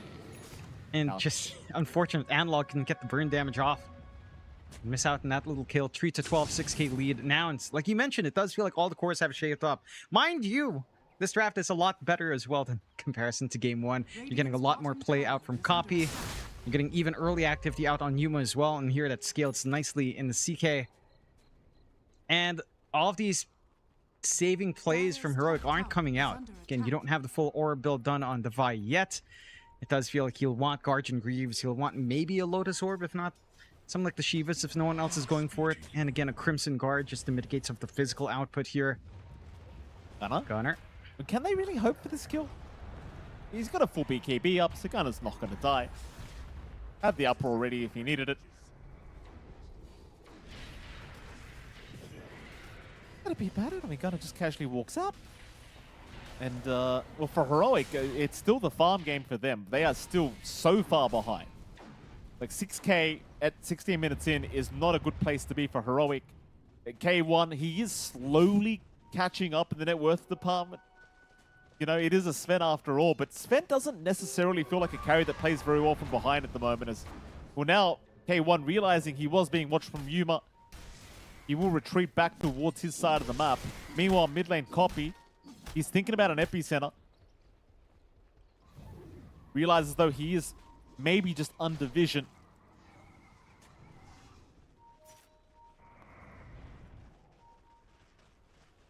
Nouns continue to control the map. Just very, very surgical gameplay here from the boys from NA. Now, Heroic, I mean, no way out of this game yet, but they've got a lot of catching up. It's not even close quite. No. And they've got pretty passive offlane. They'll try to jump, but BKB. Yeah, BKB out from Gunner. Now the Earth Splitter from Fly going to connect onto Schofield. Yuma's rushing in, seeing if he can find himself a Reality Rift target, but not quite. So at least Heroic get away with all their lives intact. But you popped your God Strength and it really amounts to nothing. You saw how hard it was to kill off Gunner with the BKB available, of course. I'm not sure who the farm game is going to favor. I suppose for now, Heroic are more than happy to play this kind of game, but it feels like Nouns just continuing to control most of the map is going to make it very hard for Heroic to ever gain a net worth advantage. K1. And it is. He's going to find Lelis here, but he's going to be pretty cautious himself. Because Nouns want the fight. I usually like my trees to myself. I'll make an exception. Looks like he's going to have some supports by him anyway, though, so... And Nouns won't try to force anything. Play it safe. That's the name of the game right now for Heroic. No need to really force things out too hard. Doesn't feel like these small items they've found for themselves is quite enough. You're going to need a BKB on Hector. You're going to need, again, that full pipe up on the Vi into more auras. Guardian Greaves, perhaps, if not, something like a Lotus to save. Maybe, again, down the line, once this CK becomes a little bit bigger, Crimson Guard can hold some value here as well. Although, a late pickup, it actually doesn't matter too much with how it scales. I think the one issue right now for Heroic is that there's no one for Analog to really play off of. Right? You've got some supports that can help get some work done, but it doesn't feel like the damage is really there. Can't really hope for Divide to come in for that damage. There are some cheeky Fiend's Gate plays you can do, but it's just not there yet. Schofield, look at this, John. Just being tortured here by Copy, who gets knocked out of the Sandstorm by his own teammate. That's something, I guess, for Schofield, but doesn't really mean much for him. I do love how Onslaught just knocks the teammates around as well. Because why not, you know? Yeah. It's nice. It is always nice to knock someone out. It's a fun feeling. I'm sure Gunner's enjoying himself. Scan does spot that rotation out, so there's ample enough time to TP away. As Divide just changes the locations. There's not enough farm to really sustain an Ember, Sven, and an Underlord behind. Again, it doesn't feel like there's any play. They can't look for solo pick-off potential. They need more levels in the supports. KJ. He's down. Copy will happily take They that kill. deny the tower, too. Yeah. Like, he sacrifices for that and doesn't even find the objective. Just doesn't feel great. No, it doesn't, Jonathan. It's getting much, much worse this game, too, for Heroic. The props to them for keeping in the game. And the bright side is K1 is now second in net worth. So he's actually overtaken Yuma on the net worth department. And so at some point, K1 might be a serious issue. Radiant's top tower is under attack. Can be. I just feel like the follow-through has to be there. That should align with the Shiva's Guard timing on Analog. We've already got the pipe and the Vi. He is going for the Crimson Guard first. Maybe the Guardian Greaves. It really depends on which way he wants to swing that. But some of that durability is kicking in. And the 8k lead is still substantial. It still doesn't feel great for Heroic, but if they can bide their time and get into that point where these auras are up, you've got Hector safe with a BKB plus a Crystallis perhaps, then you can look for those opportunities to kind of come in. We managed to take their Tormentor barely. A bit of a save coming out from Schofield with a snowball to dodge out any deaths that KJ might have had. But there's still nothing they can do. Like, they only find a one top tower, mid and bot still stand. They don't really have map control on their side on Heroic. Nouns are still getting every single thing they want. It's down to Heroic to try to find a hold somewhere. And again, off the back of these item timings lining up here, we've got to try to break Nouns apart. get some pickoffs and go back into the game that route. Because I do feel like eventually all of this damage mitigation will make it harder for Yuma in particular. But you have to get to that point. Again, it's still a lot of farm here. It is a lot of. Oh. However, Analog is destroyed. Gunner just taking very short work of him with the squad, and well, now Roshan going to be available for both sides. I mean, both heroes, I should say, between Gunner and Yuma, and they will get started. Not going to be a very quick Roshan, Jonathan, but you know it'll get done eventually. I do not believe Heroic are intending on coming here to try and counter out this Roshan play. K1 in the meantime actually running away from Copy at the moment, because Copy just forcing the BKB usage out of the Sven. It's making matters even worse now, because your BKB just, that was your 9-second charge being used up. That'll be down the toilet. Yeah, it's a rough go. You just have to mitigate the losses inside of Heroic. Hope that an opportunity presents itself at this point. Secondary life going up onto Yuma does complicate the process, along with even just the full Lotus Orb up in Gunner. That initiation's not going to be easy to find for Heroic, if at all. I think for Heroic, I don't know, like, Crimson Guard's just so slow for Devi. Shivas for Analog is a ways off as well. Just doesn't feel like there's anyone to play. Yes, they can try to slow down these fights with the auras. Finding a kill just feels impossible. Maybe with a good swap from KJ. You're asking for much when that's still a level 1 swap with that range. It's just not enough to look for it in terms of an offense capability. He's getting there, Jonathan. He's almost at that level 12 mark here for KJ. Slow process for Heroic. K1 still second in net worth. Only behind Copywara. Copy, of course, going straight for the Aghanim Scepter build up on the Sand King now, so you know, it's not quite as broken as it used to be, but it's still pretty damn busted, you know, if you do land a nice Sandstorm on an enemy team. It's fairly annoying. It's just those chain stuns can be impossible. They can. Schofield's going to be on. I missed when it first came out, but that was really just stupid. Oh god. Like, you literally couldn't escape. No. It's so dumb. It's still really annoying, to be fair. Like, I think you can still get really unlucky and just have 2 back-to-back stunts, and you're like, alright, guess my hands are off the keyboard. Yeah. Guess I'll just die. I mean, you know, at the very least, I don't think it's quite as bad as Torrent Storm was when Torrent Storm first came out. That was just ridiculous. Oh yeah, that was really dumb. Still, the smoke might not be too dumb. No. KJ, oh, Copy. Oh, Copy! Whoopsie daisies, Copy gets stuck in the tree line. They still land the sharpshooter. They're still going for the chase. Gunner wants to kill him, the Sven. Meanwhile, KJ trying to get away. Gunner being stunned up. Yuma shows up as well. They've caught the Sven out. Devi will come in through the Dark Rip with the Bushwhack. It's going to lock all of them down. Can they fight, though? They're trying. Oh. Yuma, he'll die the first time. K1 rushing towards Gunner, trying to find a secondary kill. Does get it. K1 barely alive. He'll run out on 50 HP. So they make the fight kind of work out. Like, you get Gunner down for the price of 2 supports. It's really not too bad at all here for Heroic. Plus the Aegis down on Yuma. And K1 surviving all that kind of makes it worth it. Yeah. And a little bit unfortunate. Copy was just so distracted by KJ. Chases him into the top jungle. He's not there for that fight. Doesn't manage to connect. And without that Sand King, without that additional control, some openings to present itself there for the side of Heroic. Not quite enough to swing this game back in their way by any means, but it does show some opportunities for them. Without the Aegis, it's a little bit uncomfy to go into the high ground, of course. They still have map control siding here on Nouns. They still maintain this 10k lead. But Hector is almost done with Daedalus. 270 gold away. His damage output will skyrocket off the back of that. You're almost done as well with Devi finishing up this full Crimson Guard. And that's going to cause a lot of issues in the middle of these engagements. Should also line up with maybe the max level Atrophy Aura for that full damage reduction. So that durability is starting to kick in. Inside of Nouns. Again, they're still in control here, but you have to be a little bit cautious. Copy has to be able to join his team instead of being distracted by, you know, one of these annoying supports in the sides. It certainly does. Like you can't really get chased around like that as the mid lane, just chasing a bench support who's gone, you know, halfway across the map. And now K1's got a full Daedalus up on this fence, so that crit is really going to start to hurt. He's suddenly now still 11k advantage their way, but you've got to be very cautious. You know, the right team fight.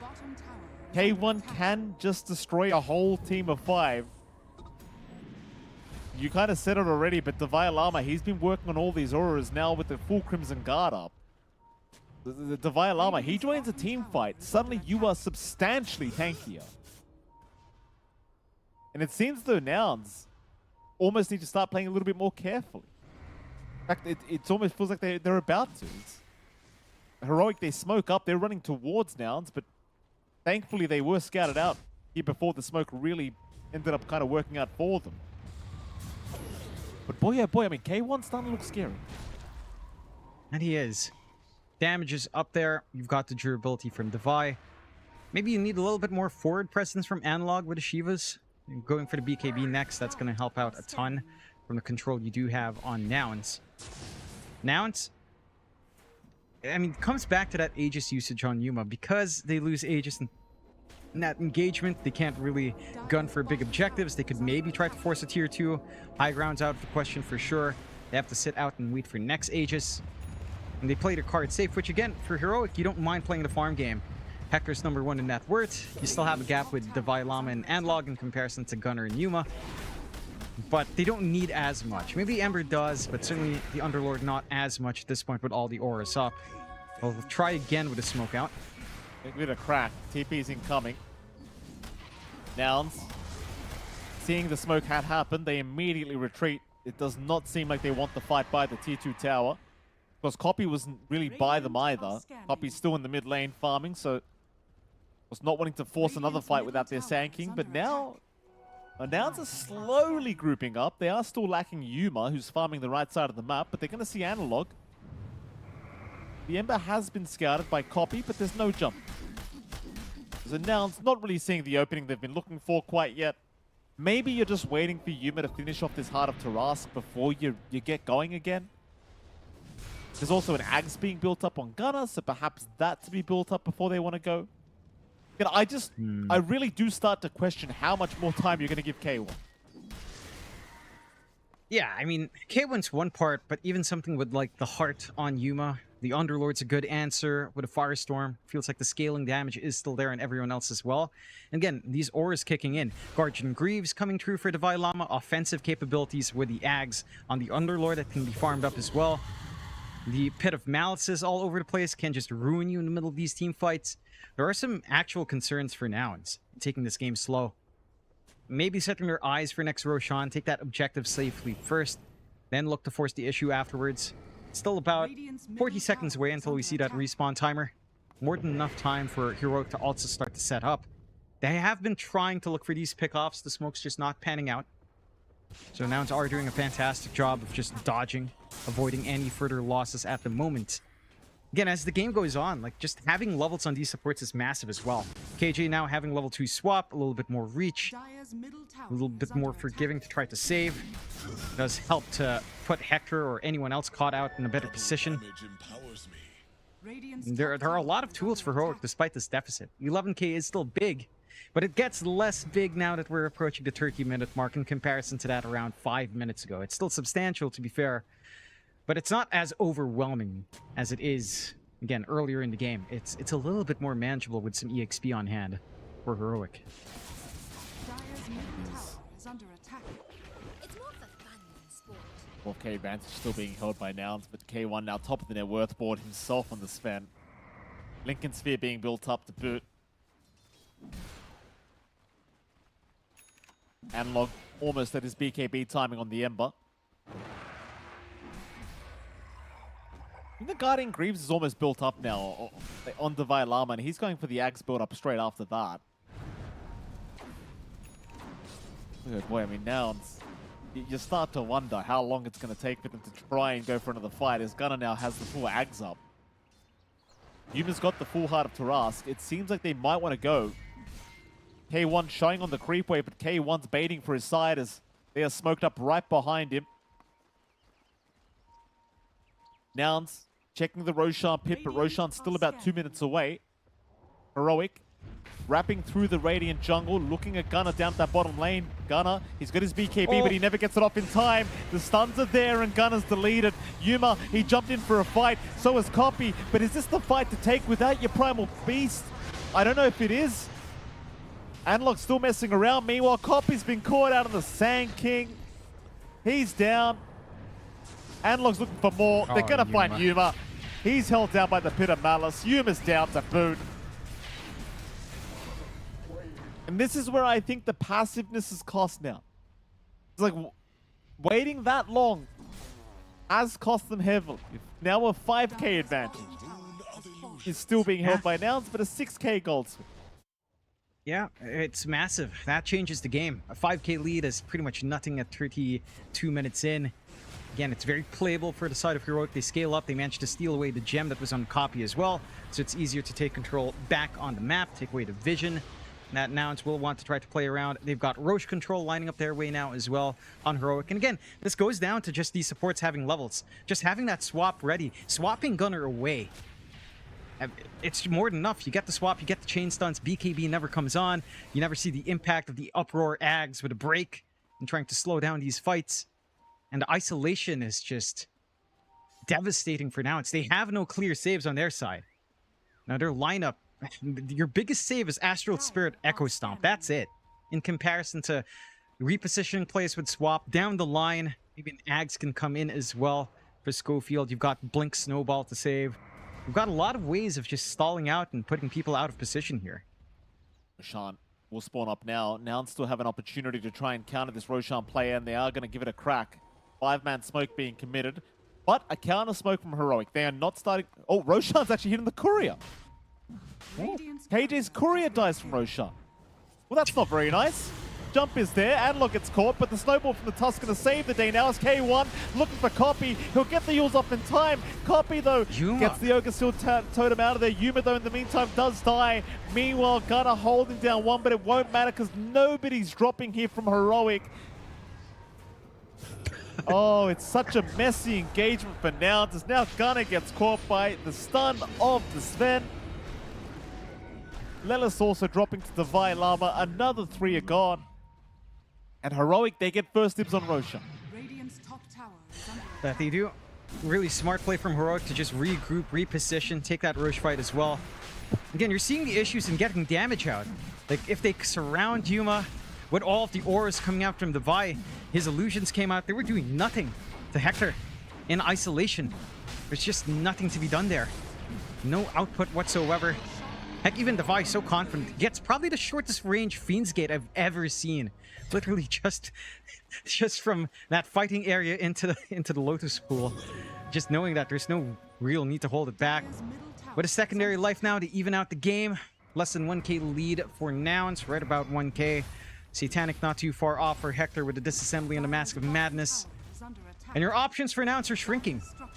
Yeah, you have to play into these auras as they've built up. You've got to deal with Atrophy, with Crimson Guard, with the Pipe, with even the Guardian Greaves aura as well on the Guardian aura. When you drop HP, it's just so much mitigation. And again, just swap saves, just snowball saves coming in. Even if you do manage to get your BKB pulverized off from Gunner, one silly support can just ruin all of that.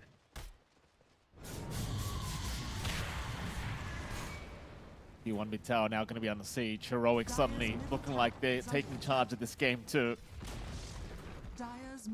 And Nouns might start to feel a little bit lost here in this this game too, I think. Like, Yuma is just not really at that stage as a CK where you really feel confident in the man. Like, he's just not tanky enough. Working towards a BKB now, but it just feels so late. Yeah, it's hard to say that he's not tanky enough when he has a Heart of Tarrasque and a casual plate mail on hand. You know, I mean, I don't know if you can itemize to fight straight onto Heroic. It does feel like you need to try to isolate, break up these fights. Like, take care of the Llama, isolate him away first before the bigger fight can engage. Sounds like the ideal. Take away these auras, then you're not as worried about the damage output. of Yuma kind of faltering. It's just hard to see that. Heroic, they're playing as a unit now. They're sticking together for the most part. They've got all of their items up. They've got all of their spells up. Still have a lot of time on this Aegis. They've got a casual Satanic for Hector sitting in the backpack. Just kind of waiting for the Aegis to be used up first. Trying to think of what way Nouns can control in a big 5v5. It's just so hard to see. I think the repositioning that Heroic has with swap, it's just too much. They have to be very acutely aware of where KG is positioned. And they have to be very careful when committing with a Pulverize that it just doesn't get ruined by a swap save. K1, God Strength pop. They are going to try and slow him down as much as humanly possible, even throwing the Sharpshooter out to just take half the HP of the Sven out, but K1 just could not give a crap. He'll keep going. Here comes Copy with the Axe up, trying to slow K1 down, but K1, just with the BKB, takes care of the tier 3 tower, and that's going to be enough. Very surgical kind of play here from Heroic. Not overextending, not messing around too much, even just using the BKB to secure the tier 3.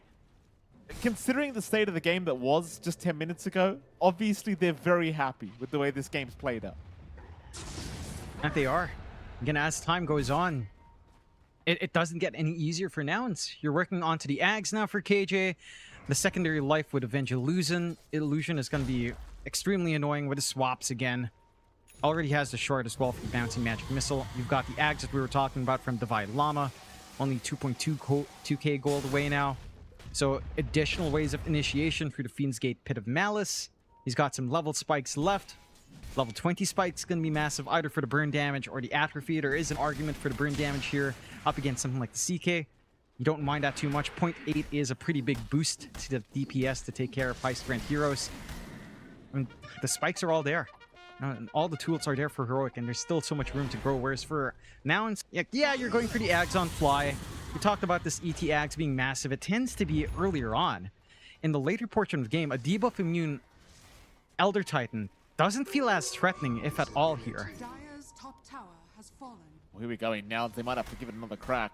They're going to see K1. K1 the one to move in, though. Yuma! He's okay. Jeez.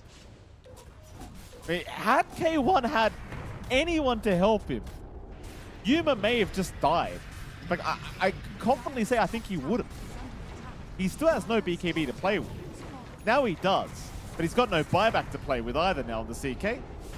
It's kind of all in on the BKB players. They are rushing, but the Snowball going to save the Sven for now.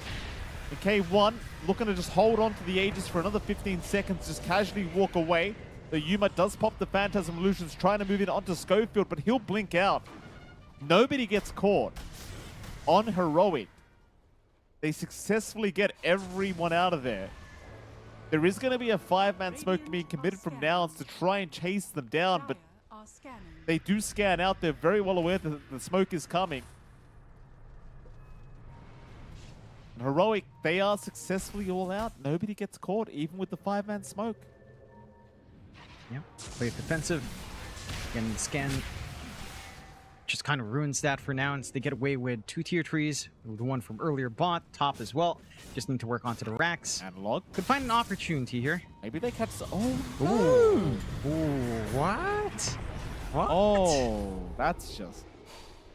Look, I mean, it happens, I guess. It's K1. He's going to jump in. They found themselves a hoodwink, so Lelis is just going to get annihilated. It's now K1 forced to fight Yuma. Doesn't mind too much. Gunner, he had his Pulverize cancelled. They had the Lotus Orb already out onto K1. So he kind of just returned the favor. As now they just jump in, but the BKB's out. K1 does not get stunned by the Sand King. Copy's gone. Yuma and Fly survive, but there's nothing they can do about it now. The fight's over. They'll just TP back towards the base.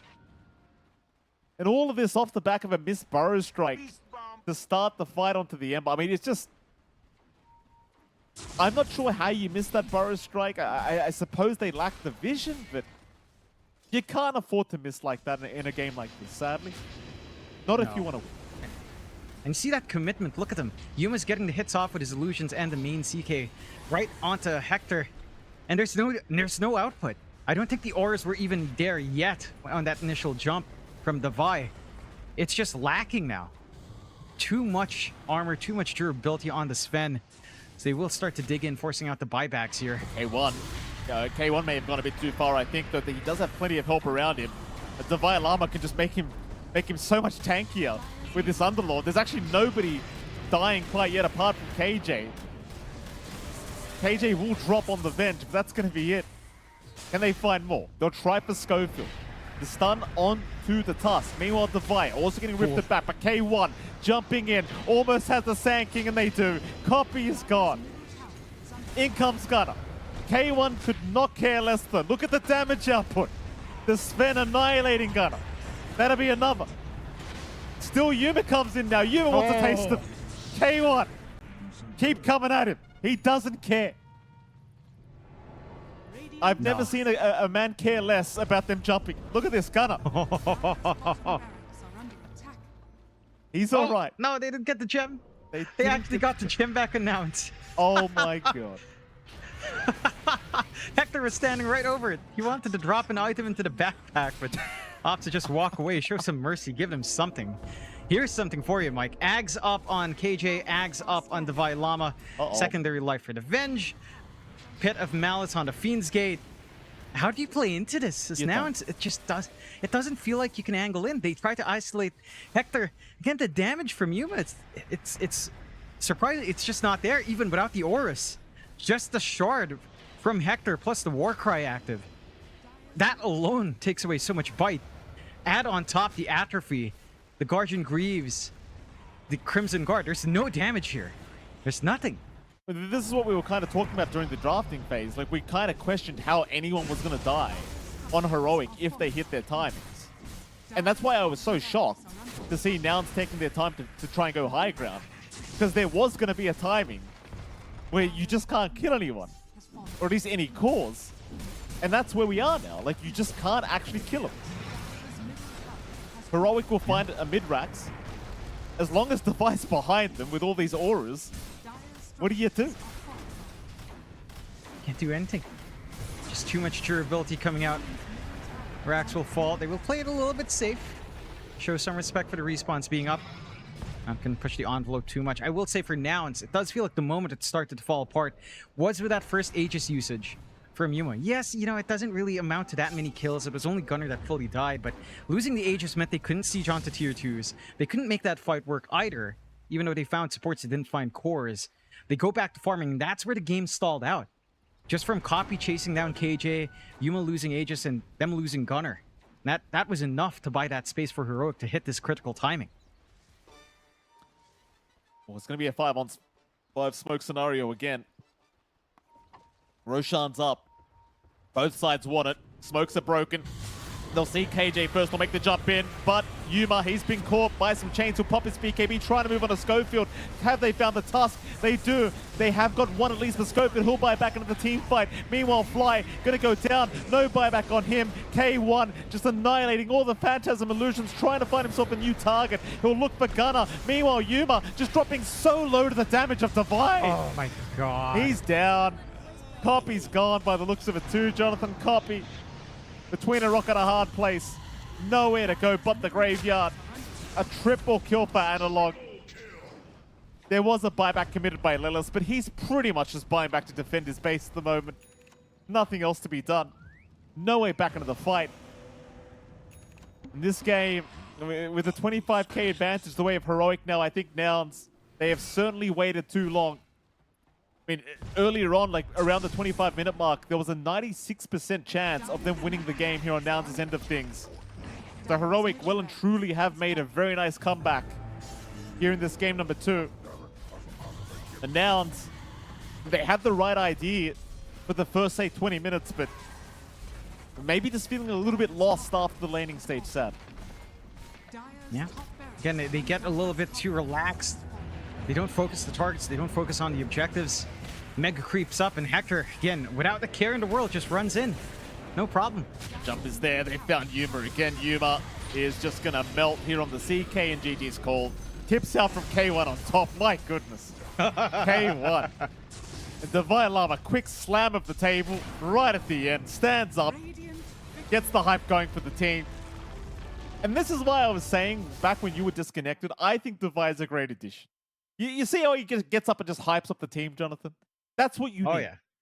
That's what you need. Exactly. That is what you need. You need that kind of player in the team to bring that energy going, especially during those early moments, right? There was nothing Heroic could do. They had to just sit back and farm. They had to cop it.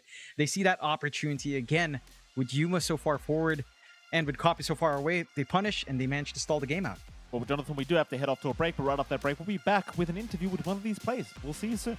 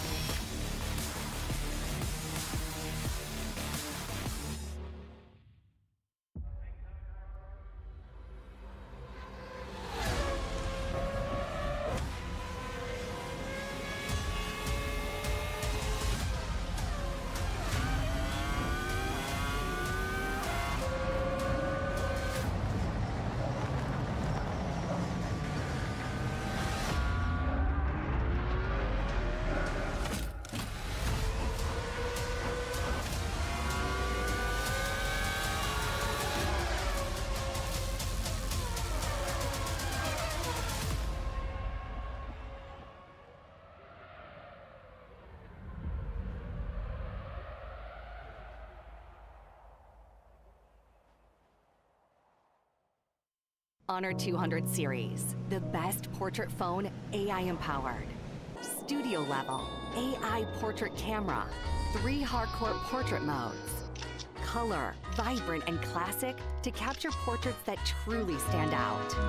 AI empowered magic portal. Snapdragon 8S Gen 3 AI chipset. 5,200 milliampere per hours silicon carbon battery, 100 watt, Honor Supercharge.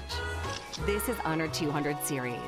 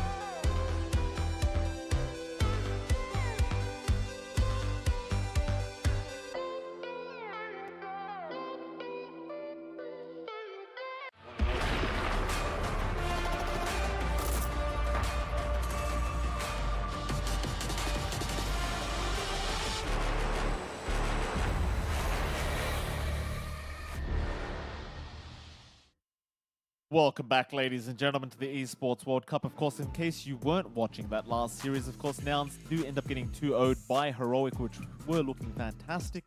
That game 2, Jonathan, a very nice comeback here from Heroic. Do you want to give us a brief breakdown of what happened in that series, Jonathan? Yeah, Nouns had a very strong laning start. They managed to pretty much work every lane to their advantage. It felt like for the first 10 to 15, maybe even 20 minutes, there wasn't much Heroic could really do in terms of activity. They were kind of just stuck sitting back. This is the moment where things all changed, of course.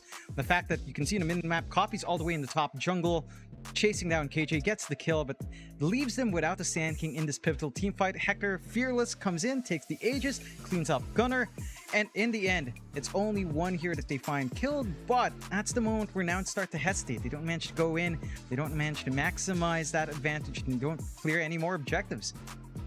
They certainly don't. And now, again, props to them for a fantastic laning phase. And obviously, the idea was right. For the first 20 minutes, they were dominating, but it just didn't really carry over throughout at least game number 2.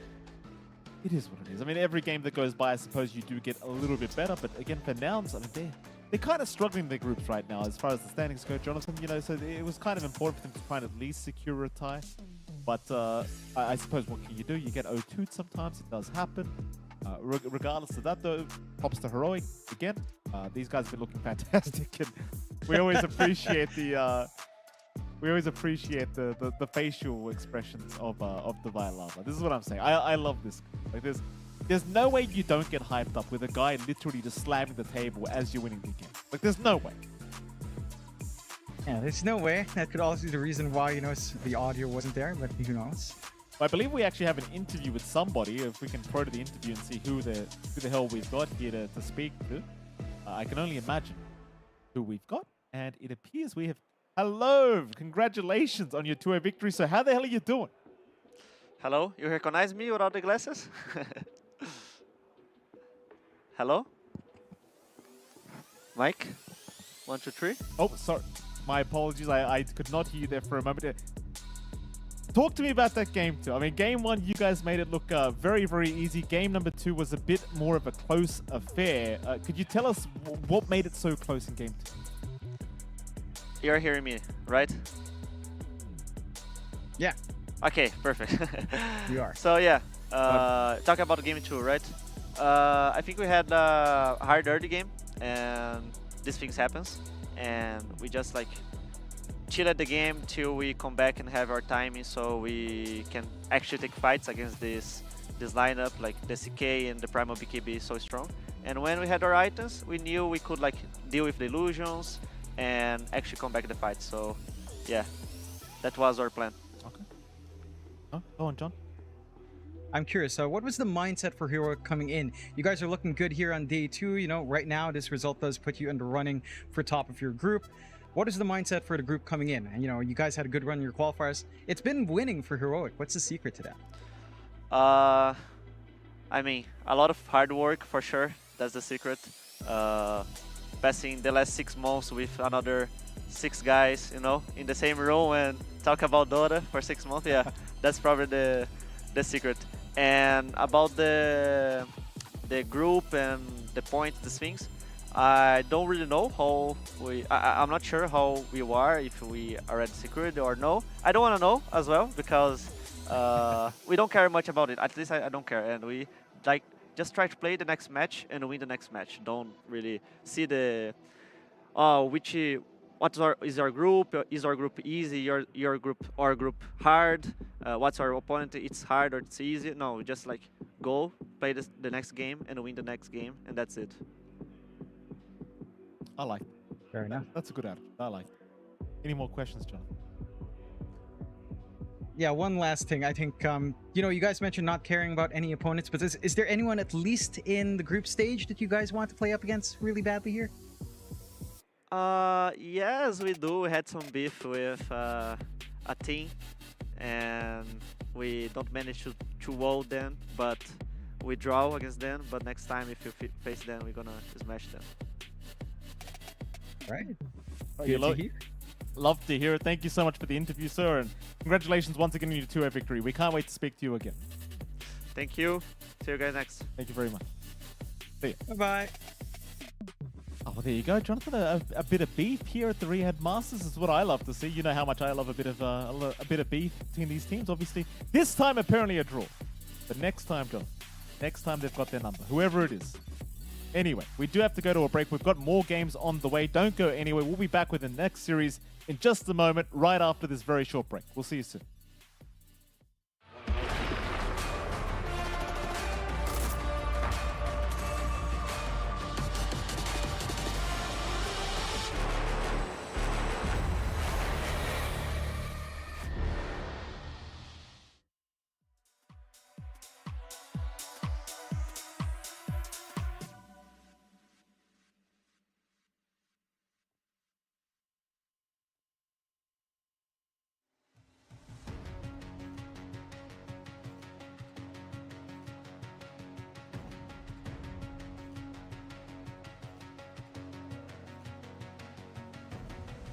There's something in his eyes. There's a storm within, but it's written in the skies. Let it break me till it's over. Won't let it shake me, no.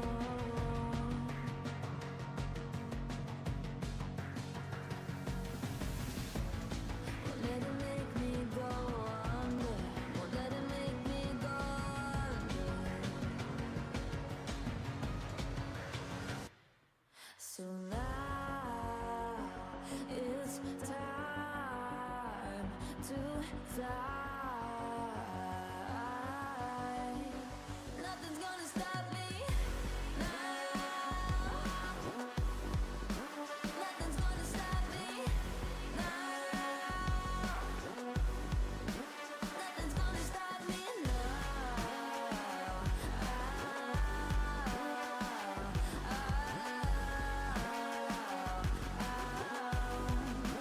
Nothing's gonna stop me. No one will ever get left behind. A million more before I've tried. Won't let it break me till it's over. Won't let it shake me, no.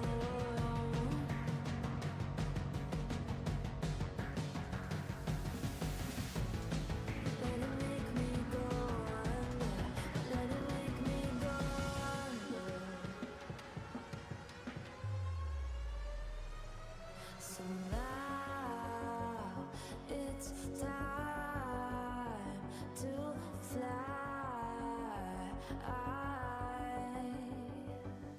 So now it's time to fly. Nothing's gonna stop me now. Nothing's gonna stop me now. Nothing's gonna stop me now. Nothing's gonna stop me now. Nothing's gonna stop me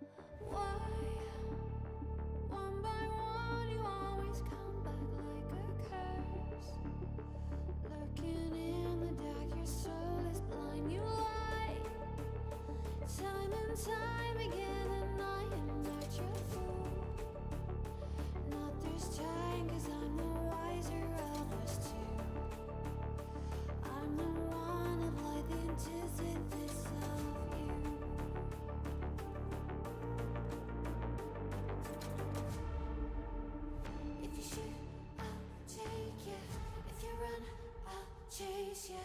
If you scream, I'll whisper. La-di-da-di-da-da-da. This is all you ever wanted. Take it all, you deserve it. This is how we're gonna end it. La-di-da-di-da-da-da. Take it all, you deserve it. Take it all, you deserve it. Giving back the freedom you want to destroy. And my power's way too strong for you, so try. 'Cause you can't dominate and know will you survive.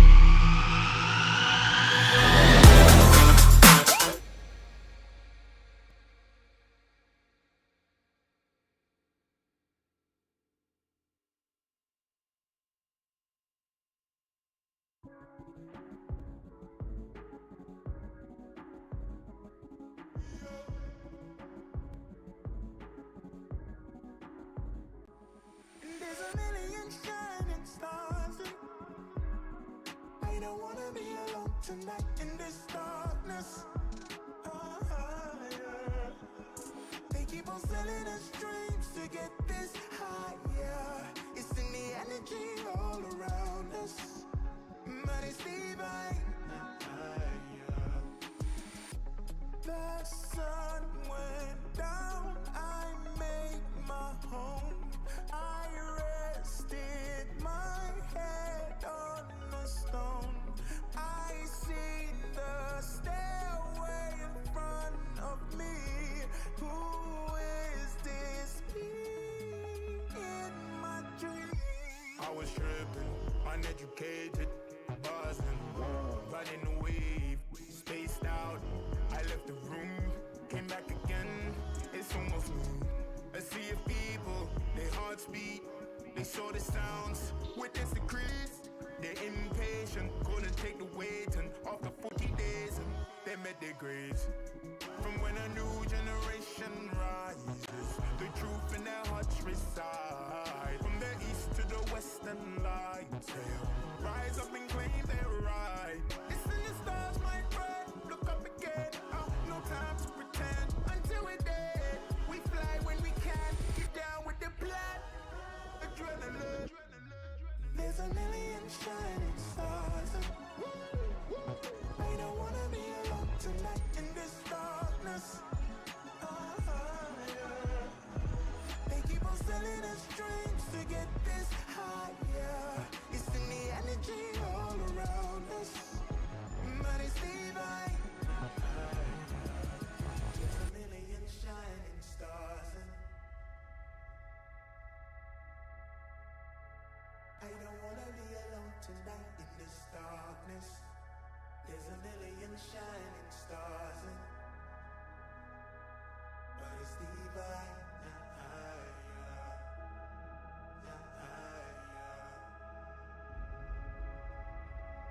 They keep on selling us dreams.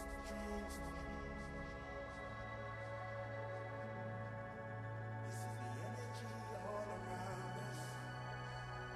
All around us. All around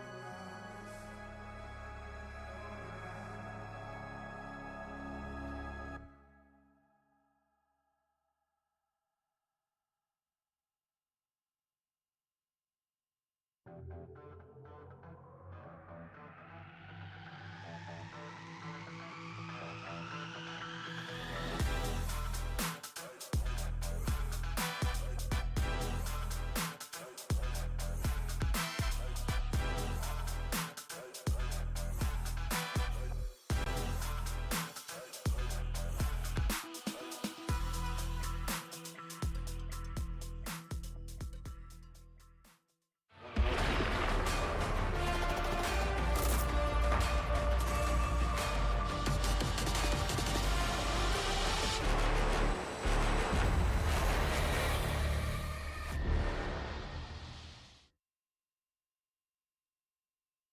Hello, everyone. Welcome back to the Riyadh Masters 2024 at the Esports World Cup. We are back now in our second day of the play-in. We've made a little bit of a shift change as we enter the second half of our second day. Seconstruct and Winter on the call with you. Thank you all for tuning in. Winter, how's it going? Sir. You're looking so dapper and proper today. How are we doing?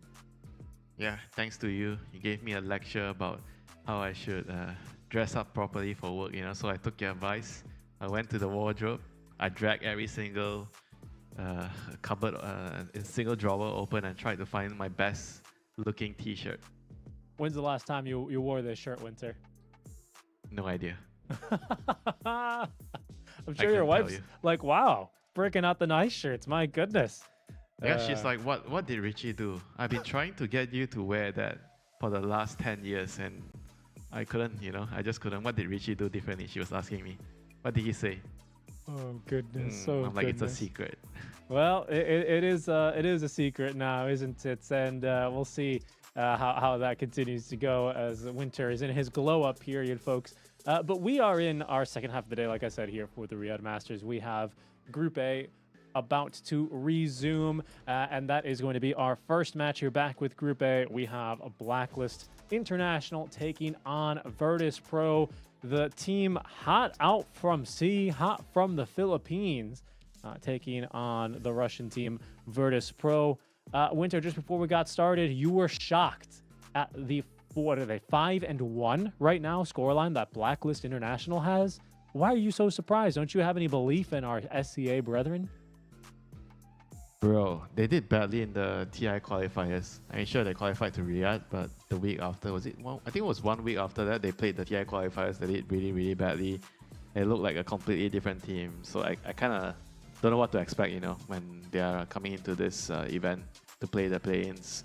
So kind of surprised that they were doing so well. They clearly figured something out about the draft, about how they are supposed to function as a unit. I think it's very, very important, usually for Blacklist to find a balance between their cores. Yeah, indeed. As we will take a look and get re-familiar with the squad, of course, now. The most recent change, again, if you're just tuning in now, you're hearing about the rise of Blacklist, and you didn't see any of their qualifier runs. This is slightly different than the last time we saw Blacklist at LAN, which I believe would have been Elite League. I guess technically not a LAN. But John Well and Natsumi rejoining this team. Old Neon Esports reunion with Abed, Gabby, and Tim still being the core of the team. They look good. And not only am I talking about the lovely smiles that we're seeing here for all the team, but as you say, they're winning and it's looking great so far. Counterpoint though, Winter, they are one of the few teams that has played versus both Chinese teams in Group A, both Chinese teams rounding up Group A, meaning they're not doing very well.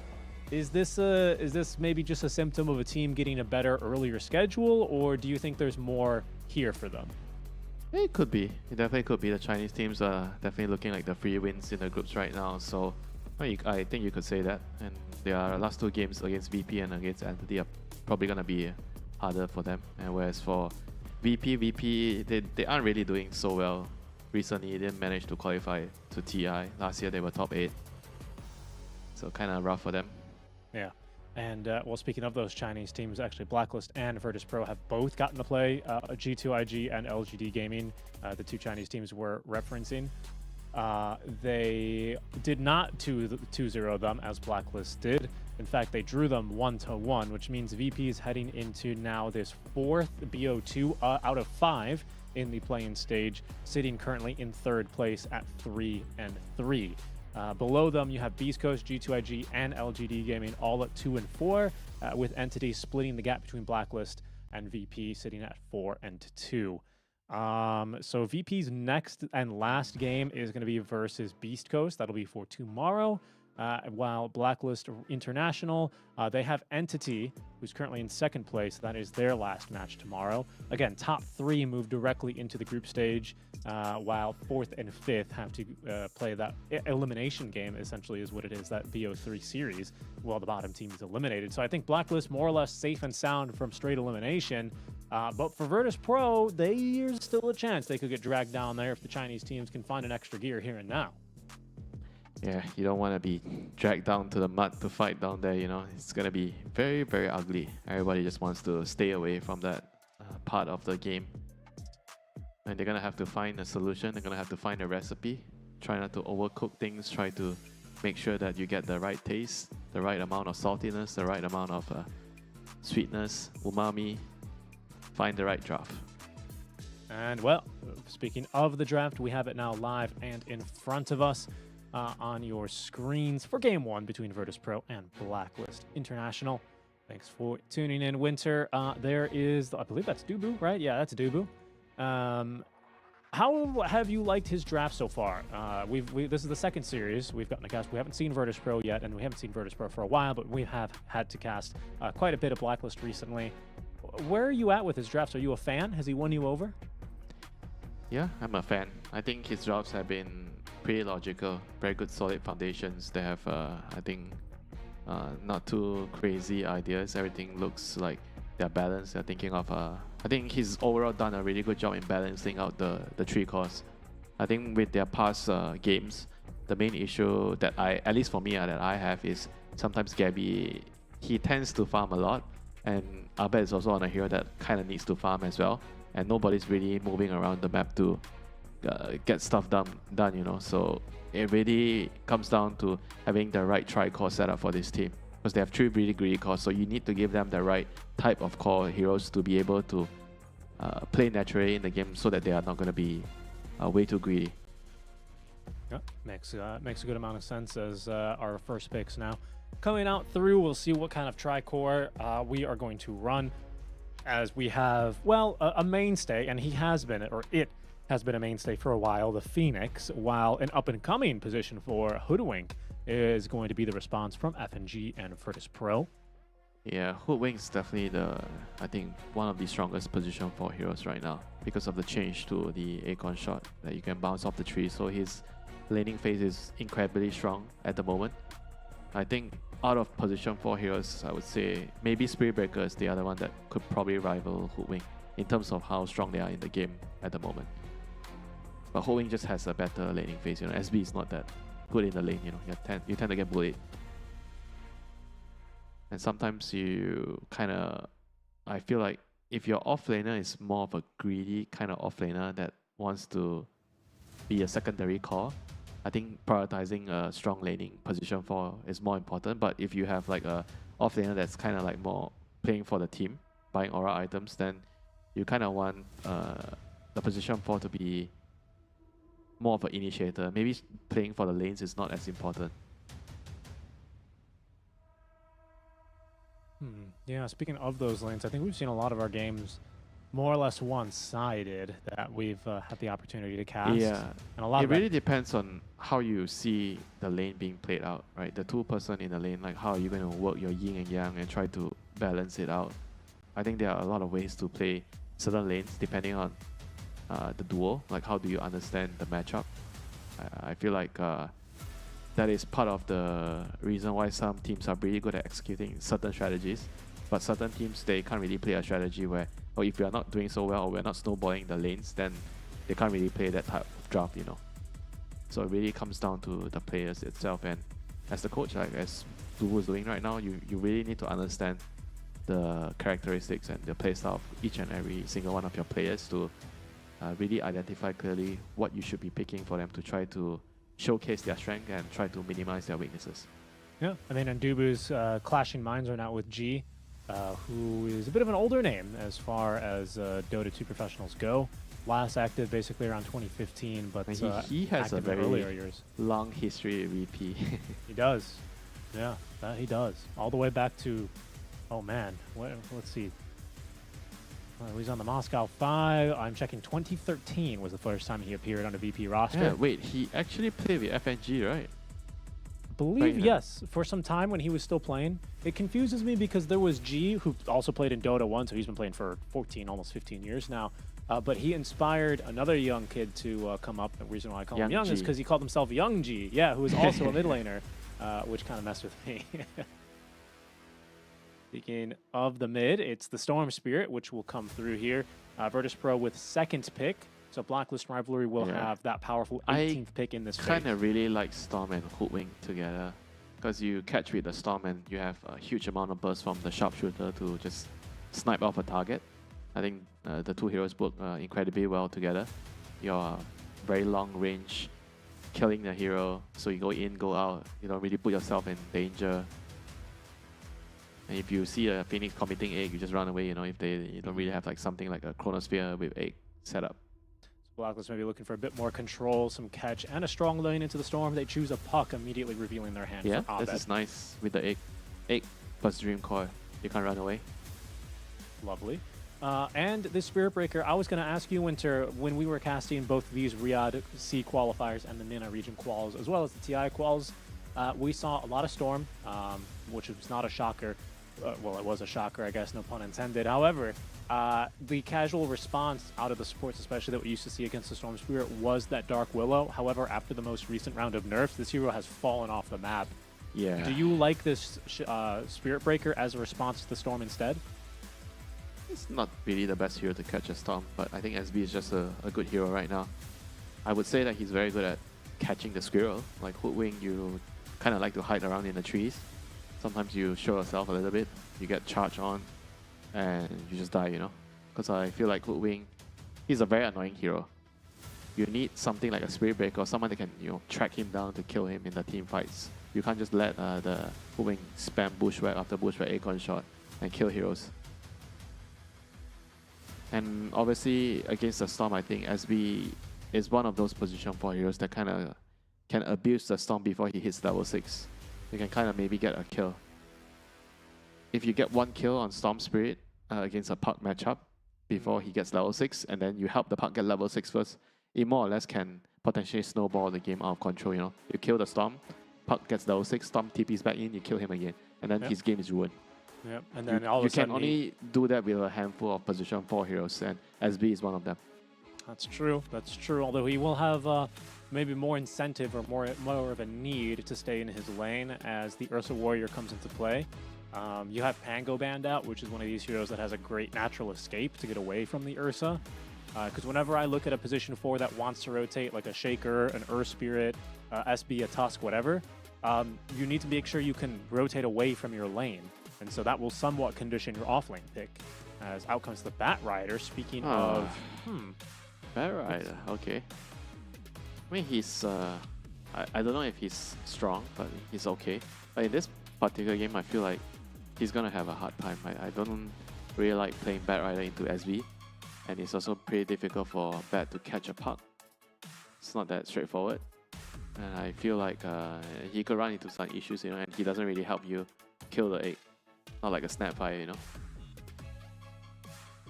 I mean, I guess Snapfire is bad, but I don't know. I feel like Bat Rider, Storm, they're very similar heroes, right? They have so much pick off that they don't really have any team fight, you know. And if you look at what Blacklist have, it's an egg plus coil.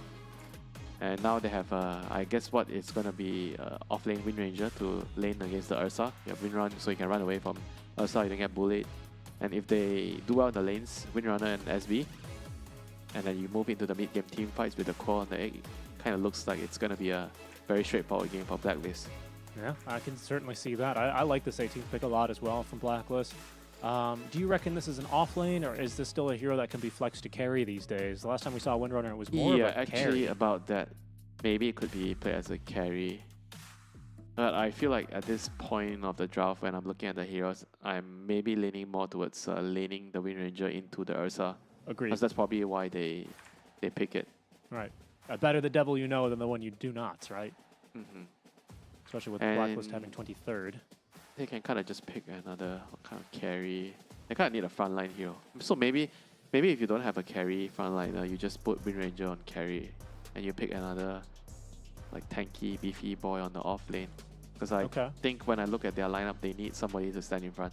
Well, look, I'll tell you what hero still exists in the pool somehow. That's a CK, so they can still run the Centaur. Sorry, I'm actually thinking about something like a Brewmaster, some frontline hero. Like that. I was thinking of carries, but yeah, I think for the off lane that does give you a lot of disruption. I always love lifting the bear, because of course the lift does not get affected by stats. And you can kind of deal with Ursa in the lane with the what's it called, the barrel, the brew.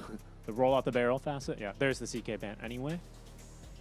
I'm not sure. Maybe they're still going to lean towards winning the lane with the SB plus Wind Ranger lane and picking another carry. Something like a frontline hero. I'm thinking of Rare King. I know we don't really see the hero so much in the tournament. It would be the first Wraith King of the tournament, specifically. Yeah, but the hero is doing really well in pubs. This is good win rate. The hero has a good win rate in pubs, and they kind of need like something like that to stand in front, have a stun, be a body. Do they need to be tanky, or do they just need to be in front? What's their job here? What do you mean? Is there a hero that can be in front and that's not tanky? Yeah, like a Monkey King. He wants to be first in, I mean, right? Monkey he's King not is tanky. tanky. No, he's not. He's tanky if he gets off his Jingu, but that's not every single matchup, right? And the arena, he gets armor. He gets armor, right? He gets armor. That's true. But I mean, like, you between a sharpshooter, a storm, and the lasso, you know what I'm saying. He's one of those heroes that you can burst. He's not like I mean, I guess by that metric you can burst anyone. It's neither here or there, Winter. I'm just saying. Okay, Morphling is a front line, right? Naga. Okay, is Naga a front line? I'm not sure. First Naga of the tournament. It's been banned once. It's only been banned once. It's really good against Bat. It can remove the sticky napalm, the flame break. It's very good at protecting the egg with the song.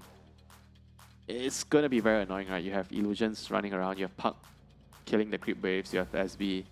So they're trying to shape the game into a situation where VP has to be split up to deal with the lanes, and that's when the Puck and SB can come into play to catch you. So VP has decided to pick Timber as an anchor to defend the parts of the map that Blacklist is trying to invade with all these annoying heroes, the Puck, the Naga. And you're going to have to try to play around the Timber a lot.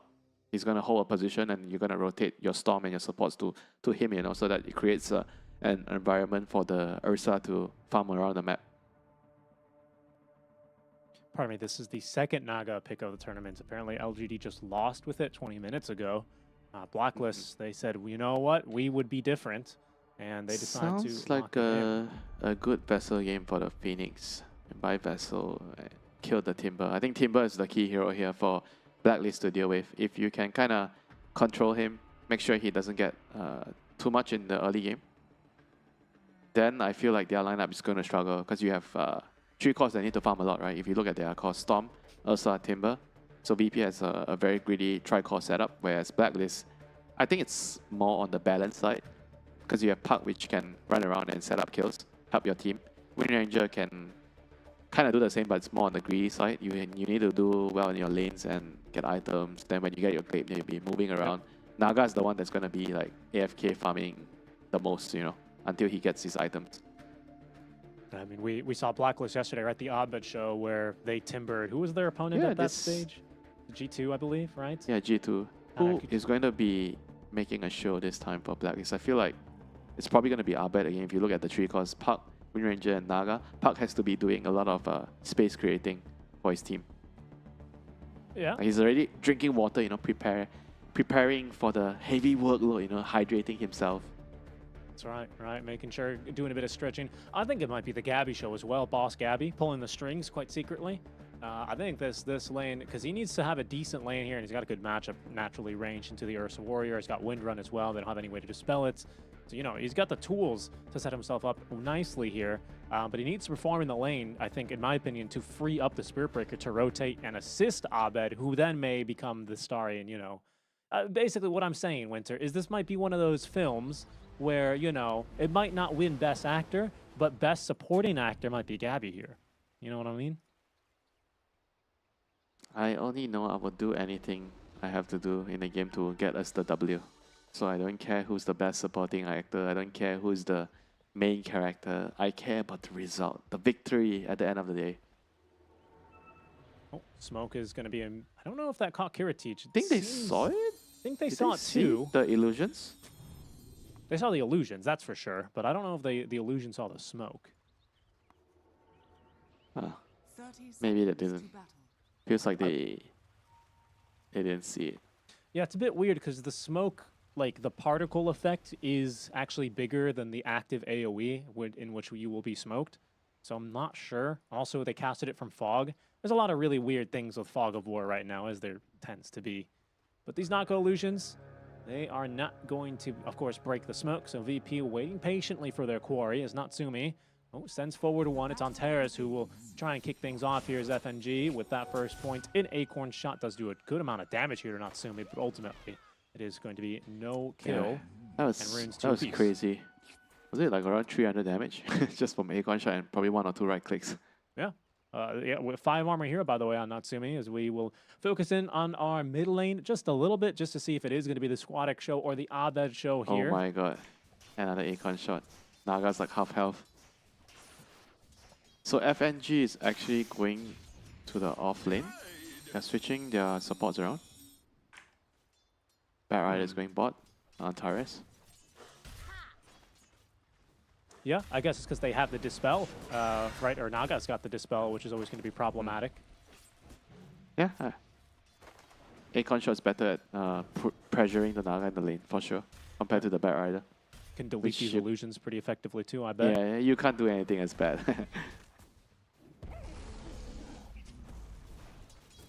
Yeah, down bottom, you got Ursa Warrior again into this Wind Ranger, expecting it to be a slightly easier lane, but Antares is here, making Tim's his life a little bit more difficult, being the melee hero who also has greater bash level 1 Winter. That's an interesting choice. Huh. On SB? No, it's pretty normal to get bash at level 1. I think Yeah. it's just better. You don't Because- really use your charge anyway. I mean, you Probably- only get charge if you're looking for first blood, sometimes before the creeps. I guess he probably wasn't expecting to have the Bat Rider in his lane. Well, there it goes. Finds a bash on a Kiritich.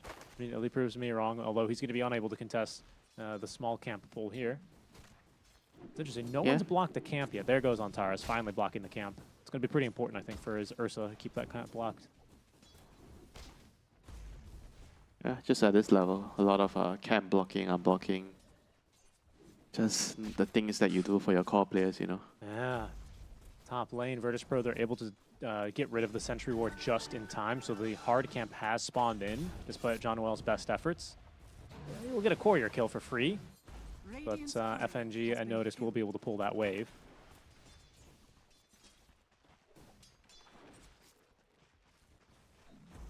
So far, so good for the Timber. I mentioned that VP is going to be counting on the Timber to get a good start because he's going to be a very, very important anchor on the map to play around.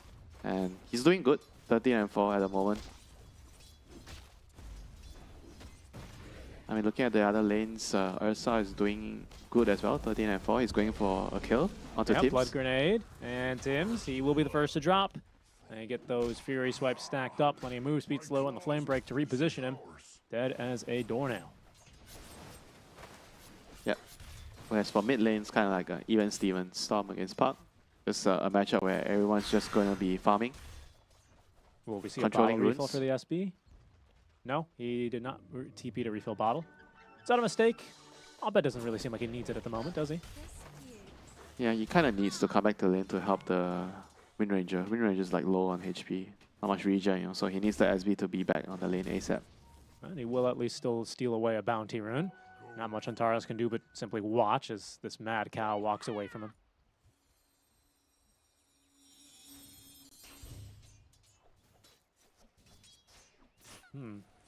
I reckon FNG is going to have some freedom to rotate fairly soon as well.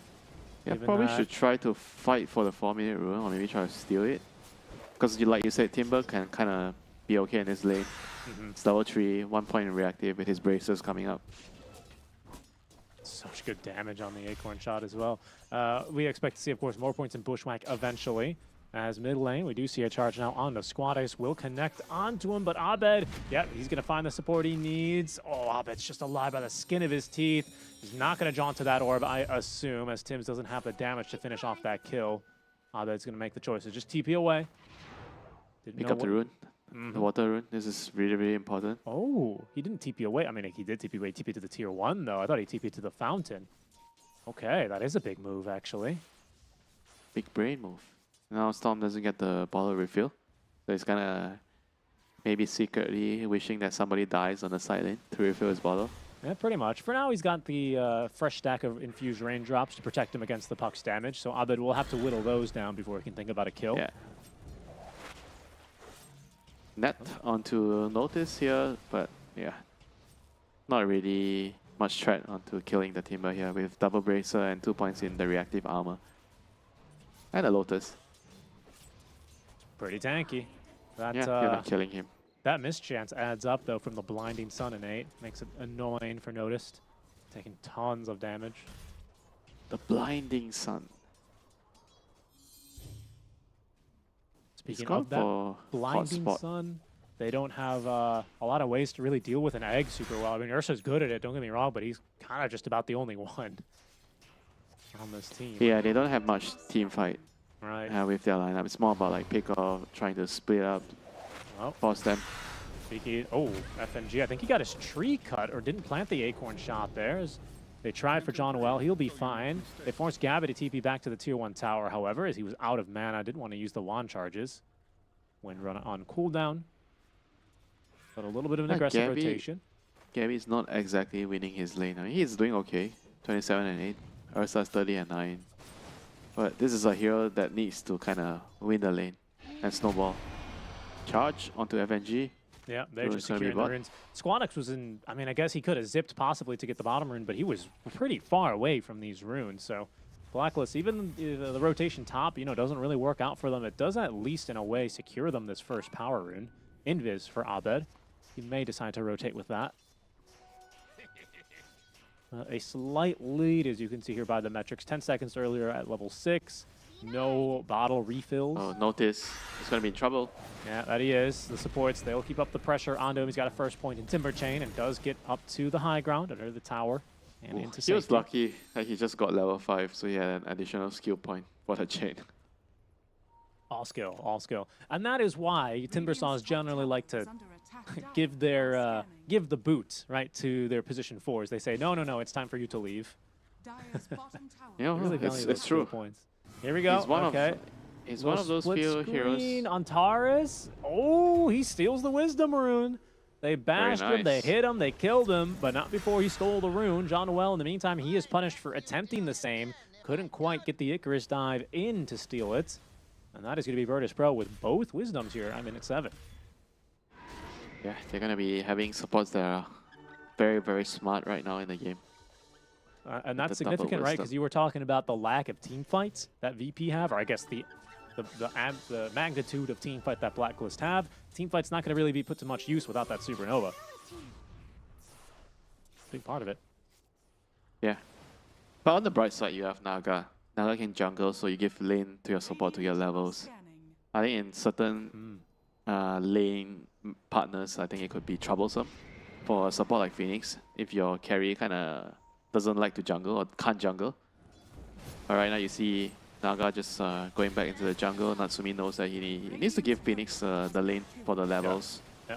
Got to get that level 6 up because VP, they do have a pretty scary roster. You talked about the pick off, the casual long-range poke and harass. Yeah. Important that you bring numbers and, importantly, have abilities ready to fight them. And it's not just bringing numbers, it's also about how you playing the map, shuffling the lanes. Because you have Timber and Storm. Those heroes are going to be shuffling lanes. No way out for him here. This Flame Break did not hit Gabby. FNG is However, keeping it. they are rotating. They see this Ursa on the wards. Tims doesn't have a charge for 10 seconds. I don't believe he makes it out of this one, especially with the Bushwhack connecting from FNG. Gabby releases him by cutting the tree, but all it does is really allow him to die a couple steps to the right. Abed did rotate. Well, he tried to rotate down bottom on the Invis rune, but I believe he was picked up by an Observer ward, and then he was scanned. So that's why Virtus.pro got well out of the way of that rotation. Well played to them.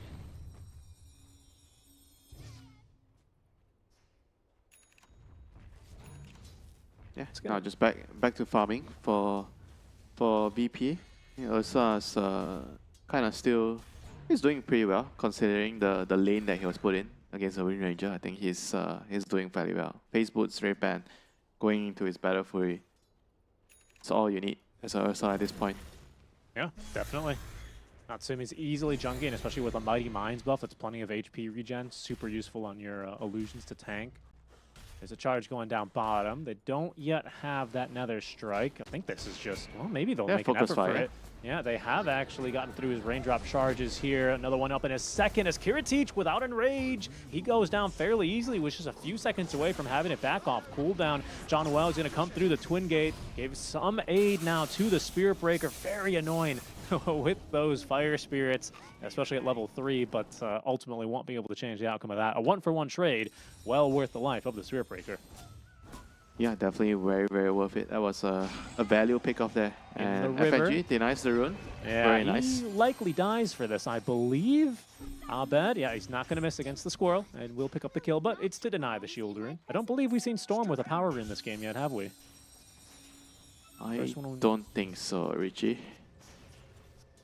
That was good. That was good for FNG. I think I always tell you that if you have to sacrifice your life as a support to deny the rune, you do it in the early game. Especially a shield rune like that, and he tanks the coil, not half bad. See, if you think about it that way, if the enemy hero or mid hero takes the rune, somebody's gonna die, right? So it's better to sacrifice yourself as a support so that your cores don't die. Antares, I think he's going to die. I think probably he recognizes where the ward is. He put down that sentry thinking it was planted around the outpost. Unfortunately, it's on the high ground cliff. He will pay for that with his life. Not too big of a deal. Not bad. Rotating top. Noticed is under the tower, getting very aggressive now with the Twisted Chakram onto Natsumi. They will ensnare him. They're going to look for a kill. Abed with a coil in 9 seconds, as that's a very nicely timed stun from Tims. That's a big kill onto Noticed. Ooh. Yeah.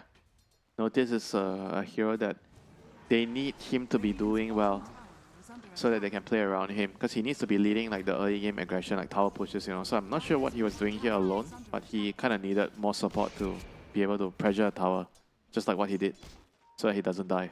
Yeah. He goes down. Squadix at least pushes the wave out back mid. He's closing in on the Orchid. He's still a ways away, but almost there as Tims goes through the gate down bottom and will simply charge to another lane. Abed has coil to play with here and is doing a lot more damage now with the fresh Witchblade completed. Straight into the Yule Scepter following that to make sure he's not completely screwed over by this upcoming Orchid.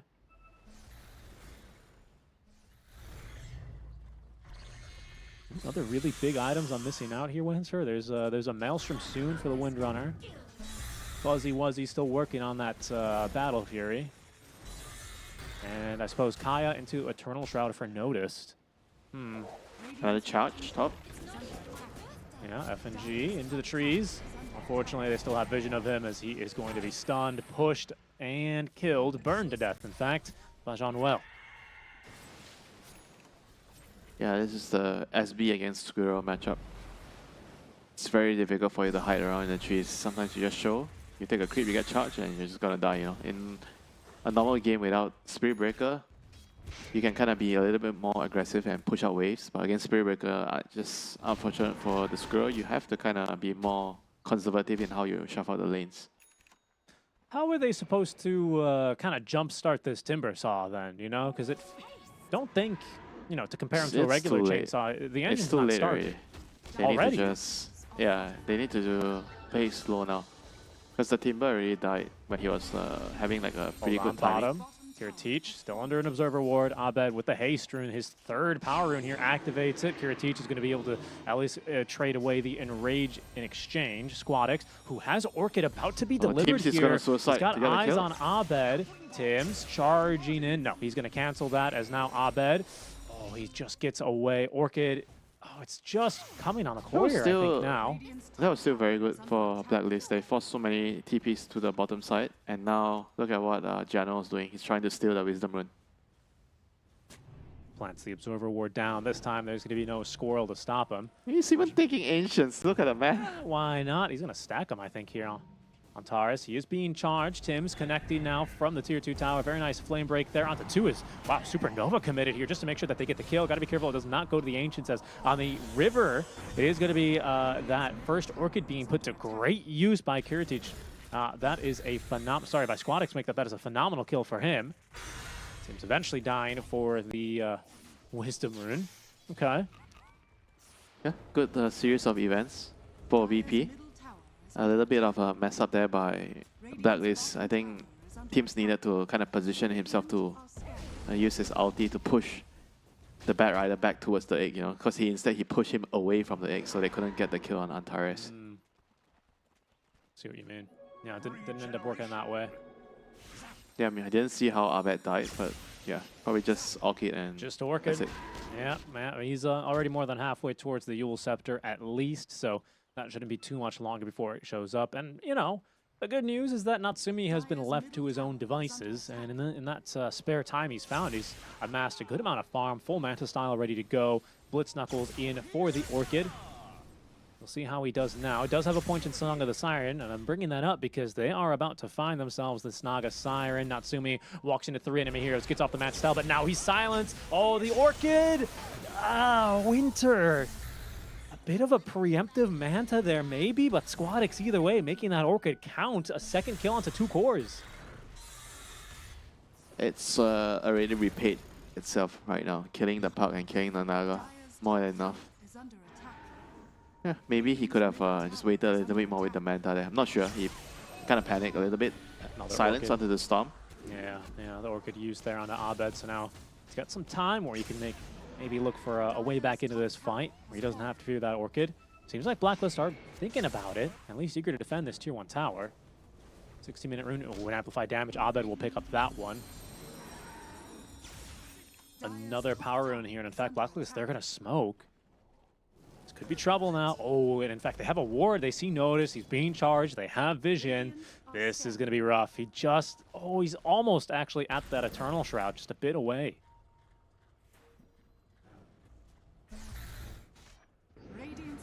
It's definitely going to be a significant power up for Notice once you get the Shroud. You're going to have Shroud plus the Dagger and Bat Rider. I think that should be at least a timing for them, a small little timing for them. Yeah, it seems like they haven't really had too much to write home about. Squadix gets out of the way of that Spirit Breaker. Alright, just trying to get your team some vision. I kind of like doing that from time to time. As a SB, you just charge, give your team some vision. Maybe you can actually decide some hero on a specific part of the map is alone by just constantly charging and giving your team vision. That gives them some information to play off of.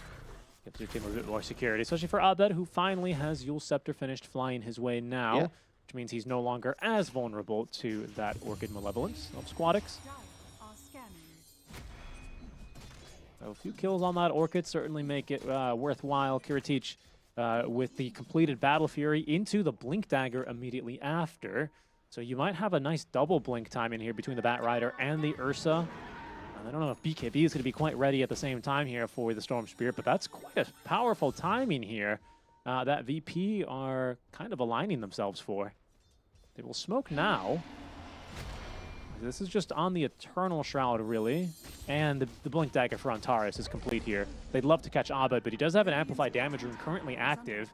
Fighting for this 18-minute rune. They're eager to get one into the bottle now for their Storm, as there's going to be the Blink initiation. They've caught Gabby, Song of the Siren, and the Sunray heal. They're able to reset this fight. Orchid Burn, is that going to kill him? Not quite, but close. As down goes the Supernova Stun. The silence on the Squadix prevents him from leaping on out as Tims leaps on through this fight. Great stuns, pushes back Kiritich as well. He's already used the Enrage, so he's just going to try and take Tims down with them as he is burning alive. Gabby on the dominating streak as he was the initial target of that Blink lasso. And in fact, it is a Blacklist rivalry who don't drop a single hero in this fight and wipe virtus.pro. Yeah, that was just the power of the team fight that Blacklist have. The egg, I think it was the Sunray initially to save. He was saving the Wind Ranger. Like Gabby kind of lived because of the Sunray, and after that he got a really good egg on top of the Wind Ranger, protecting her even further. Yeah, right. And just I guess the song as well, the heal from the song. So double heal. Good charge into the enemy team, just disrupting the fight, and after that it was all she wrote. If you don't kill the Wind Ranger, I think even if they killed Gabby, they would have still lost the fight. Yeah, especially with Abed still having a couple seconds of that Amplified Damage rune remaining. Ended up being pretty tough for them. Abed as well, running an Arcane rune in that fight. He's also got the Specialist array. I mean, it was kind of the dream fight for Abed. It is certainly turning into a little bit of the Abed show. We might just see another pickoff here as Squadix. He's going to eat this coil straight into the charge, and the Sunray damage, it's just too much. It's max level Sunray. In fact, they're looking for a +1. Tim's able to reserve that Nether Strike for the kill onto Antares, as it's Natsumi on the other side of the map. Hello, say hello to the Orchid Ursa Warrior. In trouble now could be Natsumi, however. He's got no song, he's got no Manta style, but he does have Gabby nearby, and they've got vision. A very fast kill there with the focus fire. Is this just another team wipe? It just might be. As Tims, he's going to connect that charge. Notice he's not having a great time here. Focused on trying to get up to the high ground. At least he shall live. But that is 2 back-to-back lost fights for virtus.pro. This is getting out of hand quickly. Yeah, this is really, really bad. Didn't really catch how Kiritich got solo killed by Natsumi, but this is the hero, the last hero that you want dying at this point, because he's kind of your saving grace at the moment. Like, he's the hero that can kind of maybe pull everything back together with his item timing, the dagger, the BKB and the Ursa, getting Roche or getting Tormentors, and now his timing is like completely set back, you know. Another kill onto Antares. They're just really making the good use, of the vision, of the gap close that Tims provides. And really, with now so much confidence and a bubbly net worth lead of 11k, 20 minutes in, up by 10 kills. Blacklist flexing this 11k net worth lead as they are comfortably in position to take this first game. It's their game to lose anyway. I'd say virtus.pro, they have to make some moves here, Winter. And well, a BKB on Storm is an eventuality. And I do like that Kiritich has reevaluated his item build. He's decided against going immediately for the Blink Dagger, instead is also prioritizing the BKB. Not having to dispel against the double silence is lethal. I don't know if I agree with that. I kind of feel like when you get the dagger, it kind of helps you split push and whatnot. The BKB doesn't really allow them to fight, you know. It just maybe if you get caught, you're gonna survive, you know. But if you have dagger, you can move around the map faster to push out waves and try to maybe go for pickoffs with the Bear Rider or the Storm. That's why I feel like that's going to ultimately slow down the timings of Blacklist. If you get a kill with the Lasso or the Storm jumping in, you're going to buy yourself time, you know. But if you go BKB straight, it might mean you're losing out on the kill because you cannot follow up the Storm on the bat. By the way, Notice has just died down bottom, up top lane. They're hunting for Tims, but Tims, he's got a full Shadow Blade already, looking for a bash, hoping for a bash there on the squad. It's a little cheeky auto attack, but won't find one that easily. That's when you know the SB is not afraid and he's ahead in the game, you know. He comes out, Tims, you try to kill him, he tries to bash you, you know, he's not afraid at all. Drops a Shadow Blade in front of you, being a little cheeky there.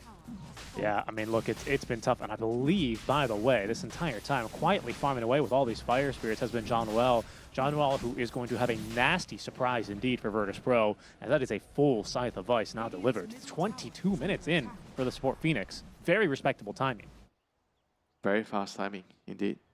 With the Whisper of the Dread, he packs a punch, you know, with the Sunray, with his hotspot facet as well. Record, in fact, look at that. 20 seconds faster than any Phoenix this patch. I assume there must have been an offlane Phoenix at some point in this patch. I think the hero's somewhat viable in a core role as Tims. This time he may have gotten a little bit too greedy as he's trying to charge through here. No way. Is he going to get out? They've already used Bushwhack. Okay, Flame Break is there. They push him back into the hands, I guess, the paws of Kiritich, who tears him to shreds. To shreds. A thousand gold kill onto the Mad Cow. The Space Cow. That's a all right. pretty, Look, Winter, pretty big one. I'm understanding your theory now on this BKB because, well, there is a full heart already on the Naga Siren. I mean, it allows you to ignore a lot of the Puck's damage, a lot of the Phoenix damage, and to a lesser extent the Windrunner, right? Who has a BKB and Gleipnir of her own now, by the way. But maybe Blink Dagger was the choice. I don't know if looking for a big team fight is really the move here, but virtus.pro, they see this Aegis, and really all it is for them is just a bullseye, I suppose, right now on the back of Ovid. I mean, this Kiritich BKB timing is not scary at all, in my opinion. Like his BKB timing. They're going to jump onto him now. He doesn't have BKB. He's 300 gold away, Winter, and now he's even further as they've also found themselves the Ursa Warrior. Aggressive Yule Scepter pop there as Kiritich. He's just going to BKB and TP away. Alrighty then, Antares, not much he can do here as they're chasing him down with the Sunray Abed. He's got another Illusory Orb in a second. The charge. Oh, I was about to say, Tims maybe made me believe that he was going to actually continue that charge, but thinks better of it. This is Blacklist are playing a very solid game, I've got to say. They look really good. Yeah, I kind of like how Gabby is like trying to play off the Naga Siren a lot. I think in the past they will always be on different sides on the map, just pushing on lanes, just consistently trying to get to their own item timings. But this game, I think he has been trying to be around his team a lot, like help the Naga, get some pickoffs, just kind of save each other. I like how they're playing at this point of time, you know. I think they've changed a lot, they've matured, and it's paying off dividends. Where, I mean, to be honest, Blacklist has changed a lot since last time we covered them in well, at that point, the SCA DPC.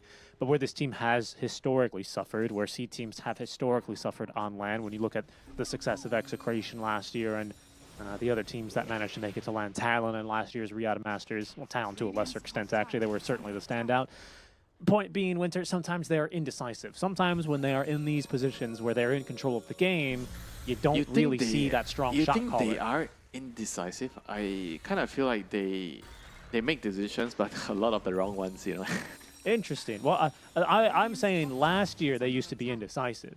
This year, you know, we can have a conversation about how that has changed, but for now, they seem to be playing things perfectly as they just get another free pick off there onto FNG. Yeah. Squirrel mid all day, you know, says Tims. Radiant's middle tower is under attack. You like it barbecued, roasted, baked? I'm not the biggest fan of rodent, I would have to say. I don't know if I would opt for squirrel meat, to be honest with you. It's probably very, very muscly. Very small creatures, I bet. I'll pass. I'll pass. It's okay, I'll learn to prepare them in a very specific way for your Mexican taste buds. Thank you. I appreciate it. SquadX has finally finished off his BKB, by the way, so now you've got double BKB, one on the Storm, one on the Ursa, and a full Lotus completed for the Timbersaw. So these items are coming online. But you think about it, how are they going to win the team fights? So they need to drag someone in with Lasso or Storm and immediately kill the hero, and then you have to dodge, you have to kite after that. Oh, Abed is running in with the Aegis and the gem. Yeah. He does not care. He doesn't care. Antares is deleted in the meantime as Gabby just finds another pickoff around the map. I think another problem, honestly, that VP are running into is that Blacklists are just incredibly mobile. There's another kill. Natsumi gets FMG in the jungle as even Kiritich, he might not be safe here. He's going to snap coil, did not use enrage, did not use his BKB, might not get a chance here. As he does get off the enrage, he will turn and take down Tim's as Notice, able to assist there with a big old whirling death. Kiritich still alive, but Abed, he's chasing up the high ground. Abed, who is willing to sacrifice this Aegis, still 30 seconds left on it as they find the Scythe of Ice onto Notice. Abed finds the kill onto Kiritich, chasing into the base as it's John Well with the kill on the Timber. He died to the Witchblade, DPS. For one. I think he did. He take down a Witchblade. Holy crap. Alright, this game is kind of over. Seems to be that way. They didn't even use a supernova in that fight. I mean, because what I was about to say, Winter, is I don't know how you kite out these team fight spells. You have Song into Egg. Yeah, a Scythe of Ice on John Noel. He's playing a perfect backline Phoenix game. They're pushing up to your high ground. Aegis just expired, but you have a Heart of Tarask Naga Siren with nearly a full butterfly completed, starting to just bully down your buildings. What do you do here? No Scythe of Ice there. They're immediately setting up for SquadX. He gets the BKB off. He is at least able to zip away, but that is one less tool in his tool belt now to try and defend the high ground. Yeah, still gonna lose the Rex. Another leap in there from Abed. Witchblade damage is immense. Coil serving a double purpose, locking down the Storm Spirit, who is unable to zip after anyone and try and set up at least a free kill. That's not happening here. And so this desperate high ground hold. 5 seconds until you have this BKB off cooldown for Ursa. But it is going to be a further minute until SquadX has his ready to go. And in the meantime, you have invaders at the gate, beating down your buildings. Noticed as well, Silence able to dispel himself with the Lotus. That's Blacklist, even just with Song, look how confident they are. There's going to be the lasso finally on back as Kiritich able to ignore the Song. He bursts through the Windrunner. That lasso being used for one thing at least, but now SquadX, he's going to be in trouble. A big old charge in from Tim's, connects onto two. SquadX able to get up to the high ground. And let's see what Abed has to say about that, however, as they've already lost on Taurus. Kiritich goes down. Notice he's still alive at the very least, but your mid buildings, they have already fallen. Oh, this game. One to forget here for virtus.pro as there they go again. Another Scythe of Ice onto Notice. The lockdown, the control. It gets off the Lotus, the dispel, but Tim's has a BKB continuing to chase and finds the kill underneath the towers. There's the GG call. This one's all over. Yeah, this one's definitely all over. It's been over for quite some time already. It's like I said, you know, once again the Abed show, you know, they didn't really have very good tools of stopping him once the game got to that stage. But I think overall the team also they played really well on each position. The SB charging him in the team fights, Phoenix with the egg, the Hex, and Naga just shopping out the lanes. And last but not least, Gabby as well, like just playing around the Naga and the team a lot and just making sure that Blacklist just dominates the map across the board. And they certainly did dominate. It's the 4th pick puck that still leads Blacklist International to victory. We'll be able to break down this game just a bit more after the break.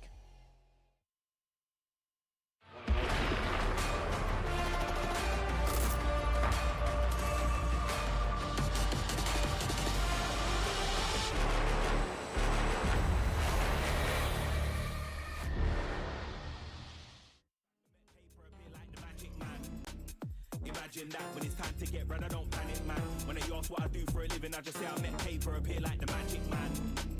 Imagine that when it's time to get bread, I don't panic, man. Keep cool and calm like the attic fan. We met paper appear like the magic man. Look, man, I don't wanna hear no talk. Look, man, I don't wanna hear no talk. Look, man, I don't wanna hear no talk. I don't wanna hear no talk. Look, man, I don't wanna hear no talk. Look, man, I don't wanna hear no talk. Look, man, I don't wanna hear no talk. Wanna hear no talk, no talk, no talk. See the stack levitate like dynamo. I keep it low key, I don't like to show. Corridor is real, a man like to steal, so I don't watch face and I mind my own. But it's a minor though, I flex really, I ain't that type of bloke. I like getting paid over the limelight still, man, no I ain't in a them type of show. This ain't new to me, matter of fact, man, started a while ago. I just wanna live a life where the choice how to spend my time is mine and mine alone. Blood, you best try to know, I wanna yard work and spend my time alone. We ain't gonna get there overnight, but in the meantime, there's still some time to go. Take the war, left the war, take the war, left the war, take the war, left the war. My you, we a take my fall. This ain't new to me. This ain't new to me. This ain't new to me. My you, we a take my fall. Imagine that when it's time to get bread, I don't panic, man. When they ask what I do for a living, I just say I met paper.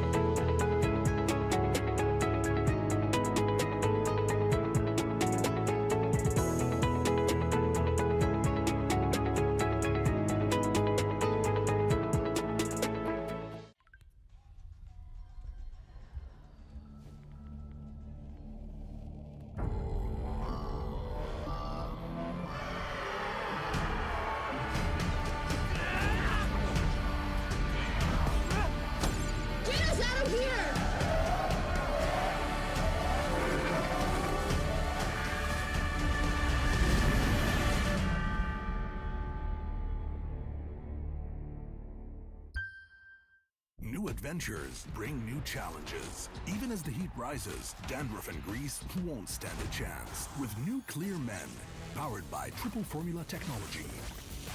To eliminate dandruff, itch and grease, gives you 8 hours of freshness and 100% dandruff-free hair.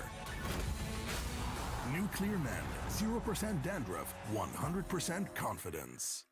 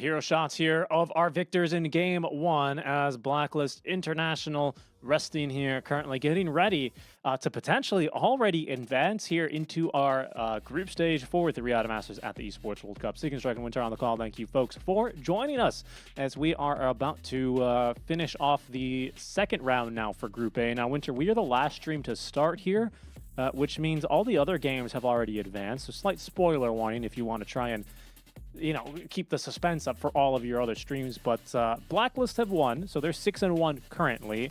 Entity have won their first game, so they are 5-2 currently. And Beast Coast have won, which makes them 3-4, now equalizing virtus.pro. You've got G2IG and LGD both sitting at 2-5, which by my count means that Blacklist has no chance now to be relegated at all. And because we only have 3 more games yet to play, I also don't really see them. Well, let's say this. If they win this next game, I think they're direct to the group stage, and there's not much anyone can do about it. So, I mean, Winter, I have to say, let's set this up, right? Because for this team, this is the team that squeaked through the Riyadh quals. Actually, they beat Aurora in that upper bracket, didn't they? I think they did, right? For that first slot. About the TI qualifiers? I think No, that's no. what you're... Well, because they didn't make it to TI, did they? And that's the point I'm making. This team went from not making it to TI to all of a sudden beating everyone in Group A. What a turnaround for this team, right? Yeah, you're mad. You're mad. You miss out on some tournaments, then it gives you the fire that you need, to burn your dream. Actually, not burn your dream, but to burn on in the game to dominate your opponents. Sometimes you just need that kick, your coach is just yelling at you, the manager's yelling at you, what are you guys doing, I told you to wake up early to play more practice, see, this game, you suck because you didn't practice on that particular hero enough, Sometimes you just need to yell at them, and when they don't listen to you and then they don't qualify to tournaments, then they will realize it's their fault, Do you think that's the kind of coaching that Dubu has, a little bit of an iron fist, that tough love? No. He's a very nice guy. He tries to work around things in a very different manner that I would do it. I'm a very, very concerned coach, in some situations. But he's more of the one that tries to work around things in a more gentle manner, I would say. I'm more direct. Winter, I've heard in South Korean school culture, I don't know if this is still accurate, but I've heard it was accurate as of late. I've heard that if you talk out of place in class or otherwise are disrespectful to the teacher, sometimes the teacher will make you stand up and basically do a wall sit at the back of class until your legs basically give out. Do you reckon that's what Dubu's done here? He's like, Abed, you have to do a wall sit until you can clear all your CS.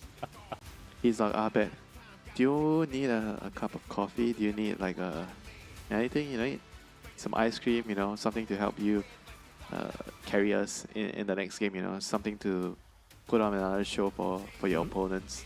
I think if I'm their coach, I would be trying to get Abed in a tip-top position, in every game.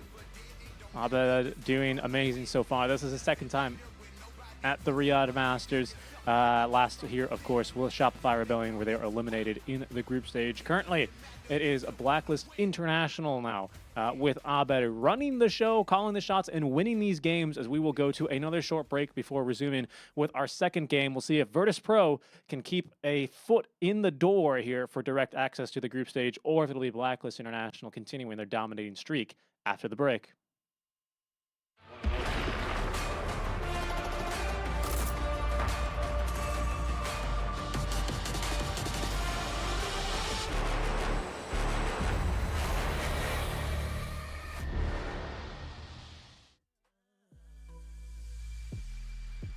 What you doing?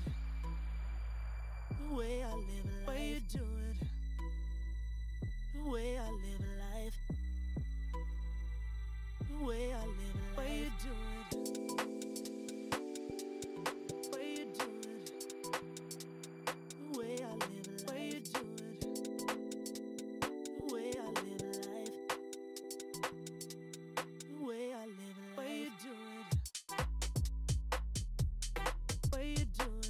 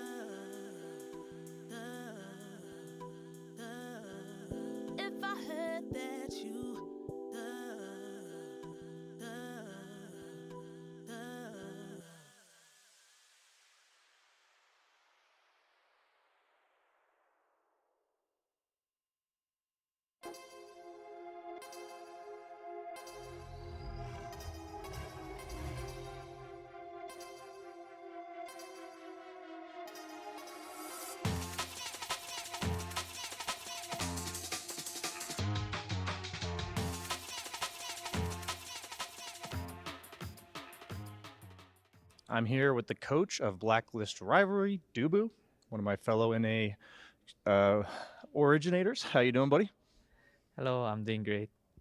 Yeah, so I took a look at your guys' qualifier run to get here in the first place, and you guys dropped down in the first round and had to win 4 straight series to get here. What was that like as a coach, the stress levels of the team, cutthroat?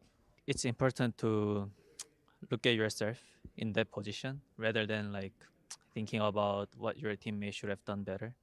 Everyone needs to take 20% and then think about what I can do better for the next game. So you actually know what was the real problem. Is it like on the draft or it's just a play? And then we kind of figure out that it was just play, so it was easy to move on. Okay, so you mentioned everybody taking their 20%, but that's each player. We're talking about you as a coach now. What is your role in that? Are you more of like the strategist here? Are you more like, hey guys, like let's rally the troops? Are you more giving an inspirational speech? What is your role in a series like that? I think what I remember was I specifically said what matters for the next game. I didn't really talk about the game 1. I just told them what we need to focus on the game 2, and then what's gonna happen in the draft. Yeah. Okay, so we talked about the huge qualifier run. It's pretty sick, but now you guys are here. What are you thinking as a coach, as a team? What's the vibes like coming into the tournament? I think we are pretty confident to compete in this Riyadh qualifier. It's just because we are all same page on what we want to do. And then I think their skills are high enough to beat this tournament. Yeah. Nice, man. I'm looking forward to seeing what you guys can do here. Thanks for joining me for the interview, and we'll send it back to you guys.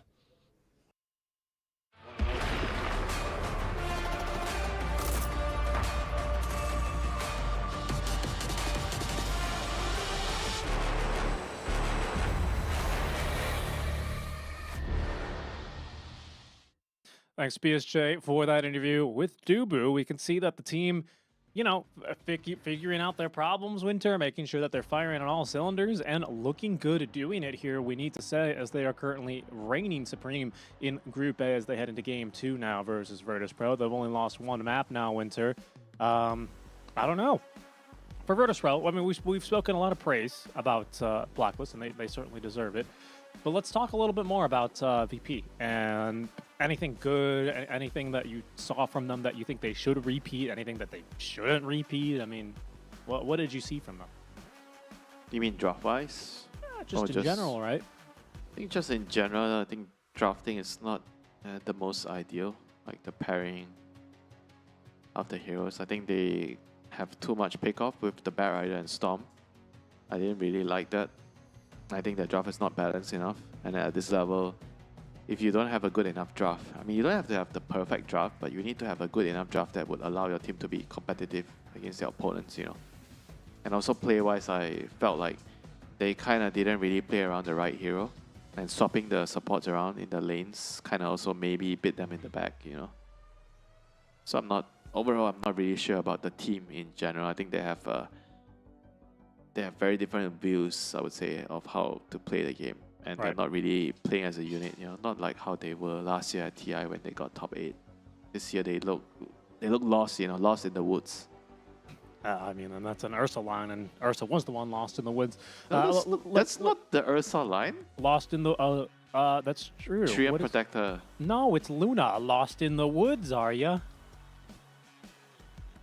You don't know? That's because I can't do a Scottish accent. If I could do a Scottish accent, you'd believe me. I thought it was Tree and Protector. Okay, never mind. I was wrong. Maybe you're right. Yeah, it's fine. Winter, what I wanted to talk about, though, was actually looking forward to our second draft, which is now just getting underway. We'll have that up for you shortly. virtus.pro this time, they had priority in our BO2 series. They actually chose first pick. I don't know. What does that say to you here, if anything? It says to me that they want to snatch a hero first. What else? Yeah, I guess. I think first pick is a little easier to draft around. I feel nowadays. I think I mentioned this quite a bit to you, where I really like the 7 ban into the overall first pick, and then you have the 18 pick, which is also really strong. I don't really mind not having the overall last pick. Well, we'll see what VP want to make of it here. As of a lot of the usual suspects gone so far, of the ones remaining, I see, especially for Abed, quite notably, the SF currently still in the pool. He's usually gone in the first phase. Last time, the first pick overall was for Blacklist, and they decided to take the Phoenix. This time, it's the Phoenix ban and a TA pick. Okay, well, I know what Heroic would do here, but this is Blacklist. I don't know if we're going to see a Huskar immediately, or at all, but what will we see here? Oh yeah, you can see here, by the way. Oh, Blacklist also are liking first pick. That's shifted since we did the TI quals. Teams were still preferring second pick back then. I think first pick is just easier to set up, like a specific idea. Second pick is more about responding and being more reactive towards what your opponent is doing.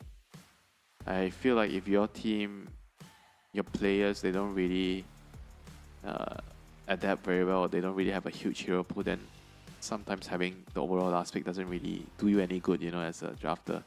Right. I think on the first pick side, it's just easier to say that, okay guys, we have Gabby. Gabby is really good at this hero. Let's try to draft around his Beastmaster, you know, something like that. Well, there you go. It seems to be what they're doing now, right? Yeah, it's just easier to set up a strategy. Whereas if your players are not flexible enough, your team is not at that level, having second pick might not be that useful for you. Well, as for Blacklist, we heard in that interview, Dubu was saying, well, they talked about it. They decided the problem was not draft, it was just play. And they seem to now have resolved that, as we will see what they draft around the Beastmaster. And also where this TA will go, right? We've seen this TA been flexed before. Oh, maybe it has something to do with the lane as well. Like Beastmaster, you can get the ball and do really well against TA in the lane. Maybe it has something to do with that. That's why they are opening the Beastmaster right away. I mean, sure, you can always say that, oh, like, we can always move the TA to the mid if you're VP, you know, if you don't want to play into the Beast matchup. But I'm not really that big of a fan of mid TA. Kind of feel like the hero suits more to be on a carry role. Because if you give TA the levels, like, I think generally what happens is she's going to be the richest hero on the map, but everyone else is going to suffer because your highest level hero on the map is farming and not running around to set up kills.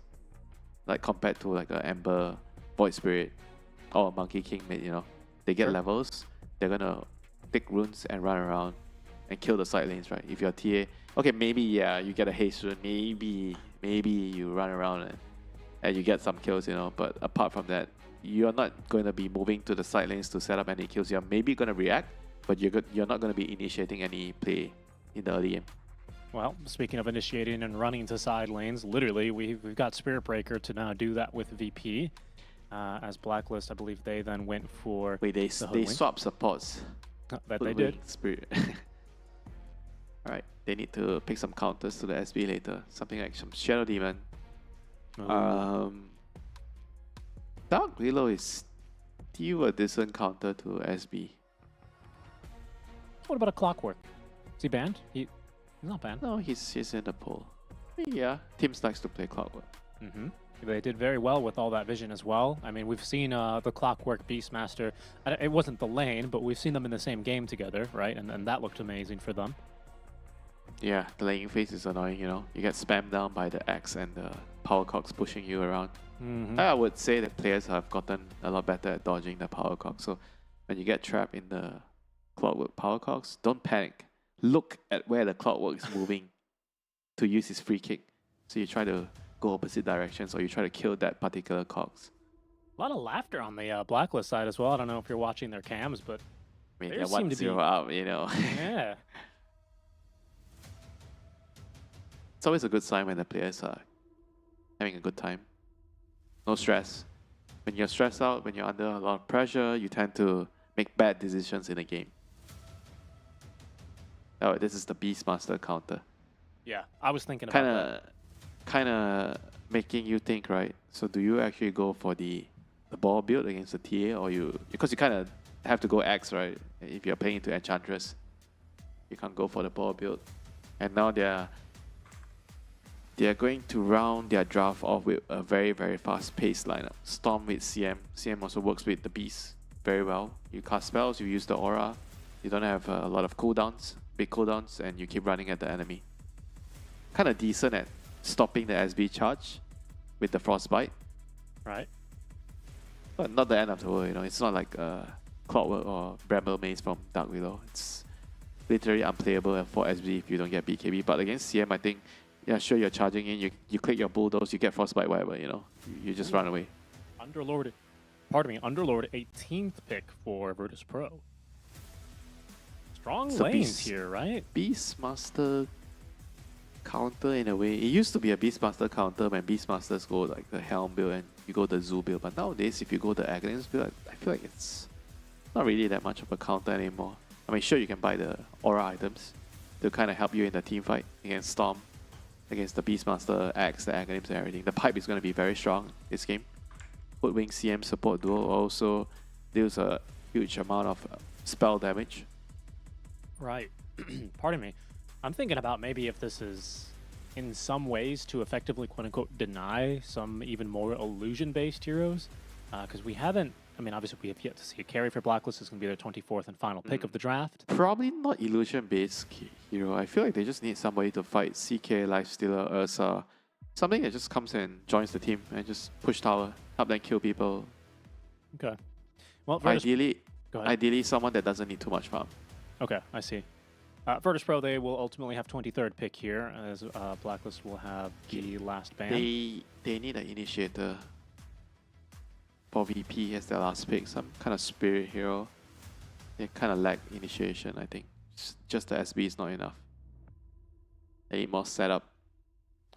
Someone that can beat down the Storm in the lane and help with setup. Ember's ban, Monkey King's ban.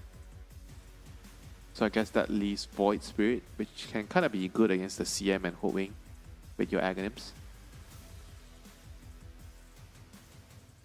I mean, then there's the Lina kind of spellcaster, but you're not going to be rotating a lot. But it's pretty good with SB. You can abuse the Storm in the early game with the charge and your LSA. What about an SF? He's still in the pool. No, okay, so it's going to be TA mid. They've run the Slark carry here. Wow. Slug, TA, Underlord? Not Slug and TA especially, I'm not a very big fan of it together. I think the timings are very weird. TA kind of wants to... I feel like in the early game you're going to be farming a lot. Slug also kind of needs to farm a lot until you get your Diffusal. Sorry, not Diffusal. You probably don't get Diffusal anymore nowadays. First Slark of the tournament, by the way. And now they picked Nor ban before. I mean, the hero feels weak though. When I ran into the hero a couple of days ago in my games in pubs, I feel like the hero's not that. I mean, they buffed the Dark Reef Renegade. It got a lot better, but I just feel like the hero is very slow paced. I mean, his laning phase definitely got a lot better now, but he still needs to kind of...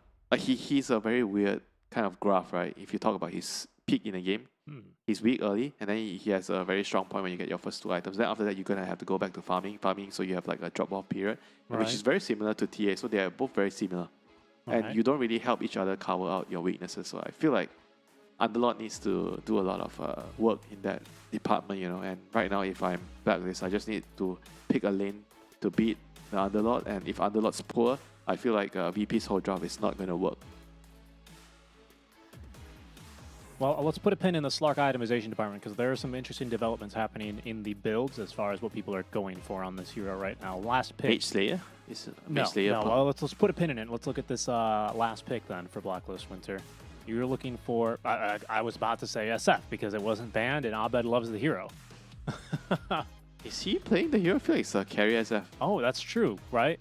Of course, it's the Storm because for it's him. the lane. They wanted to find a hero that can beat Underlord in the lane. Because Monkey is banned, Ursa's banned, right? So I think SF is going to be a hero that works really well with their tri-core setup. Storm, SF, Beastmaster, they have very similar timings where they get 1 or 2 items, they ball together. You play with the Aghanims from the Beastmaster, Dagger, Aghanim, Storm, you kind of have your probably your Orchid and your BKB. SF has BKB, Hurricane Pike, Dragonlance, whatever you want in the early game. I feel like everything just comes together. They're going to be balling up together. you use the CM aura very, very well as SF. So Right. their hero has a lot of synergy, whereas VP's lineup kind of you need a lot of things going well for you, you know, to pull this whole draft together. The 153rd game of Storm Spirit, according to Dota 2 Pro Tracker for Abed, as he closes the gap to Somnus game by game. For Natsumi, the carry Shadow Fiend. I didn't see this one when I was doing the research for him. But Winter, the item builds, and this is maybe something that is going to kind of mess with the perceived timings that we all kind of have of this Slark. The item build that we're starting to see is actually Radiance. We're starting to see some Radiance Slark. Does that change anything about the way you envision this hero, No. his timings, the way that he Radiance plays with equals the TA? slow. That's all I'll give you. Okay. And against Storm, SF, Beastmaster, if you're slow, they take over your map. They take Roshan. They push your towers. That's it. Yeah, I guess SF you should go for the physical build this game instead of the magic build. I think you don't go like the Kaya Yasha type of item build. You Kaya Yasha dagger.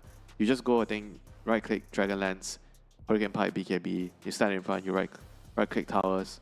You're kind of like the turret and a pseudo front line. Talk to me then a little bit more about the tri-core here. Or I guess the 3-on-3, right? Where you have a Storm, a Hoodwink, and a CM brawling versus a Spirit Breaker, Enchantress, and I guess an TA. Underlord? I mean, it's TA. I guess TA is mid. I Mhm. mean, I feel like you should be stronger as TA, Enchantress, and SB at the runes compared to the Hoodwing, CM, and Storm. Because TA can kind of set up around the rune areas with the traps, which is going to allow the SB and Enchantress to have a huge advantage when they're fighting in the river. So I think that's going to be much better for VP when they're fighting for runes.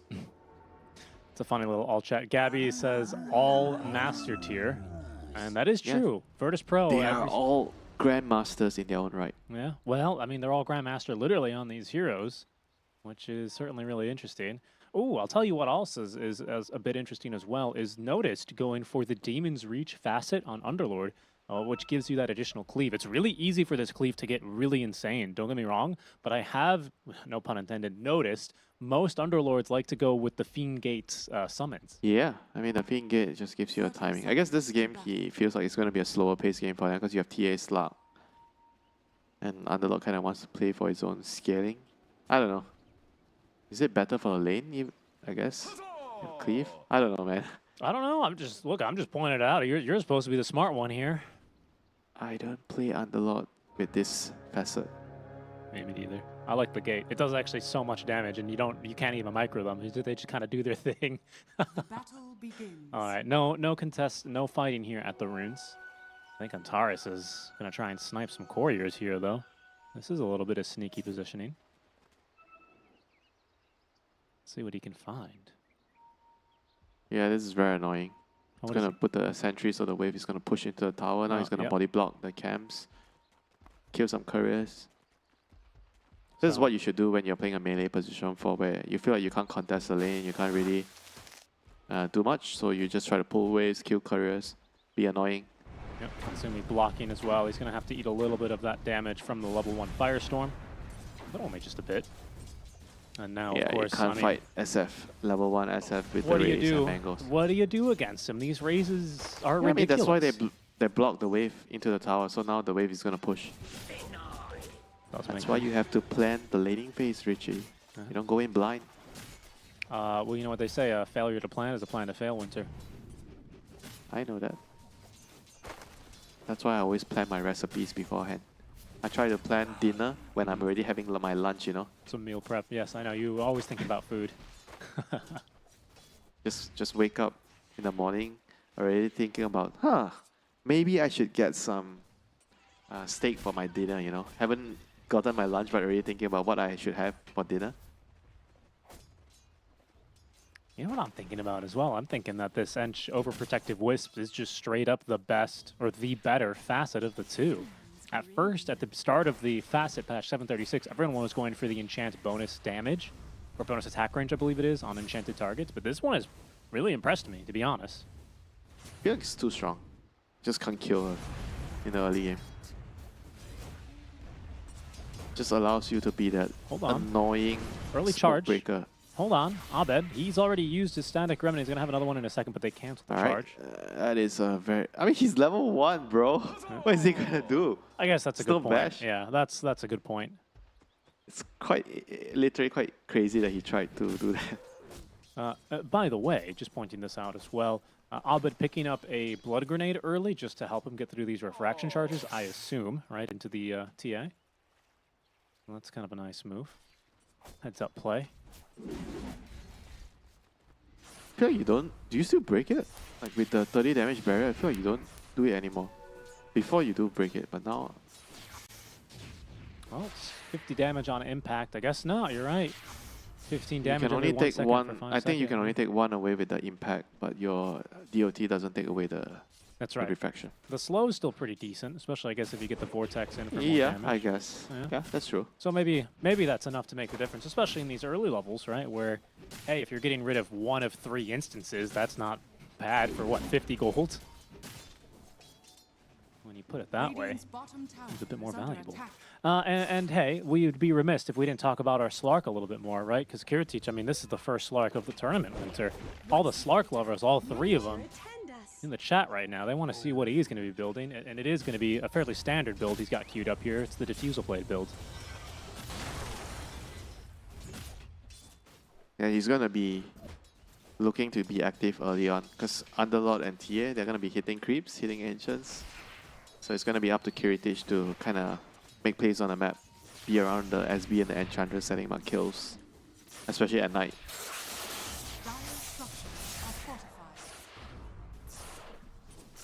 Very strong high ground advantage there for Abed, as he's going to at least avoid an auto attack when he had the Meld's debuff on him. And we are seeing the Spirit Breaker rotate away. This is the second time he's rotated away from the lane. You can see how defensive Notice has to position himself every single time because of the threat of just a simple bite into triple raises. Could just very well spell the death of him. And on Taurus, he hasn't found much because of these rotations either, because of that Observer Ward that Blacklist also have planted just above the Bounty Rune spawn. It scouted him every single time he's tried to leave the lane. Yeah, that's a very, very nice one against SP. You kind of want to have eyes on him to protect your mid laner. I mean, he's trying to just pull the waves and just trying to not play the lane, but it's kind of not really helping. You know, this SF is just totally bodying Notice here. Oof. Yeah, Notice is having a tough time. 3 stacks of Shadow Rays there. I thought maybe a 4th would have done him in. This lane is super, super hard for Underlord. 10 denies for Natsumi. He is really starting to pop off. 7 denies for Squadix, though, as he is not the biggest lead. Abed also with 6 denies himself, so not a huge difference there. As on Taurus, he TPs to the top lane, charges on through. FNG as well, connecting from below. He's got a Satyr Banisher here for the Purge. That's going to be an additional slow here onto Gabby. Gabby falling a bit low, but it's Kiritich who's zoned out because of these wild Axes stacks. In the meantime, on Taurus, dying to the Hawks and the Summons. The last stack of Axes, not enough damage, however. As virtus.pro unable to find their mark. Meanwhile, down bottom, they notice that Noticed is completely alone. They put him on notice as they start sieging his high ground tower here. This is not fun. Oh, and there's going to be a 2-man bushwhack. Kiritich, he lives to do that. I thought maybe the Acorn shot would have done him in. Holy, this Hoodwink plus Beastmaster is just 2v3ing, no problem, you know. This Enchantress, Slug, SB, there's no match at all. Yeah. Pretty soon as, oh, there it is. Eventually they find him. FNG goes down. This is starting to look like trouble. Kiritich, until he can get that level 6. Needs to get that HP regen. Oh, Abed gets the regen. This is huge. Yeah, Abed. He might continue going here. He's got this regen running, still active, has the ball lightning ready on Taurus. Might be a nice catch. Frostbite is now ready.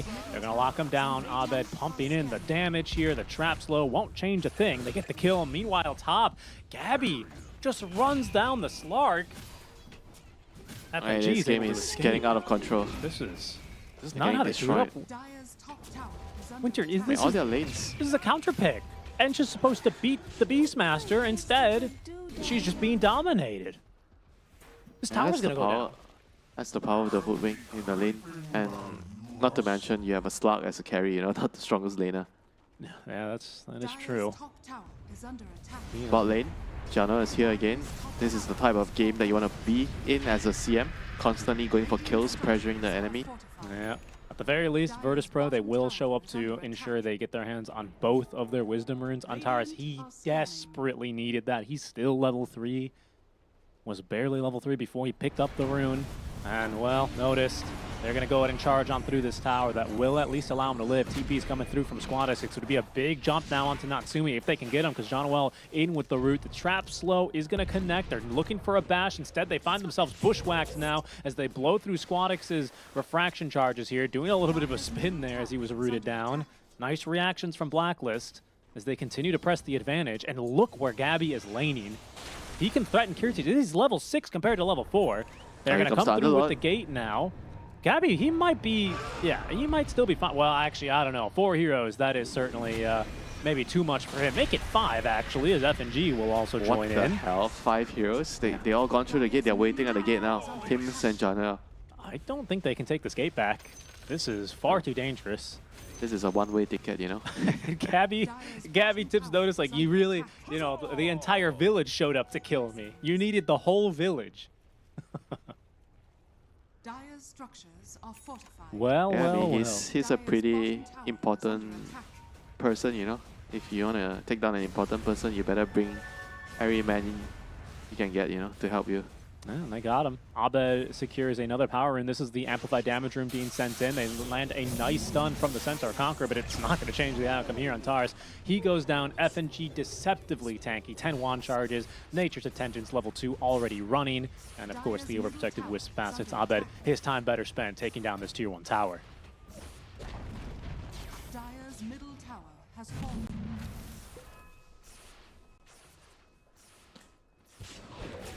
TA, they're going back in. A bit aggressive here. Refraction charges. Nope, that's not going to make a difference. FNG, no Wisp will protect you from the might of the elements, the freezing field. I mean, his game is going to be over soon at this rate. This is going to be fun. We're back on schedule. Hey, get the next teams ready. Get the next teams ready. Oh, look at this stack that Gabby's farming. Holy moly. So that's pretty much his Aghanim's, right? If he clears everything. 11-minute Aghanims incoming. Look, I have no idea. Honestly, I don't usually clear ancient stacks, so I don't know how much money this is. I'm the one who makes them. Hey, don't you lie. I saw you doing that when you're playing Darks here. Listen, I only steal them from you, okay? Okay, he's not quite at his 2 support players seeing a big ancient stack. This has to be at least 2,000 gold. It was like 600. It was a lot of money, okay? It was a lot of money, but it wasn't that much. Come on now, Bro, notice. Oh boy, he's just dead. Bro, I said 11-minute Aghanim, you know. No, you said this. My math is still on track. I heard you know? you. Don't you deny it now. It's okay. You made me believe as well. You sold me on that. That's the thing, Winter. This is what we can't let you figure out. But because you are much better at Dota than I am, and you've played on a professional level, you could very well say a lot of things about Dota, and I'd go, yeah, that sounds about right. I would follow you off of a cliff, my friend. Gabby, well, the cliff is going to be coming to him this time. Jack. They interrupt them, farming a big old stack of Ancients. That's a second kill there. I do wonder if he'll drop another tip, as he will get his stack stolen now. Yeah, this is a minor stack compared to the previous one. But let's see how Blacklist respond. They are going to move into the enemy triangle, delete all the traps that they can find, and not allow Squadix to farm super comfortably.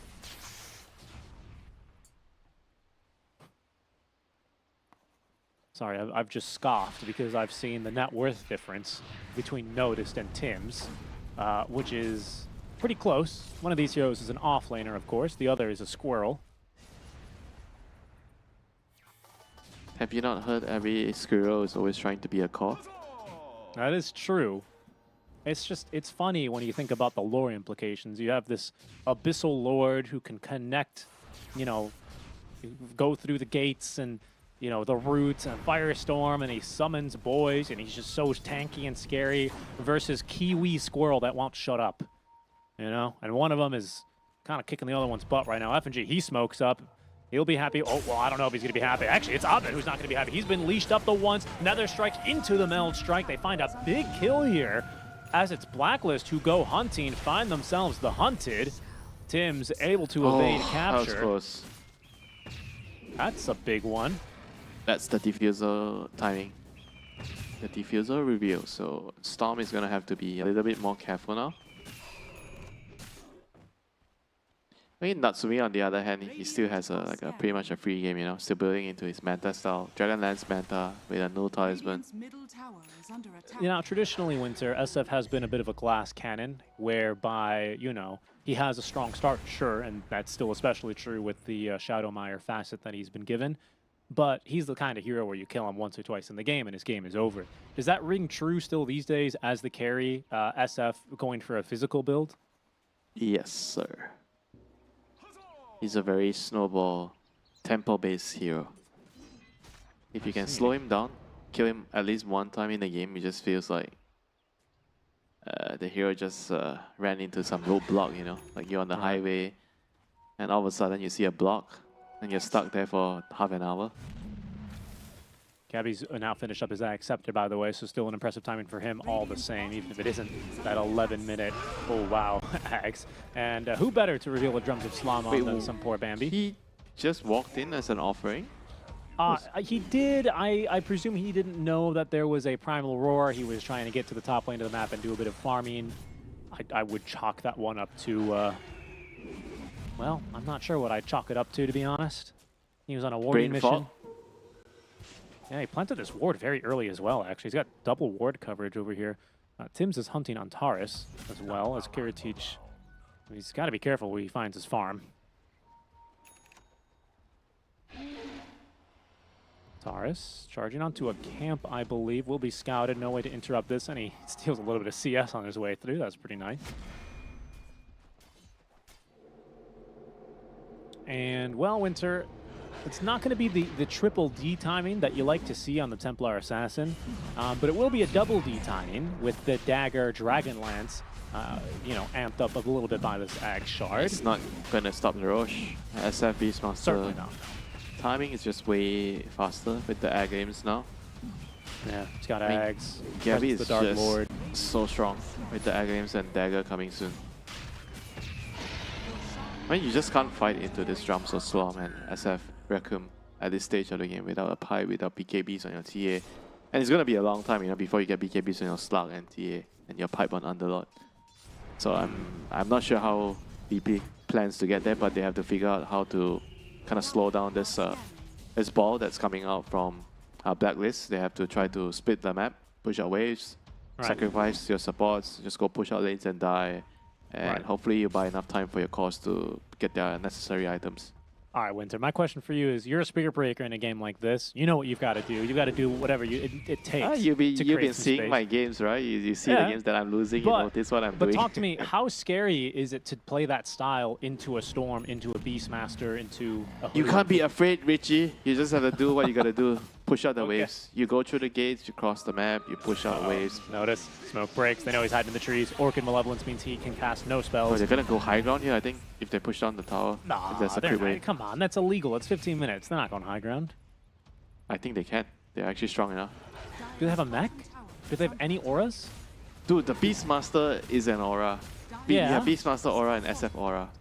Okay. Well, we don't have the talent for Presence Aura effects buildings, though. Counterpoint.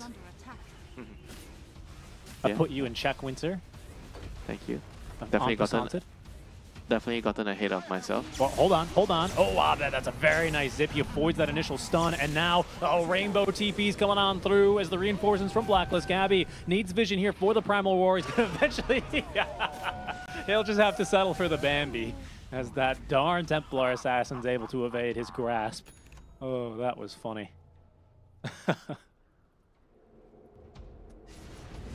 A kill is a kill, Richie. Yeah, you take those. Now they get a tower, I presume. And Kiritich can maybe cut a wave here, but... Well, he did use just about everything. I don't know it. what you have left to fight with now. Natsumi, Requiem of Souls, does catch on Taurus here. Yeah, and he is an easy kill. They are going to call in the Fiend's Gate reinforcements now. Both cores looking to go on in. There's that Diffusal getting to work Gabby on the standing his Jean-Noel. ground. He should be an easy kill, but Natsumi's also standing his ground. Gabby able to beat down the drums and take down Notice as Gabby finds a second now onto Kiritich. It's Abed who locks down Squadex and an FNG. Once again, a little bit of Bambi dessert, as it is a 1-for-5 wipe. Should be a tier 2 tower as well. Aegis still in hand for Lord Gabby. They tried to ignore him, but Winter, it's like trying to ignore your upstairs neighbor who just got a drum set. How can you ignore him? You call the cops. You kind of you kind of have no choice. Well, I don't know if the Dota 2 cops are going to be much help here, to be honest. Blacklist up so far. Oh, Gabby almost losing his Aegis to the tower. Would have been a little embarrassing considering it's got 2 minutes left. Yeah, but you just see like how strong Blacklist is when they're standing together with the drums of Slom and the Requiem of Souls on the SF with the Did you catch- auras. You just can't go in, you know, with without a pipe, without BKB. But I understand what VP is trying to do. You can't just let your opponent step all across your real estate without defending it, you know, without even attempting to try and push back, you know. I'm not sure. That's why I felt like that draft is kind of very difficult to pull off, you know, with this TA and Slug. Very similar type of heroes.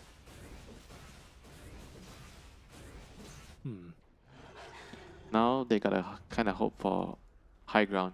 Try to defend the high ground with your Firestorm, with your Underlord. Delay the game. Okay, we are... Wait, why did he bought an urn on the Spirit Breaker? Okay, this is actually pretty bad, I think. Ooh, okay. Over what? A Shadow Blade, drums? Yeah, you just need to buy Shadow Blade or drums, or sometimes in a losing game you just rush BKB so you can charge in. Because if you think that you cannot really use the Shadow Blade to push out waves or to get kills, and Shadow Blade is definitely called on this hero. You want that item no matter what. But in a game where you get a lot of counters, you're playing a lot of counters like Dark Willow or SF Requiem, CM Frostbite, I would say that it's probably better to just get BKB. So in the team fights, you're going to be relevant. All right. I'm going to cut in for a little bit of breaking news because this game has been, well, to be honest, one-sided. Blacklist playing so clean here, honestly, that I've been looking at the other results from Group A. I won't spoil those directly, but I will say, because of the results that we already have, I don't believe, with already the win that Blacklist have, it's not possible for them to fall into 4th and 5th in this group. They have secured their stage into the group stage already, or their step into the group stage, because their last match is versus Entity, who is currently 6-2. Blacklist at this rate looking like they'll be 7-1, and Beast Coast are their next closest at 4-4. So there's just no way for them to fall out of the top 3, and quite a turnaround for them. Always nice to finish work early, right, Richie? Definitely. Go home early. Definitely. I think everyone Boss, can relate. I already hit my KPI, so I'm leaving, yeah. Turn on the mouse jiggler for the last one, the remote. You know, that's the new one. Here, teach. He's gonna have to. No, shadow you dance turn and on TP. Dota. Come on, bro. You turn on the Steam and you start up a Dota game. Well, yeah, see, the thing is, Winter, and of course, we don't have real jobs, so we haven't had to deal with this Hold That Thought Squadix. Uh-oh. Yeah, they're going to stack the stuns, but it's not going to matter. Gabby's the one to collect the kill there. Zaba's credited for canceling the TP. Scroll noticed. He's going to try and TP out as well. And, well, I thought he was going to be successful. I thought wrong, though, as Tim's is going to be able to catch up to him with that Rod of Atos. Winter, like I was saying, a lot of remote workers these days. Some work employees will install some software that like tracks your webcam and your mouse and your keyboard and stuff. So, occasionally some people will like get a little thing that just moves their mouse so that it pretends like they're working, and then they'll just like pull up Netflix or whatever. I think at this stage, Blacklist, they can rest easy, at least for now, as they have aced the play-in. They've hit their KPIs. They're hitting tier 3 towers already with that 15 talent for Natsumi. They're up onto the high ground. They're taking your base. They are looking to close out this game at a rapid pace. Yeah, it's very unfortunate for VP. You can't really fight back. You want to fight back, but you just don't have the tools to fight back with your lineup. This You're just sitting there and waiting for the inevitable end that's coming.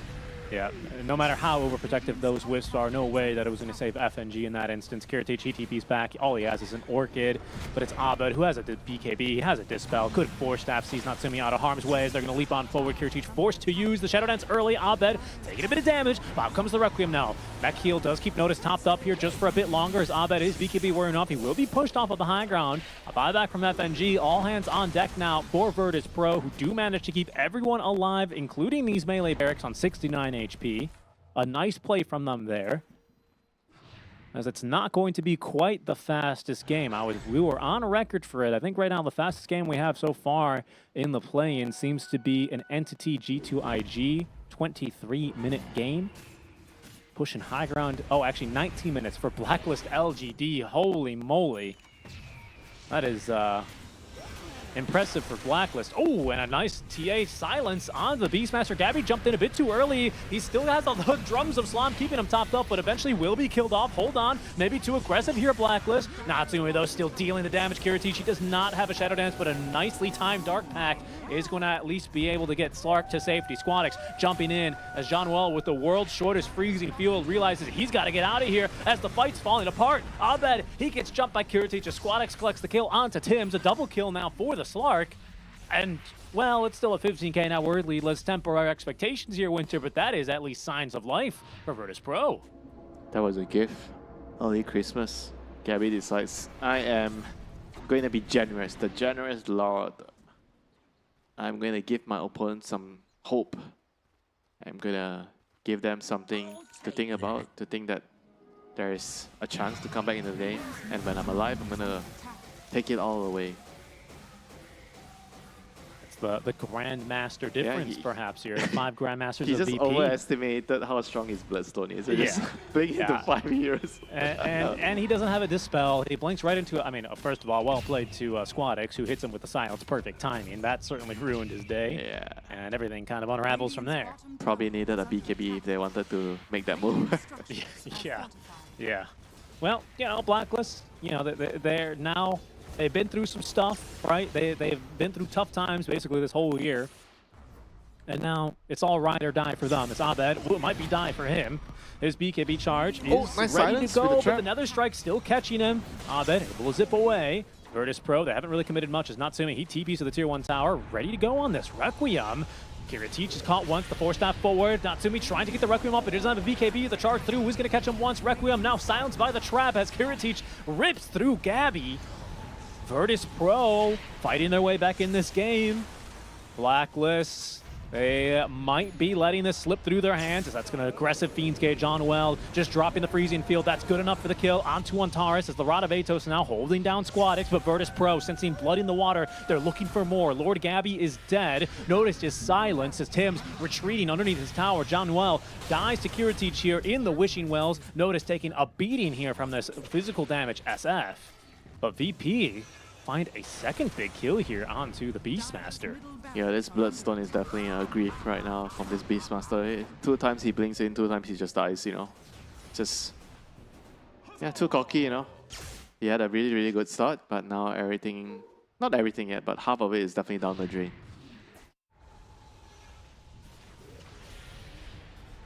I mean, you just can't really stand in front without a BKB. Like, he just blinks in, gets caught. I mean, that's very, very nice silence, you know. Just making sure that Natsumi doesn't get the Requiem off to save the Beastmaster there. Yeah. I mean, that's the second time as well that they've gotten it. It's looking good so far as they have stopped and halted this net worth lead. What was looking like a sure win for Blacklist, to the point where I was talking about how they're guaranteed so-and-so already. VP say, hold on, just wait a second. The SCA special, the only thing that can stop C is themselves, as Tim's is able to find eyes onto Kiritich. Kiritich, they're going to try and set up for the Chainstone here. They still throw the mech heal, but it's not enough. Natsumi, he's got overwhelming physical damage, and that's the Gem of True Sight now on the deck. VP, how much more will they lose? Gabby, this time he's going to be able to get off the Primal Roar. Drums of Slam, and Natsumi picks up his second kill now with the assistance. Abed leading them forward, charging forth now. Connects onto Squadix, pulls him away from the tree that Tim's needed for the Bushwhack. Will that make a difference? It will not. Squadix still dies, such as the net worth lead for Blacklist, who will now claim their prize of a Roshan. That's how the fights are supposed to go. Back in order for Blacklist now, as they will secure the second Rosh. All 3 cores down on VP. Roach is gonna go down as well. Like Blacklist say, enough of that hiccup, Gabby. If you do it one more time, you're gonna be receiving a letter from HR department sending you a warning. Yeah, Gabby looked over and saw, he saw Abed kind of stretching out his arm. He's like, uh-oh. Yeah, get warming up, Gotta lock in. Getting ready. Abed's looking at Gabby. Do you want one more round of this? Kiritich, he might be able to find himself a free support kill here. Solar Crest buying a bit of time now. This might be a little bit too deep. That's a great charge forward, though, but Natsumi unleashing on this Requiem of Souls. The fear, it's good enough for the kill. No chance to get off the Shadow Dance. Johnwell eventually goes down, but notice he's committed his entire life just for the Maiden. I mean, to be fair, I've known guys who have also thrown their life away for a Maiden. I feel you there. But what else? What else does VP have to look forward to now? Just ask them, was it worth it for that Maiden? Well, I mean, honestly, how much gold did he get from it? 420 gold, nice. Natsumi. Okay, a cheeky little fortify because they're going to get a second one, but there's going to be the initiation on the Squadix, another charge in, but on Taurus, he's pushed away. Look at that. It was like a magic trick. Blacklist International showing us a true magic trick. You're there 1 second, and then all of a sudden, where'd the TA go? Did she melt? Nope, she's just dead. No buyback either. Kiritich is going to respawn. There's one last fortify ready to go for virtus.pro, but there are 2 or 4 towers being beaten down. Blacklist, they want to finish this off here and now. The last tier 4 tower is not going to go down quite yet. Abed drops the hammer onto it. That's going to be enough damage, I think, once this fortify ends. Down it goes.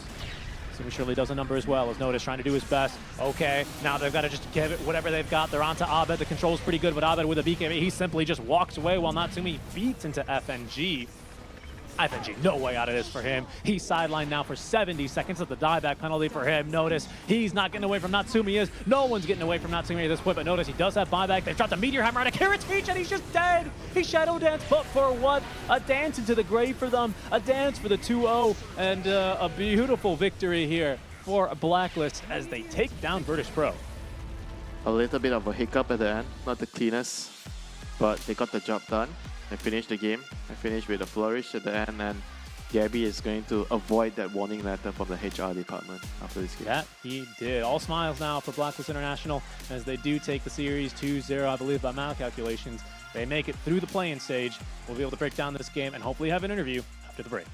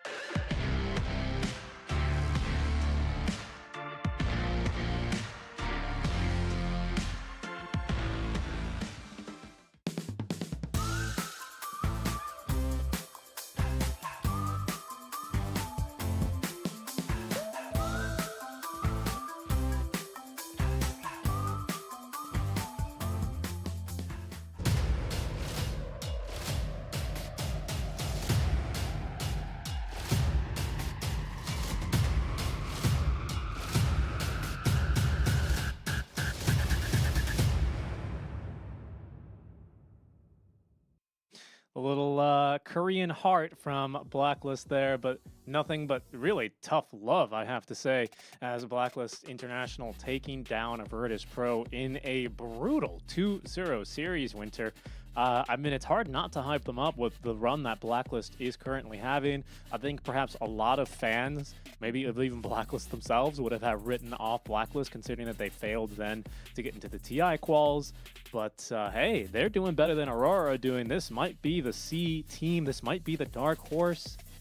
I mean, be honest with me, Winter. Did you see them doing this well, you know, before we started this playing stage?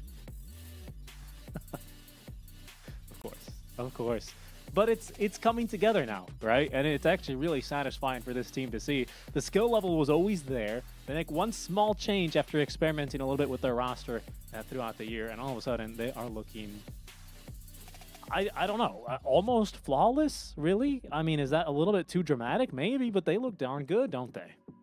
Yeah, deep down in my heart, Richie, there's this yearning for Lord Abed to finally win a major title. I always felt like he has been like a top mid laner for such a long time. You know, he's been close, but he didn't really like. I feel like live up to his expectations. You know, and hopefully with the recent change of result on his team, he's gonna be able to bring home some silverware. You know, at the end of the year or before the end of the year.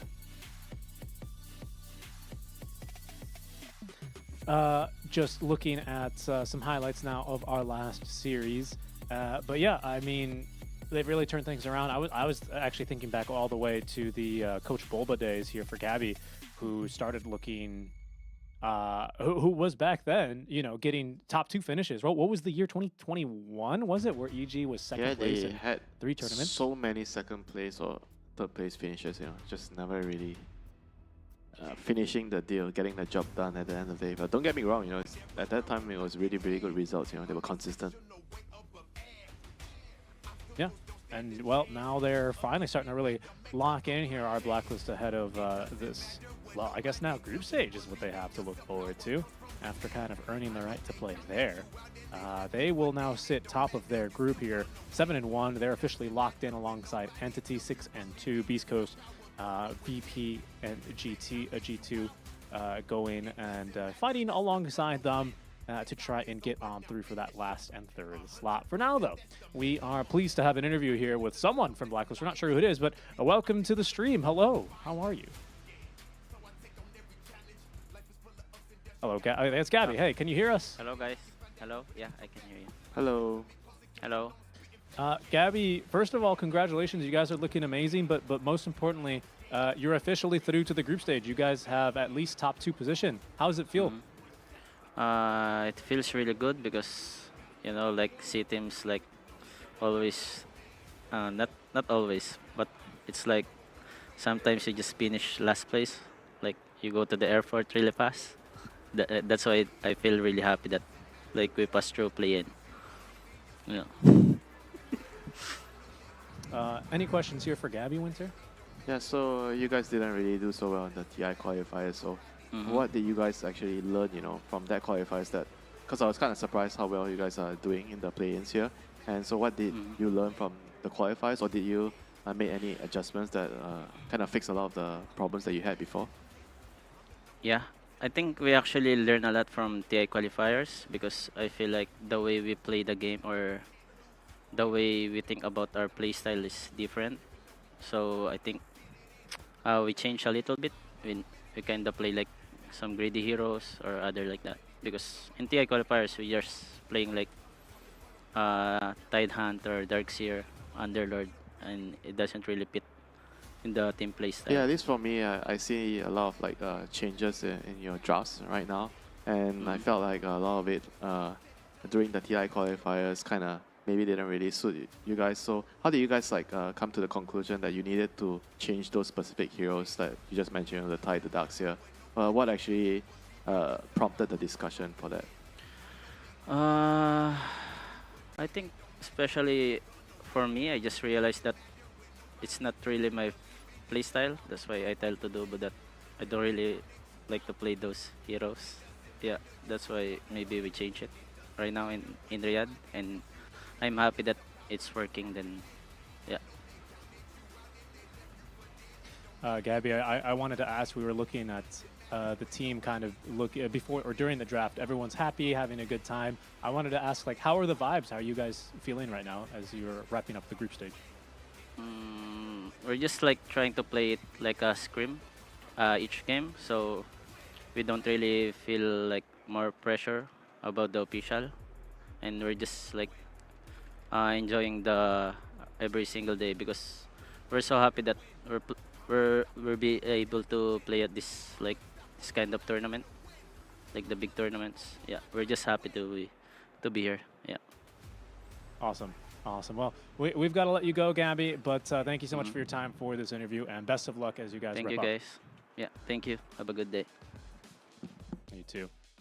That is Lord Gabby, as Winter calls him, offlaner for Blacklist International. He looked pretty good in that last series. Overall, actually, I think he's looked really good. I actually really enjoyed your questions about the adapting draft style, or the adapting drafts. Much more of his style of heroes, right? Yeah, I kind of also felt like he wasn't very comfortable when we were watching their games or casting their games in the qualifiers when he was playing like more of the team-based heroes, and he definitely looks a lot more comfortable now with the more core type of offlaners. Indeed, he's playing well, looking good. The team happy to be here, and well, I'm wondering if they're going to be happier in Group A or Group B of the group stage, but that is for another day, another time. For now, we are going to be going to a quick break. Well, actually, a bit of a break now because we have to set up for our final series of the day. We're going to a break, and when we come back, it's Nouns taking on PSG Quest.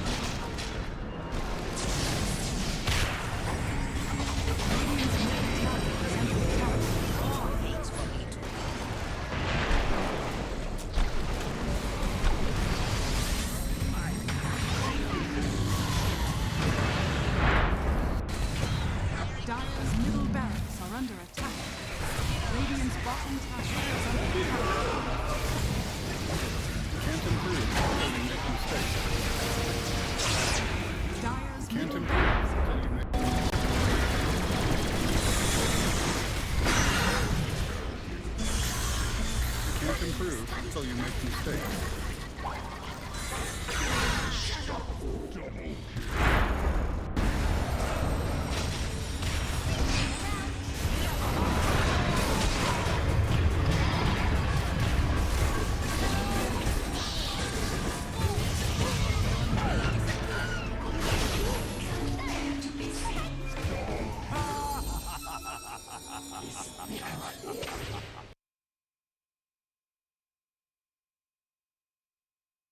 Hey, this is Purge here at EWC. I'm here with Mariano. He is with Beast Coast. Can you tell me a little bit about your team right now? We were trying the entire year to qualify. We were failing at first, but then with some roster change and with hard work, we still maintained it united after one change, and we managed to qualify to the two most important tournaments this year. There is Riyadh and TI. Yeah, it's an amazing accomplishment. You're obviously known as Pepito previous to this. What's with the name change? It just felt like it was not right. Like being old and being called Papira, it didn't feel right.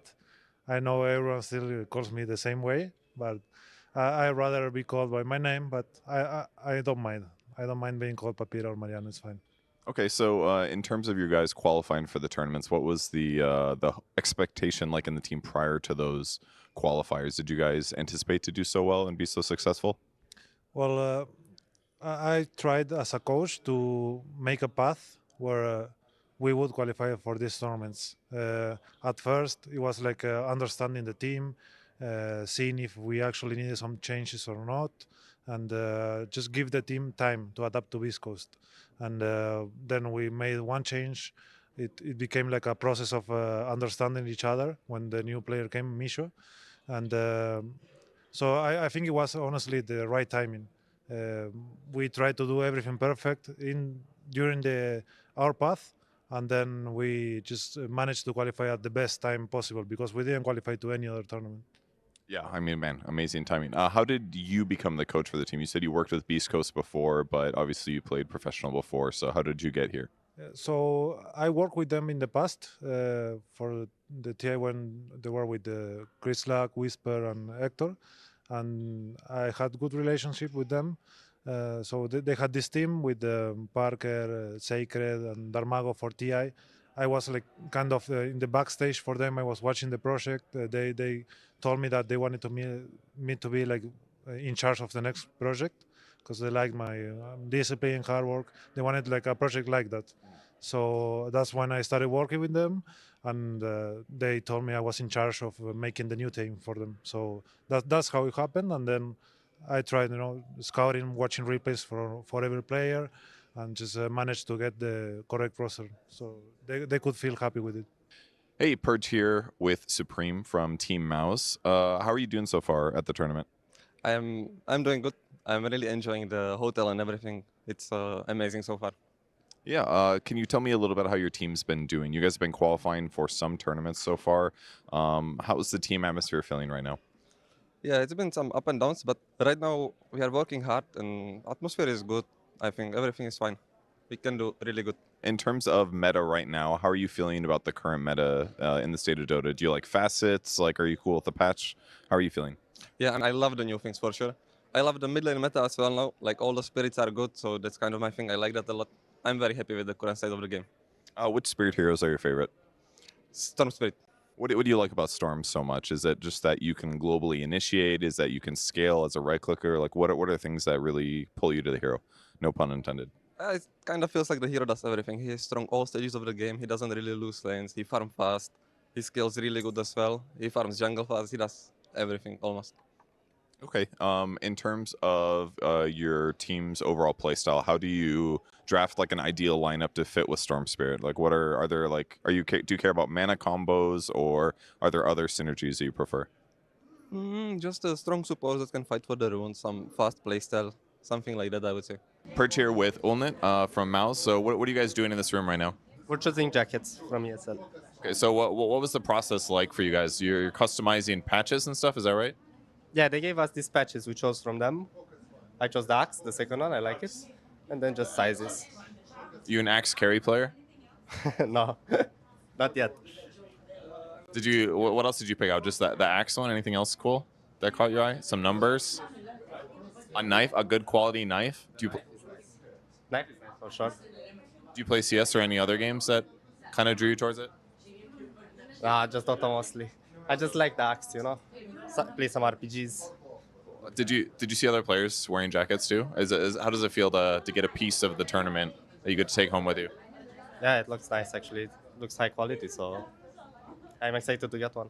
I'm standing here with FNG from virtus.pro. What are your guys' expectations for the upcoming tournament? I don't know. We feel a bit lost because we lost the TI qualifier, and the issue is not that we lost. The issue is that we just lost ourselves in Dota. You know, we misplay a lot. We can't find the right way to fight. Just a lot of arguing, but it's good because when you evolve into something, it's good. And I hope that all the practice we did before this tournament will pay off, and eventually we'll just start playing Dota as we like to do.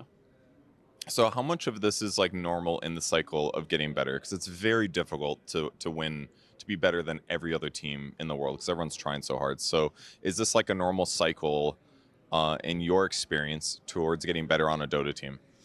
Well, first of all, I was never a world champion, to say if it's the right way or not. But I would say, yeah, it's just play Dota. Play a lot of Dota and work on your problems. Because usually when you especially play against our teams, they do something that you're not ready to do against them. Or like they do something completely unexpected for you.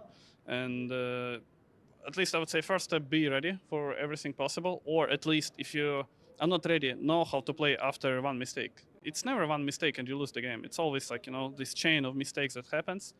And second of all, you can also do some unexpected things, or like the best things in Dota you can do. And if you do them, it puts pressure on enemy team, and sometimes they will start making mistakes because you put pressure. So yeah, you just need to work on those things and everything will be, at least you can say that you were prepared. And then what happens, what happens. I'm here with Omar from PSG Quest. Do you feel like your ideas are different than other teams right now? Do you have like your own playstyle thing going on, or are you just following the meta and performing well?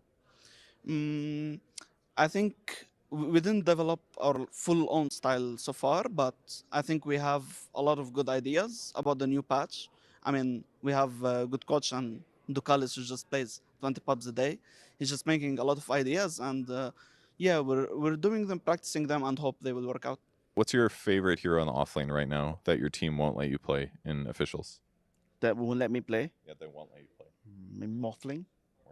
Yes, I want to play Morphling very badly, but because it's very fun to play with the strength build that minus cooldown, all the skills, but it doesn't provide anything to the team, like no team fight, nothing. But I want to play it, but yeah. What's your favorite hero when you play Strength Morphling to turn into with like low cooldown abilities? Maybe it's Ember or Tiny. It's very strong. Yeah, maybe we can see it on the tournament. Maybe someone could play it, but maybe not me. Hey, this is Purge here with Watson for Team Entity. So you guys qualified for TI recently as well. So you guys have been hitting the big tournaments. Seems like you struggled a lot in the last year, but in the last couple months you've been doing really good. So what changed? Our coach. He joined end of May. It's July now, so he made a big difference. Yes, like we start to play a lot of better, and like new things we learn. We play better. Yes. Hey, I'm here in the makeup room with the offlaner, I almost said mid laner, of Team Nouns, Gunner, getting his makeup done, looking beautiful. Yep. Well, in the process of it, but we all got to do something in the morning. Before and after, I was trying to say that you're looking beautiful, my friend. So I've already talked about briefly the fact that you swapped roles. How has that been for you so far in competitive? It's been a lot of fun. It's fun to learn new heroes, and I like the role. It's a lot of fun to lane with Ellis. We got to TI last year together. Now we're laning together, so good synergy. What is like the discussion that goes on when you guys are looking to, because you've made a few roster swaps, what is the discussion that's going on where you're deciding, is it worth getting somebody in my current role to swap over? Is this just the best option available? How do you go about that? it's kind of just talking about options, like what options we think we have for what roles. And I was also looking kind of to play offlane at the start of the season, so I brought it up as an option, and then we just leaned into it. Why were you trying to do that, if you don't mind me asking? I don't know. Mid's kind of boring to some extent. It's like you play Pango for 5 years and then you don't want to play Dota anymore. So, and now Pango's kind of good at offlane, so I'm kind of sad. Like I play offlane for 5 months, no Pango, and now Pango's good again in offlane. So I don't know. I can't escape the hero. Sometimes in Dota, there's just no running away from your troubles. But going into the tournament, you know, I'd say one of the biggest storylines for you guys is that Shopify has kind of been the gatekeepers of all the qualifiers for a while. But this and TI, you guys are the team from NA coming out. What has been the difference towards the tail end of the season that has allowed you guys to overcome that big hurdle? I think Copy is really good. And playing with him, we lost one best of 5 to Shopify with him, but it was really close. And from our perspective, we kind of threw 2 of the games. So like we kind of won the series 4-1, if you think about it. And then so now we had more time to gel and practice, and then we won the next 2. We'll let you get back to your makeups. Good luck in the tournament, my man. I'm here with Faith Beyond. We're about to get his photos for the event, and I'm going to start with the obvious question, because last year you were literally talent working alongside me, and the year before you won the whole thing. So what are you expecting? How are you feeling coming into this event? We just want to try our best. There's no like certain a goal or something. Just enjoy the game. Now, I guess the question would be, last year, did you expect this to be where you were this year? No. Last year, I think maybe this year I would be a talent again.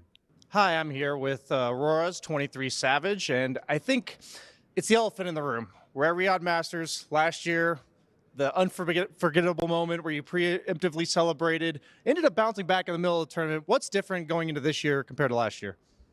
Maybe this year I'll wait until I win, and then I'll do it. I hope we can get like top 2 or top 1. A little bit better than last year, then. I wish you best of luck, buddy. Good luck. Thank you very much. I'm here.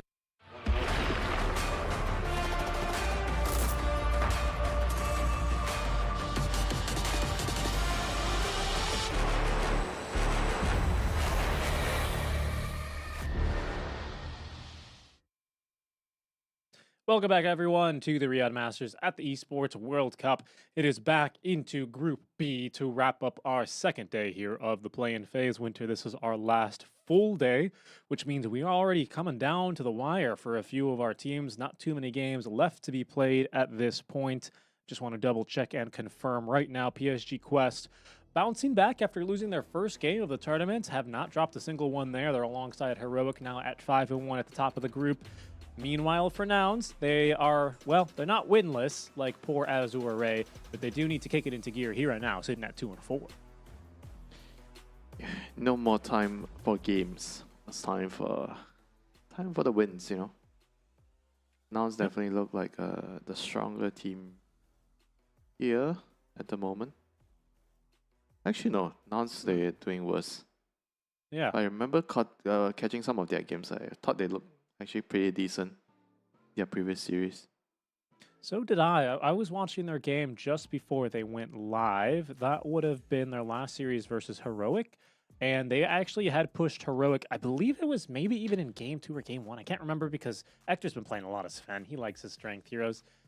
But they were up like 14, 15K before Heroic fought their way back in that game. Didn't quite see how that happened because, of course, we had to jump on our channel to watch Blacklist give them the shellacking.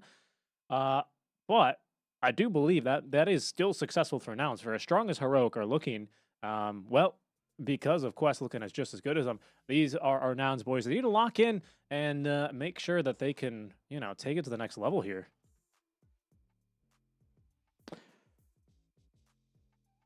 We have, I believe, our Seoul United.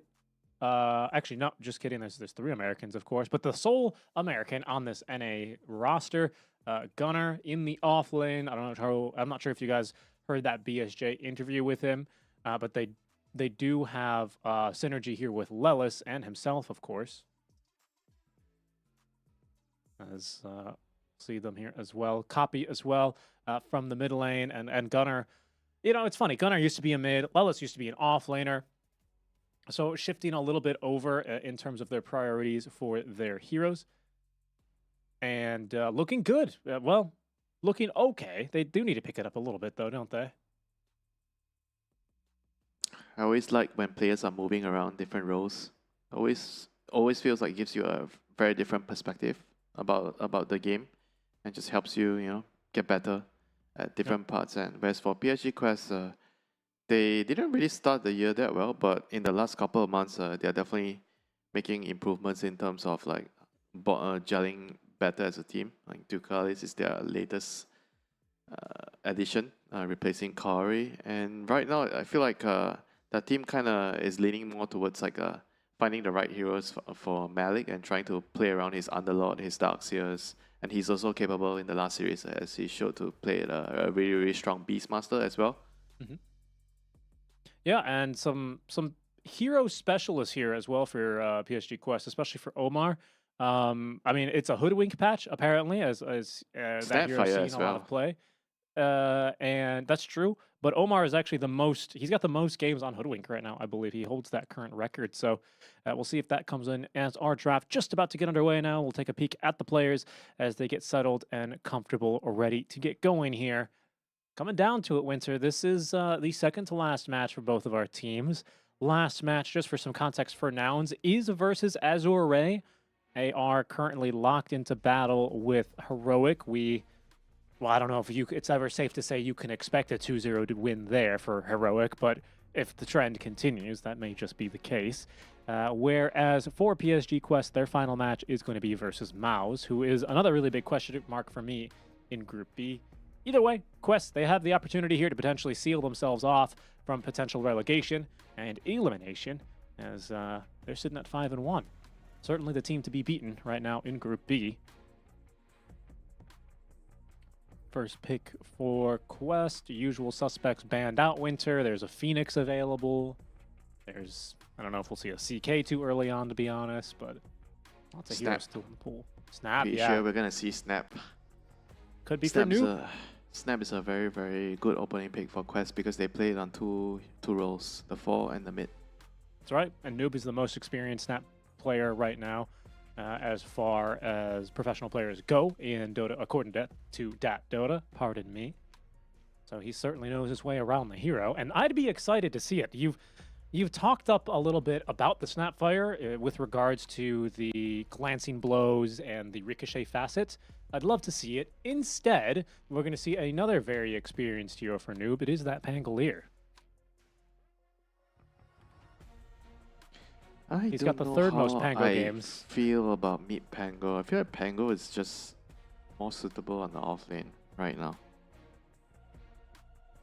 If you run mid Pango, you kind of need like a greedy offlaner that deals damage, because I find that Pango doesn't do a lot of damage now because of the builds. You're moving away from the diffusal, so you're playing more like a front line.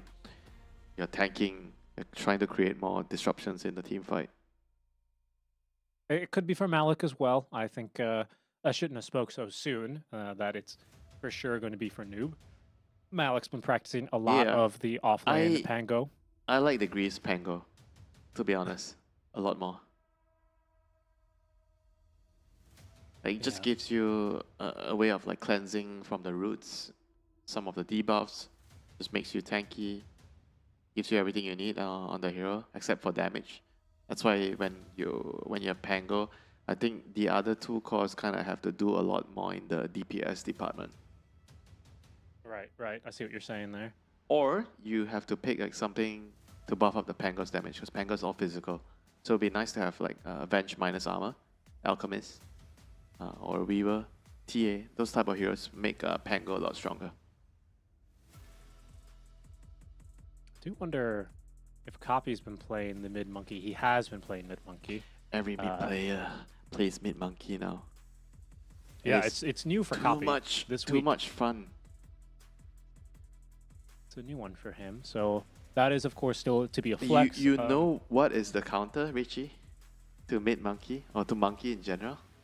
To monkey in general, deforestation, timber salt, global deforestation. Underlord. That's an interesting idea, actually. I like that. It was first popularized by Amar.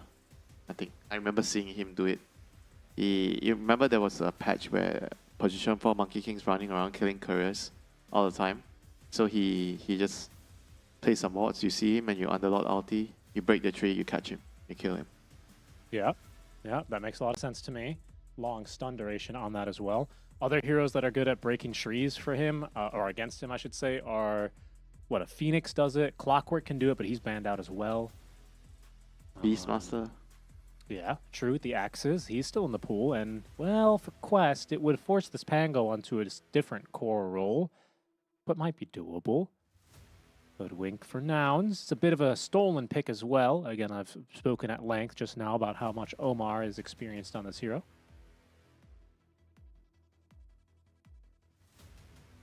Well, I kind of like Pango with Snapfire more than Pango with Hoodwink.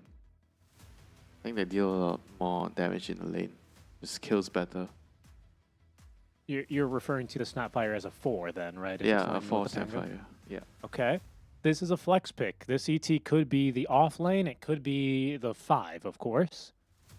As this is a bit of a hero special for Malik. He will play this off lane. He has been playing it recently.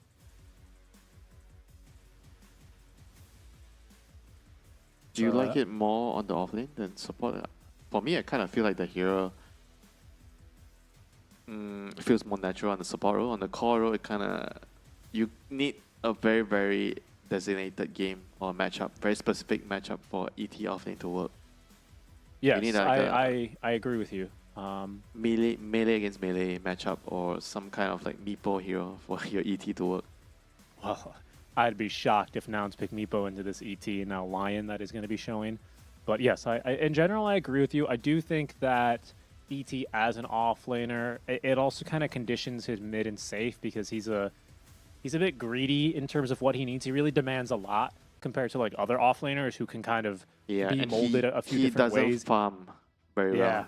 He needs to fight, so you need to like condition your mid or some of your supports to play around you. And he's also like not the best without items, you know, at like initiating by himself. He gives vision, which is fantastic and decent setup, but it's not the most reliable. So I agree. I like him more as a support. Man on screen here, Fly, has played a couple of games of the ET himself. So in a way, these a lot of, well, I mean, with so many popular heroes in the meta right now, the hero pool's overlapping a bit. I feel like he might be looking to something like a Phoenix here. Phoenix good. Yeah, good lad, smart man. It works very well with the Wukong. Wukong can protect the egg. It's very good against ET because you slow his attack speed, so he can right click. Good at kind of dealing with the roll in a way. You roll in, you randomly get stunned by the egg, you die. That's true. Some solution. It's no bespoke, Grimstroke or Primal. As the Centaur comes through, that will be for Gunner. So continuing to flex this monkey then, as PSG Quest with a powerful 18th pick. They're going to have to define something here. I think you pick your carry here, because you see, you know Centaur and Hoodwink is going to be the 4 and the 3. Right. Lifestealer. Ursa. Both pretty good options here, not going to lie. I kind of maybe like Lifestealer a bit more. I think the laning phase is a lot more stable. Also, you can actually get bodied in this Hoodwink Centaur lane. Lifestealer is more stable. It's harder for Centaur Hoodwink to kill you. I'll just name the hero because he's very popular, and I think he synergizes well with the ET, but I'll say Centaur, CK as well. He's still available. Minus armor in the lane is very strong versus Centaur. But I think the Lifestealer and the Ursa is a bit better, as they do better versus the Egg. That is, CK doesn't do so well against the Sunray and the Egg. Yep. Okay, so it'll be Noob's mid laner then. I wonder if... Well, he must be comfortable playing into a monkey mid if they're going to pick it 18th. Last pick overall for now, so they will get the final say. Plus Elder Titan Aura. Very, very powerful. Pick off, you do a lot of damage. Good vision, right, to set up for the Storm to jump in. Yeah, so but if you choose to pick your mid laner, so you must feel like you have a lot of options as your carry. But I don't know if that's true, you know, like we already mentioned a few stronger ones like the Lifestealer, the CK, the Ursa. I mean, they definitely can ban out 2 of it right now. I think Lifestealer works better with the Storm. Agreed.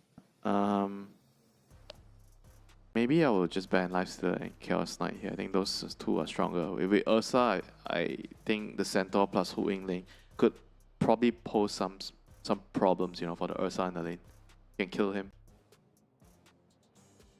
Or at least slow him down, Like this lane, whenever you're not at full health as Ursa, you're always in danger of dying whenever you go in for last hits. Actually, they ban out the Venge, so they... Alright, that's a very, very interesting ban. So I guess it's to protect the Monkey King, because the one monkey to play in the bench, he can swap you out. Yeah, that's right. Because the what is it? The unwavering soldiers or whatever is the other facet, which you would lose if you don't take Simeon's stride. I see Pretty that. sure Simeon's stride is like straight up just better. Yeah, in 9 out of 10 cases, I would agree, especially for a mid. Even a carry, I think most of the carry players I see just take Simeon's stride. I've like seen 1 or 2 games on the other facet with the Wukong's command, but I just feel like it's underwhelming compared to the stride. So they're just banning like the lane dominators and they're banning for the Monkey King. So I think Monkey King is carry because Troll beats Monkey King late game. Bench is for the swap for the Monkey King of the Wukong. So I feel like Monkey King is going to be a mid since they know Storm is good against Monkey in the lane. So they're probably going to last pick another mid hero.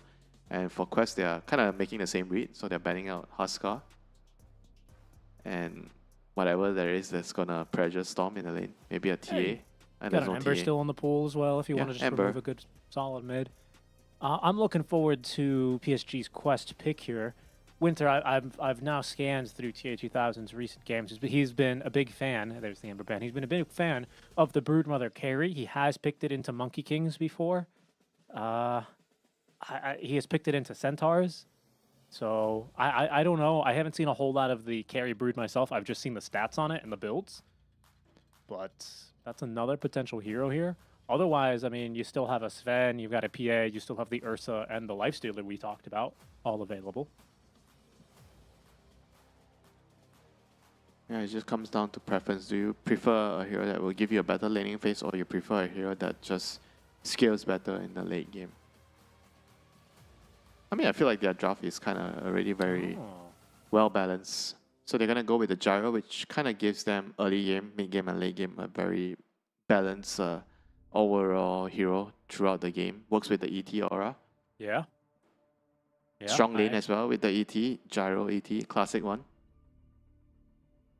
Good at killing the egg. Good at kicking Centaur out of the lane with your Rocket Barrage. That's right.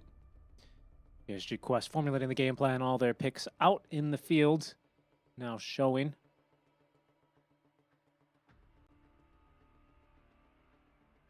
Last pick then for Nouns, Winter. It is a well-rounded lineup. I feel like it's a good morphling game though. If you just want to pick like the strongest hero in the game, like core to core matchup, morphling into Gyro. It's a trade-off. So if you pick morphling, you have to put your monkey in the mid lane. Nope, it's going to be Sven, is what Coach Milan decides. Puts down the papers. Some last encouraging words. Warcry And- against Flag Cannon, always nice to have. The, I believe, sole Nicaraguan player here, Yuma, set to go here for Nouns. Very international roster. Lellis from Brazil. Bit of a European representation from Germany. As well for Copy. Winter, I bought you some time. Two pretty well-rounded lineups. Good team fight. Good damage. Good support duos as well. It's looking pretty even here on drafts to my untrained eye. Is anything sticking out here? Any advantages you would give to either side? Not really though. I think both draws are quite equal. Like you already said, both lineups have their own strengths and weaknesses. They're quite balanced, you know. If you're talking about team fight, Nouns have them.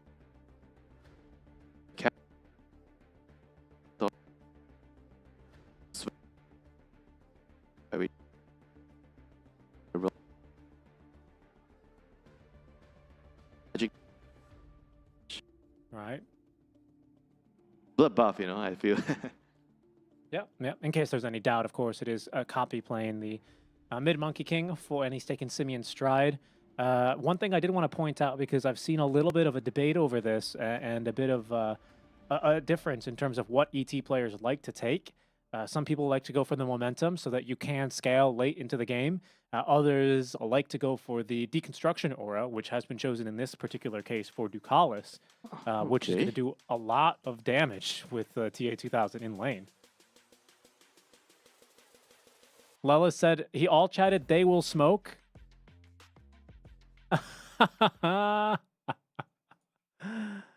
Oh, just a little bit of friendly all chat at the start. I'm sure a little bit of banter from the pubs. As there's a monkey in the mid lane. His smoke not broken here. My hands are freezing. You do see a lot of the hot hands. You know, those like little hand warmer packets. Haven't seen those since I lived in Chicago, but aircon certainly has a little bit of an effect, you know? They need to do some piano warm-ups before they go live. We have hit a quick pause here. Have you ever tried playing with cold hands?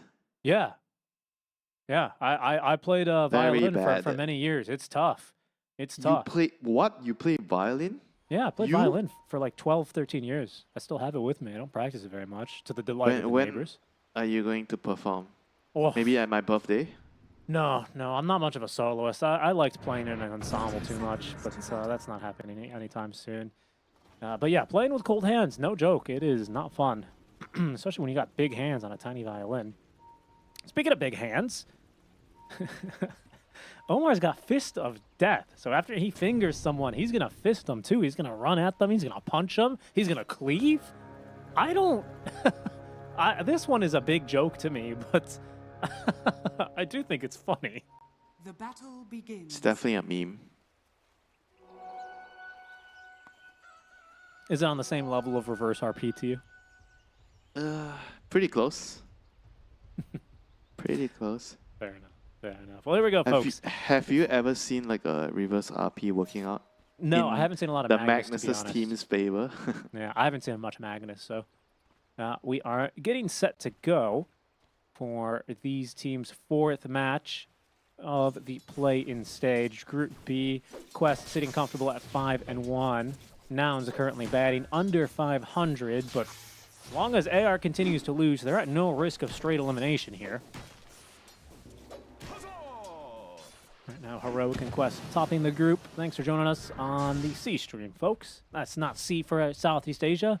That's C for cow, even if we don't have a breaker here. Very good one, Richie.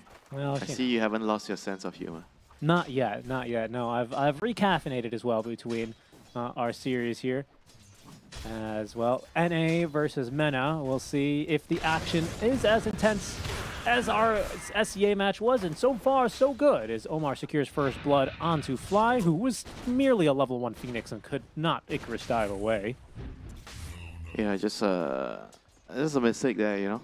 Playing a little bit too far up. He already took like a pretty bad trade against the Lion. He was at half, or actually 30% health. Scott himself just needed to play a little bit more defensive. So now he's gonna give Quest a freebie, and Malik's gonna be very, very happy about that. Level 2 with Omar now. Yeah, and it's still level 1 here for Fly. He's not going to get level 2 anytime soon, but the Fire Spirits are here to keep him safe and sound. Yeah, no, this is a scary lane. It's also a lane, like, nothing feels worse than when you're playing a Phoenix versus another support that has decent range on you than giving him early Tranquil Boots, right? Lion's another Tranquil builder, and he can just kind of tank your Fire Spirits and always be full HP in this lane, especially with the first blood bonus bounty. Start to see as well this damage being done top lane. Ducalis, as soon as he's within range of Lella's, just running down the squirrel.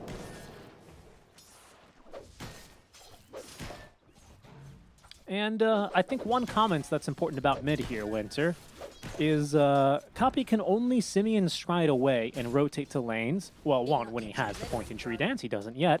And two, when he's above 90% HP. So keep your eye on that HP bar here for Copy, and let's see how Noob tries to keep him probably a little bit worse off for wear, just to make sure that he's got no potential to rotate away. This is why he got a stick in the lane. I think a stick can be useful to just keep yourself at 90%, and you gotta wait for your neutral items later. You get the HP neutral items, the regen items, the seeds. or the safety bubble. Agreed. Agreed. Now the Noob is suffering a little bit to this extended attack range hero. Getting with well above average attack range, as I'm sure all of us who have ever played against this hero can relate to. But lanes outside of the one death early winter, they're looking better for PSG Quest. I think right now Gunnar is having a very tough time getting up to these creeps. No surprise, really, with this last pick gyro buffed even further by this ET. But he's 7-2 to the 20-7. Yeah, I mean, this lane is not easy for Centaur, especially against ET. It's not just the gyro, you know. They can always have a way of killing you when they get their levels with the Rocket Barrage and the ET Spirit. Yeah, and deconstruction forces you to take more damage as well. It further reduces your resistance as well, right, on this facet. So and on top of that, Centaur has taken quite a number of nerfs, you know, in the last couple of patches. So his laning phase got hurt a lot. Yeah, yeah. And, well, I mean, he's going to still get this double bracer online. Ringer protection doing him a lot of good. As it is going to be Lelis who finds a couple of minutes to rotate to mid and continue to apply the pressure onto Noob, who will be denied of a water rune, I believe. Still a minute away from the rotations for the power runes winter, but this is when you need to start setting up for them, right? Everyone's always talking about how much you need to set up a Storm Spirit mid. As Omar, he's going to actually TP behind the tower. They're going to try and catch this copy off by surprise. They both missed their uphill attack. A bit unlucky there, but it wouldn't have been the killing blow thanks to what was a 5 or a 7 stick charge popped by copy here. He's just fine. Well, he's still doing really well in the CS department. 27 and 8 to the 23 and 3 Storm. That he is. All the supports, they're here very early as well. Normally they don't start showing up for another 30 seconds or Omar's so. still here. Yeah, so that's going to be a second stun. Plenty of damage now, courtesy of the 2-1-2 Storm Spirit built by copy. Oh, he gets a huge heal off of that Boundless Strike, and now it's Noob who under threat under his tower. He lives, I believe, courtesy of the bonus armor that he got. Meanwhile, top lane, Gunnar and Lelis able to set up here onto the Gyrocopter, who wasn't even alone. It's just Ducalis. With the glyph, he kind of read the play that the monkey was going to get the lifesteal with the Boundless Strike, but he kind of glyphed a little bit too late. Meanwhile, down bottom now, like he's already used his shield crash. However, Yuma's uses stuns and flies a lot of utility as well. He will live. 6-minute runes. Here we go. Olive snags that one easy. Shield rune, the smallest shield for a squirrel. It's barely a the safety bubble. And honestly, I mean, this is something I always love about Dota, but it's already time to start considering these wisdom runes, isn't it? You've seen Copy just leap around here. This is the strength of that Simian Stride. Noob is up to level 6 now, freshly off of that wave, so he's in no threat of dying to Copy, even with the Hoodwink in the lane. That's top lane. They've realized Gunnar's alone. He's going to eat a stun. Blood Grenade as well as Gunnar needs to find the stun onto 2. Good spacing there. He will be able to connect them. And even with Afterburner, yeah, Gunnar's going to live. Crucial, crucial stun there. Well played. He's having a very rough time in this lane. Not doing very well. 21 and 5. Gyro's 39 and 13. It's true. That is true. These big stacks being made here when they're for the Sven, of course. Yeah, but Monkey has to help Gunnar, I think, somehow. He needs to be able to give the center some breathing room, you know. Like to get his first couple of items, especially the dagger. Get him working onto that. I mean, at this rate, I'm not sure when is he going to be able to get the dagger. Yeah. First item Blade Mail for him is at least going to give him the physical armor he needs to not get booted so quickly. It's kind of your farming item on Centaur. I think that part of the build is the biggest reason why you want to get Blade Mail on the hero. This helps you jungle a lot faster. Speaking of jungling, Copy. Oh, he'll spare Ducalis, but he'll give him trauma forever as he kills the courier right in front of him. Oh, check this out. A little would you call this a gas station, Winter? A Lion mana draining his Storm Spirit? Fly denies the amplify damage rune down bottom. You gotta watch that Jingu mastery count here as Copy. He's gonna force Noob all the way up to the high ground where Copy's gonna chase him. You have a Hex ready to go as Copy has he bitten off more than he could chew. He's got a boundless strike. That's gonna give him a little bit of lifesteal, allows him to continue fighting here as Fly as well, trying to burn them all with the Sunray. He will at least assist in trading down Noob, but they've lost Copy first. And overall, a 2-for-1 trade here in favor of Quest. Yeah, good reactions there by Quest for sure. They noticed that Copy was trying to play really aggressive with the Seaman Strike. He's bringing the heroes here to shut his aggression down. Yeah, nice rotations indeed, as you say. Omar's going to get another level off of that here in the mid lane. Malik gets some much needed space down bottom. And, well, really, it's TA2000 who's just chugging along here in terms of his farm. We'll take another look as we can take a peek in the replay, just how close that was. And, you know, how aggressive this was from Nouns. I have to say, I'm surprised that they make the call, considering they saw 3 heroes that they were fighting into, but it nearly works out for them. If he already got the Jingu with the slap from the balance, then maybe it was close, but still. I mean, that's the thing with Monkey King, right? I feel like it's not an easy mid-hero to play with how the heroes change with Seaman Stride, and you kind of want to abuse the fact that you're mobile, you want to be aggressive, but at the same time, you got to know your limits, right? If you don't play the hero enough, you're not going to be able to push the hero to its limits. Yeah, that's true. Radiant's middle tower is under attack. Or actually, for that matter, push him way too over his limits.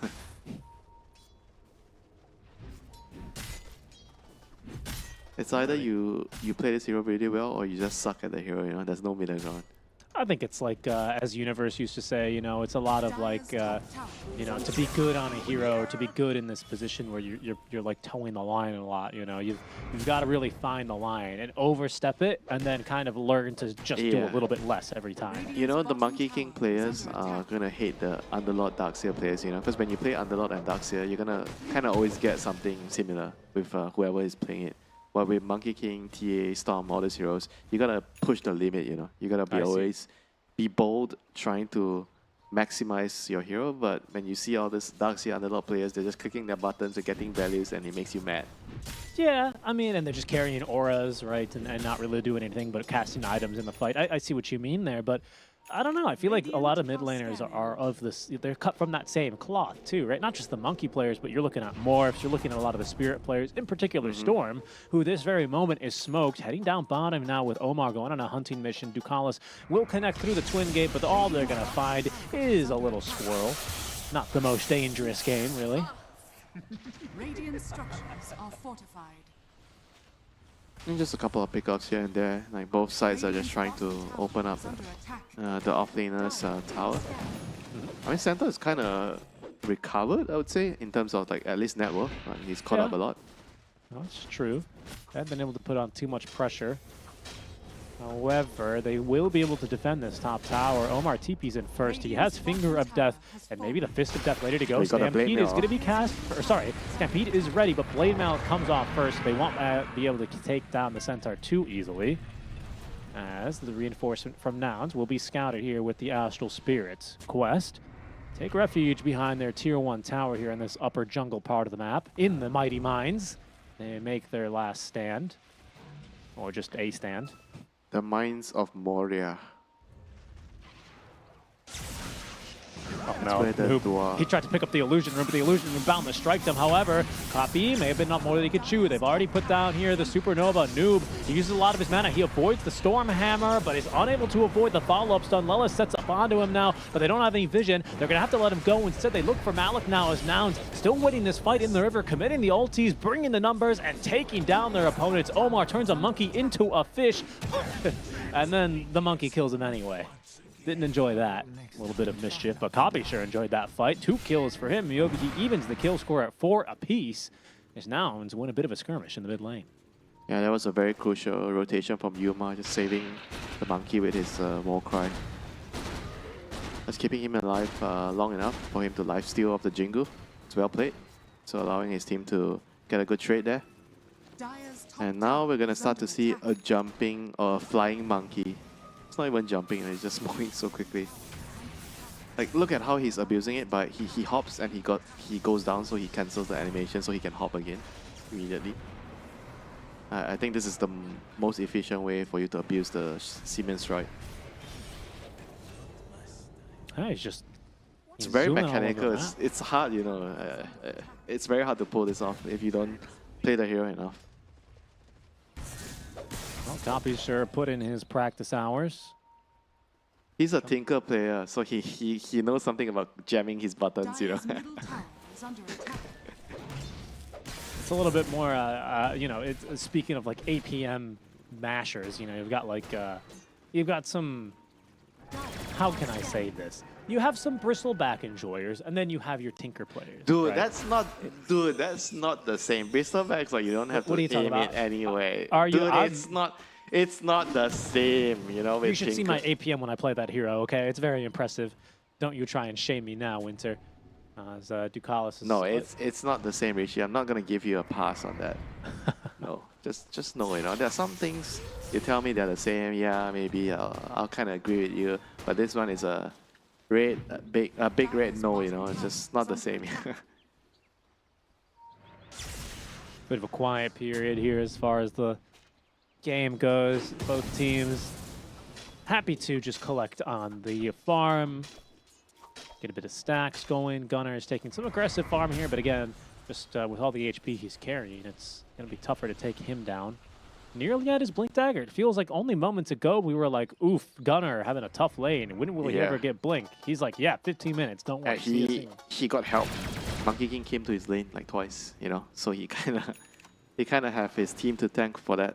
And now, because it's a very slow game, so the natural discussion would be like about scaling, you know, like who actually has the better scaling. And if you look at the carry to carry matchup, I kind of like Sven more, you know, than Gyro.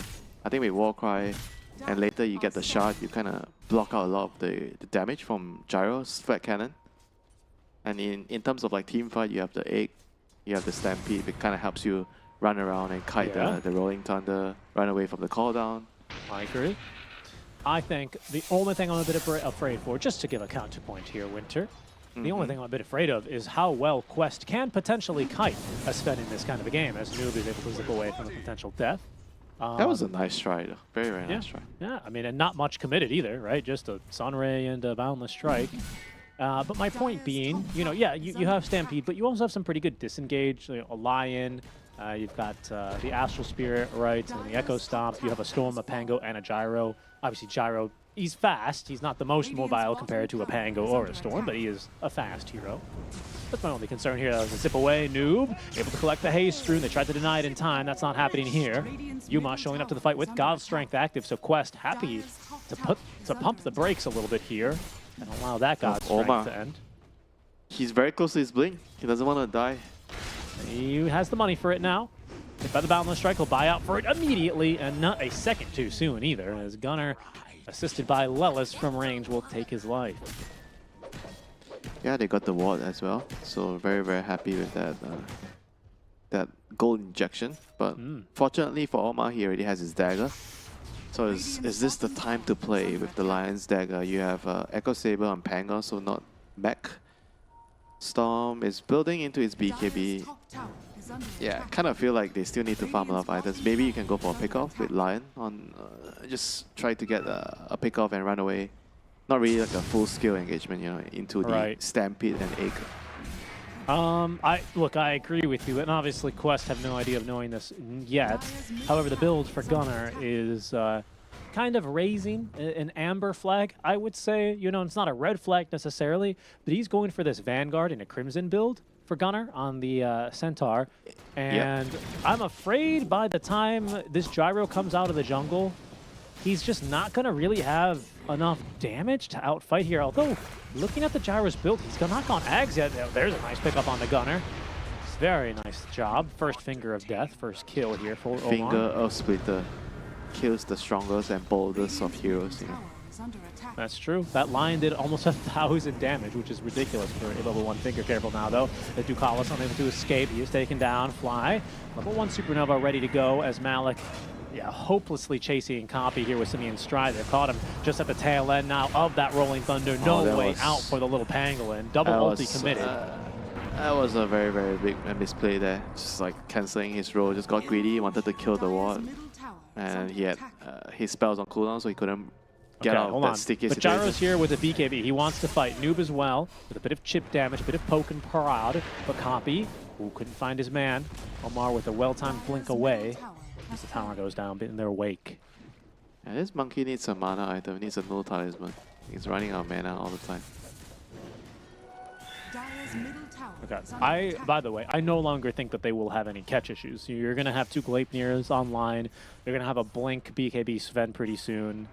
I mean, Blink on Centaur. Yeah, I don't know. I think the only hero that is going to have a hard time, I'll say. I won't put it past Fly for him to still make it work anyway, but I think this Phoenix will have a difficult time keeping up in these fights with how much mobility we have in the game. I think for the Phoenix, his job is to kind of allow them to survive through the bursts. You heal with Sunray and Glimmer. Because if you think about how Quest is going to play out the team fights, they need to jump on someone and burst the hero immediately with either ET, Aura, and the Lion. Right. And the Storm jumping in. So if you can actually save the target, either with Sunray Oh, there they or go. Glimmer. Onto the Storm. The stun only catching onto Gunnar, but prevents a follow-up stun, but it's not going to matter. The control and the damage is in sync from Nouns. Not talking no Justin Timberlake. Yeah, that's That the is catch you mentioned. A lot of catch, a lot of avenue of setting up for each other. Just makes the game easy to play, you know? Dire's middle tower is under Yeah, in fact, everyone now has got a little bit of setup and a little bit of stun. I think Gunnar's like the only one who doesn't really have any setup himself. Everyone else has got 2 stuns, if I'm looking at this. Well, besides Phoenix. Phoenix has 1 stun. Right, and that sure needs a lot of setup, doesn't it? But Phoenix has the most powerful stun. It's the only stun that goes through BKB. Mm-hmm. That's right. In this lobby. middle tower is under attack. Nouns pretty happy with the way that this one's playing out. They've edged out a 4K net worth lead here just as we hit this 20-minute mark. Scans from Quest as they're just making sure Nouns aren't thinking about a cheeky little Roche play. They're not. They're in the bottom side of the map, though, currently. As they are going to go hunting. Smoking their way now towards this mid lane where you do have copy farming. Oh, Yuma. Yuma. He What wants does to have blow here? Sees someone up. Malik on the ward. He also sees Omar behind. And with Copy now joining the fight, they're going to look for Omar. Blinks away from the Gleipnir, though. Holy shit, did you see how fast he actually came from the mid lane? Oh, hold on. TA2000 in trouble here. Okay, broken. Slow to a crawl, but they're going to at least give him a bit of space now. BKB forced out from TA2000. Nouns happy with that. Are going to just collect the creep wave here and potentially siege for the tower, knowing that they've just knocked this Gyro out of the fight. Good shot call there. I like that. Yeah, you're starting to see the power and the mobility of the Monkey King. I mean, your camera should be just on this monkey, you know, all the time. Like, he's just running around, setting up with Gleipnir and his balance strike. It's very, very hard to play the map and speed push. You know, you think you have time, but now against this type of Monkey King, you actually have no time to push out the wave. What do they need to do? Do they need to give this like a 25 mana cost or something? Like a 10 mana cost? Not sure though. I mean, if you do that, then I feel like it might actually be just not viable for Core Monkey King anymore. Okay. I mean, What I guess about we like can a- go for the other facet. What about like a 5 mana cost? I mean, just something, right? It just seems unfair. What do I you guess do? reduce the range of the jump, maybe. That seems pretty good, yeah. Either you that, or can't if touch you it too cut him much. down, like Simeon Stride also doubles your stun duration if you get cut from your tree. Yeah, good luck trying to find him. Yeah, I mean, look, okay, I just right now it's just, you know, that facet's just very good. It's a very strong facet. That will be the last thing you never see. Oh, Huma's got an Invis active here. Got his Blink Dagger freshly delivered, a 9-second BKB. He's going to immediately break the Invis rune, but he's running towards his team to join this smoke. And currently Quest all around their bottom tier 1 I mean, tower. Noob is so close to his BKB. He wants to finish this BKB before they fight. Yeah, but okay, he's got it now. The smoke down bottom, just setting up. This is like a flush move just to check your corners, you know, to bring a CS term into Dota, making sure that they're not letting enemies set up for a So free are they roach contest. actually throwing in a smoke grenade now, trying to mask their presence and then run in? I like it. I like it. A little bit. They haven't really used any util yet, as the smoke is actually coming from Quest. It's a contest. See what they can do here now. Nouns. They end up on their own. They have a good ward. Look at the ward behind the outpost. They see the squirrel. This naughty squirrel is going to be our first target. But they don't see Gunnar, who's ready to counter-initiate up on that cliff there. There's the jump in from Omar. Stampede now as the Hex finds Gunnar before he gets off the stun. Lelis is dead already, but Yuma, he's going to fly in for revenge. J2000's taken down Fly, so there's no Supernova in the fight. He doesn't have a buyback as Noob gets himself up to the high ground safely, but in goes Copy now, and the BKB duration has ended. A boundless strike into the Wukong's command as Copy on the killing spree picks off one, looks for his second now as Ducalis has nowhere to run. BA2000 still wants to take this fight. Malik, his Rolling Thunder's already been used, but Omar now freed of the BKBs is able to get off a bit more damage until Copy's right on top of him a second time. Yuma takes down Omar as Gunnar dying to the two heroes here, able to set up for more potentially. Malik has Swashbuckle here ready to use, will connect that onto a few heroes, gives TA2000 the time to TP away, but Quest, they will leave this fight bloodied and bruised, having died back on the Lion and losing two of their cores. Yeah, they outlived them, you know, they just tanked through a lot of the spells. I mean, it was a great jump there from the ward. They killed off the Hoodwing, they killed off the Phoenix. The supports didn't really get any chance to use any of their big spells, but the 3 cores, you know, on Nouns, they just have too much, you know, in them. A lot of damage, a lot of HP to go through. And once your Storm is down and your Gyro has no more BKB, he can't really go in and hit, you know, the Blade Mill on the Centaur, just making sure that the Gyro can't touch him. Well, that's true. Again, he needs lifesteal. He needs like some Satanic, you know, or someone to build a Vlads or something for him. You don't think Butterfly's the move here for TA2000? No. He needs Satanic. Okay. He's building Satanic. Oh, he just changed his mind. I swear, he just clicked Satanic. Yeah, he's changed his mind a couple times now. We'll see what he decides on. I kind of agree with you, by the way. You can see as soon as the BKB durations are up, it does leave all the cores vulnerable to being kited, but... Yeah, I mean, this is the issue with, if you're Pango on the offlane, he doesn't build the Greaves, he's going for like more of like a core. Here's a replay of that fight, by the way. Yeah, it was a heads-up play from Malik to immediately at the start. You see, they jump in, they kill the Squirrel, they kill the Phoenix, alright, that's really nice, but once, look at TA2000, his BKB is running low, then he's like, just not really confident enough to run in to commit. Oh, hold on. This is pretty pog here in the picture-in-picture. There is an attempt here to delay this Roche. Scan-on-scan action. This Roche going down fast, but Nouns, they're going to make the call to try and fight outside the pit. Holy moly, what a... Oof.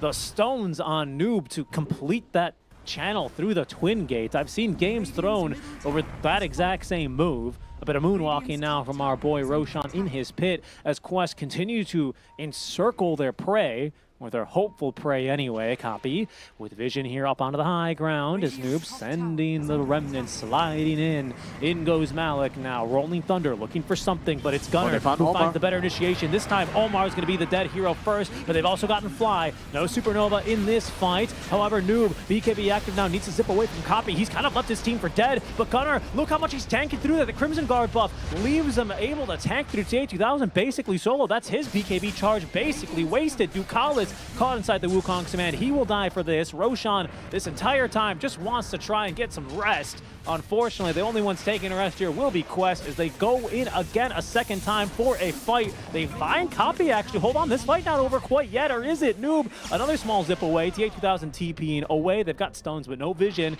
and that means Noob is able to evade death as well. Holy. A 2-for-2 trade, but I believe Nouns indeed still end up with the bounty being Roche. I mean, imagine if they gotten the last 2 kills on the Storm and the Gyro. It would have been so bad for Quest now. Maybe it wasn't the best fight, but they at least got out of the fight with the Gyro and the Storm, so they still didn't took heavy losses, but they gave up the Roche to the Sven, which is going to be very, very powerful in the next fight. I mean, Sven is not the strongest Aegis carrier, to be fair. Transformation hero, right? So he's not the best, but hey, that's at least you force something here. Hold on, Yuma, Fly once again. He's gonna eat that finger of death as Omar trying to evade death here. Fast enough, pardon me. As Yuma, that Wraith Band saving his life there for sure. True, casual Wraith Band, additional armor. Remember to buy your Wraith Bands on heroes that have low armor, and remember to buy no talisman on heroes that need mana.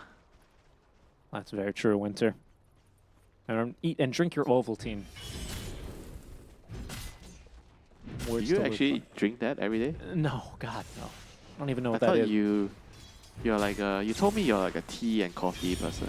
I am, yes. I've had a coffee. Ovaltine is like a weird hybrid. I don't know. I've had a very bad tea here once before. It was a passion fruit and was it mint potentially tea? Wasn't good. I tried that one. I didn't like Passion that. fruit peppermint tea. Maybe. I don't know. It was bad. I didn't like it. And I like passion fruit a lot. Don't get me wrong. But not particularly in that combination, and not in my teacup, please. I'm more of a coffee guy, to be honest. This game, though, I'm turning into a bit of a copy guy. Because this Monkey King has been looking good. You can just see he's over. I mean, our camera can barely keep up with him without it looking too erratic. But this guy is just, he's everywhere. He's here, he's there, he's giving vision, kicking off these fights. You remember a video about Soneko's first-person perspective when he was playing Winter Wyvern? Like, I can't say I do, no. Can you enlighten me on that? Yeah, it's like he's like moving his camera so quickly. It's just like how you're following this Monkey King right now. Like he's just jumping around so quickly. Did Ice ever do that when you were playing with him? He's a StarCraft 2 pro, isn't he, right? So I imagine his screen is nice to watch. Is it? It's not very jerky. I like to sit beside his screen a lot to watch the game. Interesting. Some players you just cannot watch through their screen. You just get agitated. Yeah. What the hell? How are you playing this game? You don't understand, you know. Yeah, no, I know that one for sure. And then if you sit next to Arbet, he'll be with a 4:3 ratio screen on his Dota. No, he doesn't play Dota in 4x3. What? Yes. Yes. Have you not seen in Dota? No, I've never seen. I didn't know there was a 4x3 aspect ratio, like a small screen. No freaking way. Wait, so I have a question. So I know a lot of pros, when they show up to LAN, they're used to playing... Oh, hold on. Oh, my goodness, this is a fight? But it's more of just a death of Omar, really, because he's unable to stand his ground on the gate. Hold on. We might not be out of this one yet. TA2000 and Noob, they're sticking around. It's daytime now. If they can catch Fly here, that'd be the perfect initiation. Is a Glimmer Cape about to come off cooldown as Noob is revealed. They're going to look first here for the Hoodwink as down goes the Supernova Stampede as well. And they've actually caught Noob. BKB. Oh, no. He thought he could take him down. And TA2000 left without any support. He's going to get stunned by the Supernova as well. Fly pops back out of the Supernova. Assisted taking down TA2000. Oh, this one, Winter, it's not a 4x3 aspect ratio. It's gone all lopsided. And look at how Monkey is chasing the ball. He's not out of this one. I don't think he's out of this one either, Malik. Whoa, that's so close. Holy. Right, this is what I call a flying monkey or a flying fox. Is it called a flying fox? There's like some flying rodent. Flying squirrel. There's a flying squirrel as well. I believe there's also a flying fox. Wait, is this a... Yeah, I guess it's closer to a flying squirrel. This was so aggressive from Quest. Did you... I don't know if I appreciated this move. Yeah, it's insane, you know, they don't really see their whereabouts. They decided to go in, and it was a really, really good egg. Somehow the egg didn't die. So close, one hit away. Yeah, you saw the ET just running and hustling and bustling his way in. Just not fast enough. I mean, you can kind of see like how Gyro, once you don't get the job done during the BKB, you just mince helicopter, you know, for the spend. Yeah. You get turned into spare parts. You're the one getting chopped. You're the chop shop. I pull your butt in there. I'm gonna remove your rotators. That's gonna go somewhere else. I'm gonna remove your engines. It's gonna go into my car. Yeah. They stole his darn carburetor. What do they say? Yeah, they steal carburetors all the time, don't they? The part under your car with like a lot of aluminum in it or something? When you... Stole his rims. When you lose your carburetors or your carburetors break down, it's going to cost you a penny. Well, he's going to make a play for it now. We'll see if this Gyro ends up on top or if he ends up on 4 cinder blocks on the side of the road. But this is it for Quest, down 18k here. This game has gotten away from them and fast. Butterfly. Look at this scan. Radiant Oh, okay, sorry. The Radiant scan's on the left, Dire scan was on the right. I was like, how did Nouns scan them there? Okay, a bait courier, which actually purchased a Reaver. Glyph is going to keep it safe as there they go. The initiation, they're going to try and get on top of Yuma. They have managed to stun him before he gets his BKB up, but he's going to the burst damage going to be there. Malik as well. Oh, the damage to the control, it's not perfect. Yuma somehow lives through it, and in large part, thanks to Fly, keeps him steady with that Sunray. Oh, I don't believe it. We talked about flying monkeys. What about flying supports? Position 5 there, turning the tide. What There was definitely like some miss attacks, you know, from that Elven clinic. Just making sure that he lived, and the Crimson Guard, the pipe, you know. Centaur just, I think, got the Stampede off at a very, very crucial time. He got hexed, but he was running away fast with the Stampede. I mean, and how about that, the innate from the Phoenix as well, the Blinding Sun? Well, it's not going to work, I guess, against the BKB targets, but the fight falls apart so fast. As you can see, TA2000 turn tail and run, but they're not going to have much of a base to fall back to at this rate, Winter. Bottom lane of barracks deleted. Mid tier 3 tower, down they go. A 5 versus 3. A potentially unholdable situation now for Quest. As the ET at least forcing them off the high ground for now. Nouns not willing to push things too far. This is a crucial victory for them. If they end up losing 2-0 here and AR wins, they are within a reach of getting eliminated potentially tomorrow. So you will take your wins at whatever pace you deem necessary right now for Nouns. You're in absolutely no rush, especially, I want to say, with the scaling this game, Winter. You mentioned this very early into the game, and, well, obviously Yuma is pulling a, 4,000, basically a 1-item lead over the Gyro. But it seems like he'll have no trouble scaling this game versus the Gyro. It's just too much damage mitigation, you know. The Warcry with his level 20 talent with the armor, with the Crimson on the Centaur. You just don't kill people with your flat cannon. That's right, yeah. I mean, he's decided he's had enough. Rapier is the solution. I think it's the only way out here, to be honest. That's for Gyrocopter, of course, TA2000. Wait, no, he's changed it up. I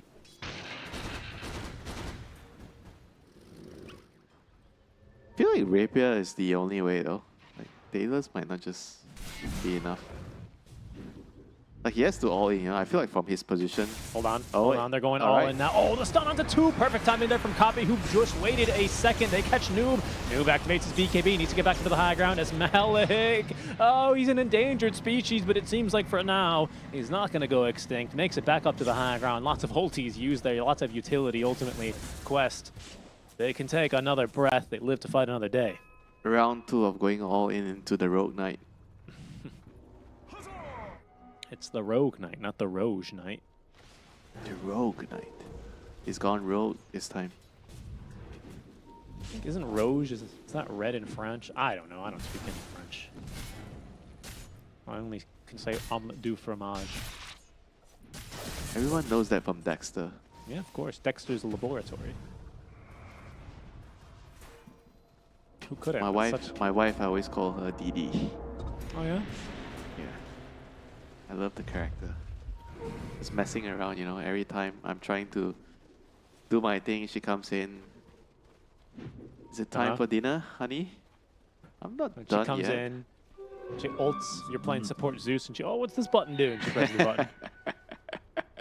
Your team pings you, you get reported. You know, she sees me in the toilet, I'm in a game, she clicks a hero for me, she doesn't know what the hero does. Pixie Maiden? No. She likes to pick me Snapfire. Oh, that's cute. Well, I think in this game, honestly, I don't know if I could bounce her off of that one. That's just kind of a cute little insight. I don't know, though. Nouns, again, I'll give you a piece of advice, you know, Richie. When Here we go. When you're queuing a game and you're about to... You want to go to the toilet, make sure you pick your hero first, you know, before you leave the room. Right. That's all I'll say. Otherwise, your wife was going to pick a hero for you, right? It depends on her intentions. Is she kind of trying to allow you to have some fun, or she's going to just make you miserable, you know, for that game? Only business. We'll see. TA2000, he's going to try and give Nouns the business, but it won't be with a Rapier. It'll be with the Daedalus. He's committed now. Recipe purchased on that courier in the secret shop. Let's go. Get your Rapier and let's go. Did he chop shot the Falcon Blade? He should have chop shot the Falcon Blade for the Crystallis and get the Datas.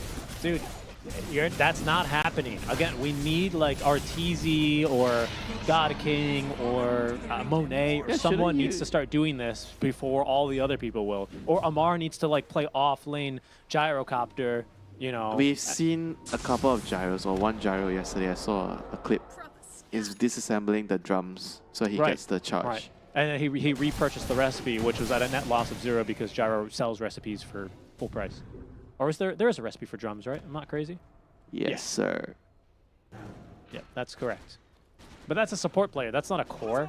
Cores aren't going to do, you know. They're like the jocks of Dota, you know? What if you can disassemble items for your teammates? No. Come on, we just patched out this Meepo shenanigans. We don't need more ways to introduce it. That sounds like this is different. That sounds like a nightmare. This is different. Imagine somebody needs a hand. Hey, Gyro, you know, could you? You know what they should do? Gyro should be able to, like, you know, because a chop shop, what it really means, I mean, I guess it's just like a shop that allows you to, like, you know, it's like a mechanic shop. But usually they're a little bit shady. They're a little bit sussy, and, like, that's where you can take stolen cars to, like, you know, take them apart and get your money out of them. Hold on. Gunner just walking up to the high ground here. Didn't get off any of his buffs. They might just kill him here. The heals, not enough. Finger of Death puts him into the dirt as in goes Malik now, rolling onto the back lines. That triggers the buyback now from Gunner, who stampedes before he TPs, allows his team to give it a little bit of chase, but Pango TPs away mid-roll. He's safe and sound. I mean, they have nothing left. They've used everything. All their BKBs, their roll. Call down. Another hex. They can still delay this, but they only have 3 barracks surviving now. Make it 2, and very shortly it'll just be down to the last one. What will Quest do? What can they do now, Winter? All comes down to this. Malik, a short little swashbuckle away. He dies all rolled up. Oh, poor little guy. Omar, nice stun there onto one. Lelis looking to catch him from the side now with that bushwhack. Hunter's boomerang as well. Yuma and Gunner giving chase as the Ogre Seal Totem double gets Ducalis into the fountain where he is picked off by that sharpshooter. Lelis, Noob doing what he can here, but now the Crimson Guard's up. The pipe barrier is up, and TA2000, he barely is able to TP away. I thought his time was up as well. Now they're stunned here onto Yuma. Earth Splitter doesn't catch a single thing, as that's a big finger of death reflected now onto Omar. A big stun onto 2 heroes. TA2000 trying to fight through this one, but it's all over now. GG is called. Nouns take down Quest in game number 1. What a game, you know. We see a slow start, but kind of exploded when the Monkey King started to play around the map with the Simeon Stride. And Gunner, he had a hard start in the lane, but he eventually caught up, he jungled, and he joined the Monkey King. They were kind of like running around the map, doing crazy stuff together, so Yuma could have a lot of space to farm and just have kind of like the edge in the team fight, you know. And for Quest, I would say that a little bit disappointed that the Pango didn't go for like more of like a team build. He went for more like a greedy build, and I felt like that could have been the difference maker, you know, in some of the team fights if he had like the Greaves and the mech. Yeah. Either way, went for the core build. Didn't work out for him in this first game here, folks. We're going to be going to a short break, but after that, some more analysis of game 1 between Nouns and Quest.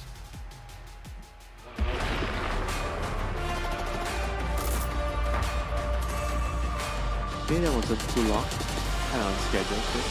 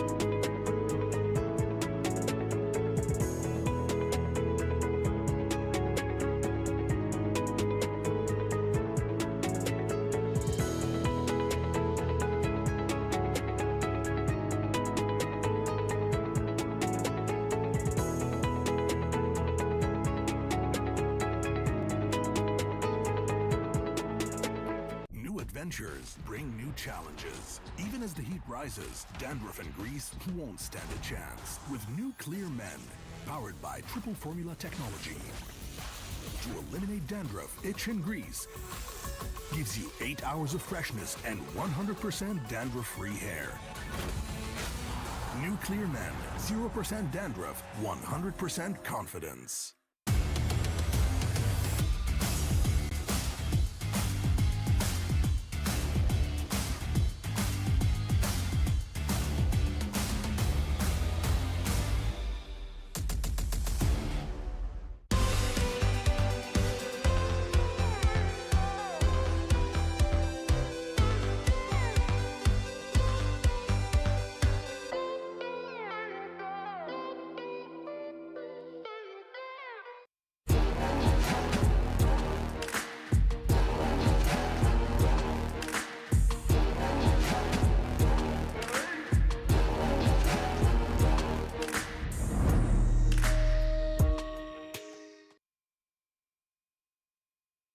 They're the boys of Nouns here off of their 1-0 win, getting set up to try and make it 2 here versus PSG Quest, who have now only lost their second map so far in 4.5 now rounds of this BO2 round robin group stage here. You're watching the Riyadh Masters at the Esports World Cup with Ziggy Strike and Winter. Thank you guys for tuning in. Winter, we were just talking about quite an interesting topic, right? And that is, of course, the collapse right now of AR. You know, this might be just the saving grace, which allows Nouns to continue going. But I want to keep the conversation a bit more focused to Nouns at this point. You know, how do I say this? Are they performing up to par? You know, this is the team that denied Shopify Rebellion the right to be here. They denied them again for TI. You know, so they certainly have proved to be consistent in those quals. Is this kind of what you'd expect from the names on this team? Are they performing up to expectations for you? Compared to the beginning of the year? Yeah. In the beginning of the year, I felt like they kind of look a little bit... I mean, they made a roster change. You know, they had Stormer initially. But I think with Copy, they kind of function better as a team. And he has a very unique play style, which I think works with their other two cores. Because Yuma and Gunner kind of like to sit and be stationary. And Copy right now with his Monkey King especially, just running around doing crazy shenanigans, just making a lot of things happen on the map, like saving his teammate. Like in this team fight, you see Yuma just surviving by the skin of his teeth and just turning the fight around. Sometimes you just need one of those players on your team to be crazy, you know? Crazy is good if it's given in the right dosage. That's true. I think everything in the right dosage can always have a place. And speaking of place and placements, not the best placements overall for Nouns, which is why I'm kind of bringing this up now. Now they have been 50-50 in terms of beating Shopify Rebellion throughout the year, but they've made it to a few lands as we have our STC Play audience participation. You guys can vote for the next game at stcplay.gg. You can check that out here to vote for the next game, I suppose. Maybe the next highlighted match, I can only assume. As back to Nouns, it's been a rocky year for them, right? They've showed up to a few LANs or big international tournaments, but they've not really managed to get out of groups. 12th to 14th at PGL Wallachia Season 1, 20th to 22nd. Yep. That's an exit in the Swiss stage at Elite League, Season 1. You know what they say, Richie? It's not how you start, it's how you finish, you know? Yeah, that's true, especially at these big tournaments. Seb always used to say, you know, it's about when you peak as a team, right? And hey, if they're going to start really ramping up throughout the play-in and hopefully the group stage for them, then they can do a little bit hot and be a little bit hotter here and get a little bit more energy for what they need. For PSG Quest, what might be a stumble for them, Winter, we've had the opportunity to cast this team a bit over the past few months, especially in their Dream League Season 23 debut, which is where they finally were freed of the Team Falcons' metaphorical boot on their neck, allowing them through the MENA regional quals, where they didn't look great, you know? And now, things to be looking different. Easy group, easy games. What do you think it is for them here?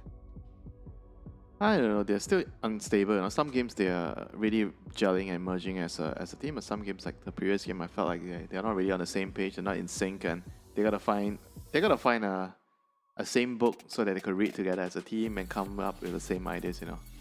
Right. All right. Well, we'll see if they're going to be able to do that and bounce back into game number 2 versus Nouns, as we're going to be heading to a short break. But when we return, our second draft of this series will be ready. We'll see you soon.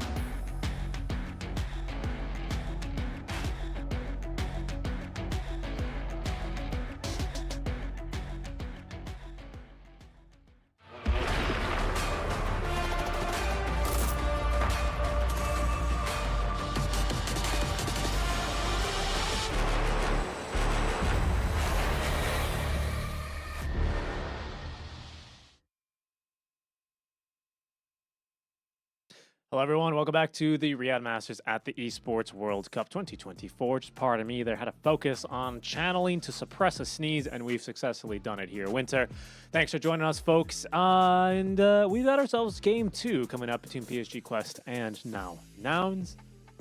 Winter, give us a little bit more analysis of that game 1. In your opinion, Doc, was it draft? Was it more of a play style, itemization? You had brought up the Pangolier, which, by the way, has not been working for teams in general. It's got a very negative win rate, this hero, in the tournament. Nonetheless, things to do different here for PSG Quest. I think the draft is fine. Just the way they execute the draft, they have to try to understand the timings. Because remember, they kind of like did like a couple of smoke plays where they didn't really wait for their core items, especially the one at bot when they were running to Roche. Noob didn't get his BKB yet. I think those are the little things that you need to iron out. Felt like if they got the right jumps, they have the right items on the Pango. You keep your Gyro alive, because Gyro needs people to kind of tank for him. You need to play for the Gyro. If the Pango is not playing for your Gyro, then I feel like in the team fights, it's not so easy for the Gyro to unleash his damage. So I think that is definitely an issue, and hopefully they are able to find some sort of remedy to deal with it. All right. See what that comes down to here as we are heating up not only with the hot hands, but with our draft, even on the eyes in some cases, as our second draft about to get underway here. We've got Nouns who had priority. They chose first pick. And Quest with the leftovers have Dire Side heading into our second draft. Once again, Winter, the usual suspects. Bandit. Oh, that's an earlier TA sometimes. But what will we let through? Will it be the Phoenix? Will it be the Monkey King a second time? I am still leaning with Snapfire. Well, here's Snapfire is strong. Snapfire is strong. Trust me, bro. Okay, Hoodwing is stronger. Hoodwing is definitely one of the strongest positions for now. And it's an Omar hero. PSG Quest, I was also wondering, would they have banned the monkey? And they did. They've banned the Monkey King. Nouns, by the way, bucking the trend a bit. You can see, I don't know what freaks are choosing Dire when they have priority, but for the most part, most teams preferring first pick. Nouns, experimenting with it, dabbling with that second pick, as they are here. That's a bit interesting. We've already seen the squirrel counter, Spirit Breaker. That's true. Yeah, I think that's a good pick here, honestly. Just a neutral but I feel like I've noticed like teams don't really like to pick Spirit Breaker if they don't get themselves the Ducks here. Wow, that's an early Sven. Okay, we need to say we've seen a lot of Sven on our stream with Heroic and now Yuma, the South American carries. They love taking this Sven for a whirl. No, this might be a fly Sven, flying Sven. Exactly, a flying squirrel. No. I know he doesn't like to play this hero so much. Yeah. I've been stalking his recent games, watching him play. Like physically? No, I'm just joking. No, I mean I'm watching. Dude, you. Why do you? It's 3 a.m. You're like trying to mess around with me. Why? Winter, we're getting loosey goosey here in the early morning hours here in KL. Winding down now for the. Yeah, I'm waiting for you to finish the game and take me out for breakfast. That's not happening. The Mamaks are closed. It's prayer time at this hour. No, Winter. What? It's cleaning time. It's 24 hours. Phoenix and now the Windrunner banned out by the side. Don't you wiggle your way out of this breakfast. Winter. Yes. I know it's been years since you've last been awake at this hour, but now they close at around this time for an hour, even at the 24-hour ones. There's the Snapfire you were looking for. That'll be picked up by now. Sven Snapfire. Crazy lane. I actually don't know if you want to have Snap as a position 5 because I think she kind of wants to scale and farm. You don't really want to be buying like the Greaves and whatnot. I feel like she is another version of Hoodwing, if you get what I mean. You're trying to be another core. You're trying to be the carry of the team. You buy Gleipnir, you kill, you set up, you play around your Shredder, kill heroes. Yeah, Sven and Snap, you know, that used to be my nickname before Seek and Strike, you know, when I was in high school. Sven and Snap. Come on, tell me something real. Alright, I'll tell you something real. Quest, they need to lock in here. They're one game away from basically guaranteeing themselves into that group stage. You gotta lock in. Nouns, they're trying to disrupt that here and claw their way away from those play-in matches. There's the DK here for BSG Quest. That's real. That's something real. I hope it's not the Fire Dragon, though. That thing is still bad. Corrosive Dragon mid, potentially. I think it has potential. I actually... Okay, you're gonna call me an idiot, right? But hear me out. Okay. The DK carry is going to work if you give him time and space. Unfortunately, the problem with DK as a carry is his laning is absolutely horrendous right now with the changes to the hero. Yeah. His laning is actually so bad. But he scales incredibly well with the Fire Dragon. I'm not gonna lie. There's this one game I played, actually today, I thought I had no chance of winning the game. Even though I lost the game, you know, but in late game, in the late game situation, I feel like the DK carry with the Fire Dragon actually is legit. Okay, I see. Not legit enough to win you the game, apparently. You still lost another 100 MMR. Yeah, I mean, we kind of fed first blood and we lost 4 bounty runes, you know, so... yeah, but somehow the game kind of lasted 50 minutes, 60 minutes, you know. Alright. You're not doing a very good job of selling it. If you were a used car salesman, you'd be like, yeah, well, you know, this car is technically it's been totaled. Yeah, but and, I didn't want to mention the first blood plus 4 bounty runes at the start because I think it's not relevant to DK not working as a carry, you know. Well, maybe not. Well, here it's got some strong support. So you've got all the furry creatures coming out of the jungle. I like Ench with the carry DK, if it's going to be a carry DK, because Enchantress solves the laning problem of DK. It's also kind of a block pick, ensuring that a Beastmaster doesn't come through, potentially. Although, sometimes that's not going to stop you, as we've seen Black Wiz persist through it. Yeah, I mean, you take access. Why do you care? Why do you care? Beast is just a powerful offlaner now. Oh, speaking of... Well, I don't know if that's the offlaner. Mostly it's a support. But it can be played as an offlane.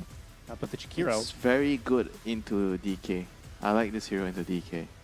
You remember a couple of patches ago, people were picking Venom into DK because you can actually take him down when he's pushing your tower. I think Jakiro does the same thing because you have high amount of burst damage, spell damage from your Dual Breath and your ulti. Whenever he shows up to push your tower, you can kind of deal with it. You can de-push crit waves pretty easily. You're also good at killing Enchantress because of your magic damage. But on the other hand, I would say that Jakiro plus Snapfire support duo a bit for me, you know. Don't really like it. Not my cup of tea. Yeah, they like to sit back and watch. We need something a bit more active. There's something a bit more active. The Centaur. So it's very similar to last game, it feels like, where you had this Nouns lineup where the cores were extremely active and kind of setting things up for themselves between the Sven and the Centaur. In fact, we've repeat here. And speaking of the Sven, it's very likely that this is going to be just a carry Sven again, huh? With the Carry Sven seems to be the flavor, you know, not the support Sven. I think we've seen support Sven. I think Oli did it in one of the games. Was it? I think yesterday or today. Did we? I don't remember seeing it. Not in our games, yeah, but just in general. he played support. Yeah, could be. You do a better job of keeping up with games generally. I watch only the teams we're going to cast. That could be Ursa Warrior. I tend to pay attention to my friends playing, you know. You're always watching Ice, huh? The friends that are playing in tournaments. Ah, dude, RIP. Just added a 4th Ice to his name. You iced him again. I can't believe it. All right, final picks coming through here. The Huskar. Interesting. So maybe DK, mid DK. Yeah, maybe. Right. That's the only thing I can think of here. It's still potentially a flex.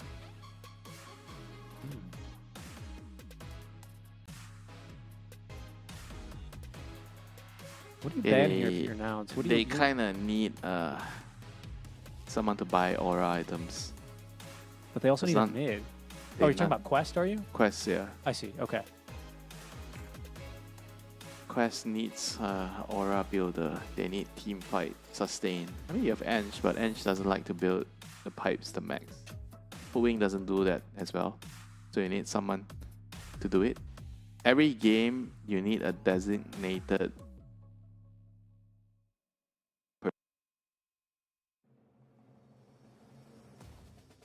Okay. I'm going to just throw out a hero. What about an Enigma to do that for you? Too many backline heroes, but nah. Okay. I don't like Enigma into spend. He kills your Eidolons. Eidolons, yeah, that's fair. It has to be like some kind of like Oh, melee hero, like Tide Underlord. A Brew? What about a Brew? Brew can be too greedy. You think Brew Master is gonna buy Mag Pipe? Think again. Yeah, that's true. Usually he doesn't, right? You want a Crimson Guard hero? Not too many in the pool, really. A lot of Crimson Guard builders. Just Underlord. Yeah, you have an Underlord. That's all I'm really seeing here. And you can buy it on Dawnbreaker but then you're gonna be useless. As we saw yesterday. Yeah, I don't like Dawn into Stampede though. That sounds like a bad time. I don't think that's very good. Has anyone touched the watermelon? Has Tide been picked at all? No, don't think so. I don't see him in unpick. Let me see. Okay, they go for the Doom. I mean, you can kind of buy the team items on Doom. Yeah, or you be a core, just buy Shiva. And then you get the Ice Armor creep, which is great against the Sven. Okay, mid laner now for Nouns. They have a bit of everything already, don't they? Another very well-rounded lineup for them. Team fight, initiation, some catch. You have a lot of backline in your supports. So something that is going to be up front for the mid potentially is what I would prescribe here. No Storm. Not really though. I think they can just go for like a spellcasting backline hero. Like Centaur and Sven is gonna be a front line. Okay. What do you think about an Ember then? I like Zeus though. Wow. Zeus can kind of work here. Because they need like some kind of burst to help kill the side lanes. I think when you have Centaur, Snapfire, Sven, Jakiro, a lot of stuns to kill the side lanes, the Wrath will be nice. It's Razor. Zeus uncontested so far this tournament, so it'll be the, I assume, mid lane. Well, of course, mid lane Razor for copy. Yeah, he likes the matchup into DK. Wants to be able to bully him in the lane. But I feel like he. I mean, it's not so good into the Ursa. I think later stages of the game, but it's good into the Doom and the DK in the early game. It's good into the Enchantress as well. You stick on her, you kill her. And like you said, you have Stampede to just run in and do your thing in the team fights. You have Warcry to buff you up.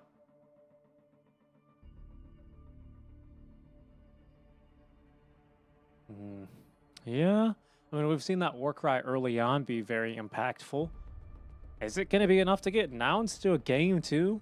You've got this Liquid Frost as well to be very annoying.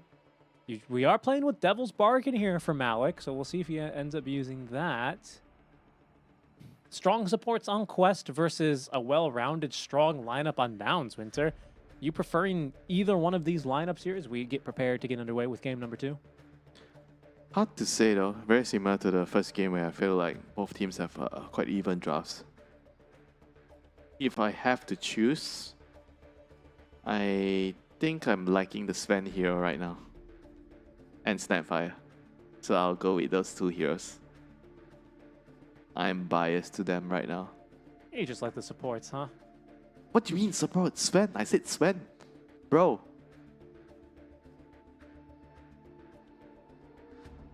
Go drop your headset and get a sip of that coffee, you know, and come back. All right. Well, let's see. Chug it down, you know, your chum. I know you like chum. We'll see if that's enough to get him through. I'm not so sure. I'm not as convinced, honestly. Seems like a very strong Ursa Warrior game for me personally. You've got Doom as well. Okay. We both take a side. So the only thing left to do is watch and enjoy the game together. What more? You know? But excellent company. If I were to want to watch a Dota game, I would have always invited you along. An expected outcome. Start. I would have never invited anyone else but you. Not even my wife, you know. She would just show up, give me that look and then just ditch, you know. Well, we'll see what's in store for us, shall we, Winter? For now, a lovely game too between Nouns and PSG Quest. I've got to say, it feels wrong for Jakiro to attack twice. I mean, it is correct because he has 2 heads, but I'm still not used to instantly losing D-Ward battles versus this guy. He's the clockwork counter. You kill the cogs. Yep, he farms cogs, D-blocks camps instantly. He's so annoying. Double trouble. Indeed, especially with the Jakiro as well. Or sorry, the Snapfire. So when you stun him, it should last twice as long, right? Because he has 2 hits. Yeah, Silencer should steal twice as much int from him. What else? I think that's the only one that really kind of makes sense. Ducalis here. Just a little bit of a cheeky auto attack damage. Nothing too big here, as we won't contest runes too much. 2 apiece.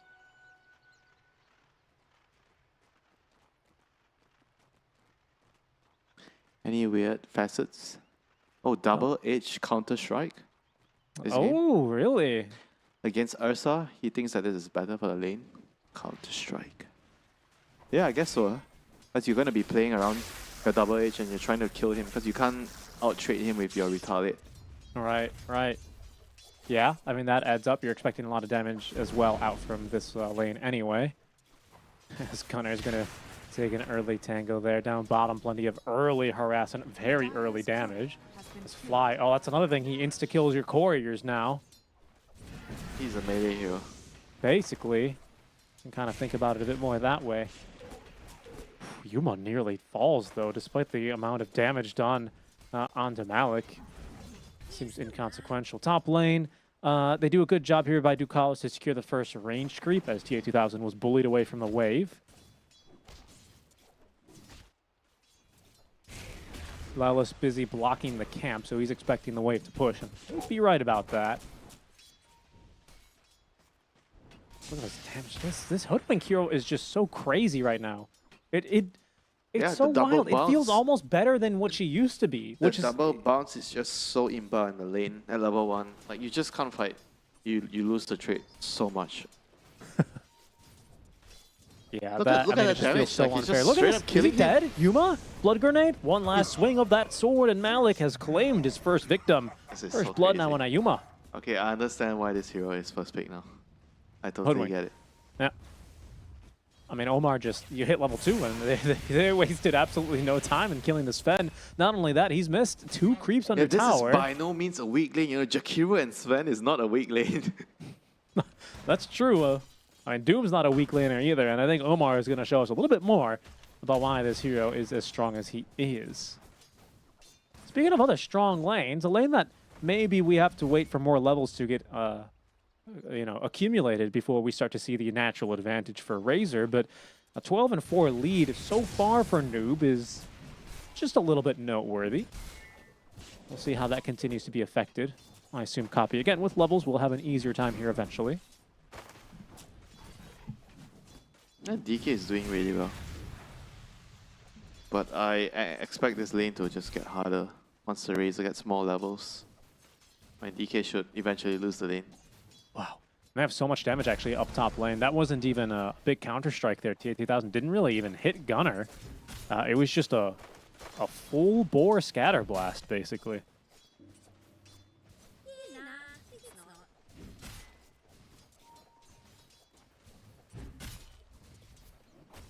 I mean, they just have so much burst between the snap plus the centaur. The snap's not going for the shredder, so he's going all out on his nukes to kill the Ursa.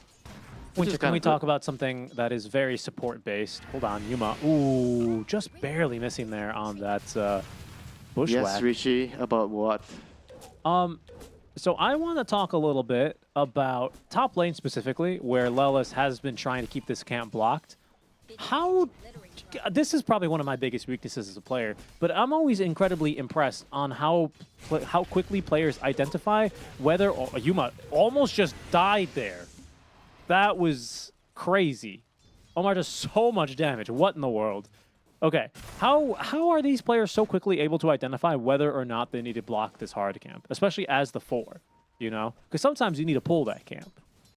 Is it just you're not expecting this wave to push as quick?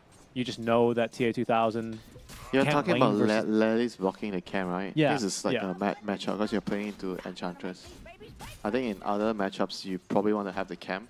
You push out as Snapfire with your Scatter Blast and then you pull, but against Ench, that's not going to work. Let's see.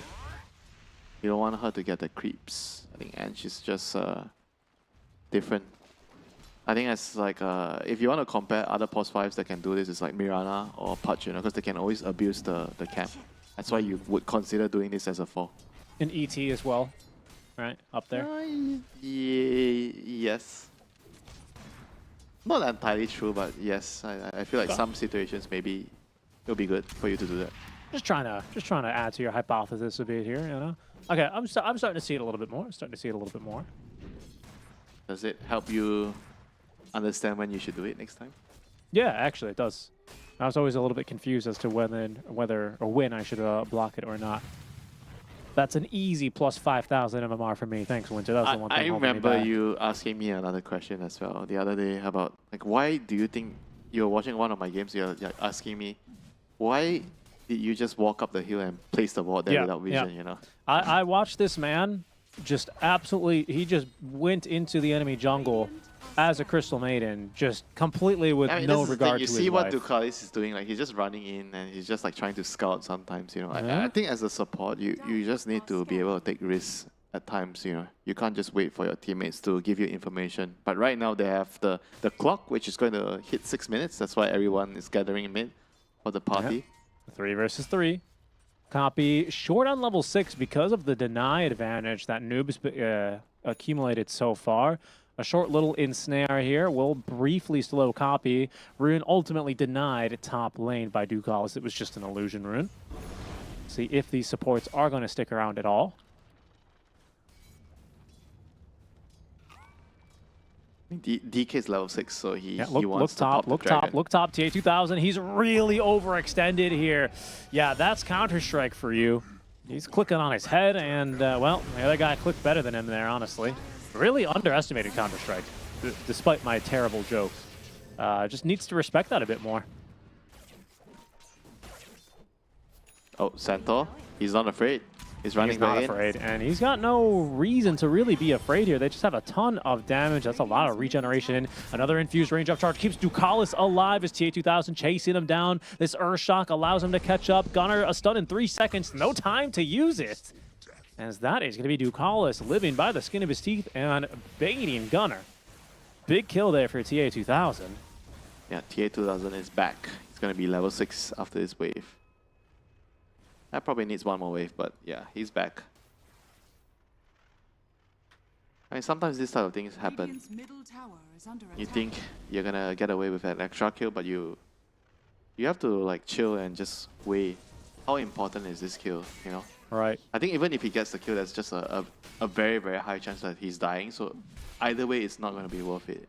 Yeah. And for what, right? A Bambi? Uh-oh, Yuma. Ooh, great connection through the gate. Ducalis even bringing the Warpine Raider on down. But 3 heroes converge and find the Sven farming behind his tower, taking him down. Good pickoffs here by Quest as they have a 3-kill advantage, leading 4-1 as the lanes break down.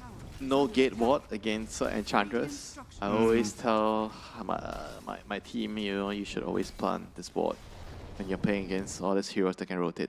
The opponent plus 5 aggressive heroes. Copy, in trouble. They stun him. He gets a cookie up to the high ground. But TA2000 giving chase. He's rotating super early here to fight for the 8-minute rune. And will be rewarded now with an assist onto the Razor. Winter, this is something I really like that Quest are doing here. Razor is an incredibly stationary mid laner. He doesn't like to rotate, does he? Unless he finds a really good rune or there's a great opportunity to rotate and TP under tower. Not the case here. And Quest have been out-rotating the heck out of Nouns so far. quite naturally with this Ench, but now even the Ursa rotating, a Doom down bottom, Ducalis easily able to assist here as they continue applying pressure down bottom, Matlick with his first Doom of the game. Yeah, this is just the downside of Razor, you know. If you don't get a powerful rune like Haste, you're just not gonna be as useful rotating as a DK. And on top of that, they have Ench Hoodwink, which is stronger than the Jack Hero Snap in the early stages.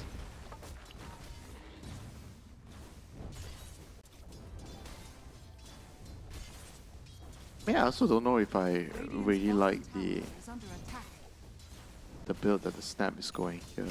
Kind of feels like it's not as much damage as the Shredder build. So they're not killing people fast enough. Bottom tower has fallen.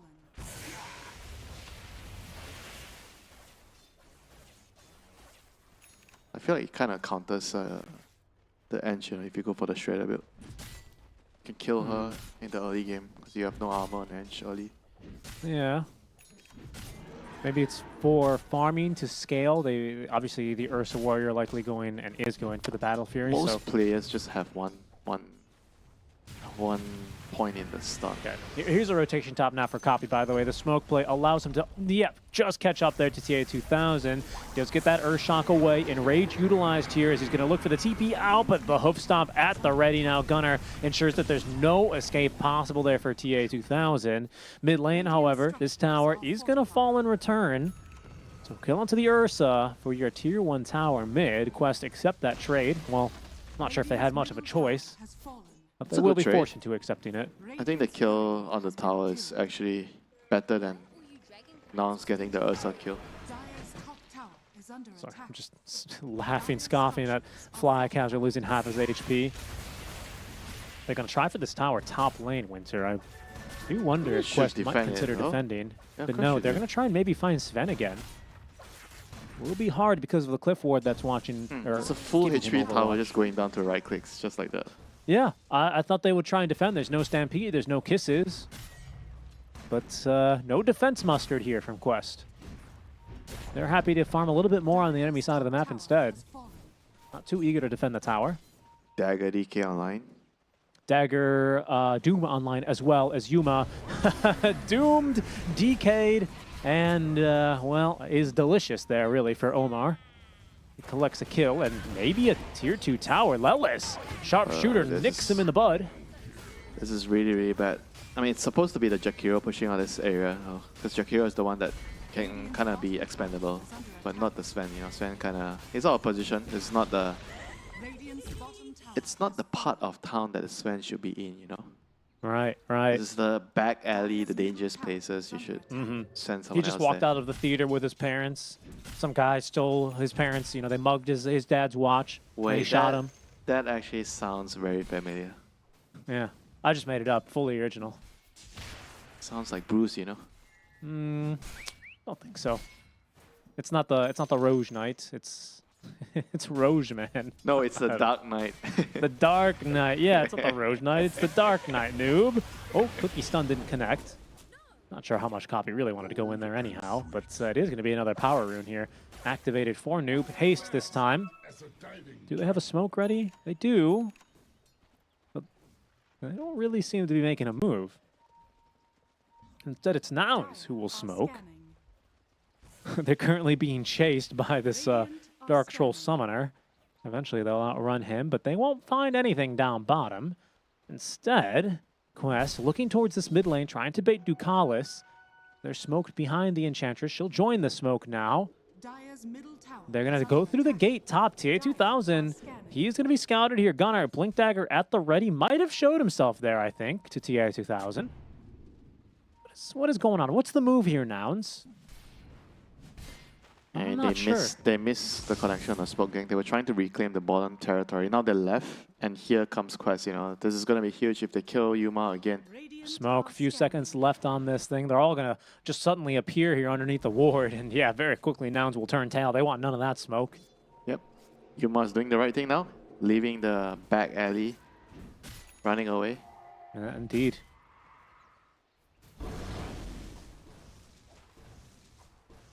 Blink Dagger before Blade Mail for Gunnar. TA2000, he's in the back alley now. He's done. No, I reckon he's fine. He's got a simple enrage, and he's off and away. And in fact, Omar, he's caught himself a centaur. Noob blinking in forward. That will trigger the stampede as Nouns eager to escape. We'll Yeah, they just actually needed to wait for like another half a second for the Jakiro to get in range for Ice Path and Macropire. Probably would have just give them enough to kill the Ursa. 1 point in Ice Path, Winter. Do you approve of this fly Jakiro build?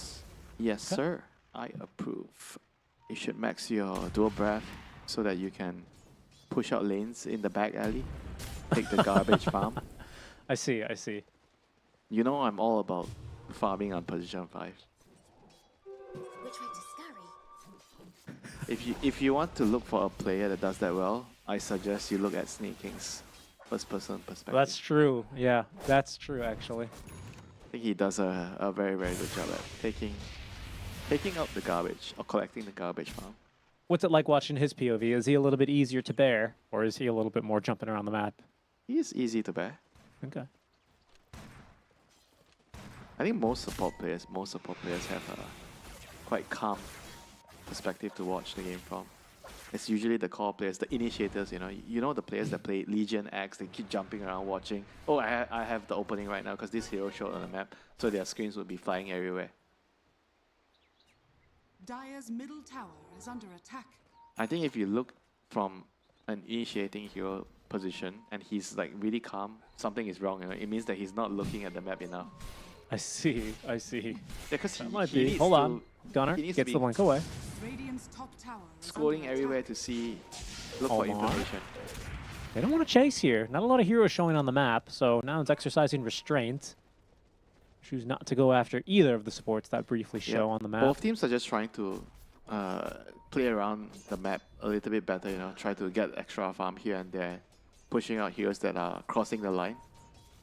Omar is the one crossing the line right now. He's not supposed to be here. Radiant is like, how dare you enter the presence of Radiant territory? How dare you, Omar? Give me your wallet. Are those your parents? Bang. That's how it goes, right?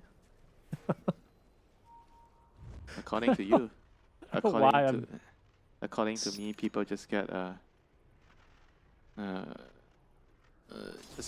punished, you get kidnapped. You Oh, move, hold on. That's a good scan.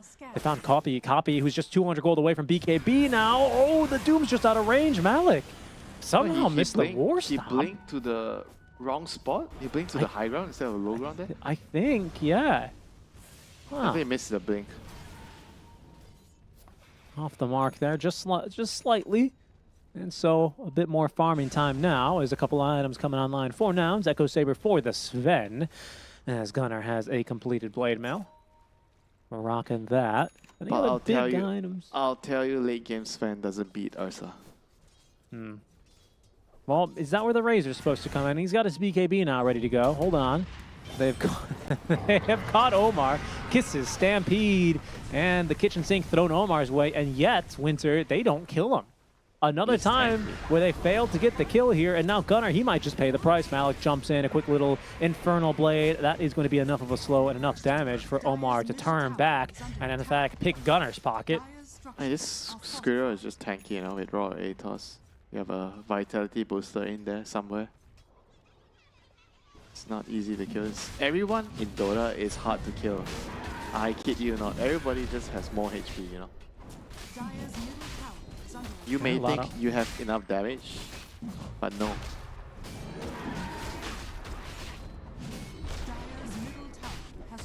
I always say to my teammates, you go for the safe play. You don't take risks like this, because there's always something that you can't calculate in the nick of time, and then you just lose a lot. You get punished because you overplay your heroes and you die.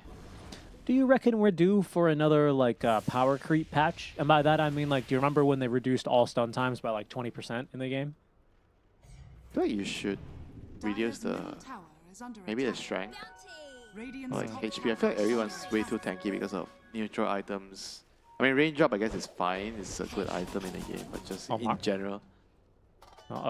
This is this is awkward.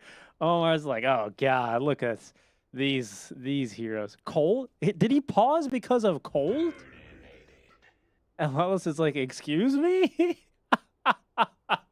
What? You can't pause because of cold. Come on, put on a jacket. What's going on over here? Okay, we're going immediately.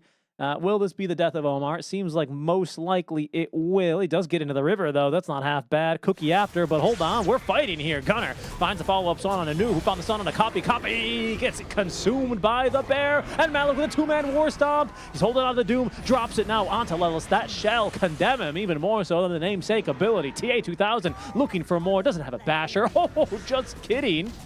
A stun from the DK in time. Made it look like he had a basher, though. And that is what Nouns must have thought was a free kill. Yeah, they XD him back. All right, that's a little wild. What happened here? Surprise. The whole team is there, yeah. They wanted to go for a pick-off, but Quest had a lot of heroes in that area.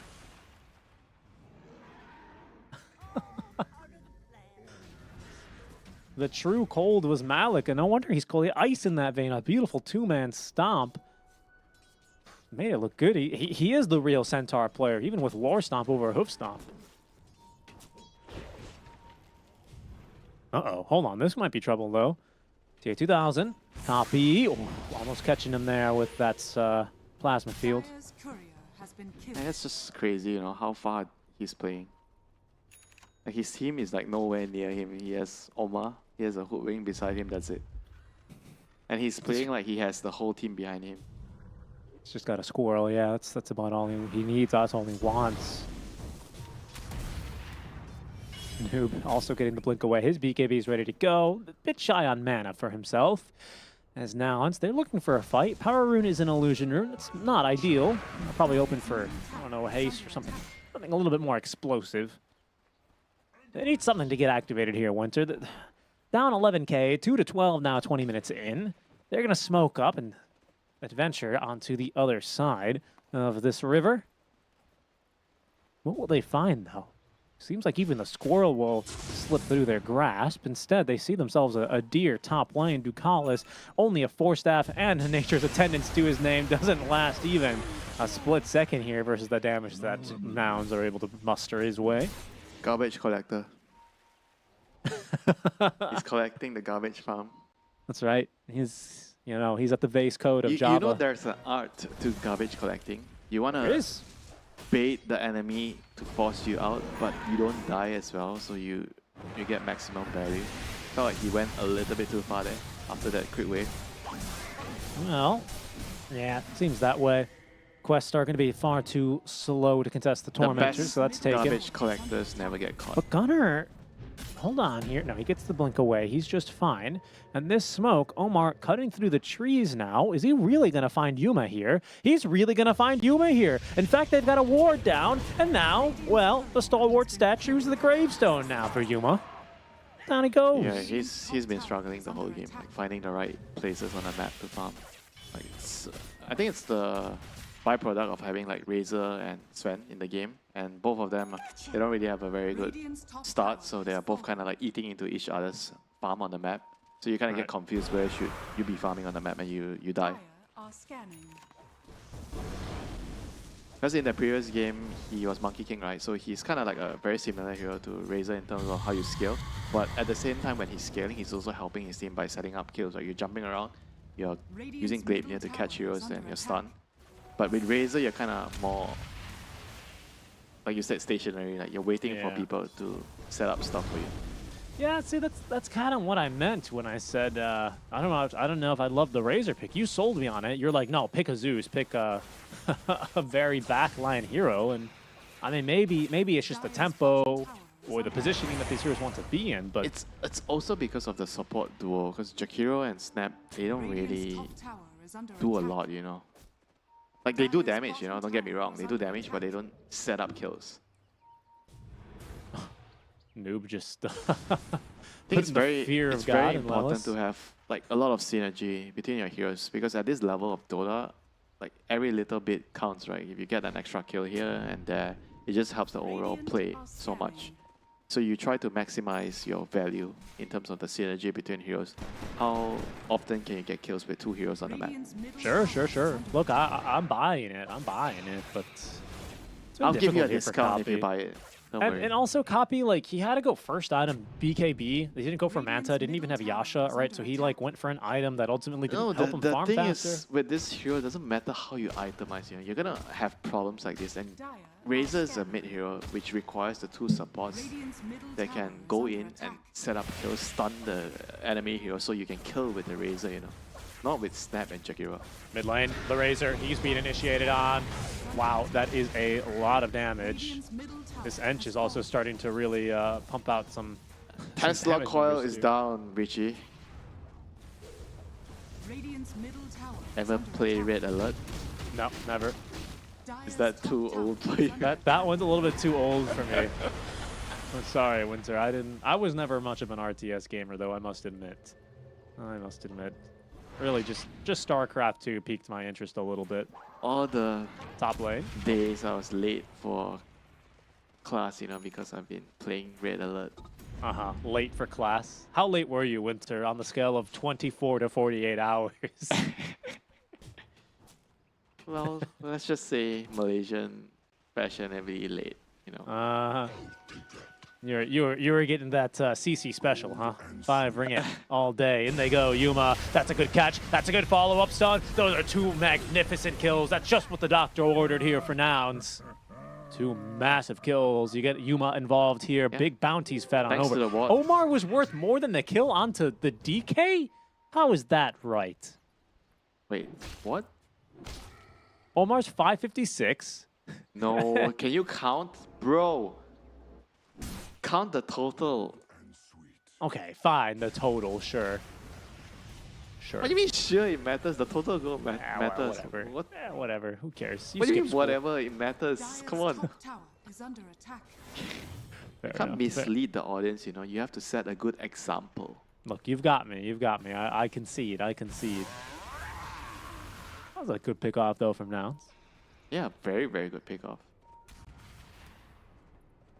And now Quest has got to refocus, you know. Sometimes you're in a game, you're leading, but it gets boring, no kills, enemies dodging, then you kind of lose track of time. You feed. Or people get antsy, you know. I can't take this anymore. You're starting to get cold. The sun is set. Yeah, It's I mean, true. It It's true. affects me. Back in the day, sometimes you'll be playing in a mall, and when the games go late, the mall just gets colder for some reason because the sun is setting. All right, that's usually why it cools down. I've found. Yeah, and you kind of regret eating all that chendol for your dinner before you join the game. You've got your finest flip flops on, and the AC is full pumping. I swear, you know, sometimes I think you know me better than my wife.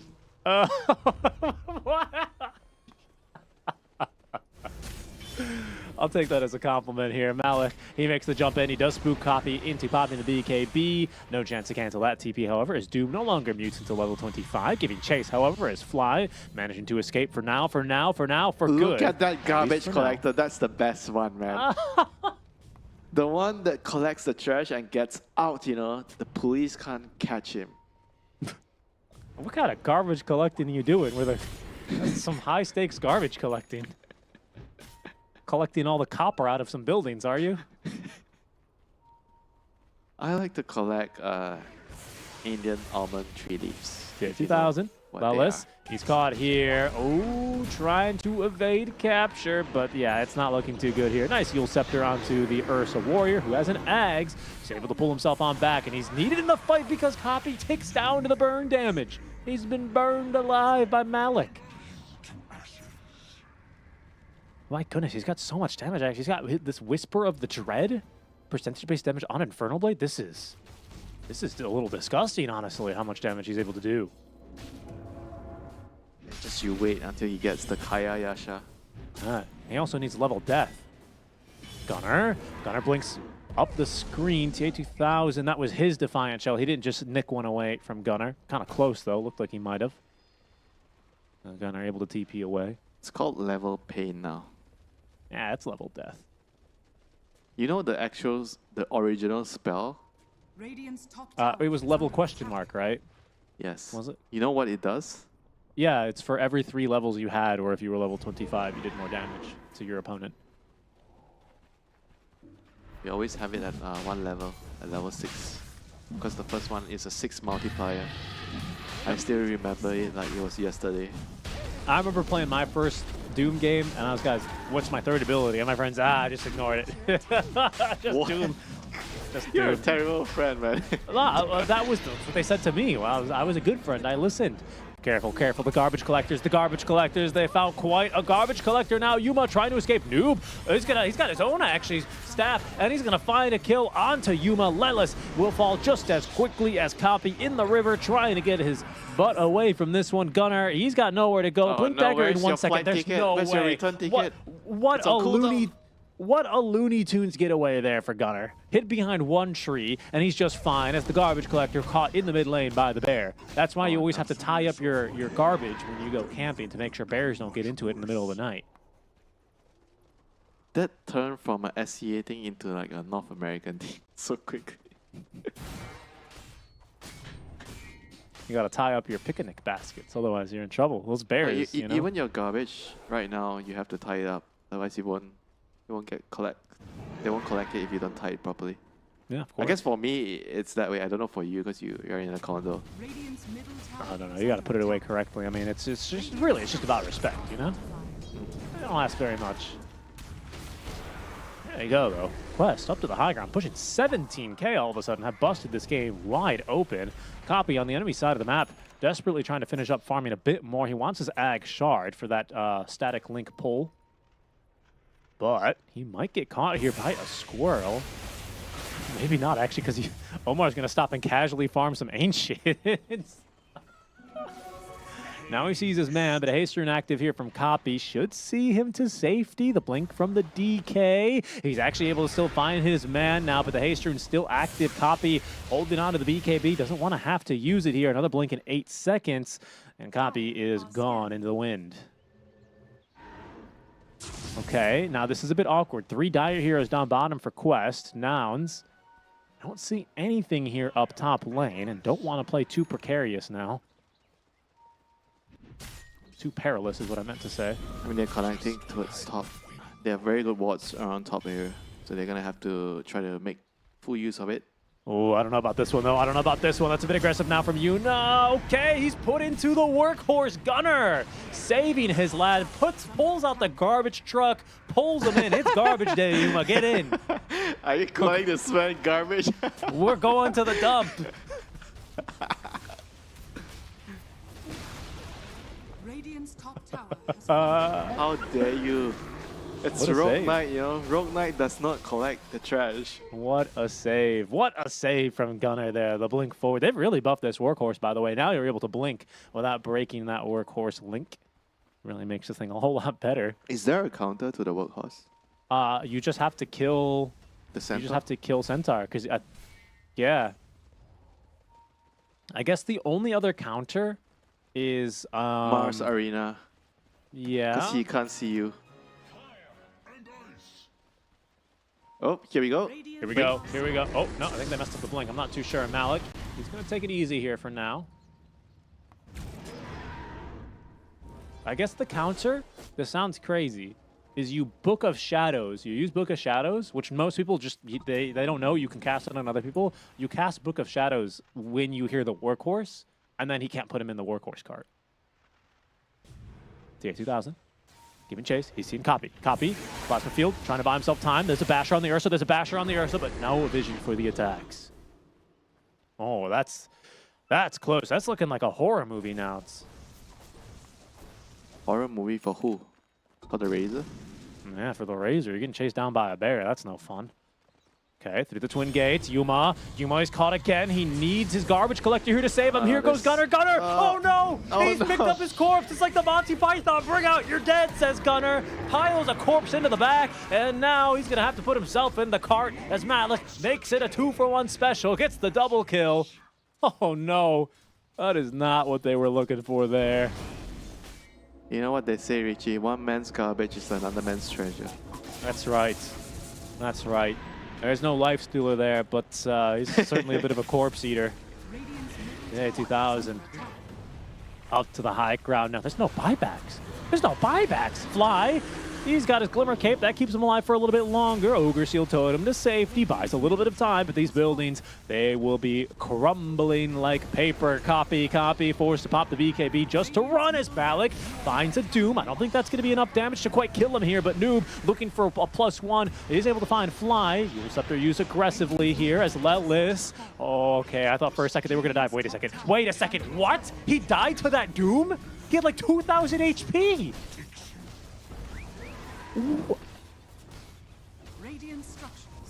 I can't believe it. Look at that smile there for Noob. Are you sure your math checks out? Are you sure it's not 2,000 HP? Okay, he didn't have 2,000 HP. He sure had a lot, though.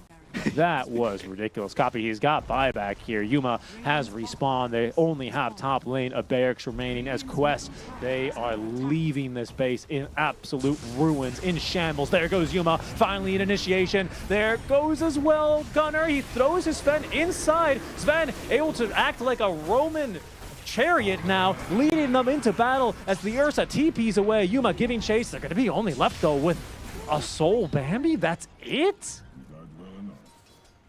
That's a buyback from your Razor. You need more. That's not a good trade. Can they actually get anything else right now? Roshan 2 minutes, so no Rosh. I mean, so the best you can get is like a tower, a tier 2 tower mid. They push down mid right now. But Doom is about to be up 8 seconds. Thanks to the Octarine call. I can't believe how much damage that Doom did, by the way. This Razor just doesn't feel like he played Dota at all this game. No, I agree.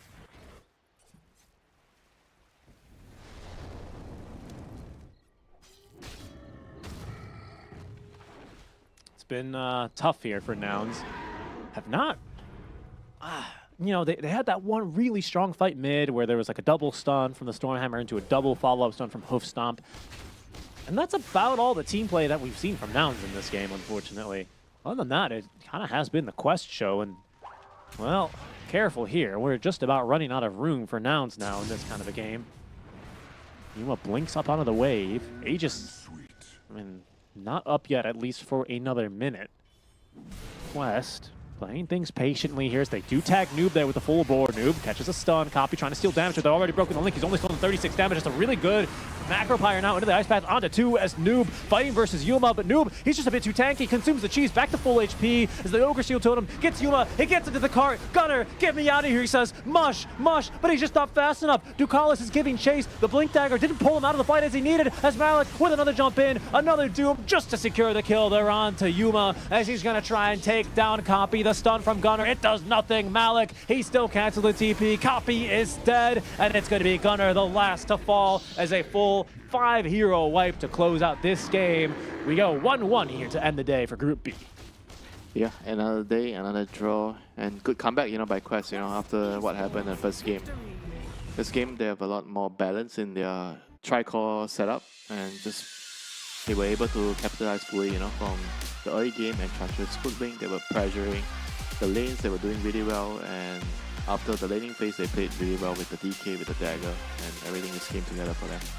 Yep, it came together very well now for the side of PSG Quest, who will draw 1-1 to end up their day, looking in good position to get into the group stage. We're going to be going to a short break, but when we come back, we'll have a quick word with a winner from PSG Quest.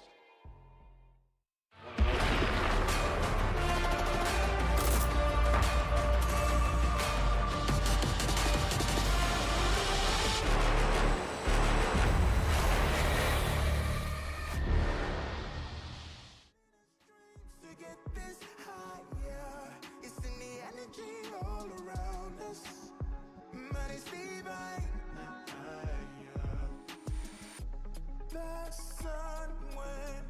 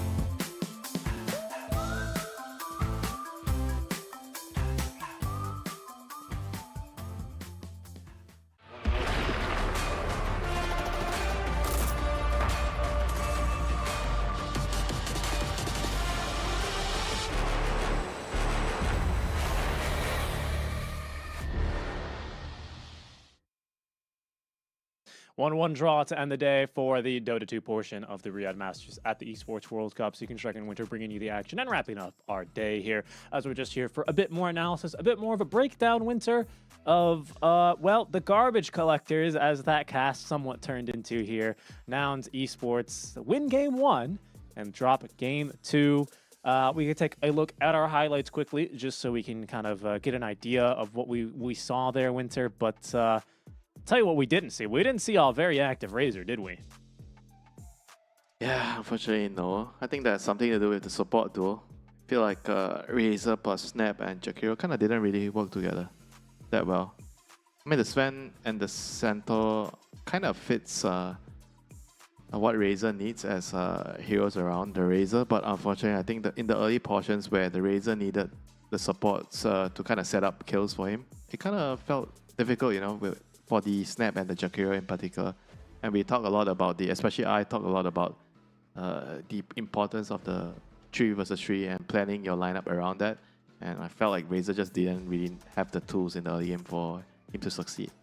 Mm-hmm. Yeah, I agree, right? I think in particular the 3-on-3, you can see how aggressive that we ended up seeing the heroes of PSG Quest able to play around. And they were very aggressive, especially around that mid laner. Speaking of whom we have the opportunity to sit down with, or I guess stand up with virtually, and talk to, it is Noob from PSG Quest. Hello, Noob. Hello. How are you, mates? Hello. Can you hear us? Hello, guys. I can hear you. How are you? Perfect, perfect. I'm great, man. Congratulations on the win. And honestly, congratulations on a really successful run so far here at Riyadh. You guys are doing really amazing. How does the team feel? How do you feel? Thank you, man. We feel good. We expected kind of to go so far easily without issues. The plans don't seem too hard, so we were kind of expecting this. Glad to hear it, man. Glad to hear it. Especially because you guys, you know, for some fans who may not be so familiar with you, you guys have had a tough year, right? Always blocked by Falcons. You took them to game 5 like 3 times throughout the year. You showed up to Dream League season 23. Things weren't really in shape there. What changed since the end of Dream League to now? We practiced a lot more than before, and we're more on the same page, and we're better as a team. So we're playing just better, and hopefully we will keep on doing that.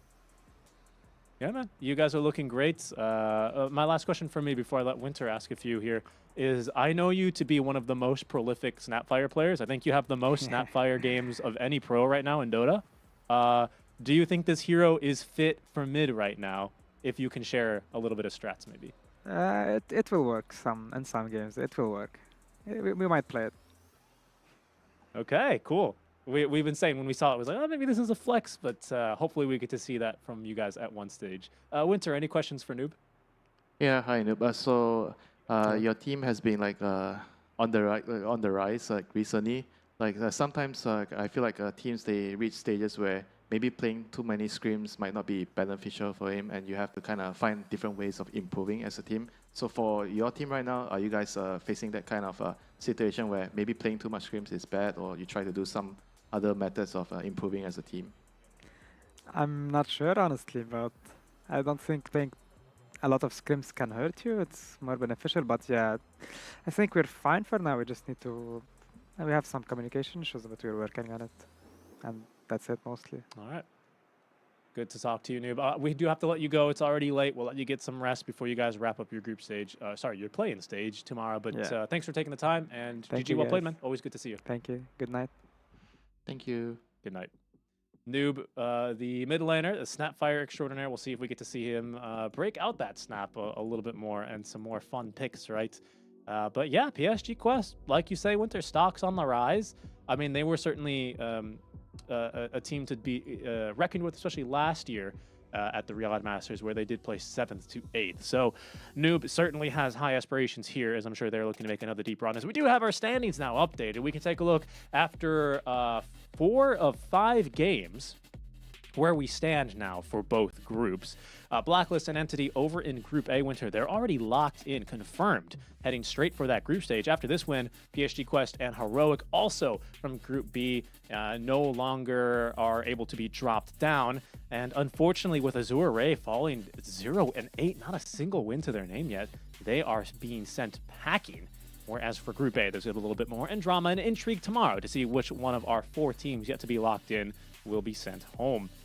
Any big surprises for you here, Winter? I think Blacklist topping the group. that has to be like the biggest surprise for me. I'm glad that it worked out for them, you know. Coming up the TI qualifiers, they didn't look so hot, but yeah, Blacklist doing well. Definitely a huge surprise for me. I mean, it's good, you know, for the SEA region that another team is doing well apart from Aurora. So hopefully they'll be able to make us proud, you know. Yep. It all comes down to tomorrow as Aurora in Group B. They're set. They're not being sent packing, but they are still fighting for their right to not have to play that decider match. This is going to be our schedule for tomorrow, guys, on Stream C.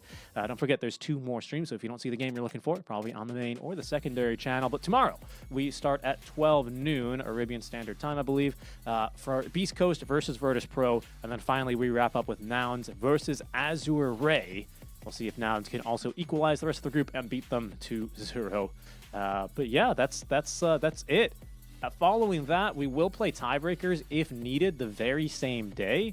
There will be tiebreakers played only between 3rd and 4th, and then 5th and 6th if necessary. So those are going to be our tiebreakers for tomorrow. You're just going to have to probably stay up to date with the socials and the mainstream to get notified of when and where those will be taking place. But that already wraps up, our day for today. Winter, any closing thoughts or any closing bits of wisdom before we let the people get some rest? Am I ever getting my breakfast from you? That's the only thing I want to know. Well, Winter, we're wrapping up here just around 4 a.m. It's 11 p.m. now as they wrap up in Riyadh. But don't forget, we are back at 12 noon tomorrow, a little bit after breakfast time, Winter, where we may or may not get some roti canai. We'll see what is in store for us. But we do hope you guys have enjoyed the coverage tonight. It's been a pleasure having you here. On behalf of Winter, myself, and the small production team we have behind, well, the big production team, honestly, we have behind the scenes. Thank you guys so much for tuning in. We hope you enjoyed the coverage, and we hope you return tomorrow for the wrapping up of our playing stage at the Riyadh Masters. We'll catch you then.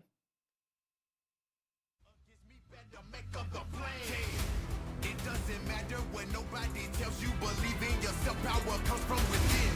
I know they counted you out and they left you for dead. It don't matter, you still gonna win. It doesn't matter when nobody tells you, believe in yourself, power comes from within. If they counted you out, it doesn't matter, you're still gonna win. Playtime is over, now finish them. 100%, that's the minimum. I don't listen to them, they some liars. Before you beat the odds, you gotta be put through the fire. Yeah, so I take on every challenge. Life is full of ups and downs, you gotta find a balance. When you're down and out, you find out who really got your back. Listen to me closer, cause you know I'm spitting facts. Yeah, we are not the same, I'm a Wolverine. You thought I was dead, just recovering. I was dealt a bad hand, I just play my cards. But all I need is one shot, like a shooting guard. Running out of time, gotta take a stand. I listened to you long enough, now here I'm not a man. Failure's not an option. Throw away your red lights, cause I'm not stopping. Yeah, it doesn't matter what nobody tells you. Believe in yourself, power comes from within. I know they counted you out and they left you for dead. It don't matter, you still gonna win. It doesn't matter when nobody tells you, believe in yourself, power comes from within. If they counted you out, it doesn't matter, you're still gonna win. Yeah, it's checkmate if we playing chess. If you got a problem, better say it with your chest. I'm the #1 contender, ain't no #2. Cause even if I fall back, I'm still ahead of you. Yeah, cause we the winners, now we can't lose. Ain't no mission impossible, now we can't lose. Even though we outside, still get it in. You want the crown, get in line, there's been many men. Stop me, can't nobody stop me. Lately I've been on my own, can't nobody stop me. All this tough talking for the birds, now I'm furious. This will never end, so I'll never need a period. Yeah, so we gotta fly high. If you ever had a dream, put your hands in the sky. Yeah, cause we never going down. When it's all said and done, we gon' still be around.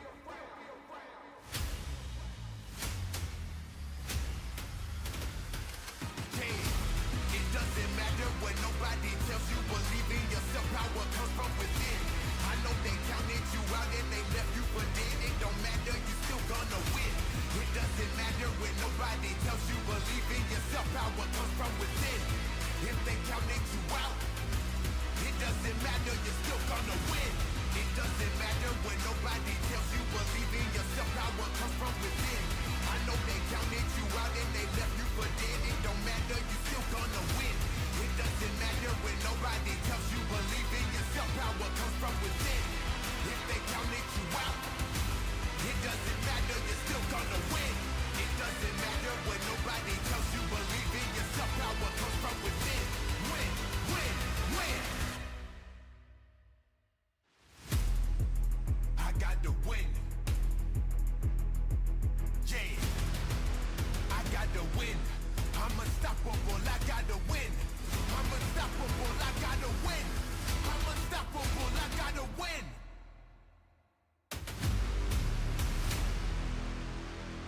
got to win.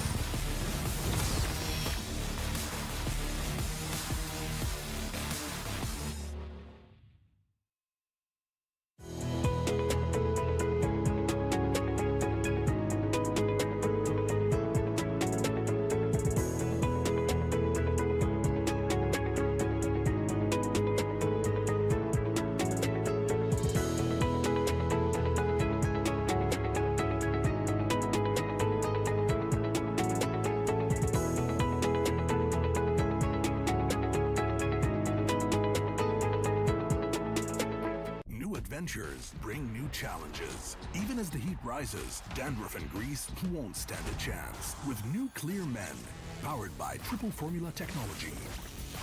To eliminate dandruff, itch, and grease, gives you 8 hours of freshness and 100% dandruff-free hair.